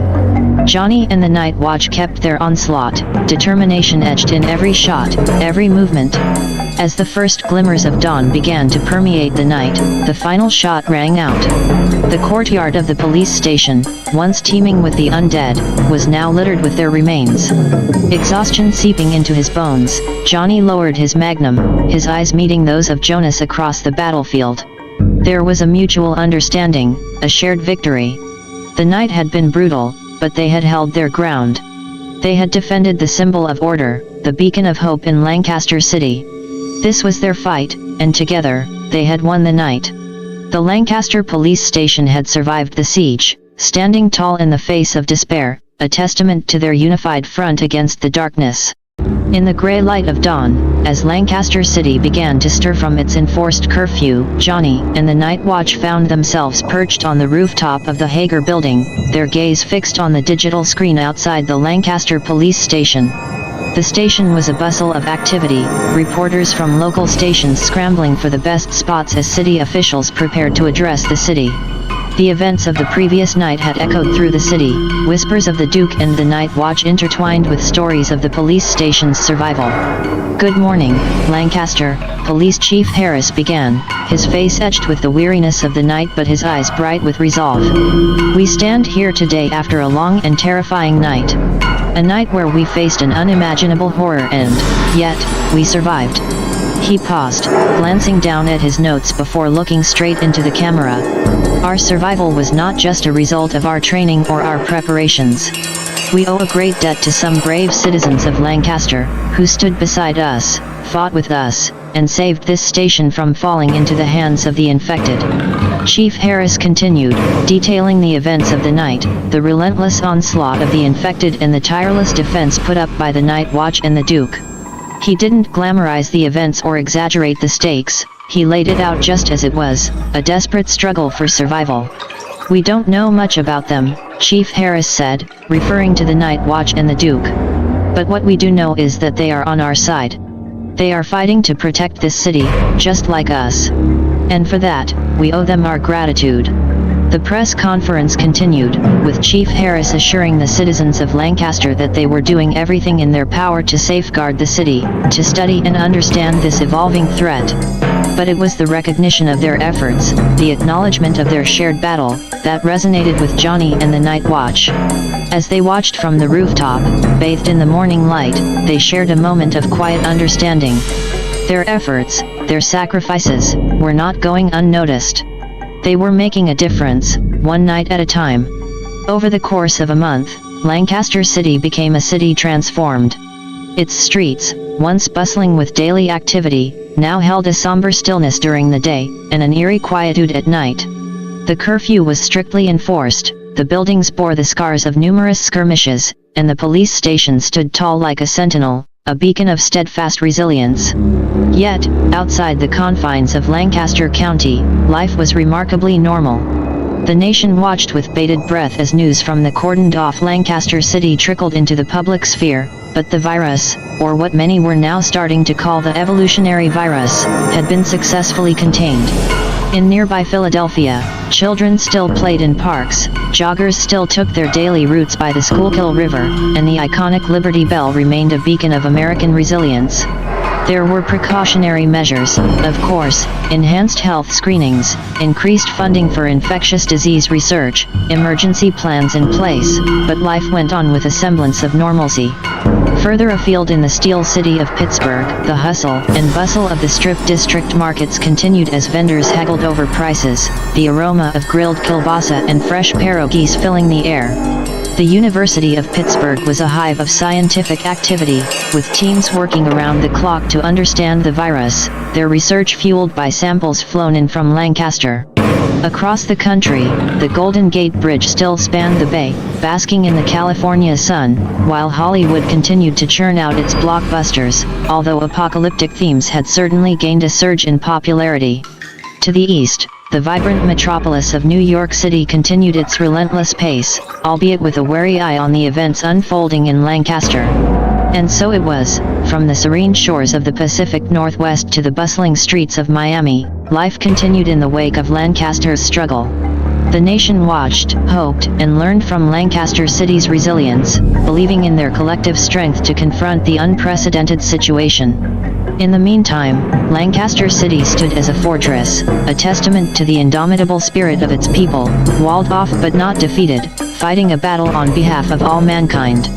And at the forefront of this battle, standing tall on the rooftops against the haunting silhouette of the night, were Johnny the Duke Vanduke and the Night Watch, the unseen guardians of Lancaster City. As the days rolled into weeks and weeks into months, the residents of Lancaster County became intimately acquainted with their altered reality.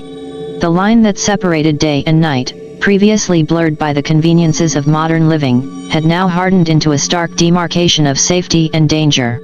The infected had demonstrated a peculiar aversion to daylight, slinking away to the forests surrounding the county and disappearing into the labyrinthine network of sewers and underground tunnels. Teams of military personnel and scientists were dispatched daily to these areas, their mission to understand and contain this strange behavior.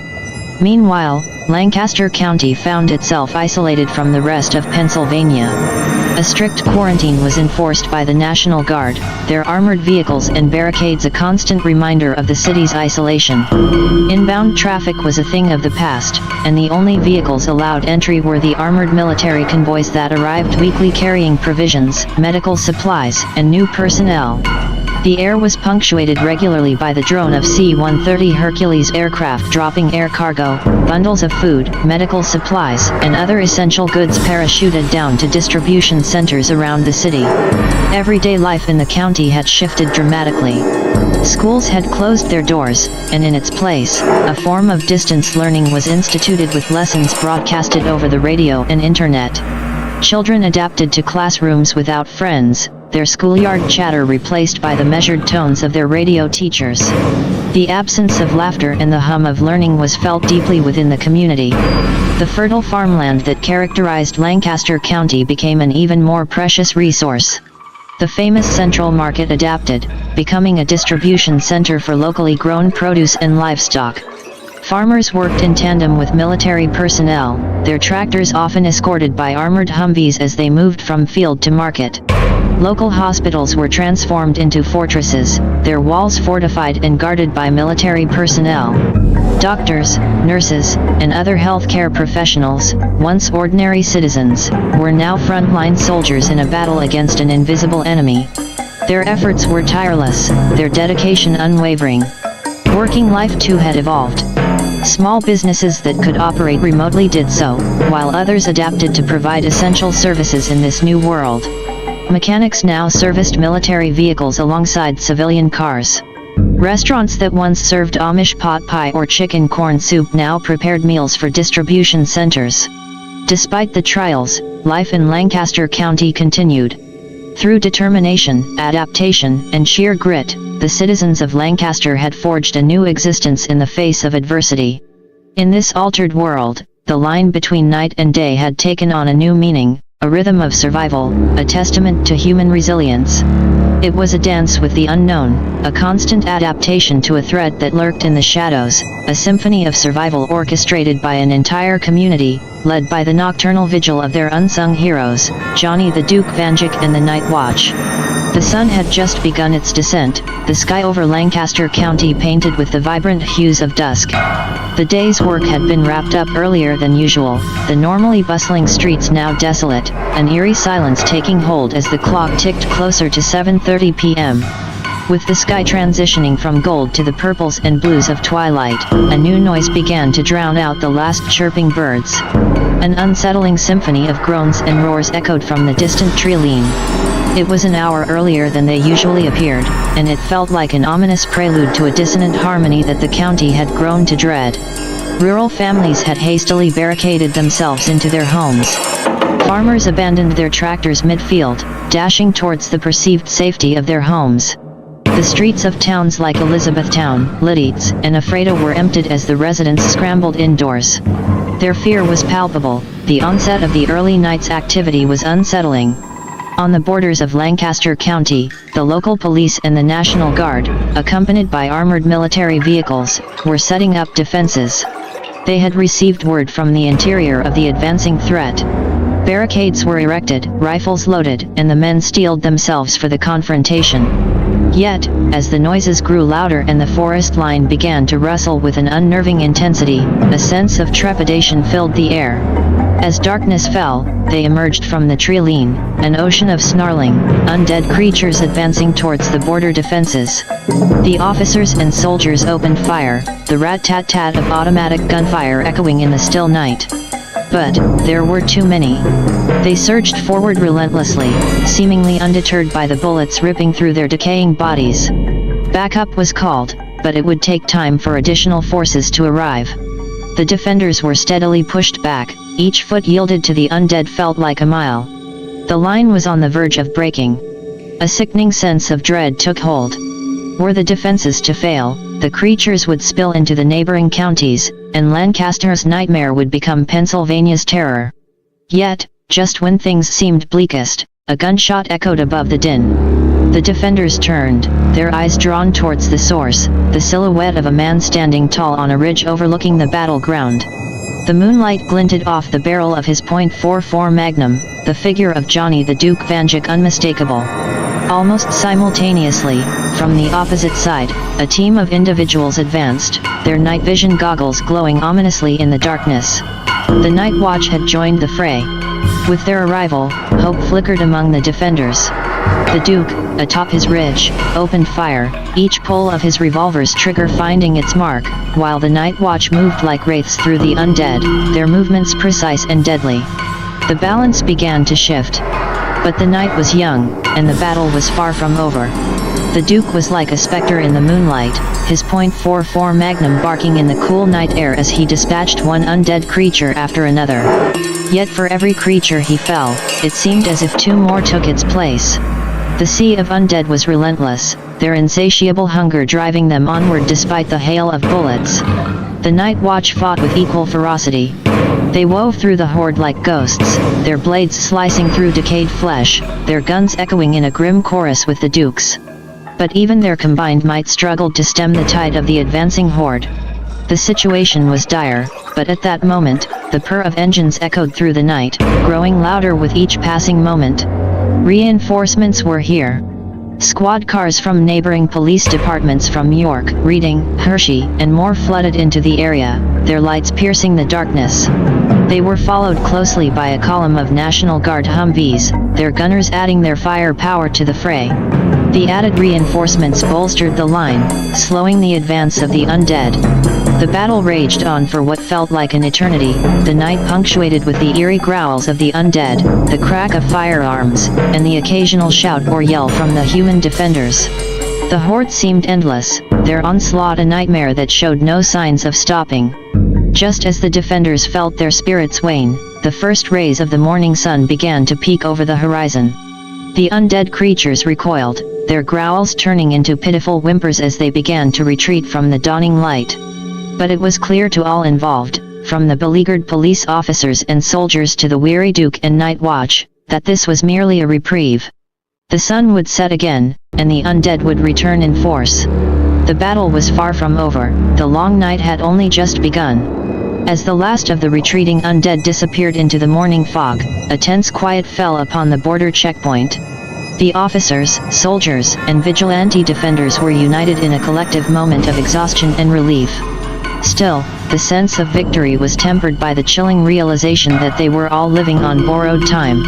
In the wake of the chaotic battle, the authorities attempted to restore order and to gain a sense of control over the inexplicable situation. Both the Duke and Night Watch were an enigma, a variable in this increasingly complex and terrifying equation that they needed to understand.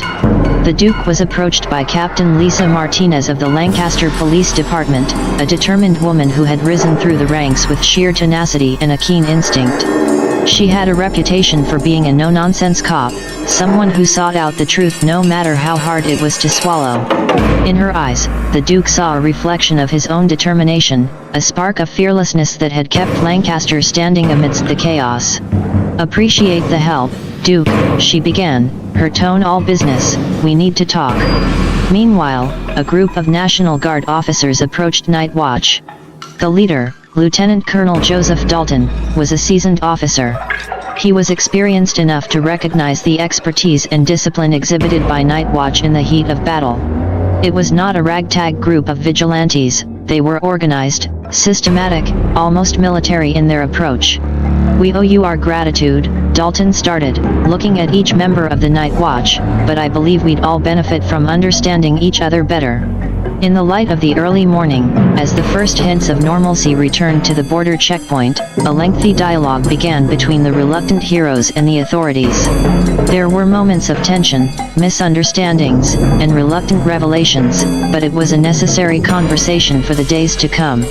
How these entities, forged in the crucible of an apocalypse, would learn to work together was uncertain. The Duke and the Night Watch were enigmas, a conundrum that the authorities had to unravel. The paths they had walked were shrouded in shadows and mystery, a reflection of the dark times that had descended upon Lancaster. But as the morning wore on and the sun climbed higher into the sky, there was a feeling of solidarity building, an alliance being formed. They were all soldiers in the same war, each fighting to keep the spark of humanity alive in the face of the unknown. Their stories were still being written, their roles in this new world still being defined.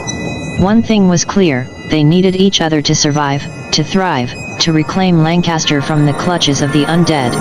This long, detailed discussion formed a tentative bridge between the vigilante groups and the authorities.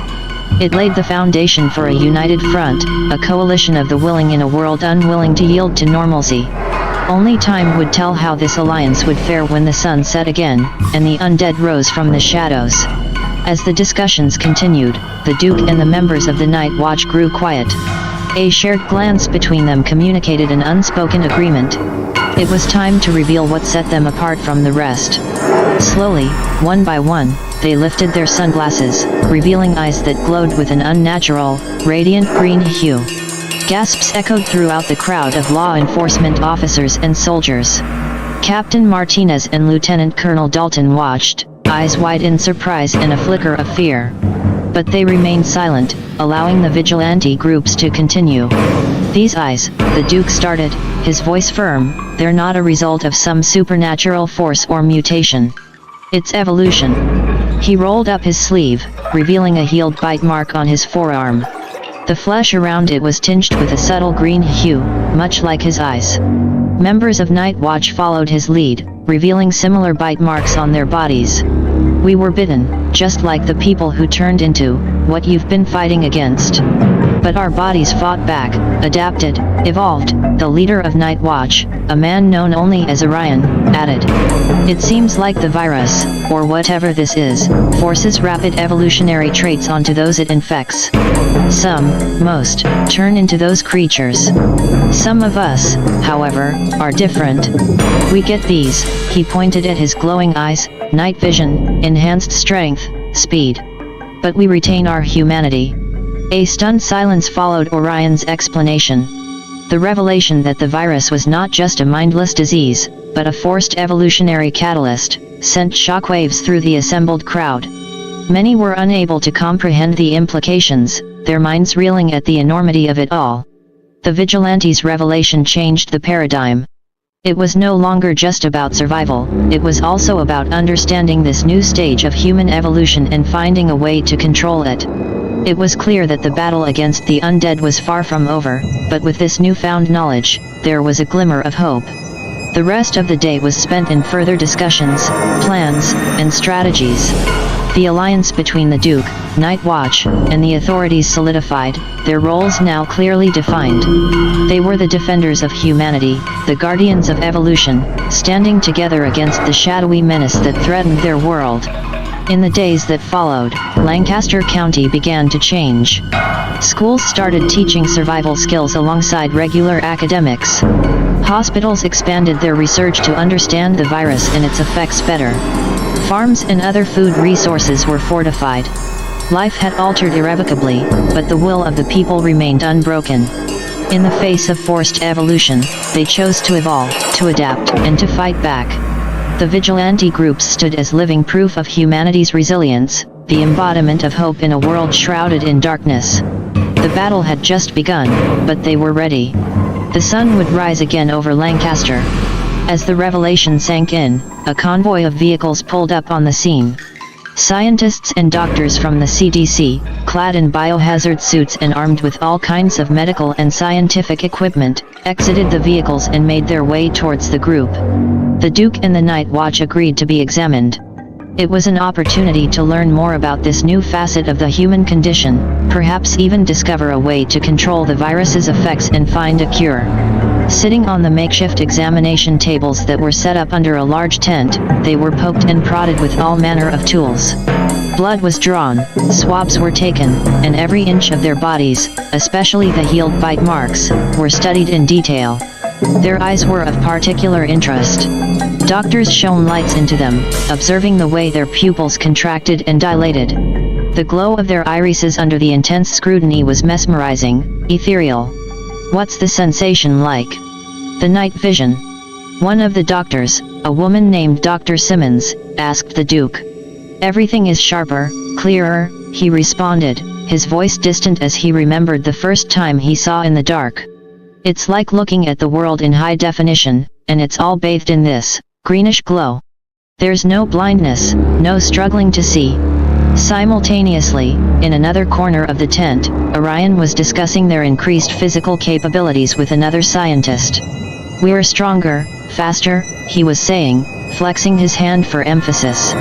Our reflexes are heightened too. It's not superhuman, but definitely more than a normal human being. Every bit of information was meticulously recorded, every test conducted with precision. There was a sense of urgency, but also the undercurrent of excitement. This was an unprecedented event, something no one ever thought they'd witness in their lifetime. Hours passed. The sky was beginning to lighten when the examinations were finally concluded. Tired but determined, the medical and scientific teams packed their equipment and headed back to their mobile labs to start analyzing the collected data. The Duke and Night Watch, despite the exhaustive procedures, seemed to be in good spirits. For the first time in months, they saw a glimmer of hope, a chance to turn the tide. Their evolution might hold the key to the survival of Lancaster, maybe even the world. Only time would tell. The dawn's early light fell upon a grim scene. Bodies of the undead, felled by the intense struggle of the previous night, were now being lined up for examination. The effort was not just a matter of containment or cleanup but was aimed at gaining a deeper understanding of this horrid transformation process. Each body was treated with a clinical detachment that was nothing short of extraordinary. Scientists from the CDC donned their biohazard suits and started their grim task. They photographed, measured, took samples, and documented every feature of the deceased. They were particularly interested in the mouth and teeth, where the transmission of the virus presumably took place. As the examinations proceeded, some curious observations began to emerge. The scientists found that some of these bodies were not just recently deceased. A muffled exclamation of surprise came from Dr. Simmons, as she knelt beside one body. She held in her gloved hand a tarnished military dog tag, encrusted with the grime of ages. The text on it was barely legible but seemed to indicate a service date from World War II. The body, although with the expected decomposition from the undead state, also showed signs of very long-term decay. Simultaneously, another scientist found a musket ball embedded in an undead's rib cage, a wound that had long since healed over, hinting at a life lived and lost during the American Revolution. In another chilling discovery, an undead's clothes were identified as a uniform of a nurse from World War I. Time had worn it thin, but the distinct insignia and the vintage design were unmistakable. The realization sank in heavily, this was not merely an infection of the present. Somehow, these bodies from eras long past had reanimated, joining the ranks of the undead. It suggested that the virus was not only infecting the living but was also capable of awakening the long deceased, making it far more terrifying and complex than previously believed.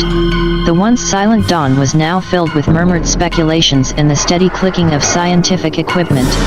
The sight of centuries-old undead only intensified the resolve of the scientists to understand and combat this terrifying evolutionary virus. And somewhere, in the echoing silence of the deserted city streets, the Duke and Night Watch stood watch, guardians against the mounting darkness. After several days of grueling analysis, the test results from the blood samples of the Duke and the members of the Night Watch were finally ready. The data was both intriguing and baffling. It was discovered that the gene responsible for the changes was present in all humans, dormant in their DNA. The scientists explained it as a sort of biological time bomb, a quirk of evolution that had lain dormant for eons, only to manifest now. The undead, it seemed, were not the product of some new, foreign virus, but a terrifying expression of human evolution that had waited patiently in our genes. The bite marks of the undead merely served as a catalyst, accelerating the process of transformation. While some individuals' bodies were able to resist the transformation into undead monstrosities, they were not immune to the changes entirely. The Duke and the Night Watch members were the living proof. Their bodies had fought off the more horrific aspects of the transformation. Instead, they had adapted, gaining abilities such as enhanced night vision, making them uniquely equipped to combat the undead.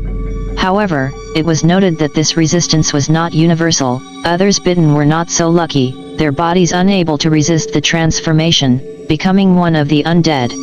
The implications of these findings were far-reaching. It wasn't just about surviving an outbreak anymore.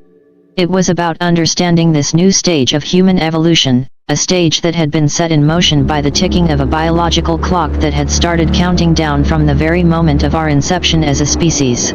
The fight against the undead had taken a turn, no longer just a battle for survival, but a quest for understanding.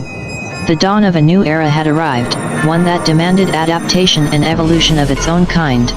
It was a struggle, not just against the undead, but also against the very nature of what it meant to be human. The revelation was a harsh blow to everyone present. There was no cure for this, no antibiotic or vaccine that could treat what wasn't a disease but a transformation. The world wasn't dealing with a mere virus outbreak, it was facing an unprecedented change in human biology itself, an alteration of our genetic heritage that couldn't simply be reversed. Scientists and medical professionals alike started working tirelessly on the task at hand. The focus shifted from looking for a cure to finding a way to manipulate the process of the transformation. Their objective was clear: find a way to suppress the horrifying traits of the evolution and enhance the beneficial ones, such as the improved night vision and heightened physical capabilities.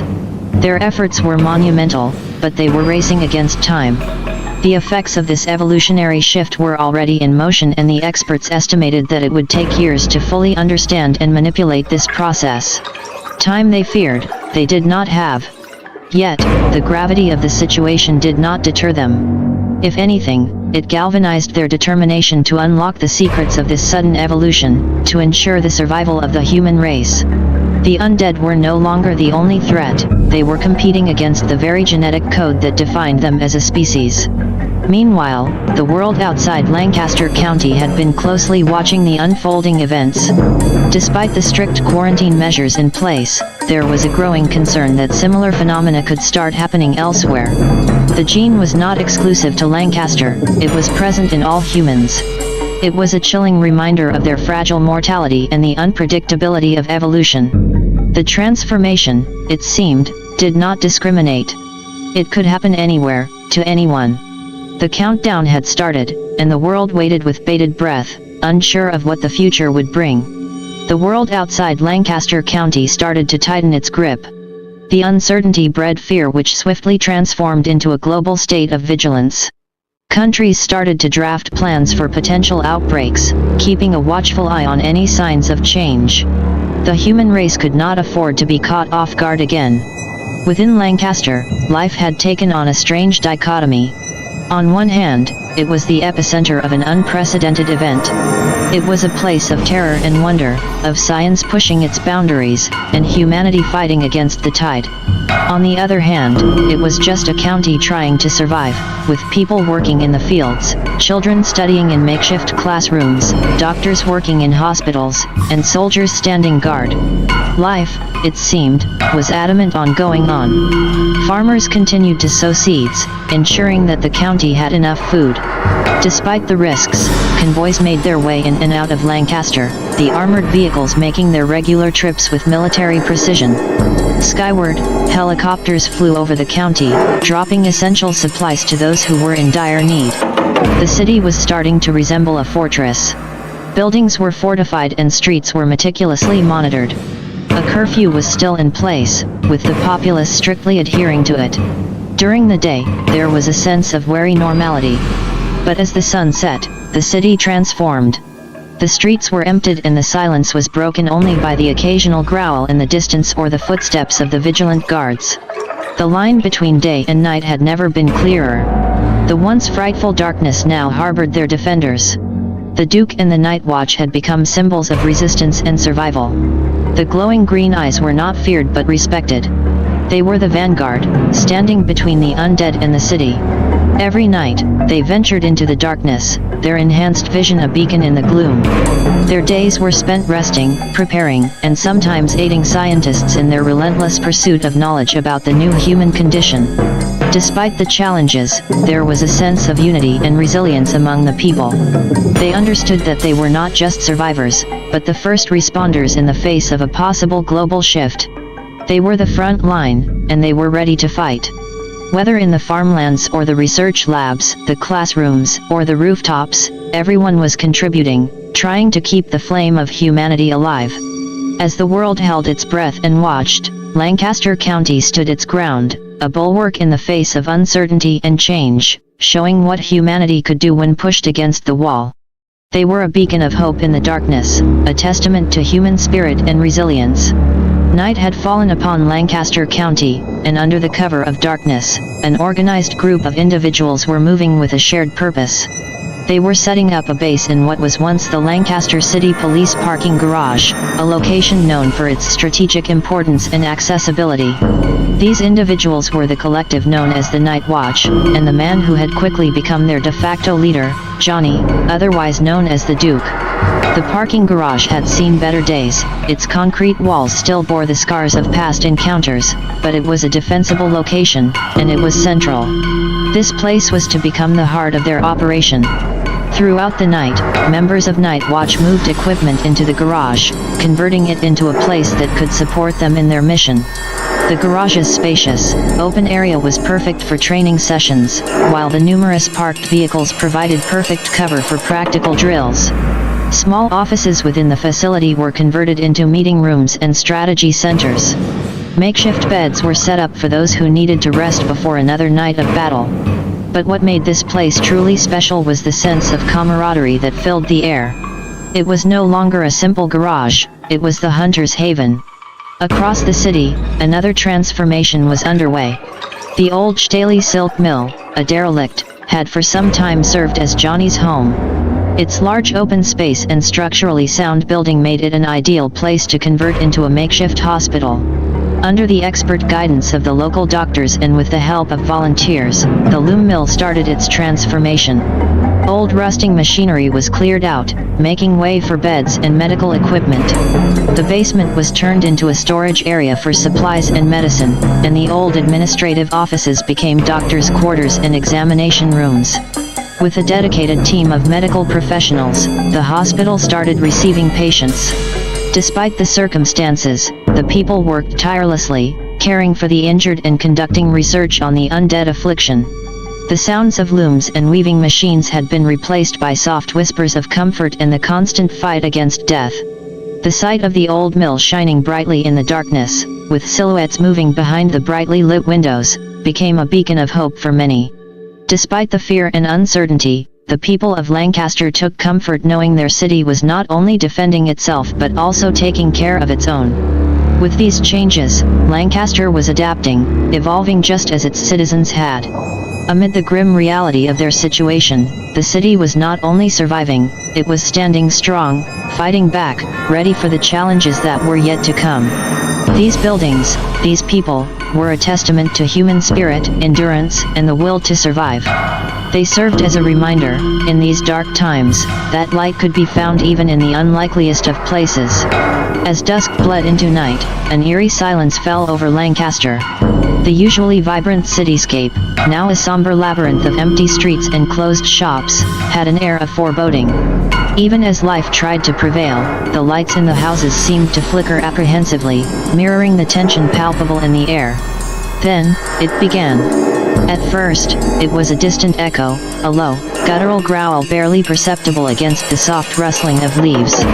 Slowly, the distant echo transformed into a terrifying symphony of moans and roars. The dread-filled silence of the city was abruptly shattered by the cacophony of the oncoming undead. From the depths of the darkness, they emerged, a teeming mass of shadows under the faint glow of the city's remaining streetlights. The undead were here, in numbers greater than ever before. In response, a call to arms echoed across the city. Sirens blared, loud and clear, and a resonating hum of activity filled the air as Lancaster's defenders sprung into action. The Night Watch, the Duke, and the remaining city police force, joined by civilian volunteers, readied themselves for the battle of their lives. Across the city, barricades were quickly erected, trapping the undead within the confines of certain streets. From rooftops and windows, defenders started to rain down a volley of bullets and makeshift explosives on the advancing horde. The sharp retort of gunfire echoed in the night, accompanied by the occasional burst of flame as a Molotov cocktail found its mark. At the heart of the defense was the Lancaster City Police Garage, now the Hunter's Base. The Duke and the Night Watch had positioned themselves strategically around the city, using the knowledge of their home ground to their advantage. Despite the chaos, there was a sense of unity, a shared determination that ran like a lifeline through the entire city. However, the sheer number of undead made it clear this wasn't a typical night. This was an orchestrated attack, a mass gathering of the undead unlike anything the city had faced before. The battle had just begun, the city of Lancaster fighting for its survival against an unimaginable enemy. No matter the outcome, Lancaster City would be forever changed. This night would either see the city fall into the hands of the undead or stand victorious against the gathering darkness. But for now, the city fought, its defenders standing their ground bravely under the menacing shadow of the undead horde. The battle was far from over. As the battle wore on, fatigue began to creep into the defenders. The tide of undead seemed unending, each one felt replaced by another, and the pressure started to show. Ammunition was running low, and the fear that they might be overwhelmed started to take root.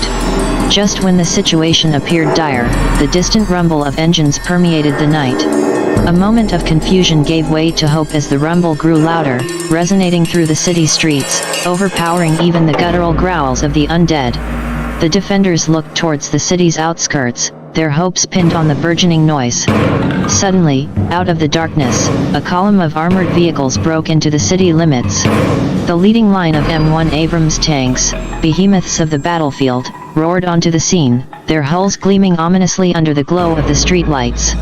With their arrival, the momentum of the battle shifted. The thunderous roar of the tanks' cannons echoed throughout the city as they unleashed their wrath on the undead hordes. High explosive rounds met their targets with devastating precision, tearing through the undead, causing them to scatter. The tanks plowed through the ranks of the undead, their powerful tracks grinding the threat under their mighty weight. On the ground, the embattled defenders took heart from the reinforcements. The arrival of the Abrams instilled new vigor in the police, Night Watch, and the Duke. With renewed energy, they fought on, pushing back against the seemingly relentless tide of undead. Alongside the tanks, armored personnel carriers unloaded squads of soldiers into the city streets. The reinforcements quickly established new lines of defense, joining the city's defenders in repelling the undead. Despite the grueling fight, the tide seemed to be turning, the city now buoyed by hope and determination. The battle continued, each side intent on survival. However, with the arrival of the tanks, the city found its second wind.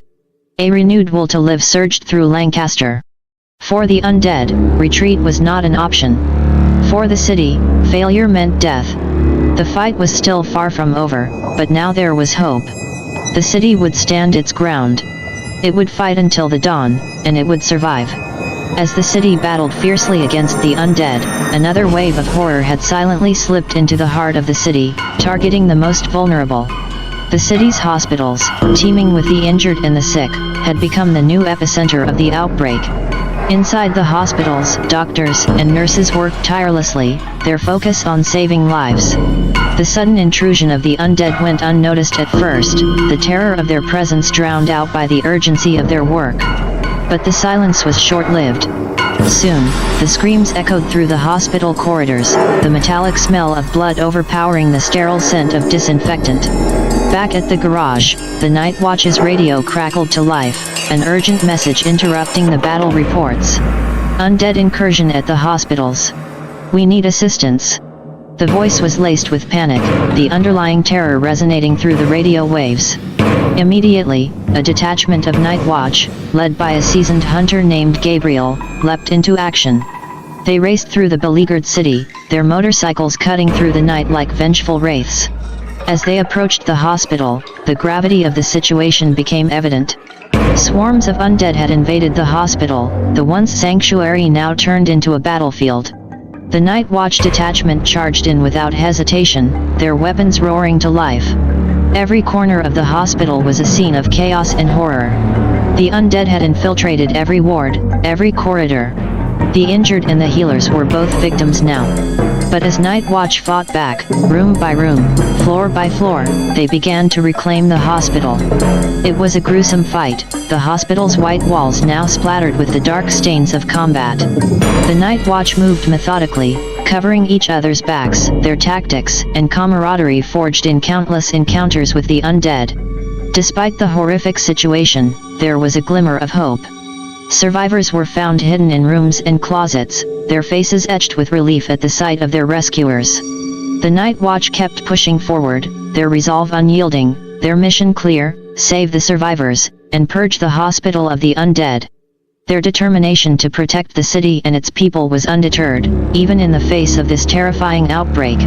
The battle was far from over, but with every undead they put down, the hospital inched closer to being safe once more.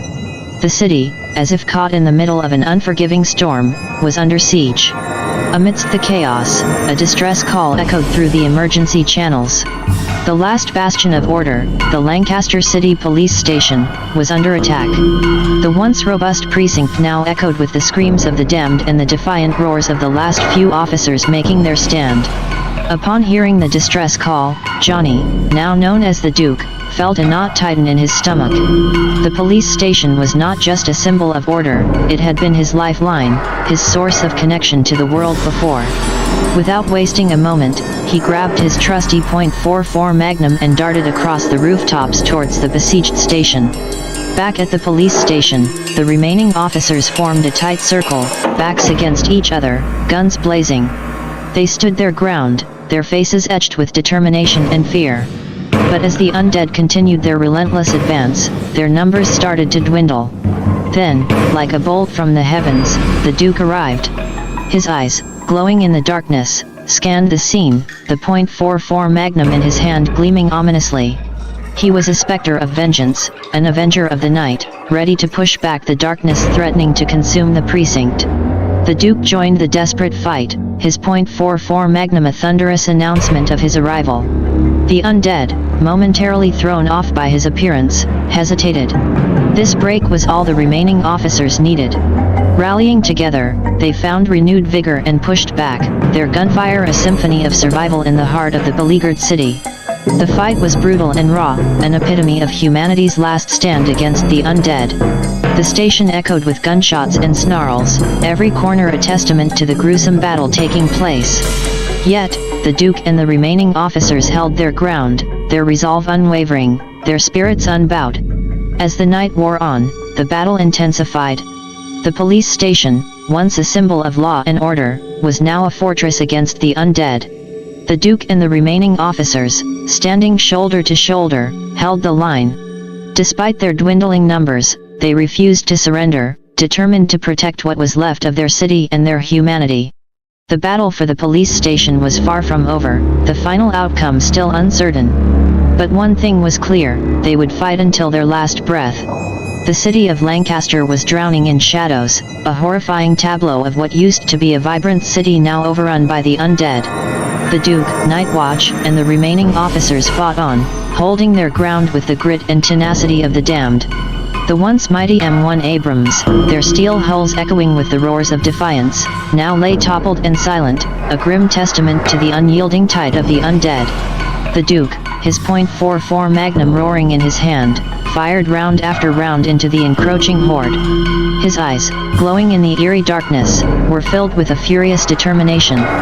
Beside him, the remaining officers of the Lancaster police fired their weapons, their faces hardened masks of desperation and resolve. In the distance, the Night Watch fought their own battles. Their weapons, like voices in a terrible choir, added to the cacophony of the night. Their figures, illuminated by the harsh, flickering street lights, seemed like ghostly avengers, ethereal and unyielding. The undead were everywhere.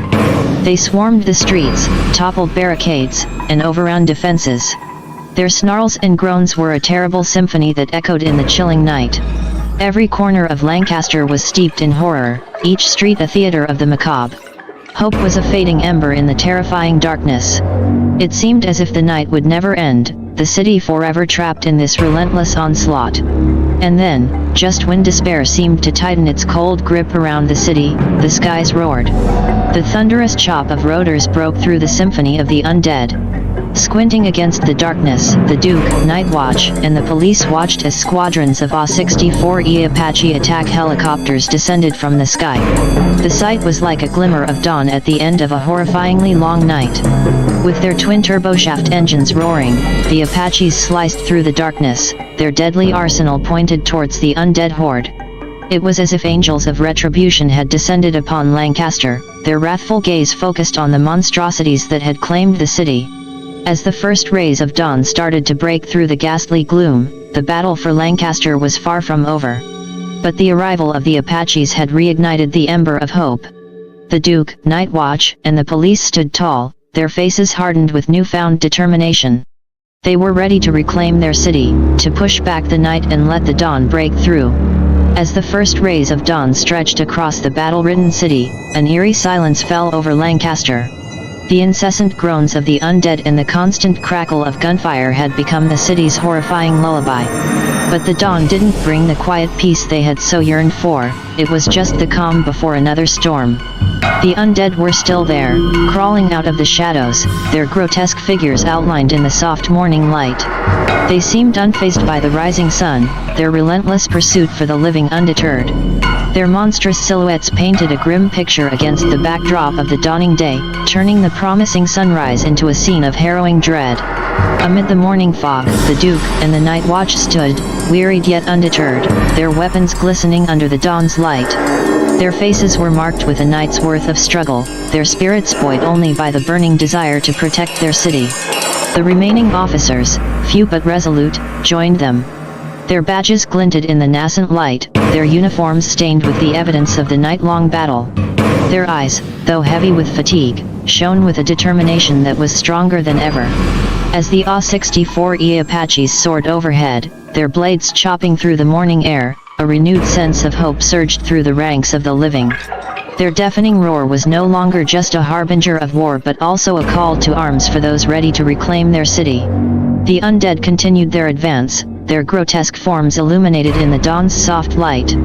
But now, they were not just fighting against the humans, they were challenging the dawn itself, a struggle against nature's indomitable cycle. Gunfire erupted once again, the first volleys of a new day's battle. The Apaches swooped down, their devastating armaments turning large swaths of the undead into nothing but dust. The ground shook with each explosion, the shockwaves rattling the bones of the city. But this was only the beginning. As the new day dawned on Lancaster, so did a renewed will to fight, to push back the nightmarish tide and reclaim their city from the jaws of the undead. With the Duke and the Night Watch leading the battle, the city was ready to fight until the last undead fell. It was a grim morning, but it was theirs, and they would fight to keep it that way. The battle for Lancaster was far from over. As the dawn broke, it didn't bring peace, but it did bring hope. The night had been long, filled with horrors that would haunt them for a lifetime, but the dawn was theirs. And they would fight, with all they had, to keep the daylight in Lancaster. High above the bloody battleground of Lancaster County, a sleek jet from the National Center for Disease Control and Prevention, NCDCP, cut through the sky. The crew aboard was comprised of some of the brightest minds in virology, tasked with understanding this horrifying evolution. Their equipment was the most advanced the world had to offer, capable of collecting and analyzing data in real time. The jet was loaded with state-of-the-art surveillance equipment, capable of producing high-resolution scans that penetrated deep into the earth, revealing clusters of the evolved creatures hidden from plain sight. High above the tumultuous scene unfolding in Lancaster, the jet offered a grim perspective on the horrifying extent of the evolution. As they swept over Pennsylvania, their readouts began to churn out unsettling data. There was a noticeable uptick in evolved creature activity, not just in Lancaster, but in cities, towns, and even isolated rural areas across the state. The evolution wasn't just contained within Lancaster County, it was spreading, proliferating in the dense forests and teeming cities of Pennsylvania. This data gave a chilling new perspective. The evolution wasn't slowing down. It was accelerating, transforming the unsuspecting inhabitants of the state into monstrous beings. And most frightening of all was the unpredictability of it all. There seemed to be no pattern, no trigger, just a sudden transformation, as if some ancient genetic switch had been flipped. Suddenly, the epidemic in Lancaster wasn't an isolated incident. It was the first ripple in a vast, dark ocean, hinting at a coming tidal wave that could wash over the entire state. Back in Lancaster, the jet's disturbing findings were communicated to the ground forces, adding a new layer of urgency to their desperate fight. The scope of their battle was now much larger than Lancaster. It was a fight for all of Pennsylvania, possibly for all of humanity. The situation was dire. There was no cure, no vaccine, and only a dim understanding of the evolution. All they had was their courage, their determination, and their unwavering resolve to stand their ground. For now, that was all they needed. The news from the jet only served to fuel their resistance. This was their home, their state, their world, and they would fight to the end to protect it. As the jet disappeared into the horizon, their battle cry echoed across Lancaster, carrying their promise to stand against the coming storm. The fight was far from over, but their resolve was unbroken. They would stand their ground, fight the encroaching darkness, and light a beacon of hope for the rest of Pennsylvania. Over the past several days, the battle for Lancaster raged on with brutal intensity. The Duke, the fearless vigilante who had become the beacon of hope for the beleaguered city, was a blur of motion in the heart of it all. He fought tooth and nail, his burning eyes mirroring the sheer defiance and determination that had come to define the city's stand against the Evolved. The city around him was a war zone.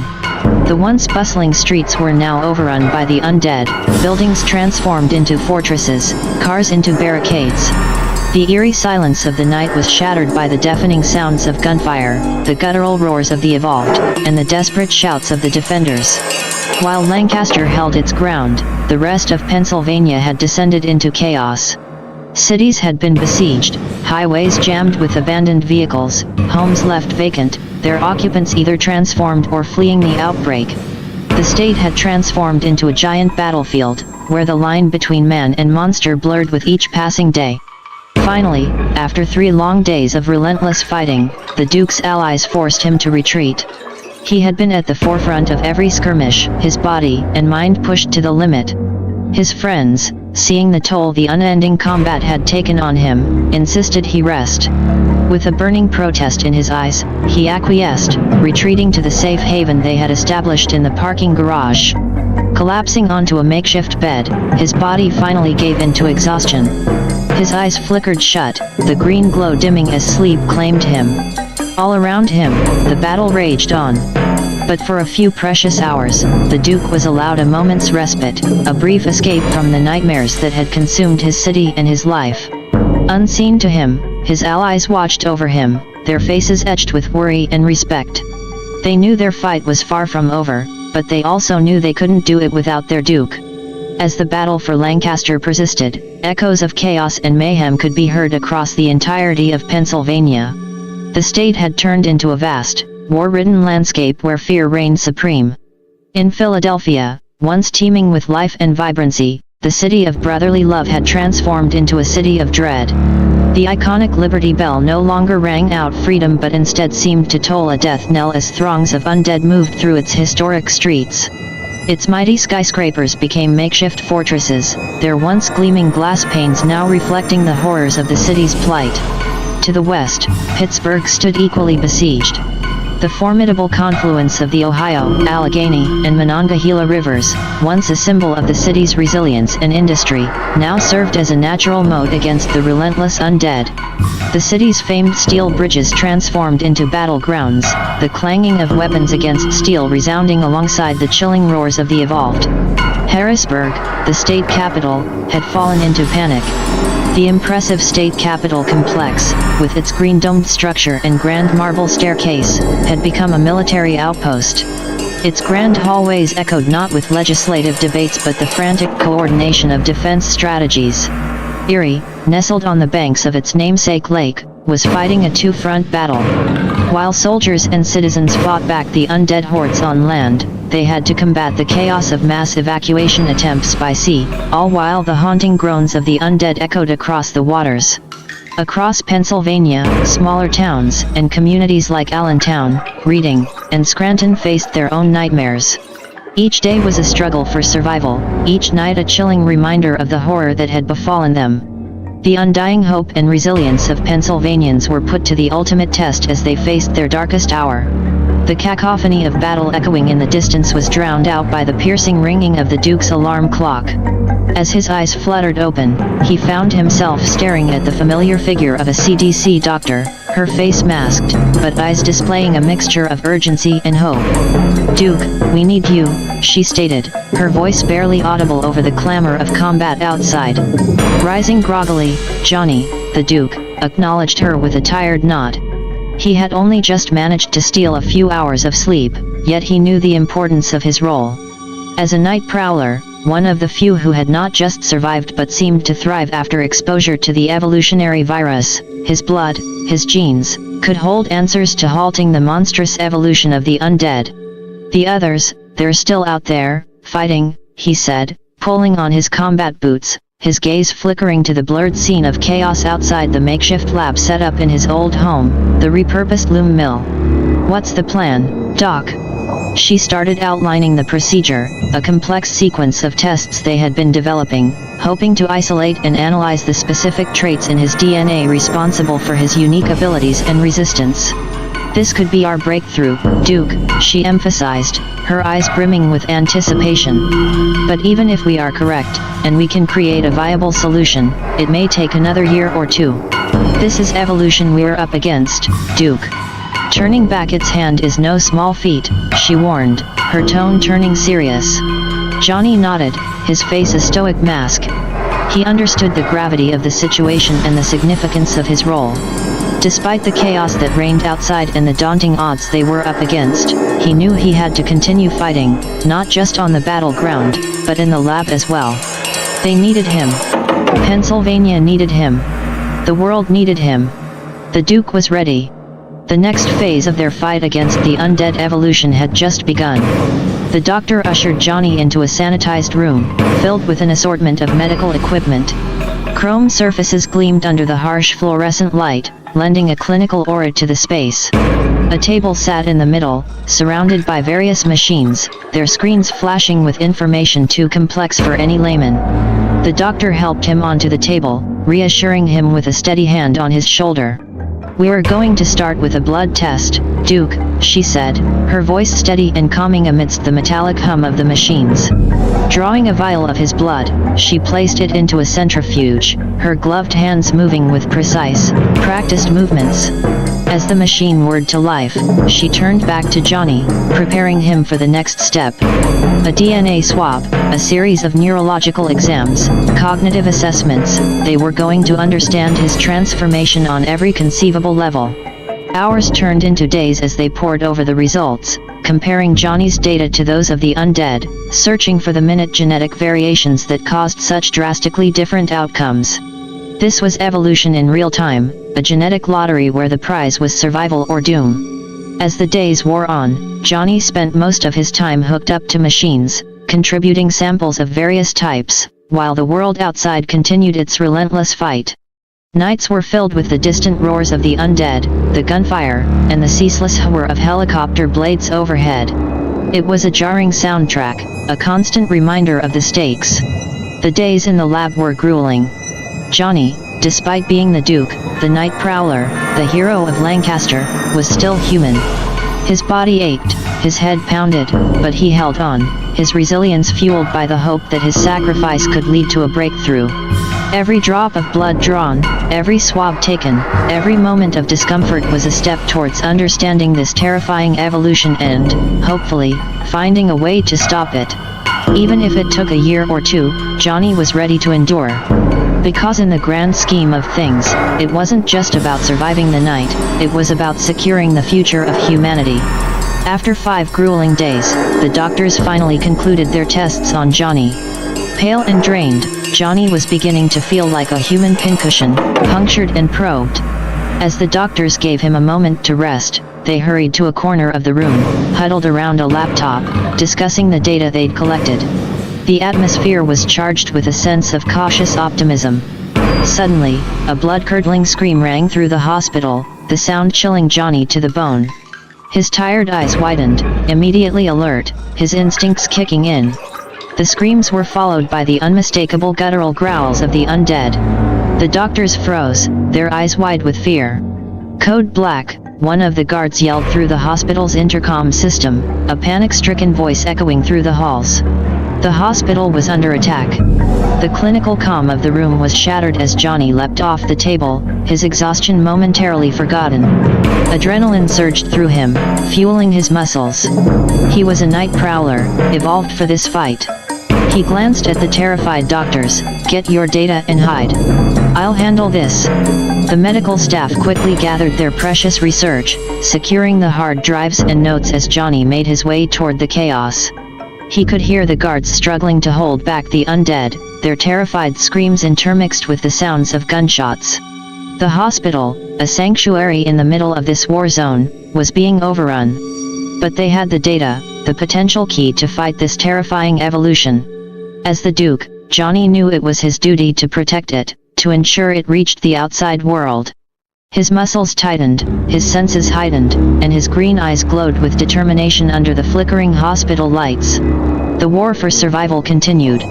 The battle for survival was a grueling, gruesome spectacle.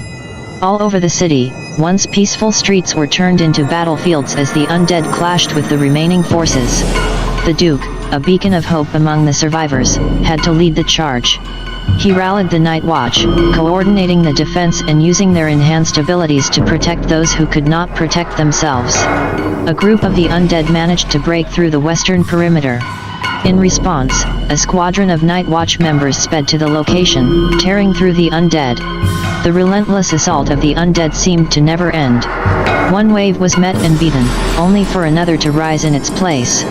In the city center, the M1 Abrams tanks became fortresses against the undead onslaught. The remaining police officers, now well versed in fighting the undead, shot with deadly accuracy, their faces etched with grim determination. Elsewhere, the sound of helicopter blades whirred over the noise of the ongoing battle. The AH-64E attack helicopters strafed through the skies, providing crucial air support. The powerful 30mm chain guns spat death from above, mowing down the undead who had managed to breach the city's defensive lines. The Duke, now recovered from his intensive testing, was back on the front lines. Every ounce of his being was devoted to the fight, his body moving in a deadly dance of survival. His evolved abilities were being pushed to the limit as he fought wave after wave of the undead. But the sun was beginning to rise, and for the first time in days, there was a lull in the fighting. The undead, it seemed, were momentarily pushed back, giving the exhausted defenders a respite. The battle was not over, and the war was far from won. But they had survived the night. As dawn broke, painting the sky with hues of orange and purple, there was a momentary calm in the city. The fight would go on, but for now, the living could take a breath, regroup, and prepare for the next onslaught. Johnny was caught off guard by a particularly vicious group of the undead. They were more savage, more relentless than the others he had fought so far. Their decaying teeth sank into his flesh more than once, each bite sending a jolt of pain through his body. Yet, Johnny fought on, the pain only making him more determined. With each bite, he felt a surge of energy, a primal force pushing him closer to the edge. He felt something within him change, his body reacting to the numerous bites, adapting and evolving. A savage, wild fury ignited in him, but he held on, refusing to let the animal within take over. As the battle raged on, his consciousness began to waver. Images flickered through his mind, visions of places he'd never been, memories he'd never lived. He saw wastelands and towering structures, heard strange noises, voices echoing around him. A different world, a different him. He was in a place that was both familiar and utterly alien to him. He saw himself, but it wasn't him, not the Johnny he knew.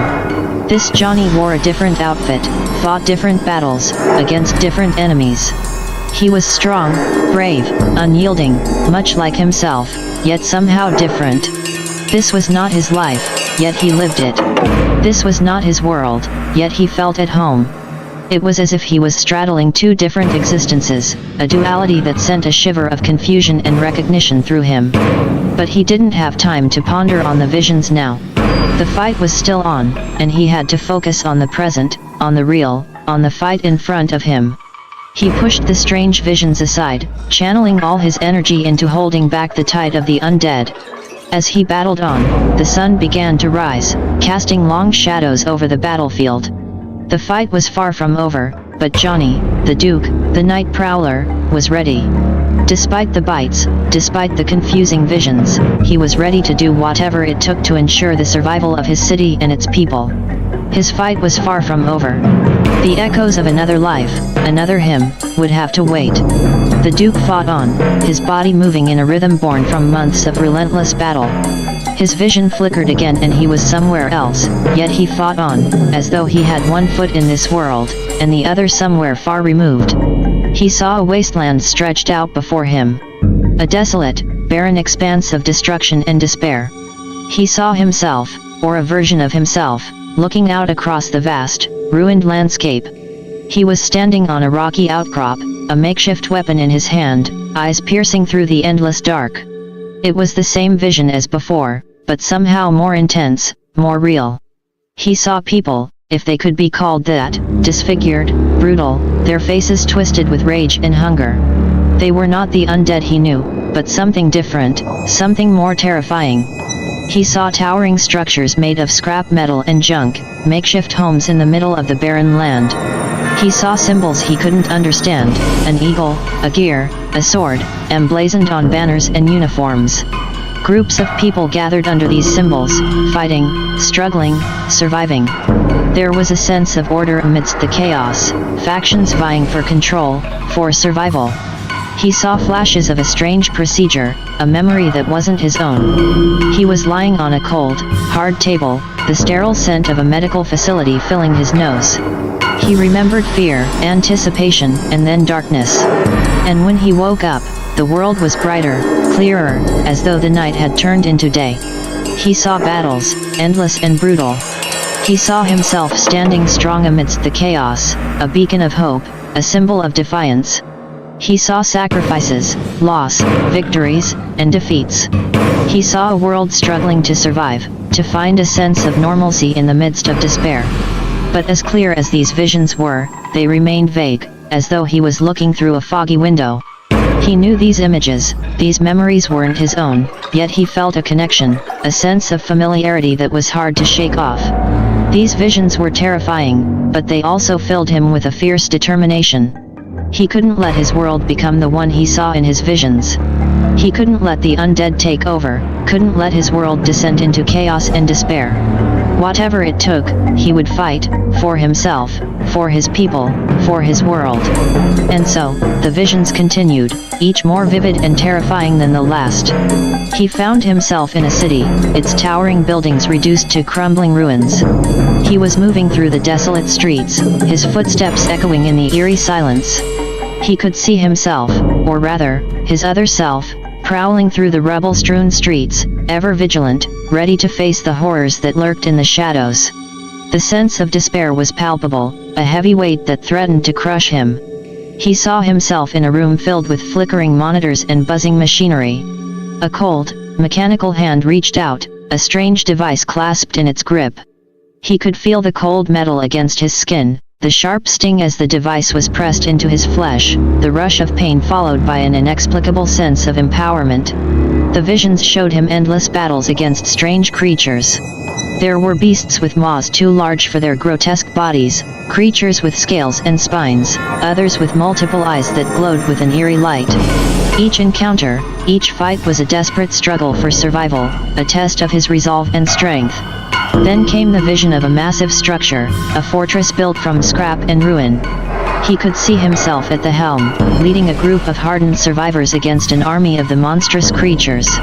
There was fire, there was blood, and above all, there was determination.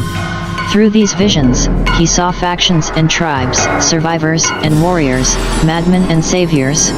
He saw people, humans, holding on to their humanity against all odds. He saw himself, or this other self, fighting, not just for survival, but for a chance to rebuild, to start anew. The visions were a cacophony of images, sounds, and emotions, all whirling together in his mind. But amidst the chaos and the horror, he found purpose. The other world was a warning, a terrifying glimpse of what could be if they failed. And it only strengthened his resolve.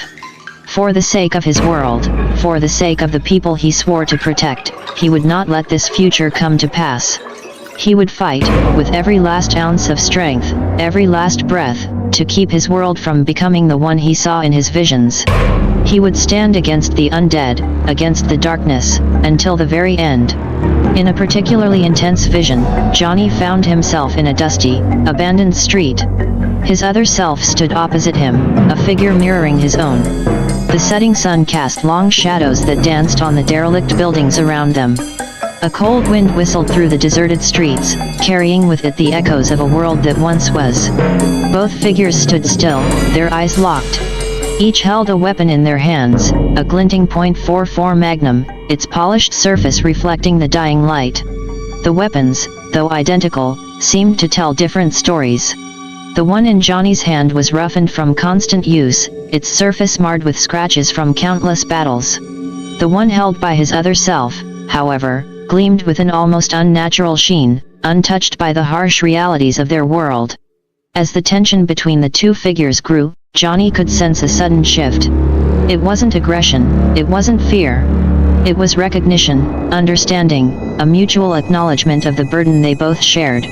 And then, as if triggered by an unseen signal, both figures moved. The sound of their magnums echoed through the empty streets, a resounding symphony of power and determination. For a moment, time seemed to stop, the outcome of their standoff hanging in the balance. When reality snapped back, both figures still stood, their magnums lowered, the echoes of their standoff slowly fading away. Johnny could feel an unspoken connection between them, a shared resolve echoing across realities. They were both soldiers, fighters standing against the tide of darkness, bound by their shared destiny. As the vision faded, Johnny found himself back in his world, the sound of the gunfire and the roar of the undead filling his ears. But the echo of that standoff remained, a silent vow reverberating in his mind. He wouldn't let his world succumb to the darkness. He wouldn't let his reality become the one he saw in his visions. This mysterious encounter, though vague and indistinct, only solidified Johnny's resolve. His other self, the figure from the visions, was a testament to the resilience of the human spirit. And Johnny intended to honor that spirit, no matter the cost. The heavy, rhythmic thumping of helicopter blades slicing through the air echoed in the distance, growing louder and more insistent. A rumbling, like a distant thunderstorm, rolled over the city as an armada of Humvees rumbled down the streets. The sounds were punctuated by the sharp whistles of command and the screeching of radio feedback. Johnny emerged from the bowels of the hospital, his wounds bandaged, and his body aching. Above him, the sky was a maelstrom of activity as dozens of Apache helicopters whirred overhead. On the ground, M1 Abrams tanks rolled through the streets, their turrets swiveling as they searched for their undead targets. Squads of soldiers clad in full tactical gear moved with precision, their faces set with grim determination. "We've got company," Johnny muttered, a small smile playing on his lips as he watched the armored battalion storm the city. He adjusted his grip on his trusty .44 Magnum, his eyes scanning the perimeter. He wasn't alone anymore. The might of the U.S. Army had finally arrived. And yet, amidst the symphony of war, there was a strange sense of calmness within him. It was the calm before the storm, a silence that whispered promises of the imminent violence and destruction. It was a silence that Johnny knew all too well. For the next several hours, Lancaster City turned into a war zone. Helicopters swooped down from the sky, unleashing their payloads onto hordes of undead. Tanks rolled over the lifeless bodies, crushing them under their heavy treads. Soldiers engaged in close-quarter combat, their rifles barking as they pushed back the horde. Meanwhile, Johnny, the Duke of Lancaster, and the Night Watch were in the thick of the fight. The visions of the other world, the one of desolation and survival, ignited a spark of determination within him. Each undead he put down was a step towards ensuring that his world wouldn't turn into the bleak reality of his visions. Through the chaos and the cacophony of war, Johnny fought, fueled by the strength of his conviction. He would fight, he would survive, and he would protect his world from turning into the nightmare he had seen. No matter what, he would not let the undead win. The continuous cacophony of war waged on, each day blurring into the next. The nights were punctuated by the sound of gunshots and the drone of helicopters, and the days were bathed in the eerie glow of a city on fire. However, the battle began to take a turn. Johnny and the Night Watch fought with unyielding ferocity, their intimate knowledge of the city streets and the behaviors of the undead giving them an edge. But it was the combined force of the U.S. Army that tipped the scale. For the first time in what felt like an eternity, the undead were being pushed back. The city, once teeming with the mindless infected, began to clear. Street by street, block by block, the U.S. Army pushed the undead out of Lancaster. In a few blood-soaked days, a monumental change occurred. The battered and tired soldiers, along with the local law enforcement and Night Watch, managed to establish a perimeter around the city. Sniper posts were established on rooftops, barricades were erected in the streets, and constant patrols were initiated. Lancaster City, once the epicenter of the undead nightmare, was now a fortified sanctuary amid the horrors outside. In the days that followed, the city saw more changes. Abandoned buildings were transformed into temporary housing for the soldiers and civilians. Food and medical supplies were airdropped regularly. Clean water was a luxury, but at least they had enough to survive. The city started to breathe again, the grim determination of its defenders birthing a sense of hope in its inhabitants. Johnny, despite his exhaustion, felt a surge of relief. Lancaster, the city he had vowed to protect, was safe again. But his heart ached for the rest of Pennsylvania. This victory was a beacon of hope, but the war was far from over.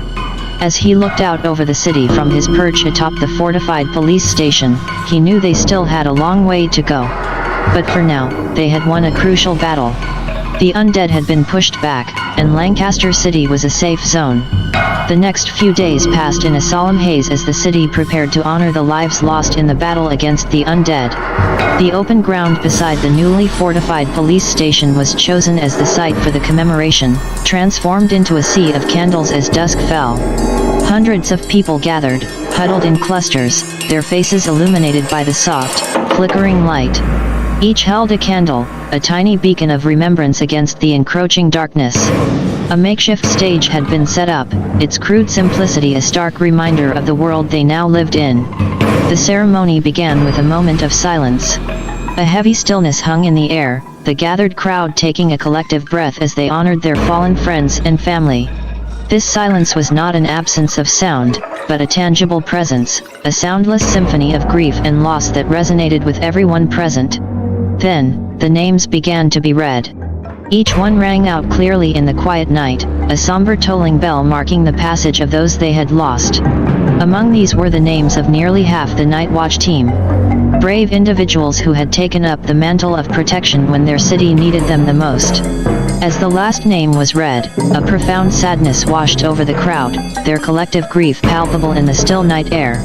But interspersed with this grief was a sense of fierce determination, a resolve to ensure that these losses were not in vain. Johnny stood, feeling the weight of each name that was read aloud. Friends, comrades, people he had fought alongside. He looked around at the sea of candles, each one a small testament to a life cut short, their collective glow fighting back against the darkness. The funeral ended with a chorus of voices singing a hymn of remembrance. The notes rose and fell, a poignant melody carried on the night breeze. As the last notes faded into the night, people began to disperse, each carrying their candle with them, a piece of the collective light they had created together. The city had lost much, but they had also gained a sense of unity, a shared determination, a bond forged in the fires of shared adversity. The loss of their comrades had shaken them, but it had also strengthened their resolve to keep fighting, to keep surviving, in their memory. As Johnny walked away from the ceremony, he looked back at the field of candles one last time. Their light flickered against the night, a steadfast reminder of the lives lost and a beacon of hope for the battles to come. The next day, a tall, gray wall was erected beside the police station, standing tall and proud against the backdrop of the battle-scarred city. The Wall of Remembrance, they called it, and its purpose was simple, to forever etch in stone the names of those who had given their lives to keep Lancaster safe. Cranes and other heavy machinery, remnants of a world before the outbreak, were repurposed to lift the massive slabs of concrete into place. The whole city seemed to hold its breath as the wall was constructed, an odd silence falling over the crowd of onlookers. Upon its completion, a single artist began the painstaking task of inscribing the names of the fallen. Using a set of diamond-tipped engraving tools, he carefully chiseled each name into the concrete, each letter a testament to their sacrifice. The artist worked tirelessly through the day and into the night, his dedication echoing the spirit of the city's lost defenders. As the list of names grew, citizens gathered, their eyes scanning the growing list of names. Tears were shed, stories shared, and in some cases, quiet laughter rang out as cherished memories were recalled. It was a collective catharsis, a chance to share in their grief, but also in their pride. One by one, the names of the fallen members of Night Watch were inscribed into the wall. Seeing these names etched in stone, their sacrifices made real and tangible, it was a sight that stirred the heart. These were not just names, they were reminders of courage, determination, and selflessness, traits that had become the cornerstone of their survival. When the last name was finally inscribed, the crowd gathered in silence. The Wall of Remembrance now stood complete, a solemn tribute to their fallen heroes. People began to leave tokens of remembrance at the base of the wall, turning it into a makeshift shrine. Flowers, photos, handwritten letters, and other mementos formed a colorful tapestry at the base of the wall. As dusk fell, the wall was illuminated, the names of the fallen glowed, standing out in stark relief against the concrete. It was a sight that struck a chord in everyone present. The wall of remembrance was a testament to their loss, but it was also a symbol of their resilience, a monument to their defiance against the darkness. Johnny Vanduke looked upon the wall, his heart heavy yet filled with a renewed determination. The sight of those names etched in stone, immortalizing the brave men and women who had stood by his side, was a powerful reminder of the stakes they were fighting for. They were not just defending their city, they were fighting for their fallen comrades, for their memory, for their legacy. It was a fight they would not, afford to lose. Johnny Vanduke stood on the rooftop of the former police station, looking out at the city of Lancaster. The fires had been quenched, the barricades had been fortified, and the survivors had started to rebuild. The city was bruised, but it was not broken. However, the fight was far from over. Outside the city walls, the rest of Pennsylvania was still a battleground. The thought stirred a fire within him. He knew his duty was not done, his fight was not yet over. With the memories of the past few months vivid in his mind, he prepared for his next journey. The hunters and the remaining members of Night Watch would hold down the fort, protecting the people of Lancaster, while he ventured into the undead-ridden state. He turned to look at the wall of remembrance one last time. The faces of those who had perished in the fight for their city imprinted in his mind. Each one of them a constant reminder of the cost of this war, and the price of failure. Fueled by a grim determination, he packed his gear, weapons, food, medical supplies. He had survived the harshest months of the epidemic, fought off hordes of the undead, and he was prepared to do it all again. To him, there was no other option. He was a hunter, a survivor, a beacon of hope in a world consumed by darkness. He was the Duke. As the dawn broke over Lancaster, Johnny Vanduke was ready to set off. He took one last look at the safe haven they had managed to create amidst the chaos. This city was a symbol of their resilience, a testament to their survival. But out there, in the rest of Pennsylvania, people were still fighting, still struggling, still hoping for a savior. And he was ready to be just that. With a last nod to the men and women of Night Watch, he slipped into the wilderness, his heart filled with a relentless determination. He knew the road ahead would be fraught with danger and uncertainty, but there was no turning back now. He was ready to bring the fight to the undead, ready to reclaim their world. His journey was just beginning, and he was ready for whatever the world would throw at him. The Duke was on the move, and nothing would stand in his way. As Johnny Vanduke, known as the Duke, made his way into Millersville, he could see that the once vibrant town was now a shadow of its former self. Streets that once bustled with students were now eerily quiet, and the towering structure of Penn Manor High School stood as a grim reminder of what was lost. The Duke had been traveling for several hours, constantly vigilant for any signs of the undead. From his experiences in Lancaster, he knew all too well the cunning and resilience these creatures possessed. As he neared the school, he observed the grim spectacle that lay before him. The football field was overrun with the undead, roaming aimlessly or pounding on the doors of the school, where survivors might still be hiding. It was an unsettling sight, but the Duke knew what he had to do. With a deep breath, he stepped forward, brandishing his weapons. His glowing eyes focused on the horde before him, a grim resolve set on his face. The following hours were a blur of adrenaline and chaos. He moved with the skill and precision of a seasoned hunter, his every step calculated, his every move deadly. He fought tirelessly, his weapons a mere blur as he dispatched the undead one by one. He was a whirlwind of devastation in the midst of the horde, carving a path through the sea of undead. By the time night fell, the high school grounds were silent once more, littered with the bodies of the fallen undead. The Duke, battered and bloody but unbroken, stood victorious. He had managed to reclaim Penn Manor High School. As he surveyed the scene, he couldn't help but mourn the lives that had been lost, the dreams that had been shattered, and the innocence that had been stolen. But amidst the sorrow, there was a glimmer of hope, a testament to the enduring spirit of humanity. Exhausted yet undeterred, the Duke pressed on, aware that this was just one of the many battles he would have to fight. His journey had only just begun, and he was ready to face whatever lay ahead. Word had gotten out about Johnny's arrival in Millersville and his battle at the high school. By the time the military convoy arrived at Penn Manor High School, they found the place eerily silent, save for the occasional creak of settling debris and the haunting echo of lost voices. What was left of the undead lay scattered across the grounds. Broken and beaten, they were the remnants of the army Johnny had single-handedly defeated. They had arrived expecting a fight, but found only the aftermath of one. There, on the exterior brick wall of the school, the military spotted a familiar symbol, a tag spray-painted with a certain rebellious flair, the Duke. The words were written large and clear, a bold testament to Johnny Vanduke's involvement in clearing the school. "Looks like the Duke beat us to it," one of the soldiers remarked with a hint of respect in his voice. They had known of Johnny Vanduke, of course. His work with the CDC and military back in Lancaster had earned him a reputation. The tales of his bravery, his glowing eyes, his resilience to the virus, it had all seemed like stuff of legends. But the cleared high school and the spray-painted tag stood as proof of his reality. In the following days, the military transformed the cleared high school into another safe zone. They fortified the buildings, set up medical tents and started ration distribution. As the safe zone became more established, stories of Johnny Vanduke's heroics spread. The Duke, as he was called, became a beacon of hope amidst the chaos, a symbol of resistance against the undead evolution that ravaged their world.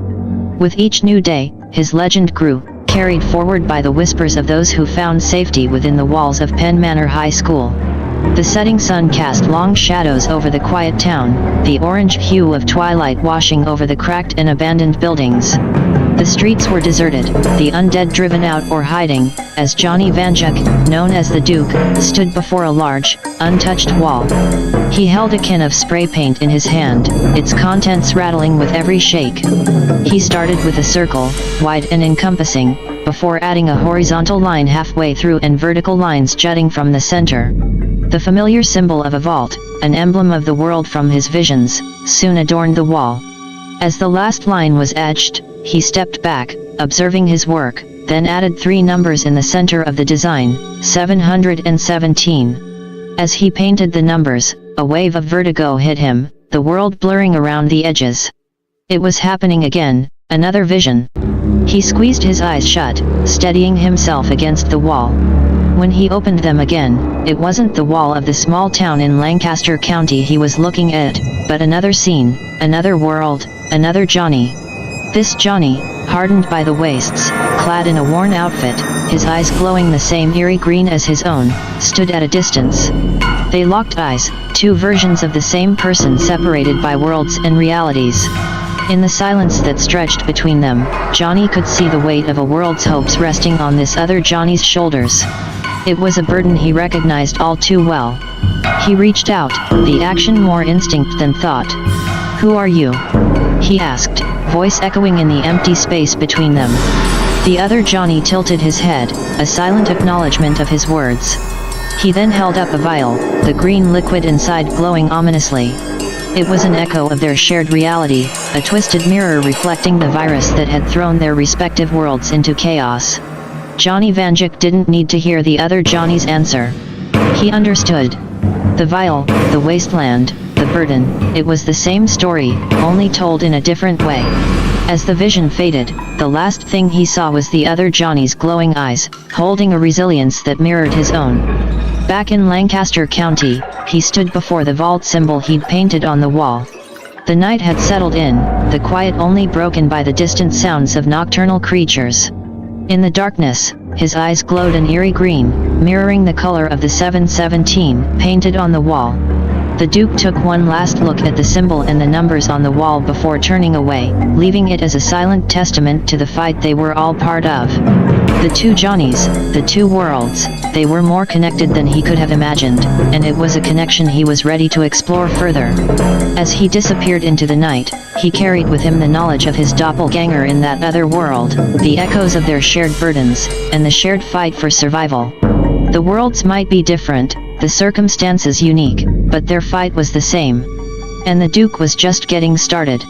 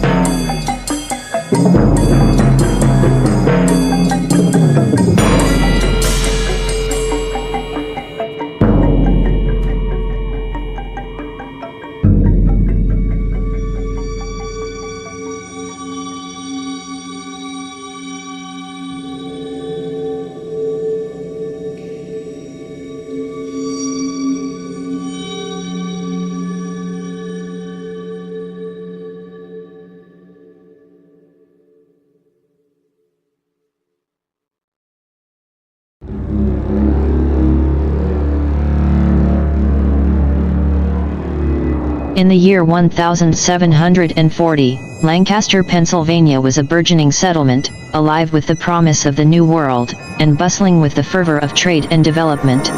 But amid the ordinary lives of its citizens, a shadow was cast, a harbinger of doom, a creature neither bound by space nor time, that would stalk the city's history with terrifying frequency. The Mothman, as it would come to be known, first made its appearance on a cold, wind-swept night in November.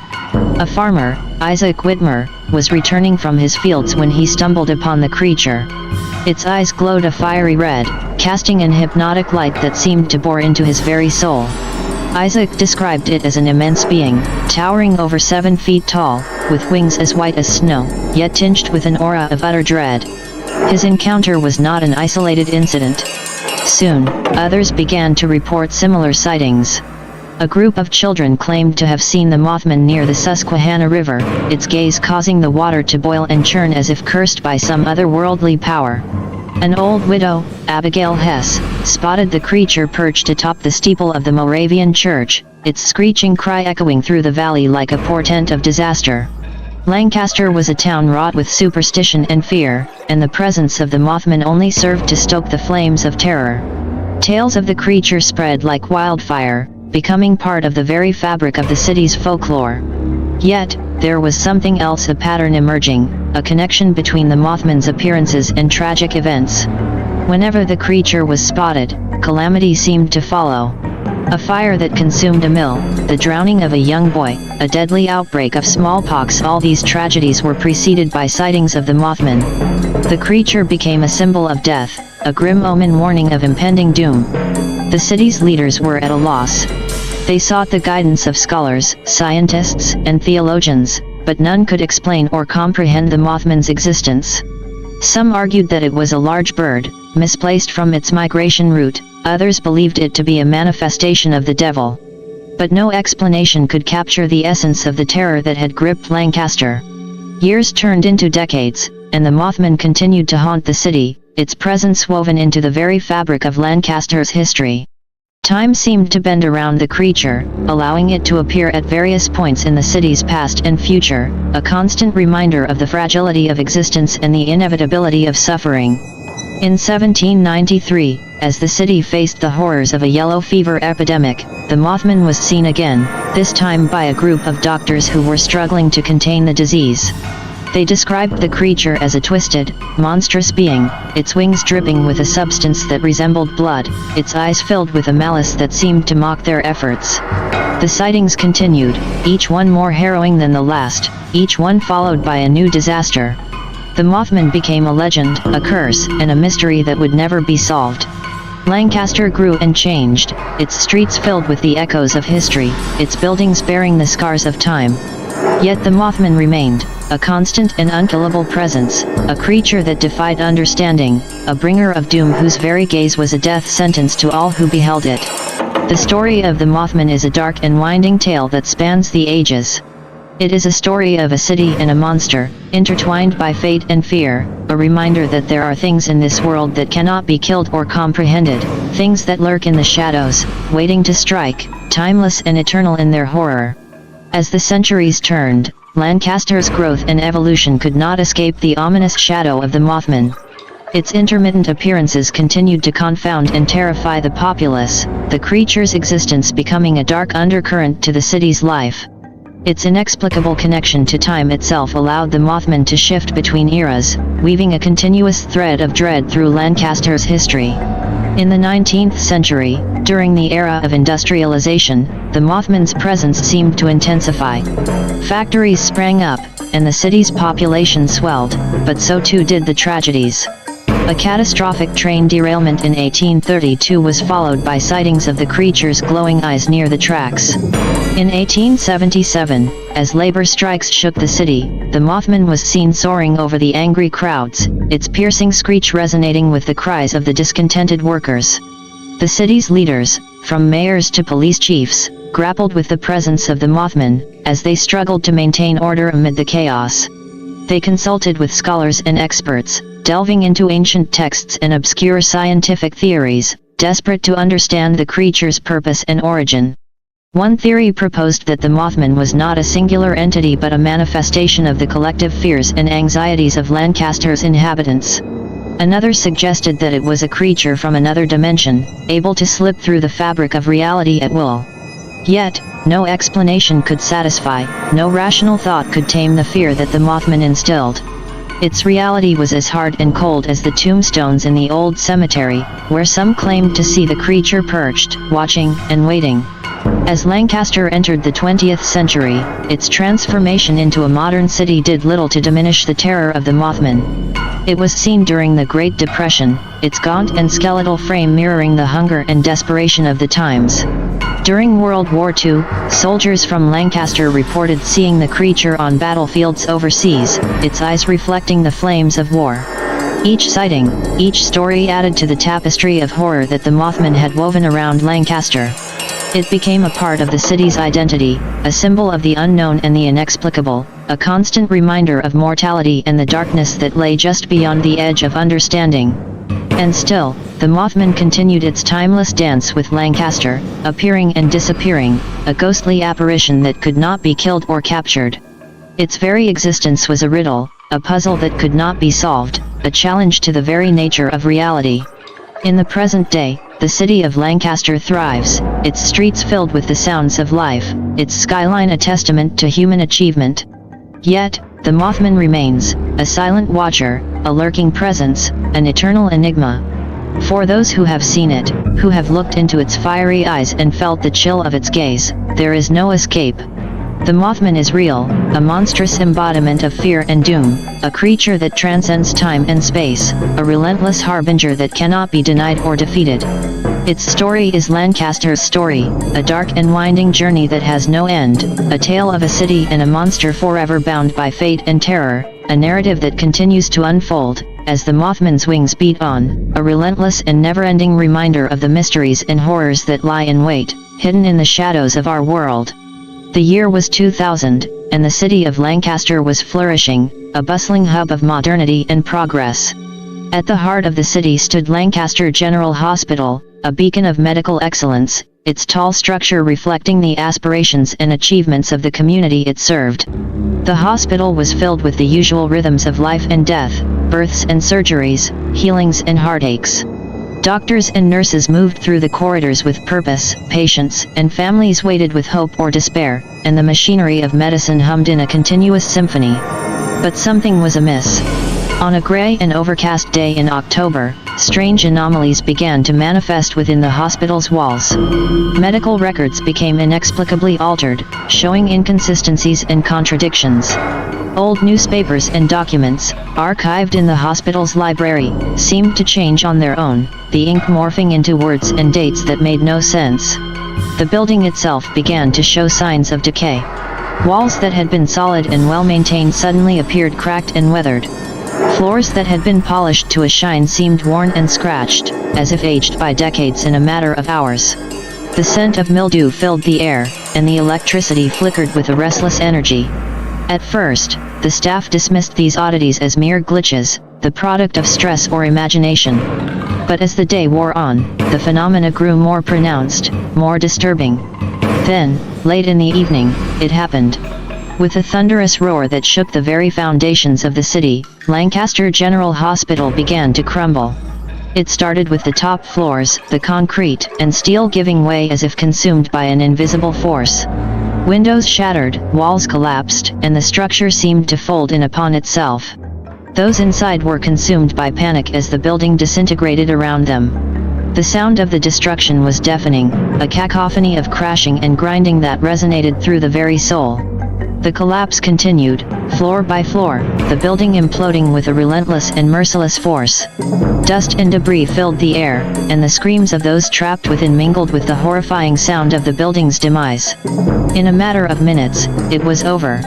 Lancaster General Hospital lay in ruins, a pile of rubble and twisted metal where once there had been hope and healing. The city was in shock, the devastation incomprehensible, the loss unbearable. Rescue teams worked through the night, searching for survivors, their efforts hampered by the unnatural decay that seemed to have infested the wreckage.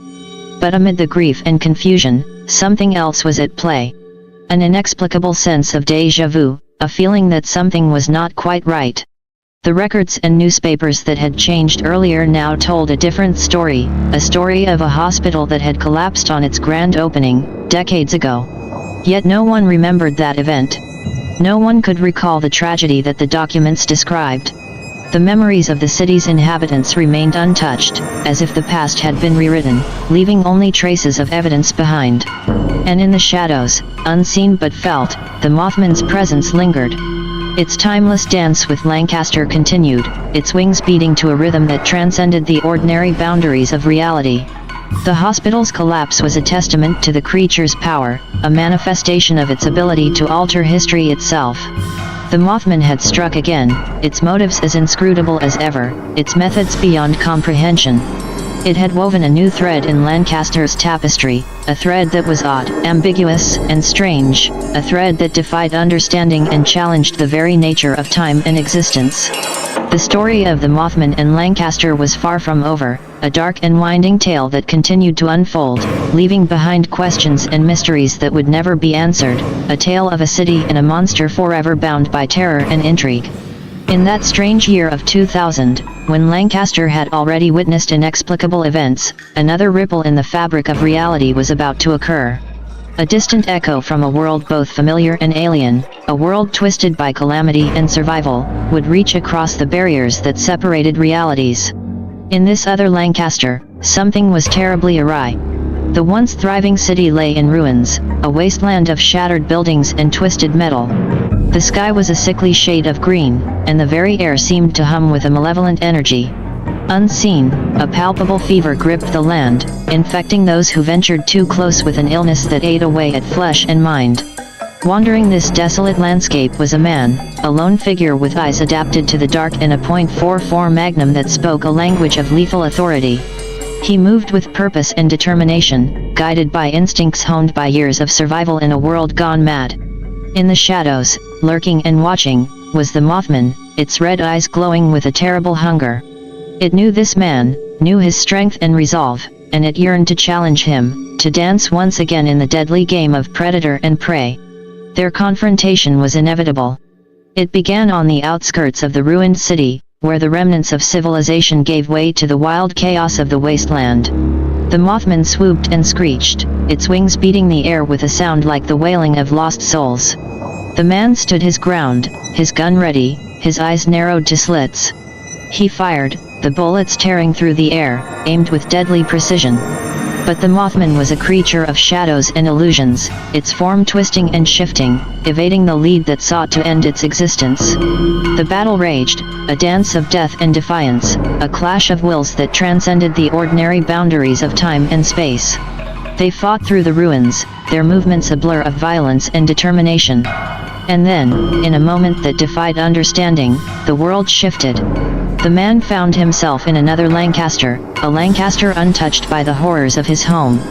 The buildings stood tall and whole, the sky was clear and blue, and the fever that had infected his world was absent. But the Mothman was still there, its eyes burning with a ferocity that transcended realities.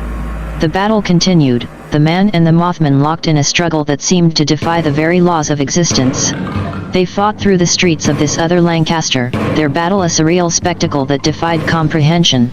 Onlookers watched in terror and confusion, unable to understand the impossible scene that unfolded before them. The man's gun roared, the Mothman's screeches filled the air, and the world seemed to tremble on the brink of madness.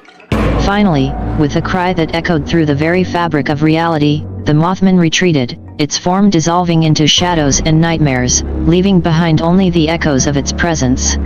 The man stood alone in this strange Lancaster, his breath ragged, his body aching. He looked around, his eyes wide with wonder and confusion, his mind struggling to comprehend the journey he had taken. But there was no time for understanding, no time for answers. The Mothman had retreated but not been vanquished. The dance would continue, the battle would rage on, in this world and others, a never-ending cycle of terror and defiance. The mystery deepened, the enigma grew, and the story of Lancaster and the Mothman took another twist, a twist that transcended understanding and challenged the very nature of reality itself. The year 2000 would be remembered, a year of oddities and strangeness, a year when the barriers between worlds thinned, and the shadows of other realities reached out to touch the familiar and the known. Lancaster would never be the same, and neither would the man with the .44 Magnum, the lone wanderer who had tasted the madness of the Mothman, the relentless harbinger of doom that defied comprehension and reason. The man with the .44 Magnum stood in the unfamiliar streets of Lancaster, his heart pounding with a mixture of fear and confusion. This new world was similar to his own, but subtly different. The structures were unmarred, the air free of the taint he was accustomed to. No radiation buzzed at the edge of his senses, and the world seemed unnaturally still. Days turned into weeks as he wandered this Lancaster of the year 2000, trying to make sense of his inexplicable journey. He observed the people, their lives unburdened by the daily struggle for survival that had marked his existence. The shops were filled with goods, the streets were clean, and the general bustle of life moved in a pattern foreign to his understanding. And yet, the presence of the Mothman lingered. Rumors began to spread, whispers of a strange creature haunting the night, eyes glowing red, wings beating in the darkness. People spoke of odd occurrences, of things seen and half remembered, of a terror that seemed to grow with each passing day.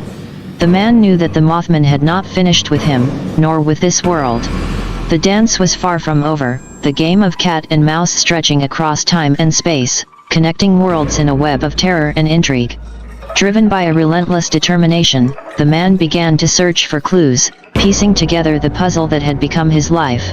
The strange collapse of Lancaster General Hospital, the inconsistencies in records, the whispers of a creature that defied understanding, all of it pointed to a mystery that dug deep into the very fabric of existence. He found allies in unexpected places, people drawn to him by a sense of shared purpose or curiosity. They recognized something in him, something that spoke of other worlds and hidden truths.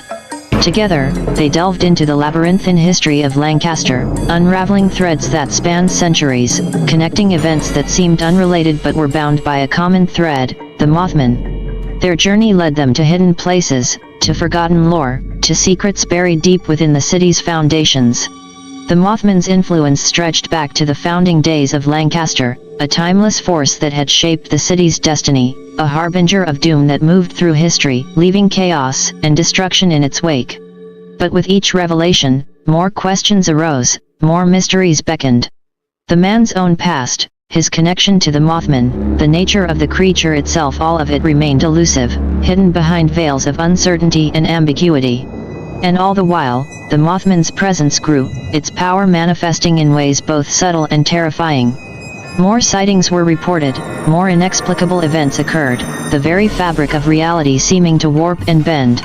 The city of Lancaster became a nexus of strangeness, a focal point in a cosmic dance that defied understanding. The man with the .44 Magnum found himself at the center of a storm that threatened to consume not just him, but the very world he had found himself in. As the year 2000 drew to a close, the tension reached a fever pitch.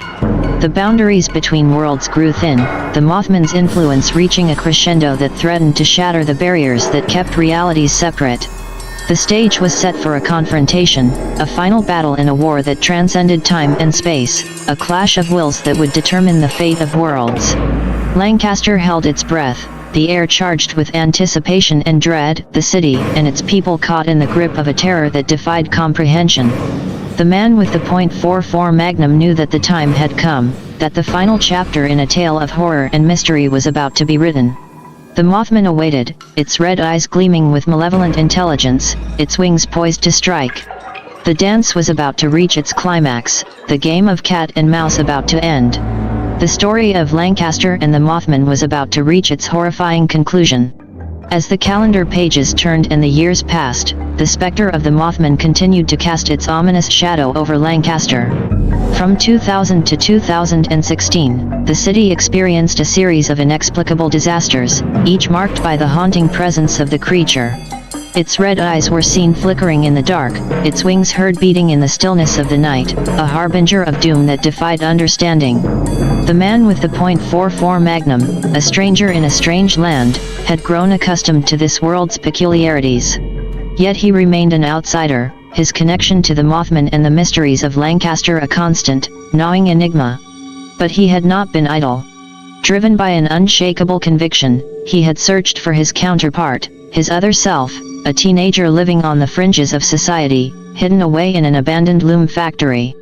This world's version of himself, a kid-turned-street-smart survivor, still carried the .44 Magnum, but without the dark adapted vision. The search had been long and fraught with difficulties. The streets of Lancaster held many secrets, and the labyrinthine passages of the city's underworld were filled with danger and deception. But the man knew that he and the teenager were connected, bound by a shared destiny that transcended the boundaries of their respective worlds. And in the year 2016, their paths finally crossed. It happened in a forgotten alley, where the shadows of the past mingled with the uncertainties of the present. The teenager, wise beyond his years yet burdened by the weight of existence, had sensed something, a pull, a connection that drew him to this place. The man stood there, his eyes reflecting the wisdom of hard-fought battles and the weariness of relentless pursuit. They looked at each other, and in that moment, the barriers between worlds seemed to crumble. They recognized each other, not through names or words, but through a shared understanding, a shared identity. Their meeting was a convergence of destinies, a moment that transcended time and space. They spoke without speaking, communicated without words, their connection a bridge that spanned the gap between worlds. They shared their stories, their triumphs and failures, their hopes and fears. They spoke of the Mothman, of its relentless pursuit, of the disasters it had wrought. They spoke of the mystery that had drawn them together, of the dance that had brought them to this moment. The teenager showed the man his hiding place, the abandoned loom factory, a relic of a bygone era that had become a sanctuary in a world gone mad. They explored the dark corners and hidden passages, the remnants of a time when machines had hummed, and looms had woven the fabric of society. They found common ground, a shared purpose that transcended their individual struggles.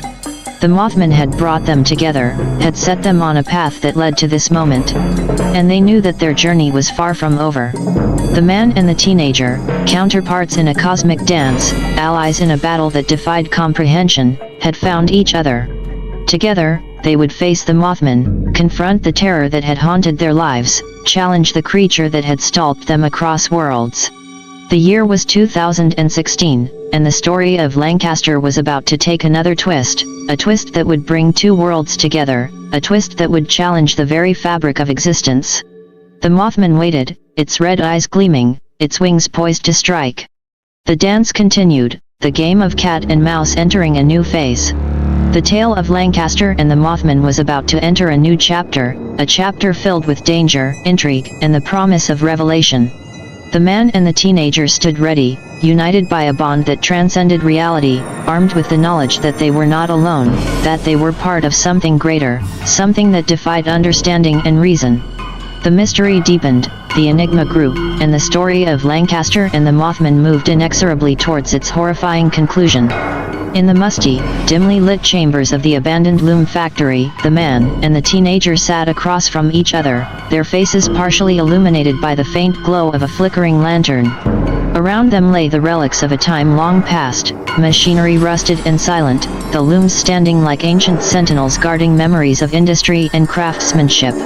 They had shared much already, the words spilling out in torrents, an outpouring of experiences and emotions that spanned two worlds.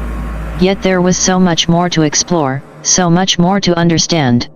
The man began, his voice tinged with a curious mixture of nostalgia and sadness. Where I come from, things are different.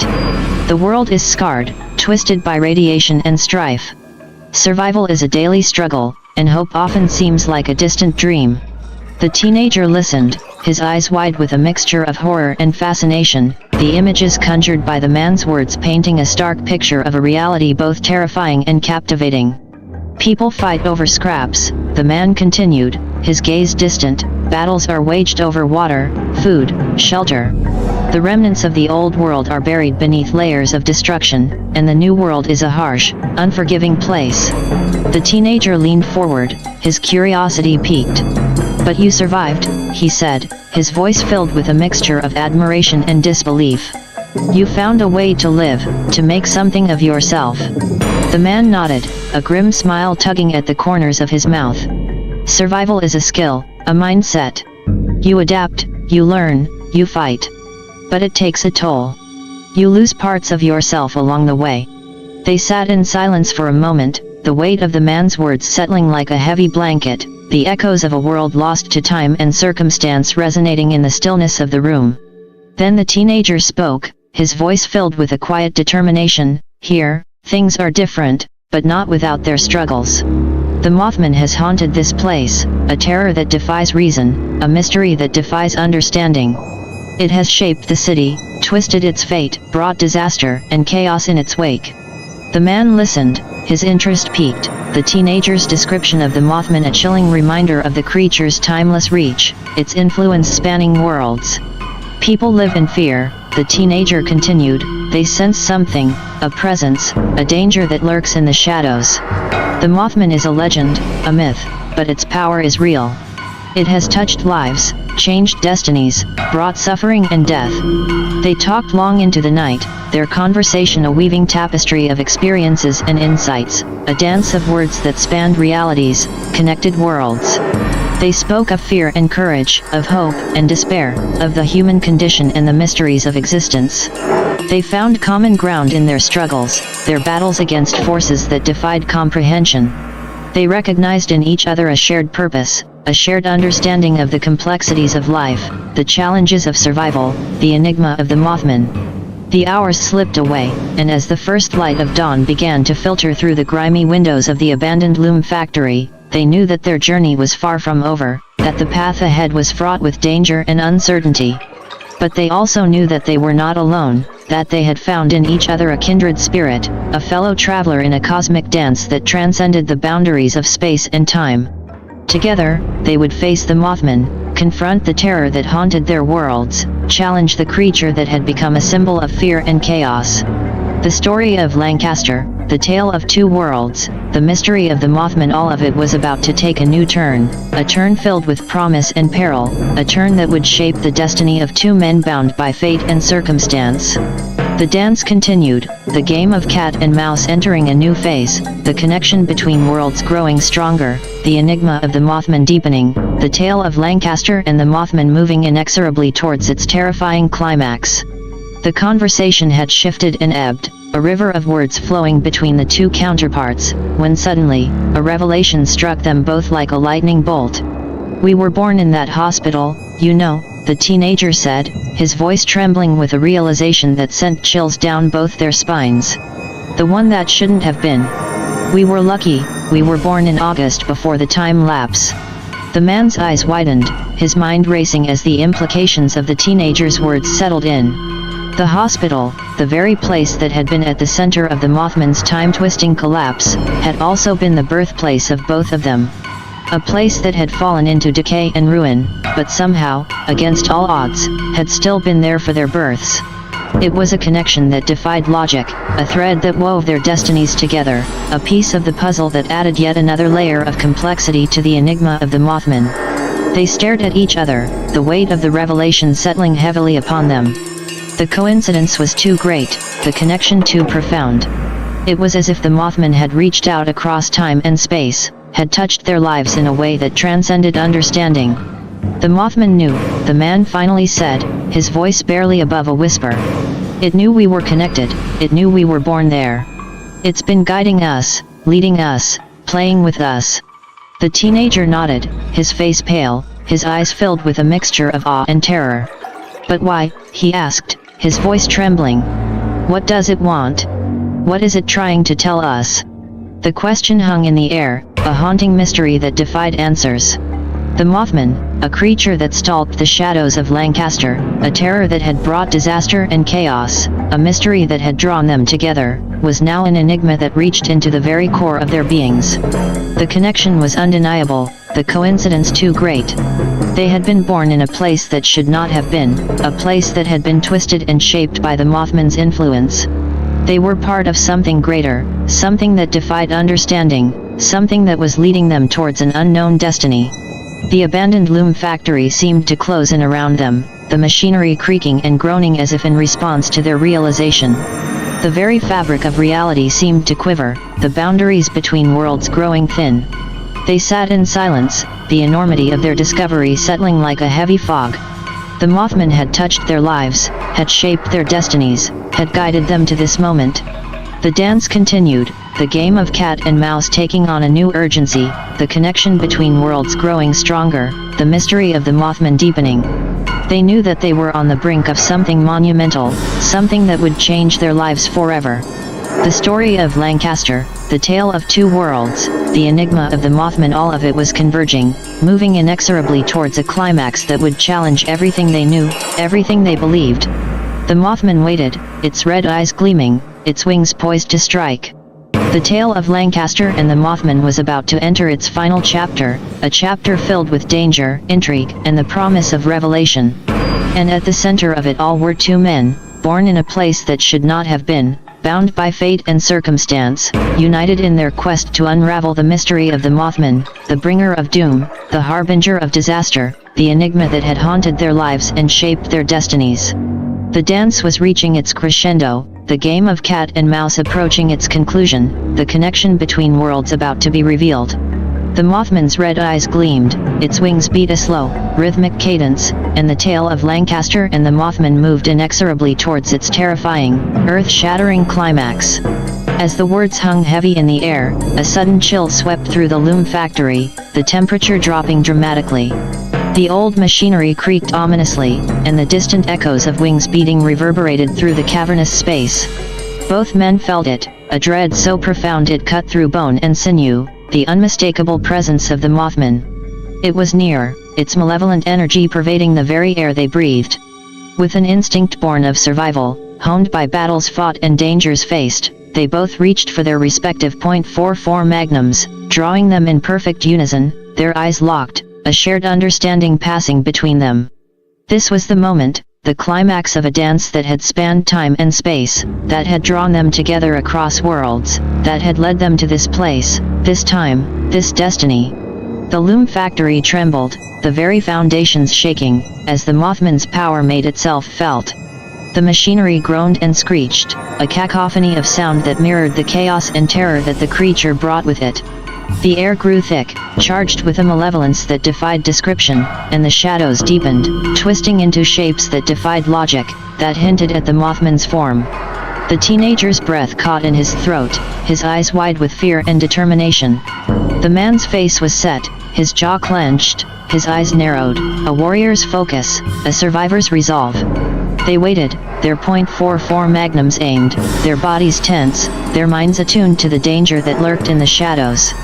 Then it came, a screeching sound that tore through the air, a sound that transcended worlds, that resonated with terror and doom. The Mothman attacked, its form a blur, its wings a tempest, its eyes a fiery red that seared the very soul. They fired, their .44 magnums thundering, the bullets tearing through the air, aimed at a target that defied comprehension, that danced and twisted, that mocked and taunted. The loom factory erupted into chaos, the machinery crashing and collapsing, the walls crumbling, the floor buckling, the very fabric of reality unraveling. The Mothman's power was unleashed, its fury a storm, its wrath a tempest, its very gaze a death sentence. They fought, their .44 magnums blazing, their bodies moving with a grace and skill born of desperation and determination, their minds locked in a battle that transcended reason, that defied understanding. The Mothman's screeching filled the air, its wings beating a relentless rhythm, its form a shifting, changing enigma that defied description. They fought, their bullets finding their mark, their aim true, their resolve unbreakable. But the Mothman was a creature that defied death, that transcended time and space, that mocked the very laws of nature. It danced and twisted, it taunted and stalked, its red eyes glowing, its wings beating, its power growing. The battle raged, the loom factory collapsing around them, the very boundaries between worlds thinning, the connection between realities growing stronger. They fought, their .44 magnums a symbol of their shared struggle, their shared destiny, their shared determination to face the Mothman, to confront the terror that haunted their worlds, to challenge the enigma that had drawn them together. The dance continued, the game of cat and mouse reaching its fevered pitch, the connection between worlds about to be tested, the mystery of the Mothman about to be revealed. And at the center of it all were two men, bound by fate and circumstance, united in their quest, their .44 magnums a symbol of their shared struggle, their shared destiny, their shared resolve. The battle was far from over, the dance was far from done, the game of cat and mouse was far from concluded. The Mothman's red eyes glowed, its wings beat a slow, rhythmic cadence, and the tail of Lancaster and the Mothman moved inexorably towards its terrifying, heart-stopping conclusion. The battle in the loom factory intensified, the dance between the two men and the Mothman becoming a desperate struggle of wills, a clash of powers that defied understanding. The Mothman's movements were a blur, its form shifting and changing, its wings beating a relentless rhythm. But the two men were relentless, their focus unwavering, their aim true. They moved in perfect sync, their .44 magnums roaring, their bullets finding their mark, their bodies moving with a grace and precision born of desperation and resolve. Slowly but surely, they began to corner the Mothman, their bullets finding their mark, their aim guided by a connection that transcended reason, that defied explanation. The Mothman screeched, its wings beating a furious rhythm, its eyes glowing a fiery red. But its movements were slowing, its form faltering, its power waning. They pressed on, their .44 magnums a constant barrage, their movements a dance of skill and determination, their resolve unbreakable. The Mothman's screeching grew more desperate, its wings beating a frantic cadence, its form twisting and writhing, its power fading. They cornered it, their bullets finding their mark, their aim unerring, their focus unwavering. The Mothman's movements were slowing, its form wavering, its power ebbing. They had wounded it, had struck a blow that had found its mark, had touched the very core of its being. The loom factory trembled, the machinery groaning and collapsing, the very fabric of reality quivering, the boundaries between worlds growing thin. They pressed on, their .44 magnums a relentless assault, their aim guided by a connection that defied understanding, that transcended worlds. The Mothman's screeching grew weaker, its wings beating a faltering rhythm, its form fading, its power waning. They had done it, had mortally wounded the Mothman, had struck a blow that had reached the very heart of the creature, that had touched the very essence of its being. The Mothman's red eyes dimmed, its wings faltering, its form wavering, its power ebbing. But the battle was not over, the dance was not done, the game of cat and mouse was not concluded. The Mothman was a creature that defied death, that transcended time and space, that mocked the very laws of nature. Its red eyes glowed, its wings beat a slow, rhythmic cadence, and the tail of Lancaster and the Mothman moved inexorably towards its terrifying, heart-stopping conclusion. They had wounded it, had struck a blow that had found its mark, had touched the very core of its being. But the Mothman was not defeated, its power not vanquished, its mystery not revealed. They stood, their .44 magnums smoking, their bodies trembling, their minds racing, their connection stronger than ever. The Mothman's red eyes glowed, its wings beat a slow, rhythmic cadence, and the dance continued, the game of cat and mouse moving towards its fevered pitch, the connection between worlds about to be tested, the mystery of the Mothman about to be revealed. The battle was far from over, the dance far from done, the game of cat and mouse far from concluded. They had wounded the Mothman, had struck a blow that had found its mark, but the battle was not over, the dance not done, the game of cat and mouse not concluded. The tale of Lancaster and the Mothman was moving towards its climax, the connection between worlds about to be revealed, the mystery of the Mothman about to be unraveled. And at the center of it all were two men, their .44 magnums a symbol of their shared struggle, their shared destiny, their shared resolve. The battle was far from over, the dance far from done, the game of cat and mouse far from concluded. The Mothman's red eyes glowed, its wings beat a slow, rhythmic cadence, and the tale of Lancaster and the Mothman moved inexorably towards its terrifying, earth-shattering conclusion. The Mothman's wings faltered, and it crashed to the ground, a writhing mass of chaos and agony, its red eyes dimmed but still burning with an unnatural fire. The loom factory trembled, the very fabric of reality quaking, the boundaries between worlds growing thin. The teenager, his heart pounding, his mind racing, leveled his .44 magnum at the fallen creature and declared with a mix of defiance and triumph, after all these years of speculation on all the magic and voodoo rituals it would take to stop you, here all along it only took bullets. The Mothman's eyes flickered, and then, to their shock, in a very alien, cruel, raspy, bug-like voice, it spoke. Why is it always you? In every world, every timeline, you're always here. Lancaster always stands. Every timeline this place is meant to fall, and you're always here to stop it somehow. From worlds of devastation to normal street life to tales of cryptids haunting your city to timelines rife with undead walking corpses, you always live, you are always here. Yet there is only one of me. I'm from a world too, you know, born of the darkness and the twisted. I can only move through time and space, but you and this city exist in every version of it. Its voice was a scream, a howl of frustration and rage, a cry of pain and torment. Why am I a being of might and power only restricted to one being? Why am I stuck moving through space and time to make my mark on this universe when yours is always a certainty? The creature's voice faded, its form dissolving, its essence crumbling to ash and rust, its power ebbing, its existence extinguished. The teenager stood, his .44 magnum still aimed at the spot where the Mothman had fallen, his mind reeling, his heart pounding, his connection to the other man stronger than ever. The other man, his eyes wide, his mind racing, his connection to the teenager a bond that transcended worlds, that defied explanation, that mocked the very laws of nature, began to fade, his form dissolving, his essence returning to his own world, his destiny fulfilled, his purpose achieved.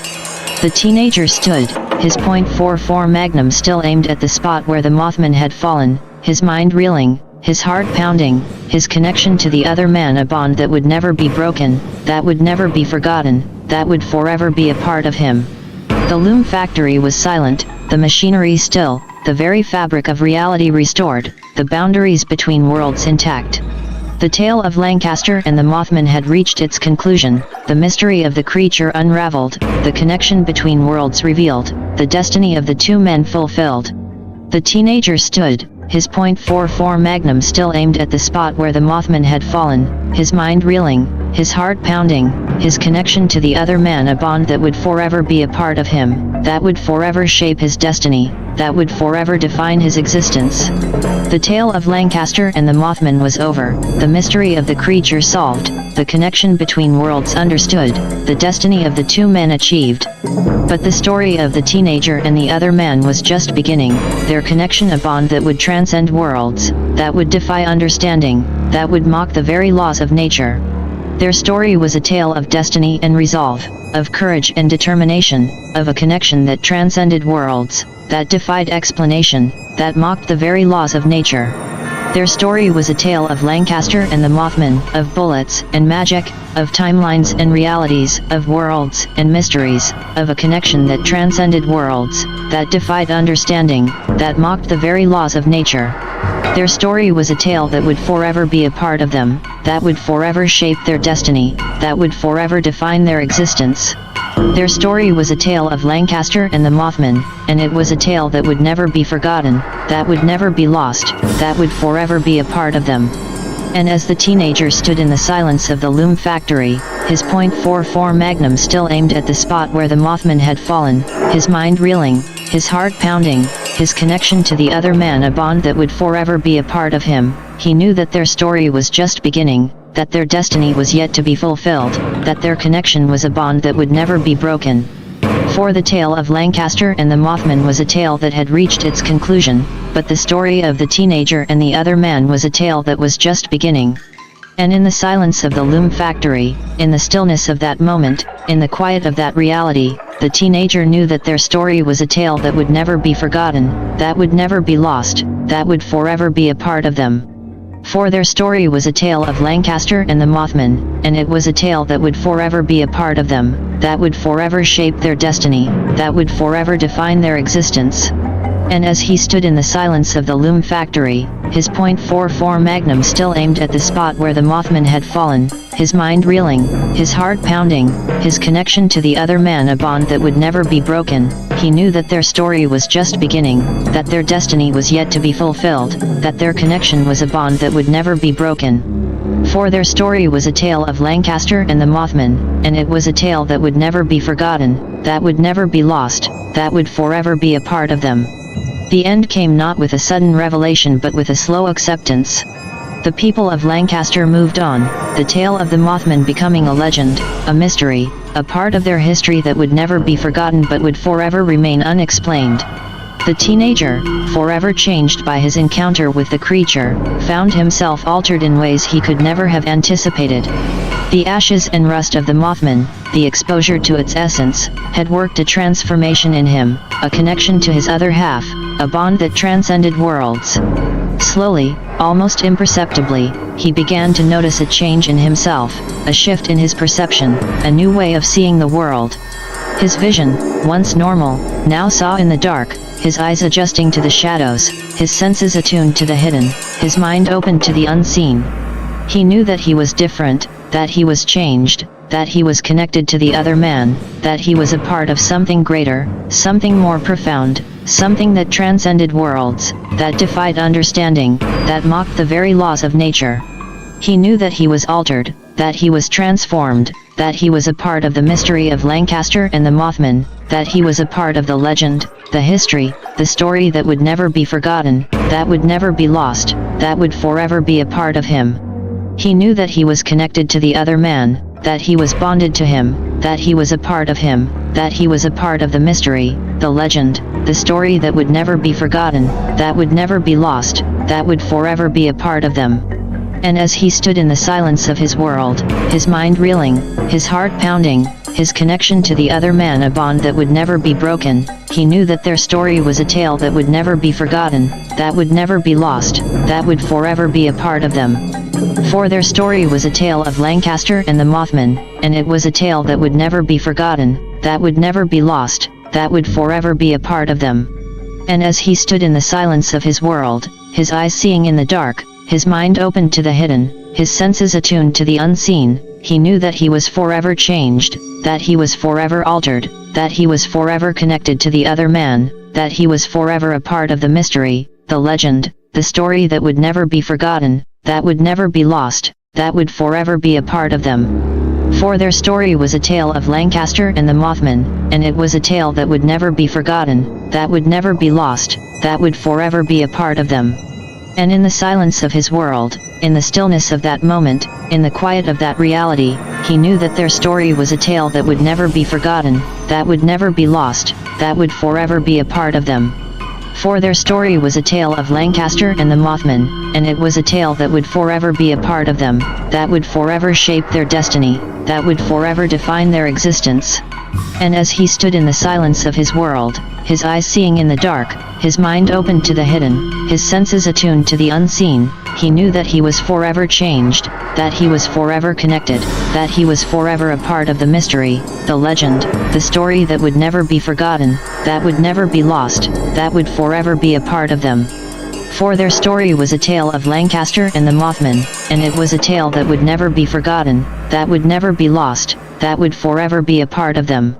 Through the narrow, graffiti-painted streets of Lancaster, the teen wandered, his eyes absorbing the tales of a city bathed in lore and mystery. Murals adorned the city's hidden corners, vividly recounting legends and folklore, myths that had survived the test of time. A cityscape, both real and imagined, unfurled before him. His steps led him past scenes rich with the stories of the Headless Horsemen of Ironville, their spectral presence forever captured in the lines and shades of artwork.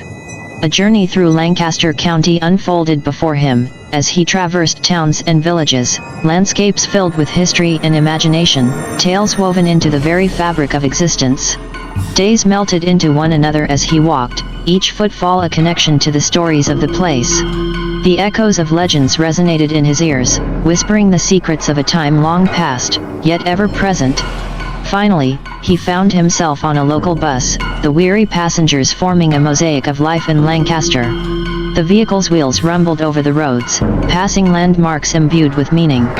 The Millersville dump appeared in the distance, its statue standing as a testament to the once famous dogman. A disturbance brought his attention back to the bus. A man was being displaced from his seat, a woman's bratty attitude forcing him to look for another place to sit.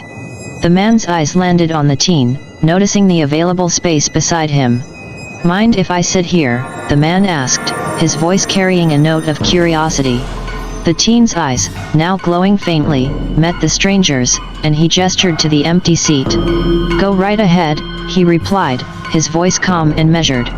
The stranger settled into the seat, his eyes drawn to the glint of the .44 Magnum on the teen's hip.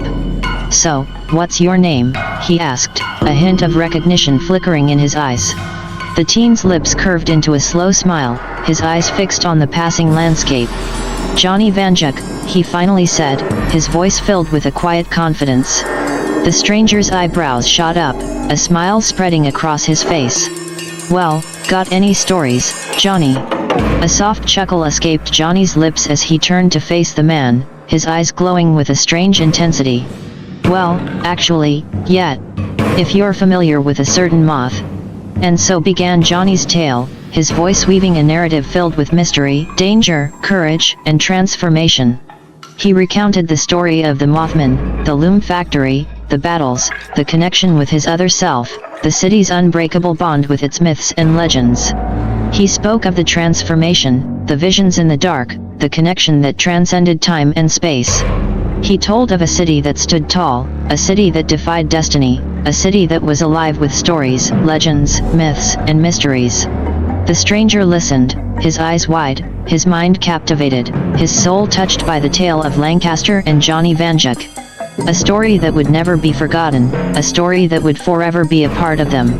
As the bus rolled on, the landscape of Lancaster passing by, the two men sat in a shared understanding, a connection forged in the crucible of stories, legends, myths, and mysteries. And in that moment, on that bus, in the heart of Lancaster, they knew that their story was a tale that would never be forgotten, that would never be lost, that would forever be a part of them. For their story was a tale of Lancaster and the Mothman, and it was a tale that would forever be a part of them.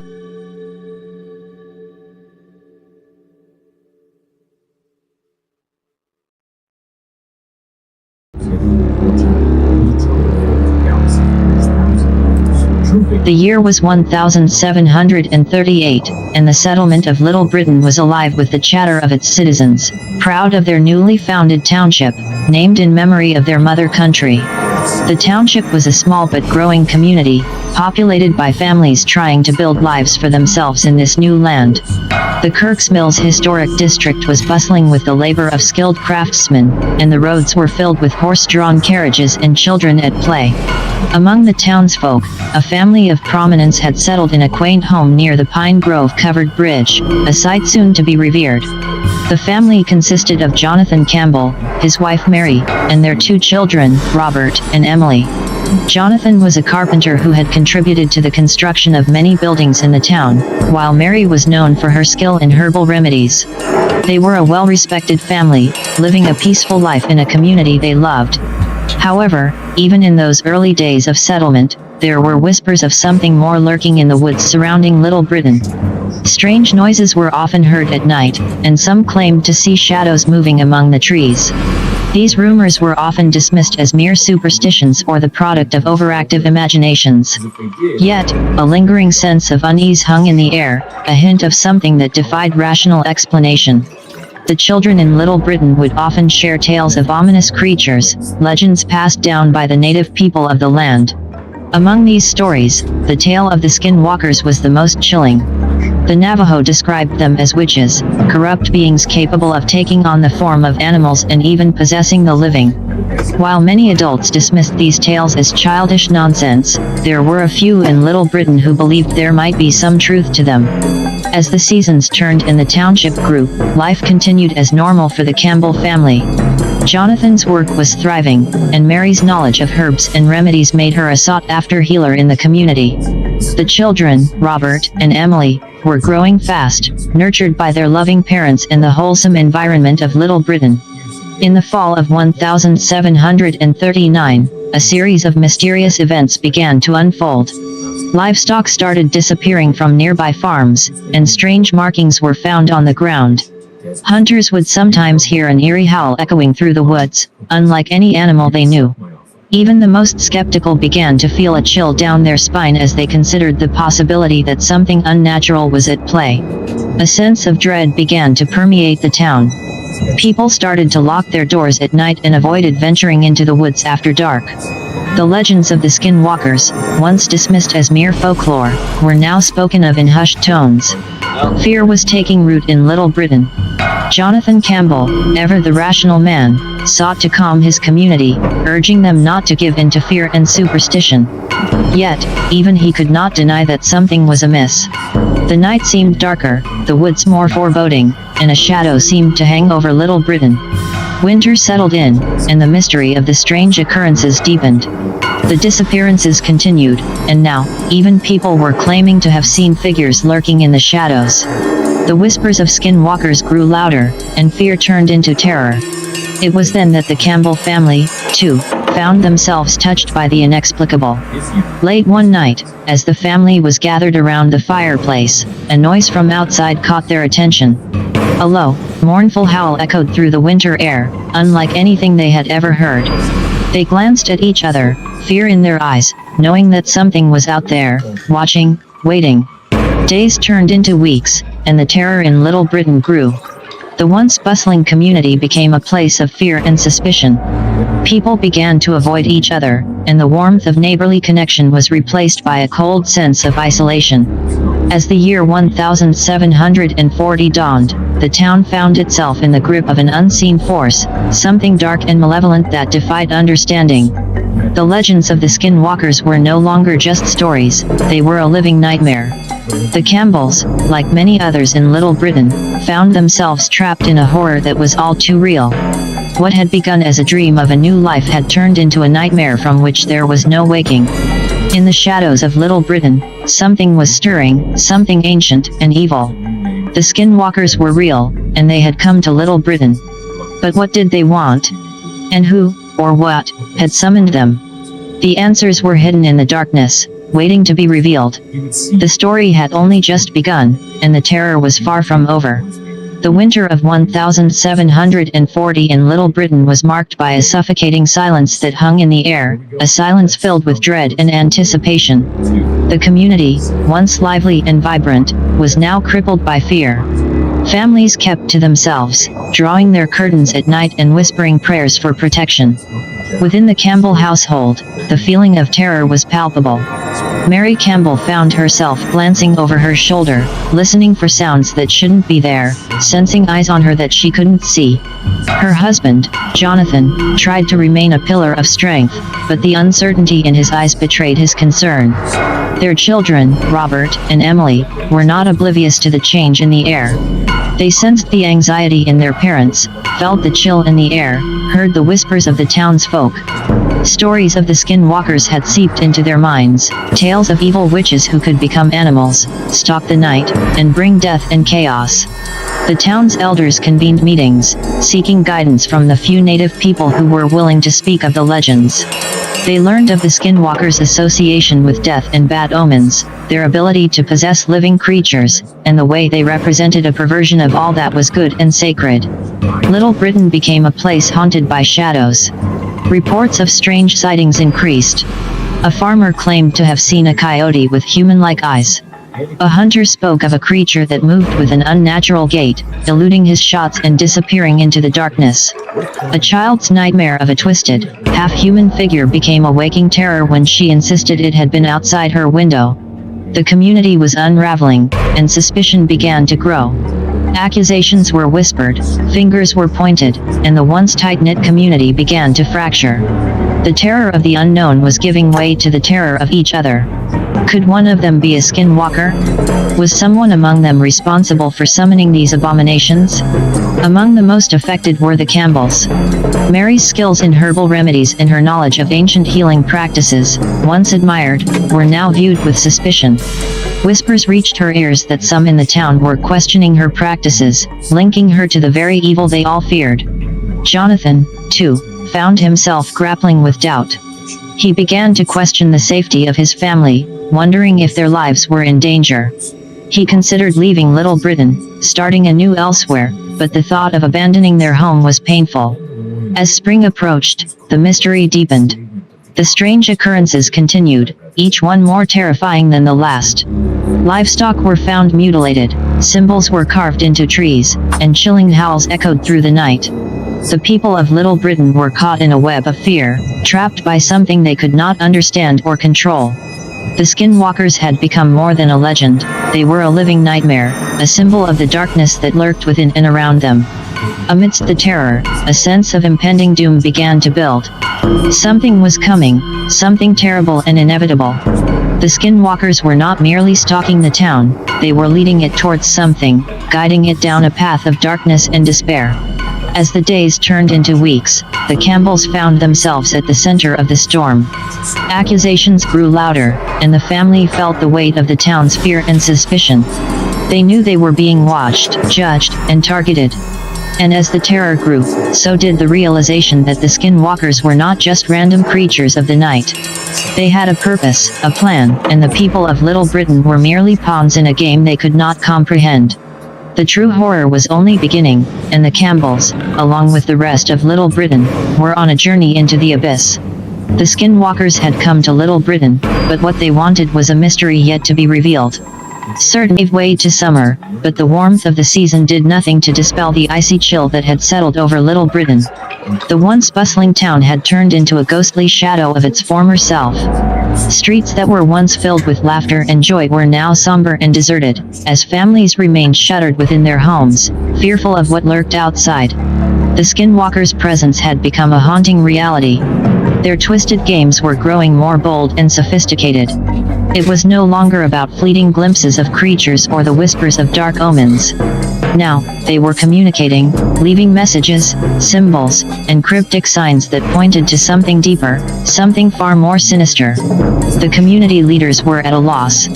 They consulted with native experts, sought guidance from spiritual leaders, and even considered appealing to the crown for assistance. But answers remained elusive, and the terror continued to build. Within the Campbell household, the strain was taking its toll. Jonathan's once sturdy resolve had begun to crack, and Mary's sleep was haunted by nightmares, images of twisted forms, and shadowy figures that stalked her even in her dreams. Young Robert and Emily were not spared either. Emily, the more sensitive of the two, had stopped speaking, retreating into a world of silence and fear. Robert, attempting to be brave, took to patrolling the house at night, armed with nothing more than a wooden sword, hoping to protect his family from the unknown terror. A breakthrough came in the form of an old journal discovered by a local historian. It contained references to a dark cult that had once existed within the area, a group that had practiced forbidden rituals and sought communion with the twisted entities of the netherworld. The journal spoke of a prophecy, a dark covenant that would be fulfilled when the stars aligned in a particular pattern, a pattern that was due to occur that very summer. The Skinwalkers, it seemed, were not just random horrors, they were harbingers, heralds of something far greater and more terrifying. The symbols they left, the games they played, all pointed to a grand design, a cosmic plan that was slowly unfolding. Little Britain was a nexus, a focal point for forces that transcended human understanding. The town, its people, and the very land itself were part of a ritual, a dark ceremony that had been set in motion centuries ago. The Campbell family found themselves at the center of this dreadful web. Mary's ancestral connection to the ancient practices, her knowledge of herbs and healing, had somehow drawn the attention of the Skinwalkers. They were using her, manipulating her, guiding her actions in ways she could not comprehend. As the summer progressed, the terror escalated. The howls grew louder, the sightings more frequent, and the symbols more intricate. The people of Little Britain were being drawn into a dance of death, their lives manipulated by forces beyond their control. The Skinwalkers were no longer content to lurk in the shadows. They began to appear in dreams, invading the minds of the townsfolk, twisting their thoughts, and driving them to madness. A sense of doom pervaded the town, a feeling that time was running out. The alignment was approaching, and with it, the fulfillment of the prophecy. The Campbells, driven by desperation, began to research the ancient rituals, seeking a way to combat the Skinwalkers, to stop the ritual before it was too late. They knew they were playing with fire, delving into forbidden knowledge, but they had no choice. The darkness was closing in, and the monsters were no longer hiding. They were here, in Little Britain, and they were hungry. The countdown had begun, and the final act was approaching.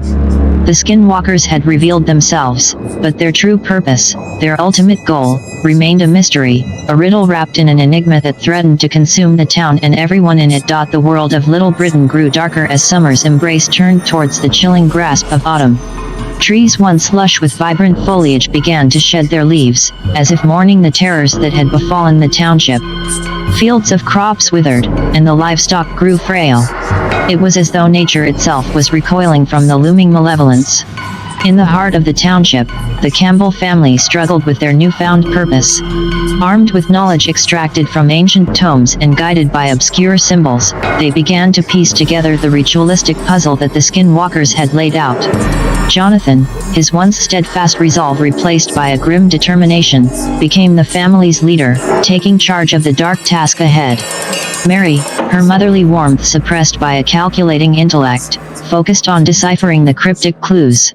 The children, Robert and Emily, found roles within this eerie investigation as well, their innocence lost to the cruel reality of their situation. They were not alone in their struggle. Other families in Little Britain began to notice the growing horrors. Cattle mutilated, crops destroyed, eerie howls echoing through the night, and shadows that moved with malevolent intent. The town was under siege, and no one was safe. Rumors of witchcraft began to spread, whispers of ancient pacts and devilish creatures. Fear turned into suspicion, and suspicion into accusations. Neighbors turned against neighbors, friends against friends, as the terror sowed discord and mistrust. A meeting was called in the town's church, the only place that seemed untouched by the encroaching darkness. Here, the leaders of Little Britain, guided by the Campbell's research, shared what they had discovered about the Skinwalkers and the prophecy that was unfolding. Shock turned to disbelief, disbelief to acceptance, as the grim reality settled over the assembly. The Skinwalkers were not just legends, they were a tangible threat, a manifestation of an ancient evil that sought to fulfill a destiny written in the stars. The townsfolk, once proud and independent, now found themselves united by fear and a common purpose. A plan was formulated, a desperate attempt to stop the ritual, to disrupt the cosmic alignment, and to banish the Skinwalkers once and for all.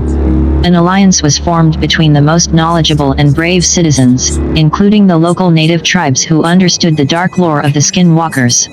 Together, they began to prepare, forging weapons imbued with ancient magic, crafting talismans and amulets, and studying the forbidden rituals that had unleashed the horror upon Little Britain. As the days turned to weeks, the tension grew. The Skinwalkers became more brazen, their attacks more vicious, and their message more clear. They were watching, waiting, and taunting, a game of cat and mouse that had no rules and no mercy. The night of the prophecy was approaching, a night that would determine the fate of Little Britain and perhaps the world beyond. The stars were aligning, and the ritual was nearing completion. The stage was set for a final confrontation, a battle between light and shadow, good and evil, life and death. Little Britain, once a quiet and peaceful place, had become a battleground, a nexus for forces that defied understanding. The Skinwalkers had brought chaos, fear, and madness, but they had also united a community, forged bonds that transcended prejudice and hatred. In the face of unimaginable horror, the people of Little Britain found strength, courage, and hope. They were ready to face the monsters, to fight for their lives, their families, and their future. The time had come. The night of destiny was upon them, and the Skinwalkers were ready to reveal their final hand. The townsfolk gathered, weapons in hand, eyes filled with determination, hearts pounding with anticipation. The Skinwalkers were no longer shadows, they were real, and they were coming. The final night arrived, a night darkened by fear and uncertainty. The people of Little Britain had prepared as best they could, forsaking the use of magic, relying on their wit, courage, and determination. Yet, they were facing a terror that defied reason, a supernatural entity that seemed invincible. The Skinwalkers had played their game well, carefully weaving a web of chaos and despair. The townsfolk knew that they were facing a force beyond comprehension, yet they had no choice but to fight, to stand up for their land, their families, and their very souls. Jonathan Campbell led the makeshift militia, his face etched with grim resolve. Mary, Robert, and Emily were by his side, each one fully aware of the risk they were taking and the slim chance of victory. The night was eerily silent, the usual sounds of nature replaced by a stifling quiet that sent chills down spines. The wind howled through the barren trees, whispering warnings of doom. As the clock struck midnight, a howl tore through the silence, a signal that the time had come. Shadows danced on the edges of perception, shapes moved in the darkness, and the air grew heavy with the scent of dread. The Skinwalkers had arrived. A battle unlike any other unfolded. The Skinwalkers, cunning and relentless, attacked with ferocity and guile. They were not just monsters, they were intelligent, strategic, and utterly merciless. The townsfolk fought bravely, their weapons drawn, their bodies fueled by adrenaline. But they were outmatched, facing a terror that could not be defeated by mere force. The Skinwalkers struck from all sides, their movements unpredictable, their forms ever-changing. Coyotes, owls, wolves, they took on shapes that struck terror into the hearts of their victims, playing with their minds and feeding on their fear. One by one, the defenders fell, torn apart by claws and teeth, consumed by a darkness that knew no mercy. Screams echoed through the night, cries of agony and despair that would haunt Little Britain forever. Jonathan and his family fought to the end, a desperate struggle against an implacable foe. But even their courage and determination were not enough. The Skinwalkers were victorious. As dawn broke, a haunting silence settled over Little Britain. The battle was over, the terror had won, and the town lay in ruins, a testament to the horrors that had been unleashed. The Skinwalkers retreated into the shadows, their mission accomplished, their victory complete. They had proven their dominance, their power, and their invincibility. Little Britain would never be the same. The legend of the Skinwalkers had become a reality, a dark chapter in the history of humanity, a warning of the evil that lurks in the unseen corners of the world. The townsfolk who survived were forever changed, their innocence shattered, their trust broken. They knew that the Skinwalkers were real, that they were watching, waiting, and that they could strike again. The legacy of that dreadful night would live on, a tale of horror and defeat that would be passed down through generations. The Skinwalkers had won, and in their victory, they had shown the world the true nature of fear, chaos, and darkness. The mystery of Little Britain remained, a story that would never be fully understood, a wound that would never heal. The Skinwalkers had marked their territory, and their reign of terror had only just begun. As the years rolled on, something strange began to happen in the ruins of Little Britain. The town that had been devastated by the horrors of the skinwalkers began to stir back to life.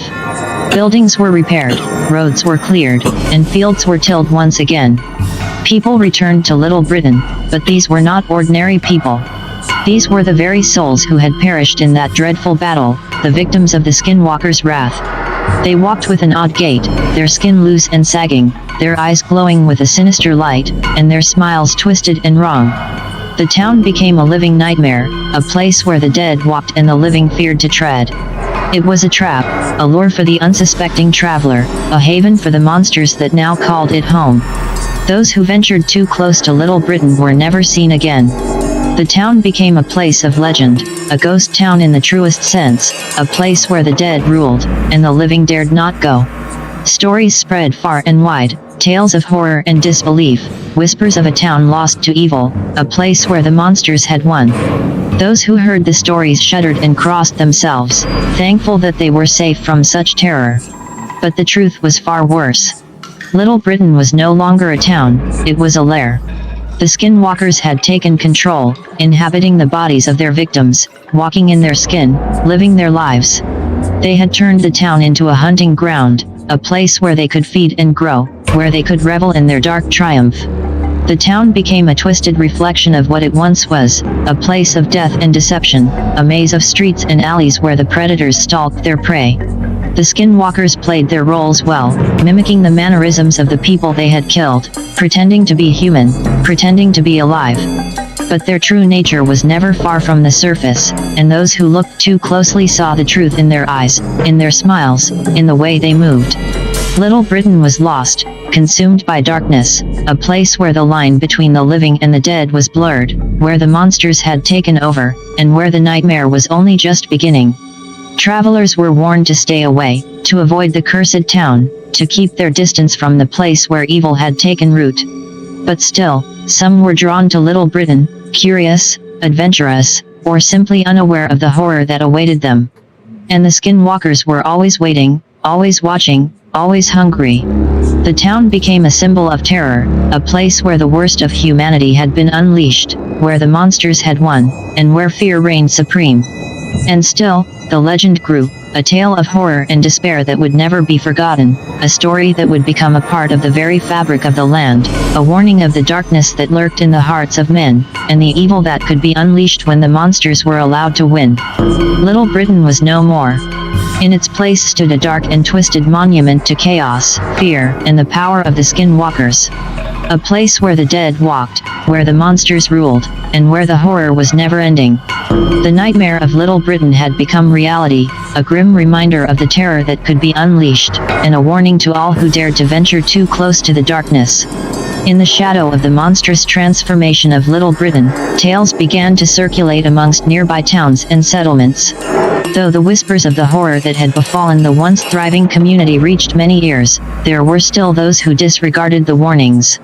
Unwary travelers, desperate fugitives, curious thrill-seekers, and even entire families seeking a new life would fall victim to the insidious trap that Little Britain had become. The victims varied, but the outcome was always the same. Below are some of the unfortunate souls who crossed the threshold of Little Britain, never to return. 1. The wandering merchant. A well-traveled merchant, known for his exotic wares, heard rumors of a thriving market in Little Britain. His curiosity piqued. He set off towards the town, ignoring the cautionary tales of fellow traders. As he entered Little Britain, he was greeted by seemingly friendly townsfolk, their smiles just a bit too wide, their eyes just a touch too eager. He was invited to a grand feast, his goods praised and his presence celebrated. As the night wore on, the merchant began to feel a growing unease. The laughter was too shrill, the toasts too fervent. When he tried to leave, he found the doors locked, and the once friendly faces turned malevolent. His screams were lost amidst the cheers of the monsters as they tore him apart. 2. The desperate family. A family fleeing poverty and seeking a fresh start stumbled upon the fateful road leading to Little Britain. They were welcomed with open arms, offered shelter, food, and work. The children played in the streets, laughter filling the air, the parents grateful for their newfound fortune. But slowly, the facade began to crack. The children's games turned violent, the neighbors' glances grew predatory, and the nights were filled with unsettling noises. The family's attempts to leave were thwarted, their every move watched, their every plea ignored. One by one, they were hunted down, captured, and consumed, their humanity replaced by the monstrous forms of the Skinwalkers. 3. The thrill-seeking adventurers. A group of young and daring adventurers, seeking the thrill of the unknown, decided to explore the legendary haunted town of Little Britain. Armed with swords, torches, and a misguided sense of invincibility, they embarked on what they thought would be an exciting expedition. They found the town eerily quiet, the buildings standing like silent sentinels, the streets empty and foreboding. As they delved deeper, they began to notice signs of life, shadows moving in the darkness, whispers in the wind. One by one, they were separated, drawn into hidden traps, lured by deceitful visions. Their screams echoed through the night as they were ambushed, overpowered, and slaughtered. Their courage and bravado were no match for the cunning and cruelty of the Skinwalkers. These stories and many others like them served as grim reminders of the evil that lurked within Little Britain. The town had become a place of death and despair, a hunting ground for the monsters, a tomb for the unwary. The horror of Little Britain was no longer a secret, no longer a myth. It was a living nightmare, a place where the worst fears were realized, and where the darkness of the human soul was given form and fury. And still, the Skinwalkers thrived, growing in number and power, their appetite for terror and destruction never satisfied. The town remained a death trap, a place where the unwary were lured and the unfortunate were lost, where the monsters ruled, and where the horror was endless. Point 4. The love-stricken couple. Two young lovers, seeking to escape the disapproving eyes of their families, found refuge in Little Britain. The promise of a new life, away from judgment and strife, seemed too alluring to resist. But the romance that blossomed between them soon withered under the shadow of the lurking horror. They were stalked, tormented, and manipulated by the monstrous inhabitants, their love tested and twisted until it became a weapon against them. The Skinwalkers used their affection to turn them against each other, leading them into a deadly trap where their love was their undoing. Their final embrace was one of terror and betrayal, their bodies left as a grotesque monument to the power of the monsters. 5. The lost child. A curious child, straying too far from home, wandered into Little Britain. The town seemed like a playground, filled with strange and intriguing sights. But the games quickly turned nightmarish, the child's innocence exploited by the Skinwalkers. They toyed with the young soul, leading him through a maze of horror, shaping his fears into living nightmares. The child's cries for help went unanswered, his tears unnoticed. He was trapped, alone and terrified, until the monsters finally tired of their game and ended his suffering. 6. The missionary. A devout missionary, determined to bring salvation to the people of Little Britain, entered the town with a Bible in hand and faith in his heart. He was met with mockery and scorn, his words twisted, his beliefs challenged. The Skinwalkers took pleasure in breaking him, using his faith against him, showing him visions of hell and damnation. He was driven to madness, his mind shattered by the relentless assault on his beliefs. In the end, he was left a broken husk, his faith replaced with terror, his soul consumed by the very evil he sought to vanquish. 7. The investigative journalist. A journalist, seeking the truth behind the legend of Little Britain, ventured into the town with a camera and a notebook. She was determined to uncover the secrets, to expose the horror, and to bring the story to the world. But the Skinwalkers had other plans. They manipulated her investigation, leading her into a web of deceit and danger. Every clue was a trap, every discovery a dead end. They played with her mind, warping her perception, feeding her lies. Her pursuit of truth became an obsession, driving her deeper into the darkness until she became a part of the horror she sought to reveal. These tales add to the growing legend of Little Britain, each one a testament to the insidious power of the Skinwalkers. The town's reputation as a place of evil grows, its name whispered with fear and awe. Yet, despite the warnings, despite the horror, people continue to be drawn to Little Britain. The allure of the unknown, the challenge of the forbidden, the thrill of the macabre, these are the siren calls that lure the unwary into the clutches of the monsters.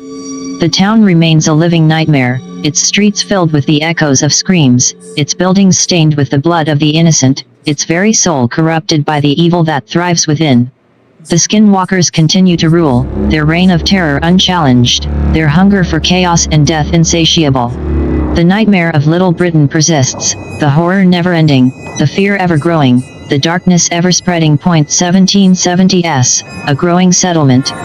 Little Britain grows as a hub for travelers and settlers, many unaware of the horrors lurking within.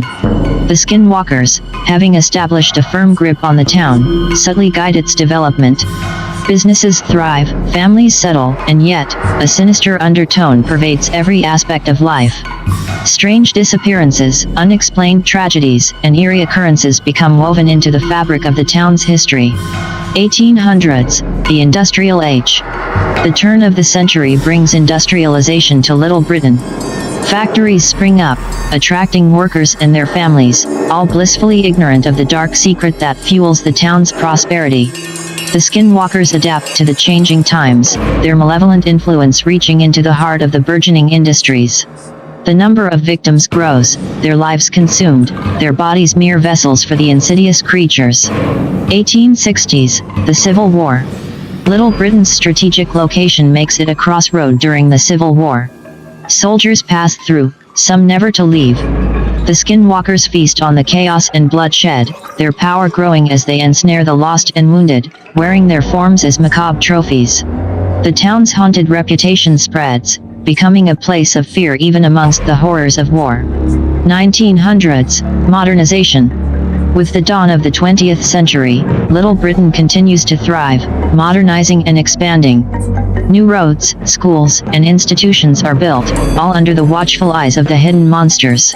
Those who delve too deep into the town's mysteries vanish without a trace, their stories lost, their fates sealed. The population swells, and with it, the ranks of the Skinwalkers. 1930s, the Great Depression. Economic hardship hits the nation, but Little Britain seems immune. The town becomes a haven for the desperate and destitute, but the promise of prosperity is a deadly mirage. The Skinwalkers grow bold, their appetite for terror and suffering insatiable. Families are torn apart, lives shattered, and hope extinguished. 1950s, post-war prosperity. The post-war boom revitalizes Little Britain, its dark past glossed over by the shine of progress. Suburbs expand, businesses flourish, and the town becomes a model of the American dream. But the dream is a nightmare, the prosperity a facade. Behind the smiling faces and picket fences, the Skinwalkers continue their grim harvest. 1980s, a modern mystery. As the world embraces technology and progress, Little Britain's sinister reputation becomes the stuff of legend, a dark tale whispered by those who dare to believe. Paranormal investigators, thrill seekers, and the curious are drawn to the town, their fates sealed by their curiosity. The Skinwalkers adapt, their methods evolving, their control unshaken. 2000, a town transformed. By the dawn of the new millennium, Little Britain is unrecognizable from its humble beginnings. A thriving community, a bustling economy, a picture of success, all built on a foundation of horror. The town is a living embodiment of the Skinwalkers, a place where evil wears the face of normality, where terror is hidden behind the mundane. The legacy of Little Britain is a testament to the relentless power of the Skinwalkers, their influence shaping the town's destiny across centuries. Their reign of terror is a hidden plague, a cancer that grows unchecked, a darkness that knows no bounds. And yet, as the years pass and the world changes, the truth of Little Britain remains buried, a secret known only to the damned. The Skinwalkers continue to thrive, their existence a mystery, their power unchallenged, their hunger never satisfied. The tale of Little Britain is a warning, a horror story that transcends time, a nightmare that lingers long after the final word. It is a tale of humanity's darkest fears, of evil's enduring strength, of a town forever cursed, forever lost. In the shadows of history, the monsters of Little Britain wait, their time endless, their reach infinite, their hunger eternal. The town remains a death trap, a place where the unwary are ensnared, where the curious are consumed, where the monsters walk among us, hidden in plain sight. The 2010s heralded an unexpected change in the dark tapestry of Little Britain. A ripple in the otherwise calm sea of malevolence disturbed the town's twisted balance. The reign of the Skinwalkers, unchallenged for centuries, was about to be questioned by the emergence of another cryptid, the enigmatic Mothman. 2010, an ominous warning. It was a night like any other in Little Britain. The town was asleep, its secrets buried deep beneath the veil of normalcy. But on the outskirts of town, near the shadowy woods that had witnessed centuries of horror, something stirred. A shape took form in the night sky, a silhouette that defied reason and understanding. Wings unfolded, eyes gleamed, and a presence settled over Little Britain. The Mothman had arrived. The Skinwalkers, for the first time in memory, felt a shiver of unease. Their connection to the town, their dominance over its people, was challenged by this new entity. The Mothman's presence was a harbinger, an omen of something they could not fathom. 2012, the first signs. In the months that followed, strange phenomena began to occur. Unexplained lights in the sky, ghostly apparitions, eerie sounds that echoed in the night. The townspeople, blissfully ignorant of the true nature of their home, were plagued by nightmares, anxiety, and a growing sense of dread. The Skinwalkers sensed a shift, a change in the very fabric of Little Britain. Their control wavered, their influence weakened. The Mothman, though unseen by most, was making its presence felt. 2015, a growing threat. As the years passed, the signs grew more pronounced. Accidents and tragedies, once the hidden handiwork of the Skinwalkers, now bore the mark of the Mothman. Its ominous shadow loomed over the town, a constant reminder of the impending disaster. The Skinwalkers, though still powerful, found themselves on the defensive. Their insidious hold on Little Britain was slipping, their reign of terror threatened by an unknown force. 2018, a town divided. Rumors spread, stories were whispered, and Little Britain became a town divided. Some spoke of the Mothman as a savior, a force of good sent to free them from an evil they could not comprehend. Others saw it as a new terror, a creature as dark and malevolent as the monsters they unknowingly lived amongst. The Skinwalkers, their once unbreakable control now fractured, struggled to adapt. Their victims, once so easily manipulated, began to resist. The town, once a haven for darkness, was now a battleground. 2019, the eve of disaster. As the decade drew to a close, the tension in Little Britain reached a boiling point. The Mothman's warnings grew more urgent, its presence more tangible. The town teetered on the edge of chaos, its people torn between fear and hope, ignorance and understanding. The Skinwalkers, their power waning, their supremacy challenged, prepared for a confrontation. The town they had ruled for centuries was slipping from their grasp, their reign threatened by a force they could not control.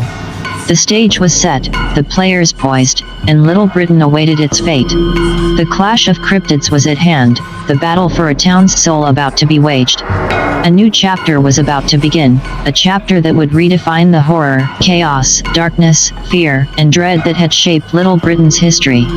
The Mothman's arrival was a warning, a prelude to a disaster that loomed on the horizon. The Skinwalkers' reign was being challenged, their dominance questioned. In the shadows of the unknown, Little Britain stood on the brink of a new era, an era that promised to be as terrifying, as gripping, and as gut-wrenching as the centuries that had come before. The town was about to be reborn, its destiny reshaped, its horrors reimagined. The monsters of Little Britain were about to face their reckoning, and the world would never be the same. In the dark, forsaken heart of Little Britain, the Skinwalkers gathered. Their power weakened and their supremacy challenged. They sought answers in the ancient and forbidden arts they had mastered over centuries. A fire was kindled, not of ordinary flame but a blaze of dark magic and hidden knowledge, its glow imbued with an otherworldly hue. They circled the fire, their inhuman eyes reflecting the unnatural glow, their twisted forms concealed by shadows. One by one, they began to chant, a melody that was not of this world, a harmony that resonated with the evil that had long festered in Little Britain. The fire flickered and danced, its flames morphing and taking shape, a window into the unknown, a gateway to their fate. And there, in the heart of the fire, a vision emerged. The Duke of Lancaster County. A man, tall and enigmatic, his eyes glowing in the dark like twin orbs of night itself. He held a .44 Magnum, a weapon that emanated purpose and intent. His face was stern, his demeanor unyielding, a figure of relentless determination. The skinwalkers watched, their breaths held, as the vision unfolded. They saw this man, the Duke of Lancaster County, facing the Mothman, the very creature that had threatened their reign. They saw him killing the cryptid, his gun echoing a promise of destruction and redemption. And then, the vision shifted, a glimpse into other worlds, other realities. They saw the Duke wandering a desolate wasteland, the numbers 717 etched on his back, a symbol of identity and destiny. His journey was one of solitude and survival, a path forged in devastation and despair. They saw him again, this time navigating through an undead apocalypse, his resolve unbroken, his mission unending. He was a beacon of hope in a world consumed by darkness, a warrior unafraid to face the horrors that lurked in the shadows. The fire waned, the visions faded, and the skinwalkers were left with a sense of foreboding, a realization that their downfall might indeed be at hand.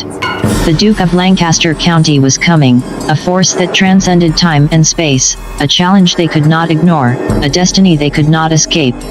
The night was filled with a heavy silence, the air thick with anticipation. Little Britain, once a playground for the monstrous skinwalkers, was now a stage for a battle that would shape its future.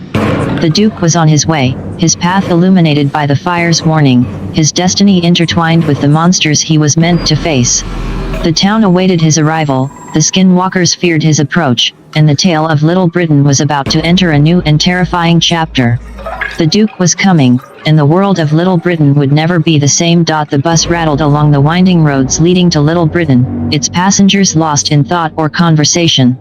The hum of the engine and the steady rhythm of the wheels created a trance-like ambience, a world momentarily disconnected from the horrors that lay ahead.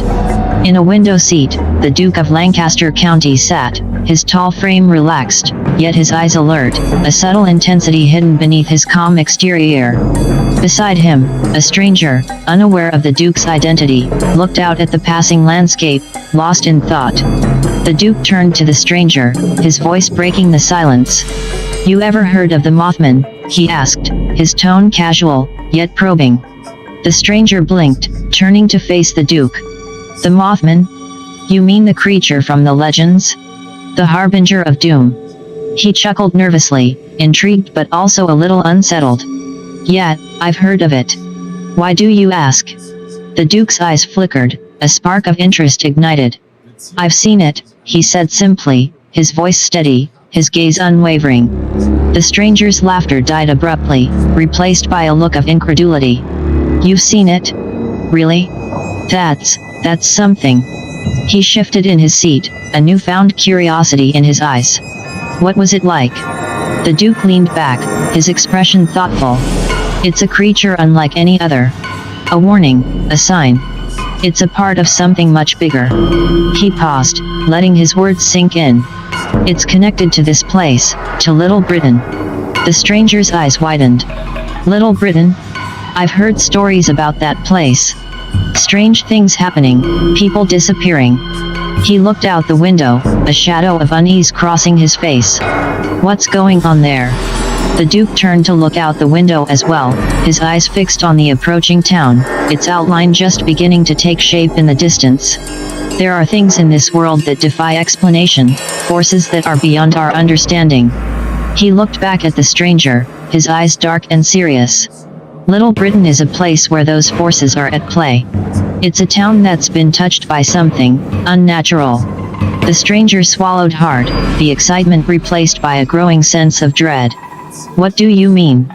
What's happening there?" The Duke's voice dropped to a whisper, his words measured and deliberate. "Monsters," he said softly, his eyes reflecting a truth that went beyond mere folklore. "Monsters that walk among us, hidden in plain sight." The stranger stared at the Duke, his face pale, his mind struggling to comprehend the enormity of what he had just heard. The bus continued on its journey, drawing ever closer to Little Britain, a town that had become a nexus of horror and mystery. The Duke's words hung in the air, a chilling reminder that the world was not as it seemed, that there were forces at work that defied logic and reason. Little Britain awaited them, its secrets buried deep, its darkness ready to unfold. The Duke was ready. The stranger was not. And the tale of Little Britain was about to take another terrifying turn. As the bus continued its journey, the skies began to change. The soft blues and whites gave way to a blend of oranges and reds, as the sun lazily sank towards the horizon. Shadows lengthened, stretching across the road, and an unspoken tension began to build among the passengers. A few miles outside of Little Britain, the bus's engine coughed and sputtered, the vehicle jolting as though protesting the path it was on. The driver wrestled with the steering wheel, a look of concern etched on his face. "What's going on?" a passenger called out, the nervous energy in the bus growing palpable. "We're having some engine trouble," the driver replied, his voice strained. "I'll have to pull over and check it out." The bus rolled to a stop at the side of the road, the engine's groans fading into silence. The passengers looked at each other, unease in their eyes. The landscape around them was barren, and the town of Little Britain was still out of sight, a distant promise that suddenly felt much further away. The Duke remained calm, his eyes focused on the darkening horizon. He sensed something in the air, a foreboding that went beyond a simple mechanical failure. The driver stepped off the bus, toolbox in hand, and bent to examine the engine. Minutes turned into an hour, the sun dipping lower, casting an eerie glow across the land. "We might be here a while," the driver finally announced, wiping his brow. "I can't seem to find the problem. I'll need to call for a tow truck." Murmurs of discontent spread through the bus, the passengers restless and anxious. The stranger who had spoken to the Duke earlier looked particularly worried, his eyes darting to the windows as the shadows deepened. "We're stuck here?" he asked, his voice tinged with fear. "In the middle of nowhere." The Duke placed a reassuring hand on the stranger's shoulder. "We'll be fine," he said, his voice steady. "We'll wait for help, and everything will be all right." But even as he spoke, the Duke's mind was elsewhere, his senses tuned to something beyond the ordinary. The breakdown of the bus, the timing, the location, all of it felt too coincidental, too perfectly aligned with something darker. As night began to fall, the landscape transformed, the familiar giving way to the unknown. Shapes moved in the darkness, unseen but felt, a presence lurking at the edges of perception. The Duke knew they were not alone. The passengers settled in for a long wait, some trying to sleep, others engaging in hushed conversations. But the Duke remained vigilant, his eyes fixed on the night, knowing that Little Britain's secrets were reaching out to them, its monsters stirring, awakened by their proximity. The night was alive with whispers and unseen movements, the wind carrying the scent of something ancient and malevolent. The road to Little Britain had become a path into the unknown, and the journey was far from over. They were on the threshold of horror, and the door was slowly creaking open. As the minutes ticked away, the bus became a small island of artificial light in an ocean of encroaching darkness. The passengers were growing more restless, their conversations punctuated with nervous laughter and uneasy glances toward the windows. The Duke's senses were on high alert, his body tuned to every sound, every shift in the shadows. To the others, the shapes moving in the woods were nothing more than fleeting impressions, dark illusions playing tricks on tired eyes. But the Duke saw more. He knew what lurked in those shadows.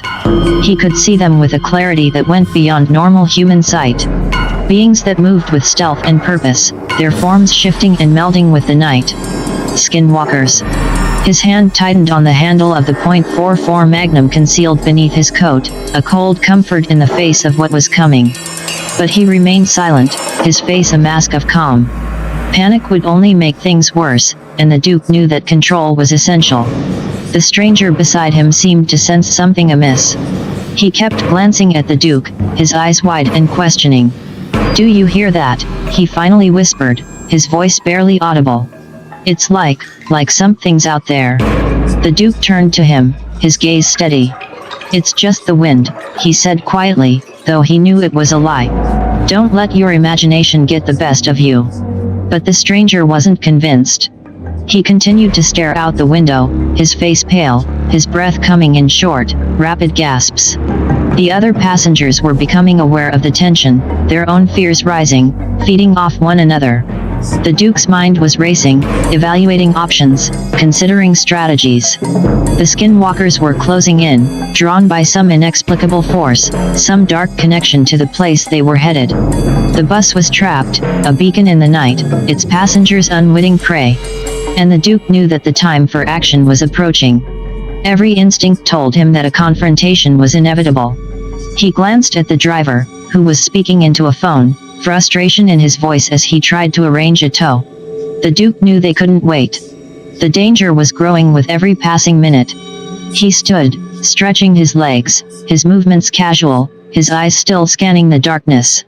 He needed to be ready, to be prepared for whatever was coming. The night was no longer just a backdrop to their journey. It was alive, filled with malice and hunger, a hunting ground for creatures that defied understanding. The road to Little Britain had become a nightmare, a descent into terror that was only beginning. The Duke's senses were tingled with anticipation, knowing that the shadows held more than just fear. They held a challenge, a battle to be fought. And he was ready. In the darkness, the skinwalkers watched, their eyes glowing with menace, their hunger growing, drawn to the bus and the souls within. The night was theirs, and they were coming. A shrill scream pierced the night, echoing through the woods and sending a jolt of terror through everyone on the bus. The passengers' conversations abruptly ceased, and the driver's hand froze on the phone. The Duke's heart pounded in his chest, but his face remained impassive. "It's an animal," he said, his voice steady. "Just a fox or something. They make odd sounds sometimes." But even as he spoke, something heavy and wet slammed onto the hood of the bus with a sickening thud. The passengers screamed, and the driver dropped the phone, staring in horror at the gruesome object now splayed across the windshield. It was a human arm, torn and bloody, its fingers still twitching in a macabre dance of death. Chaos erupted inside the bus. People were shouting, crying, pushing against each other in a panic. The Duke moved quickly, trying to restore order, his voice raised but controlled. "Everyone stay calm. Stay in your seats." But it was too late for one woman. Driven mad by terror, she scrambled to the back of the bus, her face wild, her eyes wide with fear. "I have to get out. I have to get out," she shrieked, her voice rising to a hysterical pitch. "No. Wait," the Duke shouted, lunging toward her, but she was already out the back door, her feet pounding on the pavement as she disappeared into the darkness. "Get back in here," the driver yelled, but his words were lost in the night. The woman was gone, swallowed by the shadows and the terror that awaited her. The Duke's face was pale, his eyes dark with anger and frustration. He knew what had happened to her, what would happen to her, and there was nothing he could do to stop it. He turned back to the passengers, his voice firm. "Listen to me. We have to stay together. We have to stay calm. We'll be safe if we stay on the bus." But his words were met with disbelief and fear. The people were trapped, their minds paralyzed by the horror of what they had seen, the knowledge that something unimaginable lurked just beyond their sight. And the Duke knew that the skinwalkers were toying with them, reveling in their fear, drawing them closer to the edge of madness. Outside, the night was filled with the sound of rustling leaves and the distant cries of unseen creatures. The bus was no longer a refuge, it was a cage, and the passengers were prisoners, waiting for the predators to make their move. The Duke's hand went to his gun again, the cold metal a reminder that he was not helpless. He had faced the darkness before, faced the creatures that stalked the night. And he would face them again. But he knew that the battle had only just begun, that the true horror was yet to come. The night was long, and the shadows were deep. And the skinwalkers were waiting. The Duke turned his attention to the driver, his mind focused on survival, on finding a way out of this nightmare. He scanned the map that was sprawled across the dashboard, his eyes quickly finding the route they were on, and then something else. "There's an old house," he said, his voice low and calm. "Just off the road, about a mile away. We can't make it to Little Britain, not with the bus in this condition. But we can make it to that house. Can you limp the bus there?" The driver looked at the map, his eyes following the Duke's finger, and then he shook his head. "No, we can't make it to Little Britain. The extra weight from the passengers would break the rim in less than 5 miles, and we'd be stranded. We'd be sitting ducks out here on the main road." The Duke's eyes narrowed, and he looked down the road, his gaze settling on a turn that led onto a dirt trail. He traced it on the map, his finger coming to rest on the house. What about this trail? It leads to the house. Can the rim hold for a mile? The driver studied the map, his face pale, his hands trembling. He knew what was out there, what was waiting for them, and he knew that every decision they made could mean life or death. But he also knew that they had no choice. Yes, he finally said, his voice firm. The rim will hold for a mile. But that's it. We have to be careful. The Duke nodded, his face set with determination. Then that's what we'll do. We'll take the trail, and we'll make it to that house. It's our best chance. The passengers were silent, their eyes wide with fear, their faces drawn and pale. They knew that they were trapped, that their fate was in the hands of two men they barely knew. But they also knew that they had no other choice. The night was closing in, and the shadows were growing deeper. The skinwalkers were out there, watching, waiting, hungry for their prey. And the Duke knew that they had to move quickly, that they had to be smart and decisive, that they had to stay one step ahead of the creatures that hunted them. Because the night was far from over, and the true terror was yet to come. The bus rumbled to life, its engine coughing and sputtering as it made its way onto the dirt trail. The passengers huddled together, their eyes darting from window to window, their breaths coming in ragged gasps. The bus lurched forward, the damaged rim protesting with every jolt and bump of the dirt trail. A thick tension hung in the air, and the passengers' faces were etched with fear and anticipation. The driver's hands clung to the steering wheel, his knuckles white as he guided the wounded vehicle down the narrow path. The Duke's eyes were fixed on the trail ahead, his senses heightened, attuned to every sound and movement. The haunting silence of the night was broken only by the rumble of the bus and the distant call of unseen creatures. And then, a scream. It was a sound that sent chills down everyone's spine, a desperate, pleading cry that was unmistakably human. The Duke's head snapped to the side, and he saw her. The woman who had run from the bus earlier was stumbling out of the woods, her clothes torn, her face twisted with terror. She was screaming for help, her voice hoarse and broken, her eyes wild with fear. "Stop the bus," the Duke shouted, his voice cutting through the panic that was spreading through the passengers. The driver slammed on the brakes, and the bus skidded to a halt, its passengers thrown forward by the sudden stop. "We can't just leave her out there," someone yelled. "She could be one of them," another voice countered, filled with suspicion and dread. The Duke was already on his feet, his .44 Magnum in hand. "I'll get her," he said, his voice calm and authoritative. "Stay on the bus. Keep the doors closed." He made his way to the door, his eyes never leaving the woman, who was now sobbing uncontrollably, her body racked with sobs. "Please," she cried. "Please, help me." The Duke stepped off the bus, his gun raised, his senses alert. He knew that this could be a trap, that the skinwalkers were cunning and deceitful. But he also knew that he couldn't just leave her out there, that he had to take the chance. He approached her slowly, his eyes scanning the woods, his ears straining for any sound that might betray the presence of the creatures that hunted them. The woman was on her knees now, her body shaking, her face streaked with tears and dirt. "Please," she whispered, her voice barely audible. "Please, don't leave me." "I won't," the Duke said, his voice gentle but firm. "But you have to come with me. Now." He reached out to her, his hand steady, his eyes locked on hers. And for a moment, everything was still, the world holding its breath as they stood on the edge of darkness, the shadows closing in, the night waiting to consume them. The bus resumed its agonizing journey down the trail, the woman now safely inside, her breath ragged and her body still trembling. The passengers listened in horrified silence as she began to tell her tale, her voice a thin whisper that sent shivers down their spines. "I ran," she said, her eyes wide and unseeing, as if reliving the nightmare. "I ran as fast as I could, but they were everywhere. The shadows, the sounds, the smell. They were hunting me, following me, getting closer and closer.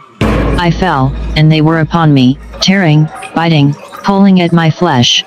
Her voice broke, and she buried her face in her hands, sobbing uncontrollably. The Duke stood at the back of the bus, his eyes fixed on her, his mind processing every detail. There was something wrong, something off about her appearance. Her skin was loose, sagging in places, her features bony and sharp. He could see the telltale signs, the subtle hints that something was amiss. But he said nothing, keeping his suspicions to himself, knowing that to voice them would only cause panic and chaos. He watched her closely, his hand resting on the butt of his gun, ready to act if necessary. The bus continued to limp along the trail, the house now in sight, a dark and foreboding presence that loomed in the distance. The passengers were silent, the woman's story still echoing in their minds, the terror of the night closing in around them. They wear the skin of their victims, the woman said, her voice barely above a whisper, her eyes hollow and haunted. They take their form, their memories, their lives. They become them, and then they hunt again, always hungry, always searching for more. The bus pulled up to the house, its engine sputtering and dying, the journey finally at an end. The passengers looked at the dark windows, the closed doors, the silence that hung in the air. They were safe, for now. But the Duke knew that the night was far from over, that the danger was still very real. He knew that the skinwalkers were still out there, watching, waiting. And he knew that they were not alone. He looked at the woman again, his eyes narrowing, his instincts screaming at him. But he said nothing. For now, they were safe.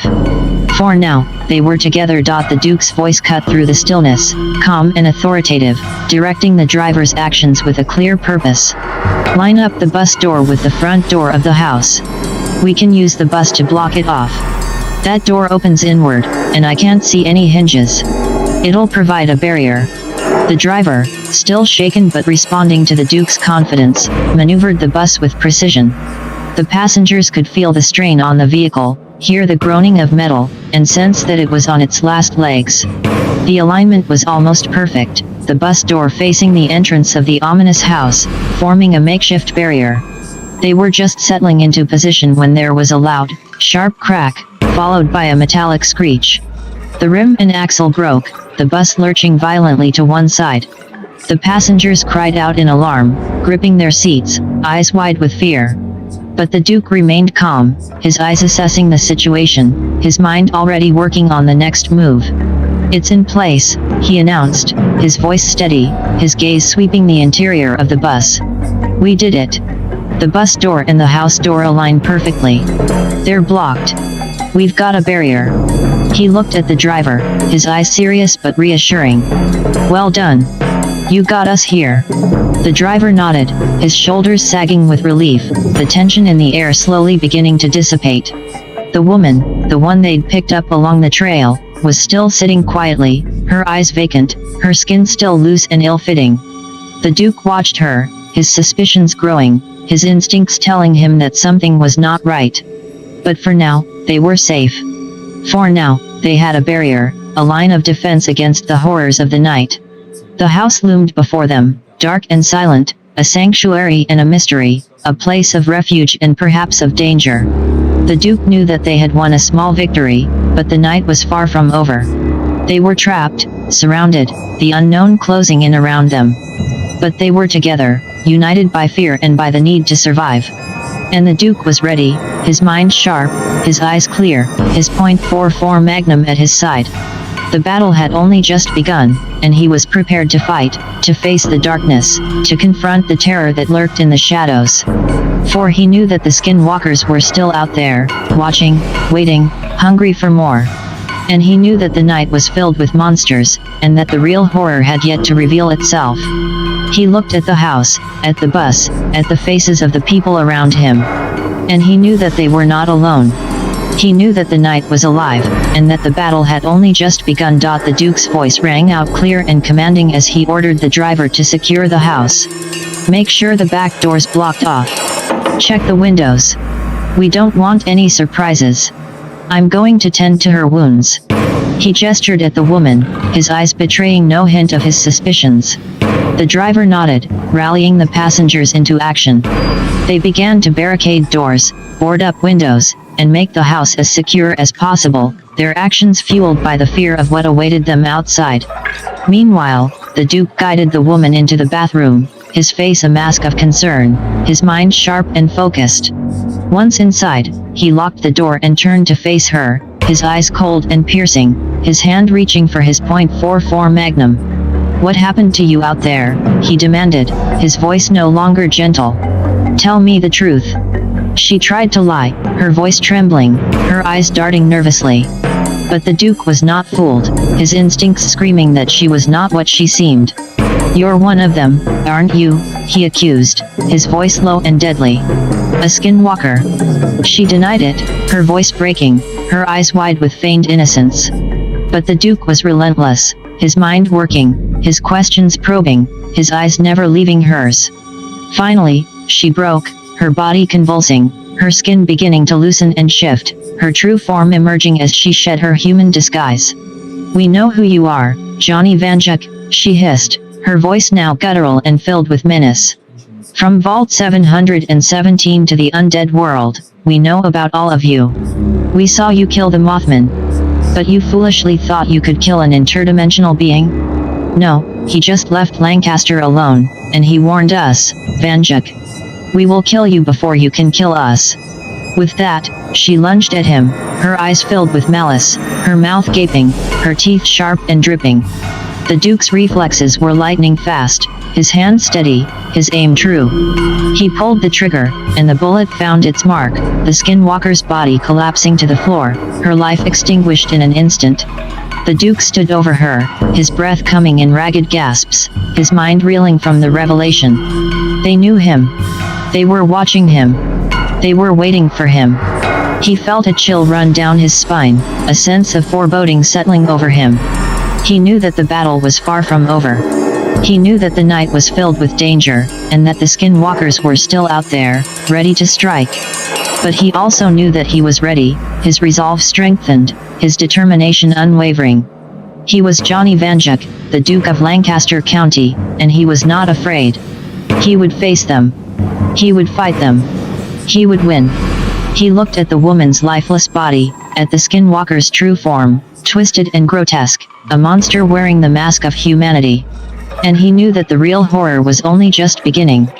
He reloaded his .44 Magnum, his mind clear, his eyes focused. He was ready for whatever awaited him. The sound of gunshots reverberated through the old house, piercing the silence and sending a shockwave of fear through everyone inside. The passengers stopped what they were doing, their eyes wide, their hearts pounding.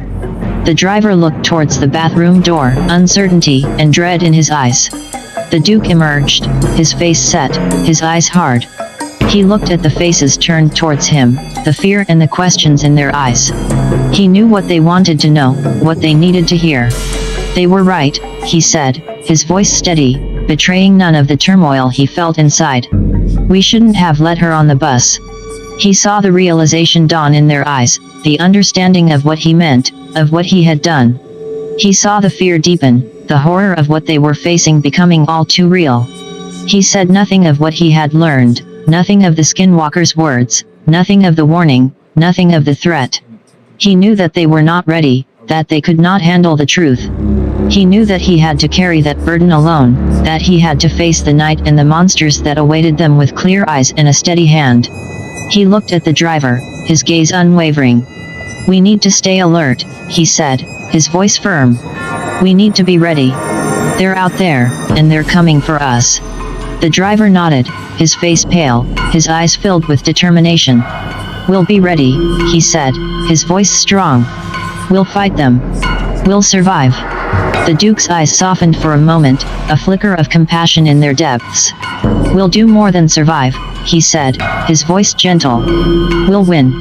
He turned away, moving to the window, looking out into the darkness, knowing that the night was far from over, knowing that the battle had only just begun. The house's silence was shattered once again, this time by a scream of pure terror.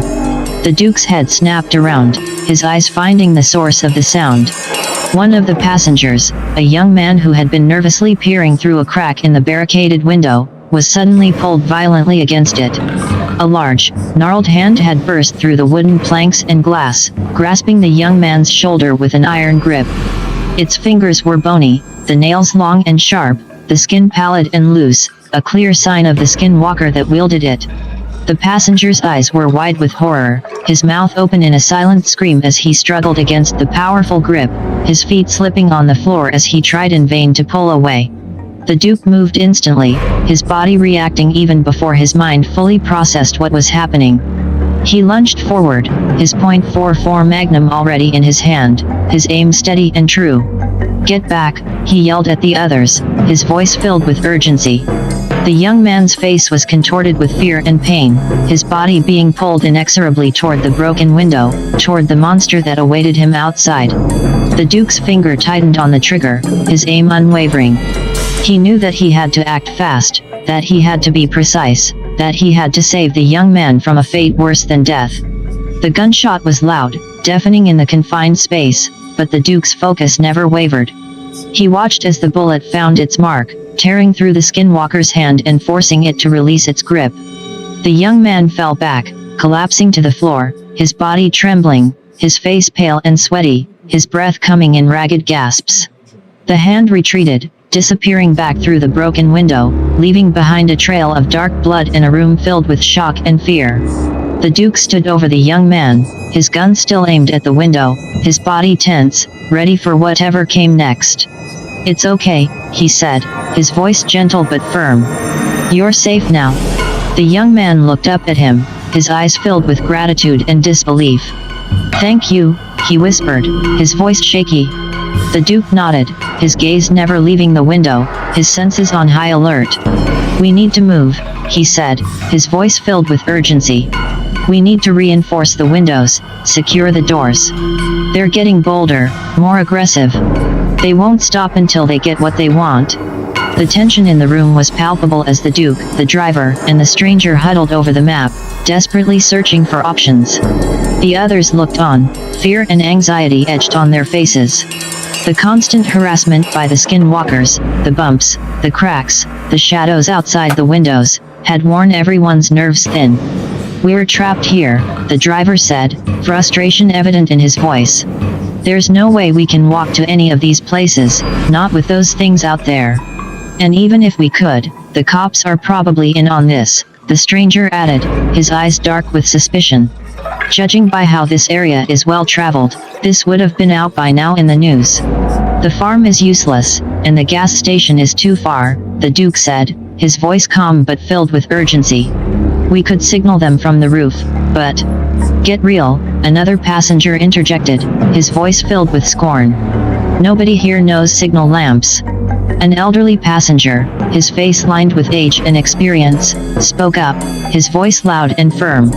"Well, I was in the Navy, and I'm a little rusty, but I'm sure I could." The room fell silent, all eyes on the old man. The Duke looked at him, his eyes assessing, considering the possibility. "We could shoot a line to the cell tower," the stranger suggested, his eyes on the Duke's gun. "I'm sure that gun of yours could carry a rope shot far enough." "We don't even have rope," another passenger yelled, his voice filled with desperation. "And don't forget the bus is useless." The room erupted into chaos, voices raised, accusations hurled, fear and frustration spilling over.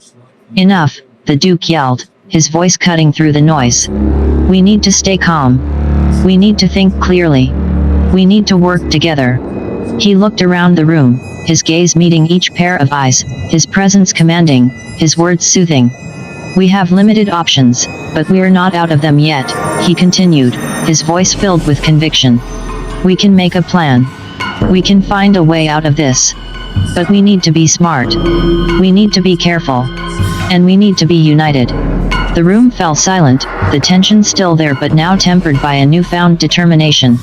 The Duke looked at the map again, his mind working, his instincts guiding him. "We'll figure this out," he said, his voice filled with resolve. "We'll find a way. We'll survive this night." And in that moment, despite the terror that lurked outside, despite the uncertainty that lay ahead, there was a spark of hope, a glimmer of belief. The conversation was once again hushed as the stranger beckoned the Navy veteran over. "Come here, quick," he said, urgency in his voice. A woman stood up, her eyes determined, her posture confident. "I'm a police officer from Millersville," she announced, her voice carrying authority. "You could say I have experience fighting these kinds of things." I took out a few dogmen in my time. She dropped her bag on the table, revealing a cache of police gear. I was supposed to investigate people going missing around here, she continued, her eyes fixed on the Duke.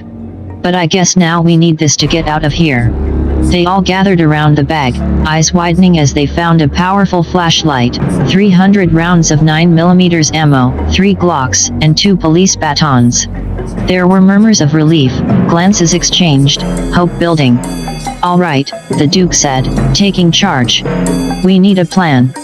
We've got a way to signal for help, we've got weapons, and we've got each other. They passed out the batons to the others, arming them, giving them a sense of control, a semblance of power. We'll get onto the roof, the policewoman said, her voice filled with determination. We'll signal the gas station, and possibly the farm, even though we think it's useless. We'll need to guard the Navy vet while he signals, the Duke added, his eyes on the elderly man. We'll have to be on our guard, be ready for anything. The room was filled with nods, faces set, resolve strengthened. We'll do this, the stranger said, his voice filled with conviction. We'll make it through this night. The next hour was filled with preparation, with planning, with anticipation. They fortified the house, checked the weapons, went over the plan again and again. And then it was time. They made their way to the roof, the Duke and the policewoman guarding the Navy vet as he began to signal, his hands skilled, his eyes focused. The flashlight flashed, the signal sent hope and fear mingling in the cold night air. But there was no response. They tried again, and again, the minutes stretching, the night deepening, the shadows growing. And still, there was no response. Frustration grew, doubt crept in, fear began to knock. But they didn't give up. They kept trying, kept hoping, kept believing. The Duke's eyes were watchful, his senses alert, his instincts guiding him. He knew they were not alone. He knew they were being watched. But he also knew they were strong, they were capable, they were united. And they would not give up. They would keep signaling, keep trying, keep fighting. They would survive this night. They had to. A sudden, sharp whooshing sound cut through the silence, followed by a loud clang as the flashlight was knocked out of the Navy vet's hands by a spear. The sudden darkness was pierced by the chilling sight of dozens of glowing eyes, all fixated on them, lurking in the shadows of the night. It's time to retreat, the Duke yelled, his voice filled with urgency. The policewoman grabbed the Navy vet, pulling him away from the edge as the Duke provided cover fire, the sound of the .44 Magnum echoing through the night. They made a frantic dash for the entrance to the house, the haunting glow of the eyes following them, the menacing whispers of the skinwalkers growing louder. The stranger was waiting at the door, his face pale, his eyes wide. Hurry, he yelled, his voice filled with panic.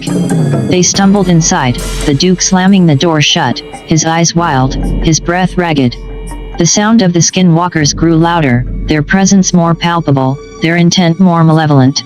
They're coming, the policewoman said, her voice filled with dread.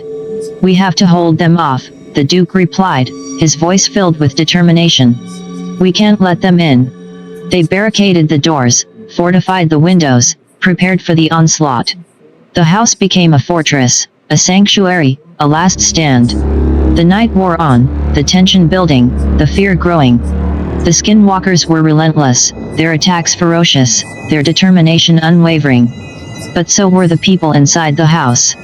They fought back, they resisted, they endured. The Duke's eyes were hard, his resolve unbreakable. He knew what they were up against, he knew what was at stake. And he knew they could not fail. They would hold the line, they would stand their ground, they would survive the night. The battle raged on, the house a beacon of defiance, a symbol of hope, a testament to the strength of the human spirit. And as the night wore on, the Duke's mind began to wander, to think of the other versions of him, the other worlds he had seen, the other battles he had fought.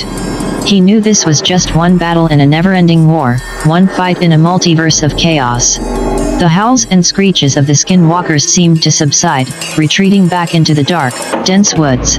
The night turned eerily silent, the tension still thick in the air, the fear still palpable. But inside the house, a temporary relief washed over the faces of those who had survived the onslaught. The Duke, still vigilant, his eyes narrowed, surveyed the surroundings, trying to make sense of the sudden withdrawal of the skinwalkers. "Maybe they're regrouping," the policewoman said, her voice filled with uncertainty. "Or planning something else," the Duke replied, his voice grim. But they didn't see what was happening just outside their makeshift fortress. The bus that had served as their barricade was now under siege. Several skinwalkers, cunning and relentless, were tearing it apart, their claws and teeth gnashing through metal and glass. They were working silently, methodically, their intent clear, their strategy brilliant. They were not just attacking, they were infiltrating, finding a way inside, breaking down the defenses. The Duke's instincts were tingling, something in the back of his mind nagging at him. He couldn't shake the feeling that this was not over, that something more sinister was at play. He moved to the window, peering out into the darkness, his eyes straining to see through the night. But the bus was hidden from view, the skinwalkers' plan concealed, their approach undetected. "We need to stay alert," he said finally, his voice filled with a foreboding sense of dread. "This isn't over. Not by a long shot." The others nodded, their faces grim, their resolve hardened. They knew they were in for a long night, a night filled with terror and uncertainty, a night where survival was not guaranteed. They would have to be ready for anything, prepared for everything, willing to fight to the bitter end. For the skinwalkers were not done, their hunger not sated, their wrath not quenched. Panic erupts inside the house as the front window shatters, a small crack that exposes the horror just outside. The passengers and defenders of the house strain their eyes to make sense of what they're seeing, and then it hits them. The bus, once their protective barrier, now crawls with nightmarish figures. Skinwalkers, their twisted and deformed bodies moving with sinister grace, fill the interior of the vehicle, their glowing eyes fixed on the house. The barricade had been breached, and the creatures were now practically at their doorstep. "It's a trap. They've outsmarted us," the driver screams, his voice cracking with terror. "They're in the bus," a woman shrieks, her face white with fear. The Duke remains calm, his mind racing, analyzing the situation. He sees the tactical brilliance of the creatures, the way they've used their intelligence and cunning to turn the tables. "They want us to panic," he says quietly, his voice steady. "They want us to make a mistake."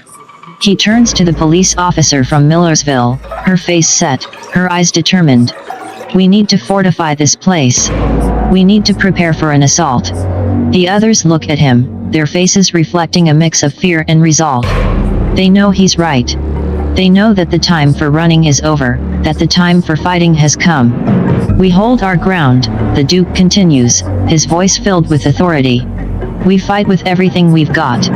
We do not give in to fear. We do not give them what they want." The debate among the terrified passengers and the Duke grows heated and desperate. They know they're trapped, with the skinwalkers closing in, and their options are narrowing by the minute. Some plead to make a break for the police station, while others argue that the cell tower might still be their best chance for contacting help. Others yet insist that the farm could offer some shelter, a temporary respite. Arguments flare, voices rise, and the Duke tries to keep a semblance of order as they pore over the map once more, the cold, analytical part of his brain searching for a solution, an escape route, anything that might give them a chance. And then, in the midst of the chaos, an old, frail voice cuts through the noise, capturing everyone's attention. The elderly woman stands up, her body trembling, her eyes filled with a wisdom and determination that belies her age. She holds up a faded, yellowed piece of paper, her voice quivering with conviction. "I've been paying attention to the build of this house and looked around. I found this in one of the cabinets. It's a design plan for the house. My grandma used to tell me how certain houses up north would contain tunnels for the Underground Railroad back during the Civil War. My eyesight is bad, though, so if someone can read this, we might have a way out." A hush falls over the room as the realization sinks in. The Duke takes the paper from her hands, his eyes widening as he scans the design, his mind racing as he sees the potential, the hope, the lifeline that they've been handed. "You may have just saved us all," he says, his voice filled with awe and gratitude. The police officer from Millersville takes a closer look, her trained eye quickly discerning the layout, the hidden passages, the escape route. "There's a tunnel," she says, her voice filled with excitement and hope.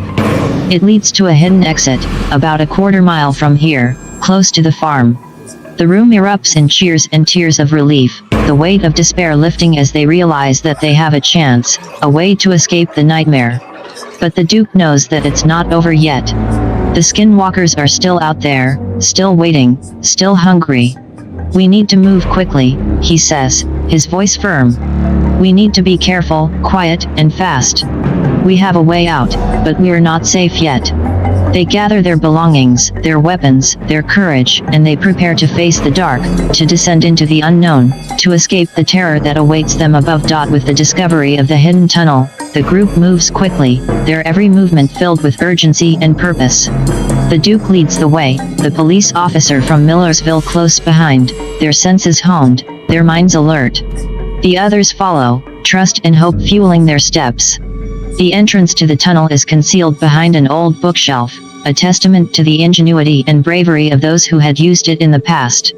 With a heave, they move the bookshelf aside, revealing the dark maw of the tunnel, a path to salvation hidden in shadows. "We don't know what's down there," the Duke warns, his voice filled with caution. "Stay close, stay quiet. And whatever you do, don't panic." They descend into the darkness, one by one, flashlights piercing the gloom, hearts pounding with anticipation and fear. The tunnel is narrow, the air damp and musty, the walls lined with cobwebs and the remnants of history. They move slowly, the elderly Navy vet guiding them with his knowledge of signals and navigation, the others clinging to each other, their breaths held, their steps careful and measured. The skinwalker's presence still lingers above, their howls and cries a distant, haunting reminder of the terror they have left behind. But the group knows that they are not safe yet, that the night still holds many unknowns. They reach a fork in the tunnel, the path branching into two directions, the choice a sudden and unexpected obstacle.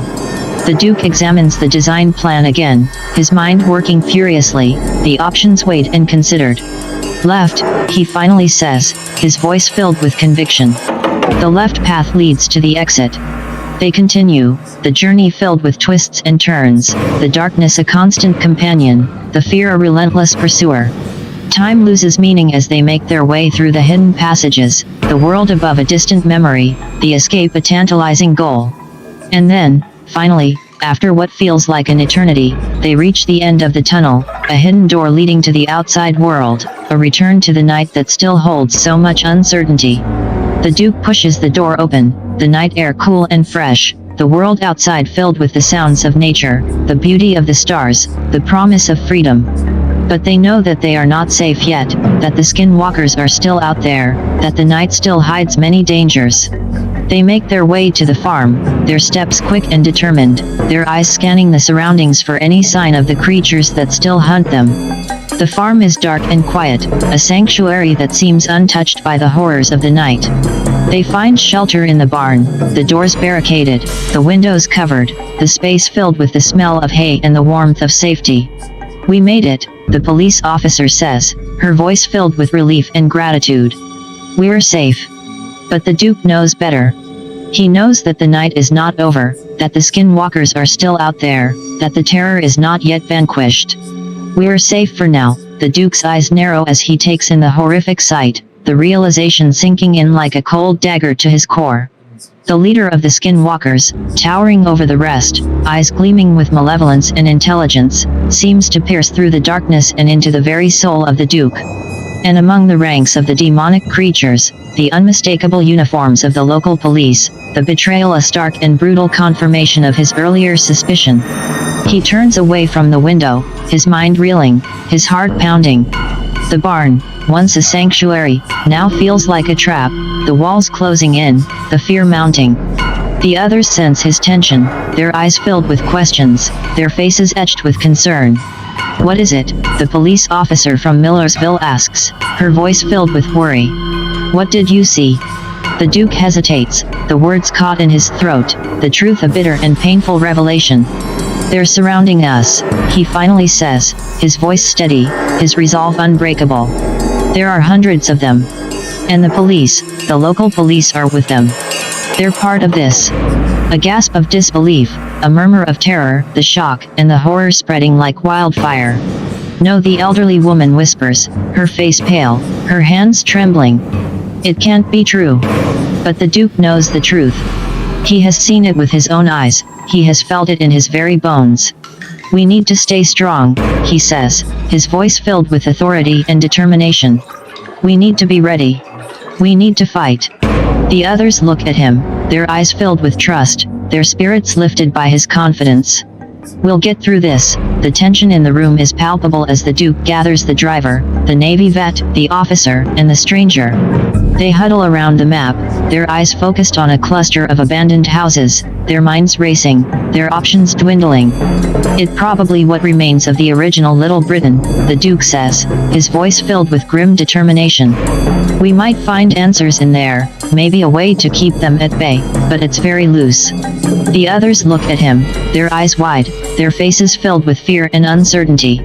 How do we get there though? The driver asks, his voice trembling, his hands shaking. Well, there were other turns in the tunnel, the Duke replies, his mind working quickly, his resolve unshaken. But we have no clue where those go. It's better than dying and being eaten, the stranger interjects, his voice filled with desperation, his eyes filled with terror. Along with having our skin used as suits. The room falls silent, the reality of their situation sinking in, the horror of their fate a cold and brutal truth. They look at each other, their eyes filled with determination, their spirits lifted by the knowledge that they must act, that they must fight, that they must survive. They know that the odds are against them, that the enemy is relentless, that the danger is real. But they also know that they have each other, that they have the will to live, that they have the courage to fight. And they know that they must take a chance, that they must take a risk, that they must take a leap of faith. For the alternative is unthinkable, the alternative is unimaginable, the alternative is with a collective nod of understanding and a shared determination, they prepare to embark on the perilous journey. The decision has been made, they will venture into the unknown, navigating through the maze of abandoned houses in what remains of the original Little Britain. It's a gamble, but it's their only chance. Quickly but cautiously, they gather what supplies they can find. Hatchets, pitchforks, and the remaining ammunition for the Glocks are divided among them. The elderly Navy vet takes charge of organizing the signaling equipment, while the police officer from Millerville ensures that everyone knows how to handle the weapons. The Duke surveys the group, his eyes meeting those of the driver, the stranger, and the others. They know the risks, but they also know that staying put is not an option. The house won't hold for much longer, and the relentless assault of the skinwalkers shows no sign of abating. The leader's out there, the Duke whispers to the others in the huddle. I saw him, and some of them are wearing police uniforms. We're on our own. The reality of their situation becomes even more chilling. Trusting outsiders isn't an option. They must rely on each other and their own resources. As the howls and cries of the skinwalkers grow closer, they take one last look at the map. The path is unclear, the destination uncertain, but their resolve is unbreakable. We go now, the Duke commands, his voice firm, his gaze steady. Stay together, stay quiet, and stay alert. And whatever you do, don't look back. With those final words, they move out, leaving the relative safety of the house and stepping into the dark unknown. The tunnel looms ahead, its twists and turns a mystery, its shadows a haunting reminder of the danger that lurks within damp earth and decay. The Duke's ability to see in the dark is their only guide as they press forward, inching their way through the maze. Every sound is amplified, and the echoes of their own footsteps are a constant reminder of the peril they are in. Time loses all meaning in the oppressive darkness. Hours stretch into what feels like days as they move deeper into the labyrinth, their bodies aching, their minds fraught with tension. But they do not falter. They do not hesitate. They keep moving, driven by the unyielding resolve to survive, to escape, to win. Finally, after what feels like an eternity, they emerge into the cold night air. A hidden hatch creaks open, and they find themselves in the center of a group of abandoned houses. The Duke's eyes adjust quickly to the dim moonlight, and he surveys their surroundings. The village, if it can be called that, is a sad and desolate place. The buildings are crumbling, the windows are shattered, and the once vibrant community has been reduced to a ghost town. The silence is deafening, and the sense of emptiness is overwhelming. But they are not alone. The shadows move, the wind whispers, and the very air seems to hum with an unnatural energy. The place is alive, but not with life. It's alive with something else, something dark and malevolent, something that watches and waits. They stand together in the center of the town, their breath visible in the chill night air, their hearts pounding in their chests. The police officer from Millerville scans the area, her hand resting on the grip of her Glock. The stranger, his face pale but determined, clutches a hatchet. The Navy vet, though weary, stands tall and resolute, his experience and wisdom evident in his steady gaze. The driver, his face lined with exhaustion but his eyes filled with determination, turns to the Duke. "What now?" he asks, his voice barely above a whisper. The Duke takes a deep breath, his mind racing, his instincts on high alert. This place is not what it seems. It's a trap, a snare, a lure. The skinwalkers are not their only enemy. There is something else here, something more dangerous, something more deadly. He looks at his companions, at their tired but determined faces, at their unwavering commitment to survive, and he knows that they must keep moving. They must find answers. They must find a way to fight back. They must find a way to win. The urgency in the Duke's voice resonates with everyone. His conviction is clear, and his determination is unshakable. Killing the leader of the Skinwalkers is not just a tactical move, it's a personal mission. The police officer's affirmation, coupled with the wisdom shared by the Navy vet, only cements the resolve within the group. They know what they have to do. They must act quickly, decisively, and strategically. The Duke takes command, his eyes darting from one face to another, ensuring that everyone understands the plan. The group of abandoned houses will serve as their temporary fortress, a place to fortify and prepare for the battle that lies ahead. "We're going to take them down," he says, his voice filled with conviction. "We're going to kill their leader, and we're going to make them pay for what they've done. But we have to be smart. We have to be careful. And we have to be ready." The others nod, their faces set in determination, their bodies poised for action. The Navy vet takes charge of the barricading process, directing the others with military precision. Doors are reinforced, windows are boarded up, and traps are set. They work quickly but carefully, knowing that time is of the essence, but that mistakes could be fatal. The police officer from Millerville takes stock of their weapons and ammunition, ensuring that everyone is armed and ready. Her experience and training are evident in her calm and methodical approach, and her presence lends a sense of confidence to the group. The stranger, the driver, and the others fall into their assigned roles, each one contributing to the collective effort. They work with purpose and focus, their minds centered on the task at hand, their hearts filled with the desire to succeed. And all the while, the Duke watches and waits, his mind working, his senses on high alert. He knows that the battle is coming, that the enemy is out there, that the danger is real. But he also knows that they are ready, that they are strong, and that they will win. The tension in the air could be cut with a knife as the Duke and the leader of the Skinwalkers lock eyes, their gazes filled with mutual contempt and defiance. The night is still, the abandoned town holding its breath as if waiting for the confrontation to ignite into violence. The leader of the Skinwalkers, a tall, imposing figure with a face that seems to shift and change, sneers at the Duke. His voice is a guttural growl, filled with menace and arrogance. "You think you can come here, to our territory, and dictate what we do? You think you can challenge us, challenge me, and survive?" The Duke's response is cold, unyielding. His hand rests on the handle of his .44 Magnum, his body poised, his eyes unblinking. "I didn't choose this fight. You did. And now you will face the consequences. You could have left the people alone. You could have stayed away from me.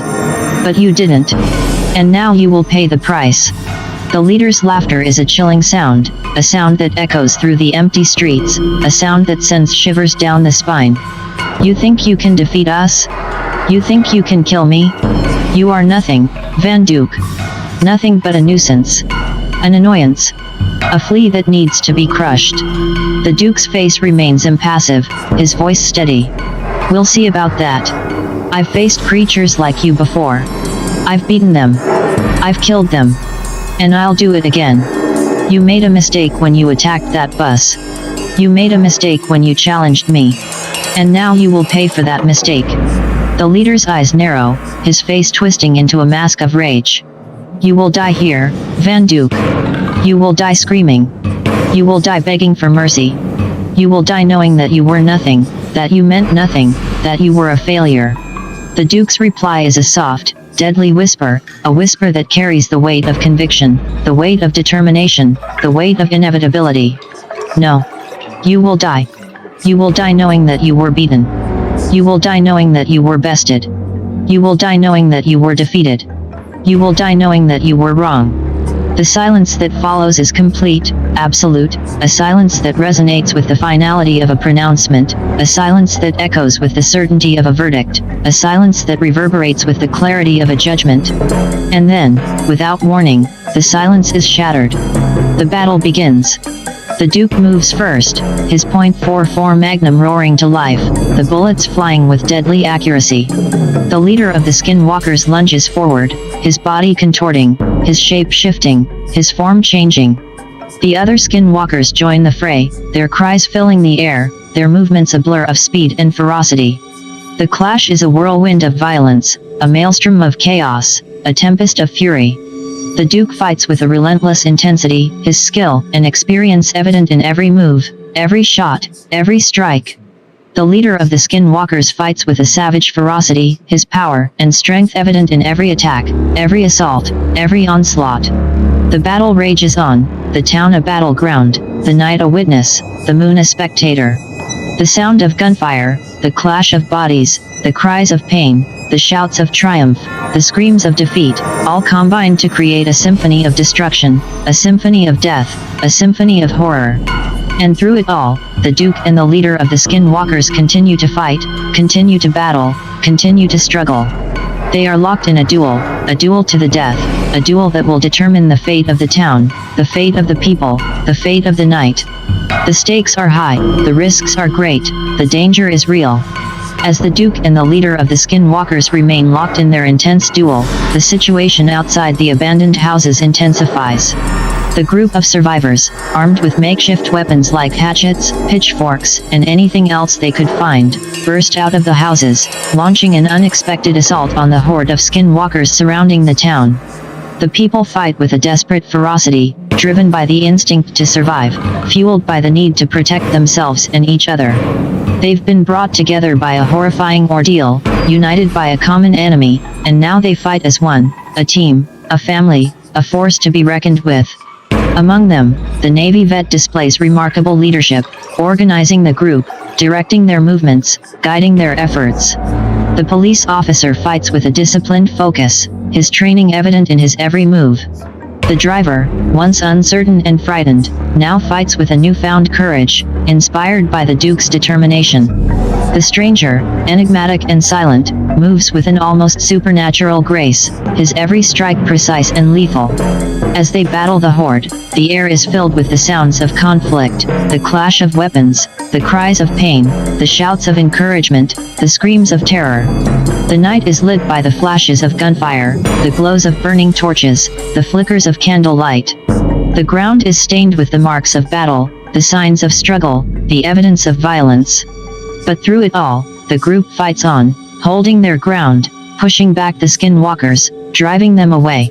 They fight with a relentless determination, a stubborn resilience, a tenacious persistence. They fight with a collective will, a shared purpose, a unified goal. They fight with a common bond, a mutual trust, a joint effort. And they fight with a belief, a faith, a conviction that they can win, that they will win, that they must win. Meanwhile, the battle between the Duke and the leader of the Skinwalkers continues to rage, a clash of titans, a confrontation of epic proportions. They fight with an intensity that defies description, a ferocity that defies comprehension, a violence that defies imagination. The Duke fights with the skill of a seasoned warrior, his movements fluid and controlled, his strikes powerful and accurate. He fights with the wisdom of experience, the intelligence of strategy, the artistry of technique. He fights with the grace of a master, the finesse of a champion, the elegance of a victor. The leader of the Skinwalkers fights with the savagery of a beast, his attacks wild and unpredictable, his lunges ferocious and relentless. He fights with the brutality of a monster, the cruelty of a demon, the ruthlessness of a villain. He fights with the malice of an enemy, the wickedness of an adversary, the inhumanity of a fiend. They fight, and they fight, and they fight, neither giving an inch, neither yielding a foot, neither conceding a yard. They fight, and they fight, and they fight, each pushing the other, each testing the other, each challenging the other. They fight, and they fight, and they fight, each striving to gain the upper hand, each struggling to gain the advantage, each striving to gain the edge. They fight, and they fight, and they fight, their battle a symphony of skill and strength, a ballet of bravery and brilliance, a dance of daring and determination. They fight, and they fight, and they fight, their duel a testament to their resolve, a tribute to their courage, a tribute to their valor.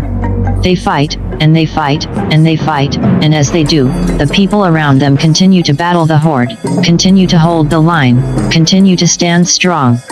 With a cry of triumph, the Duke delivers the final, fatal blow to the leader of the Skinwalkers.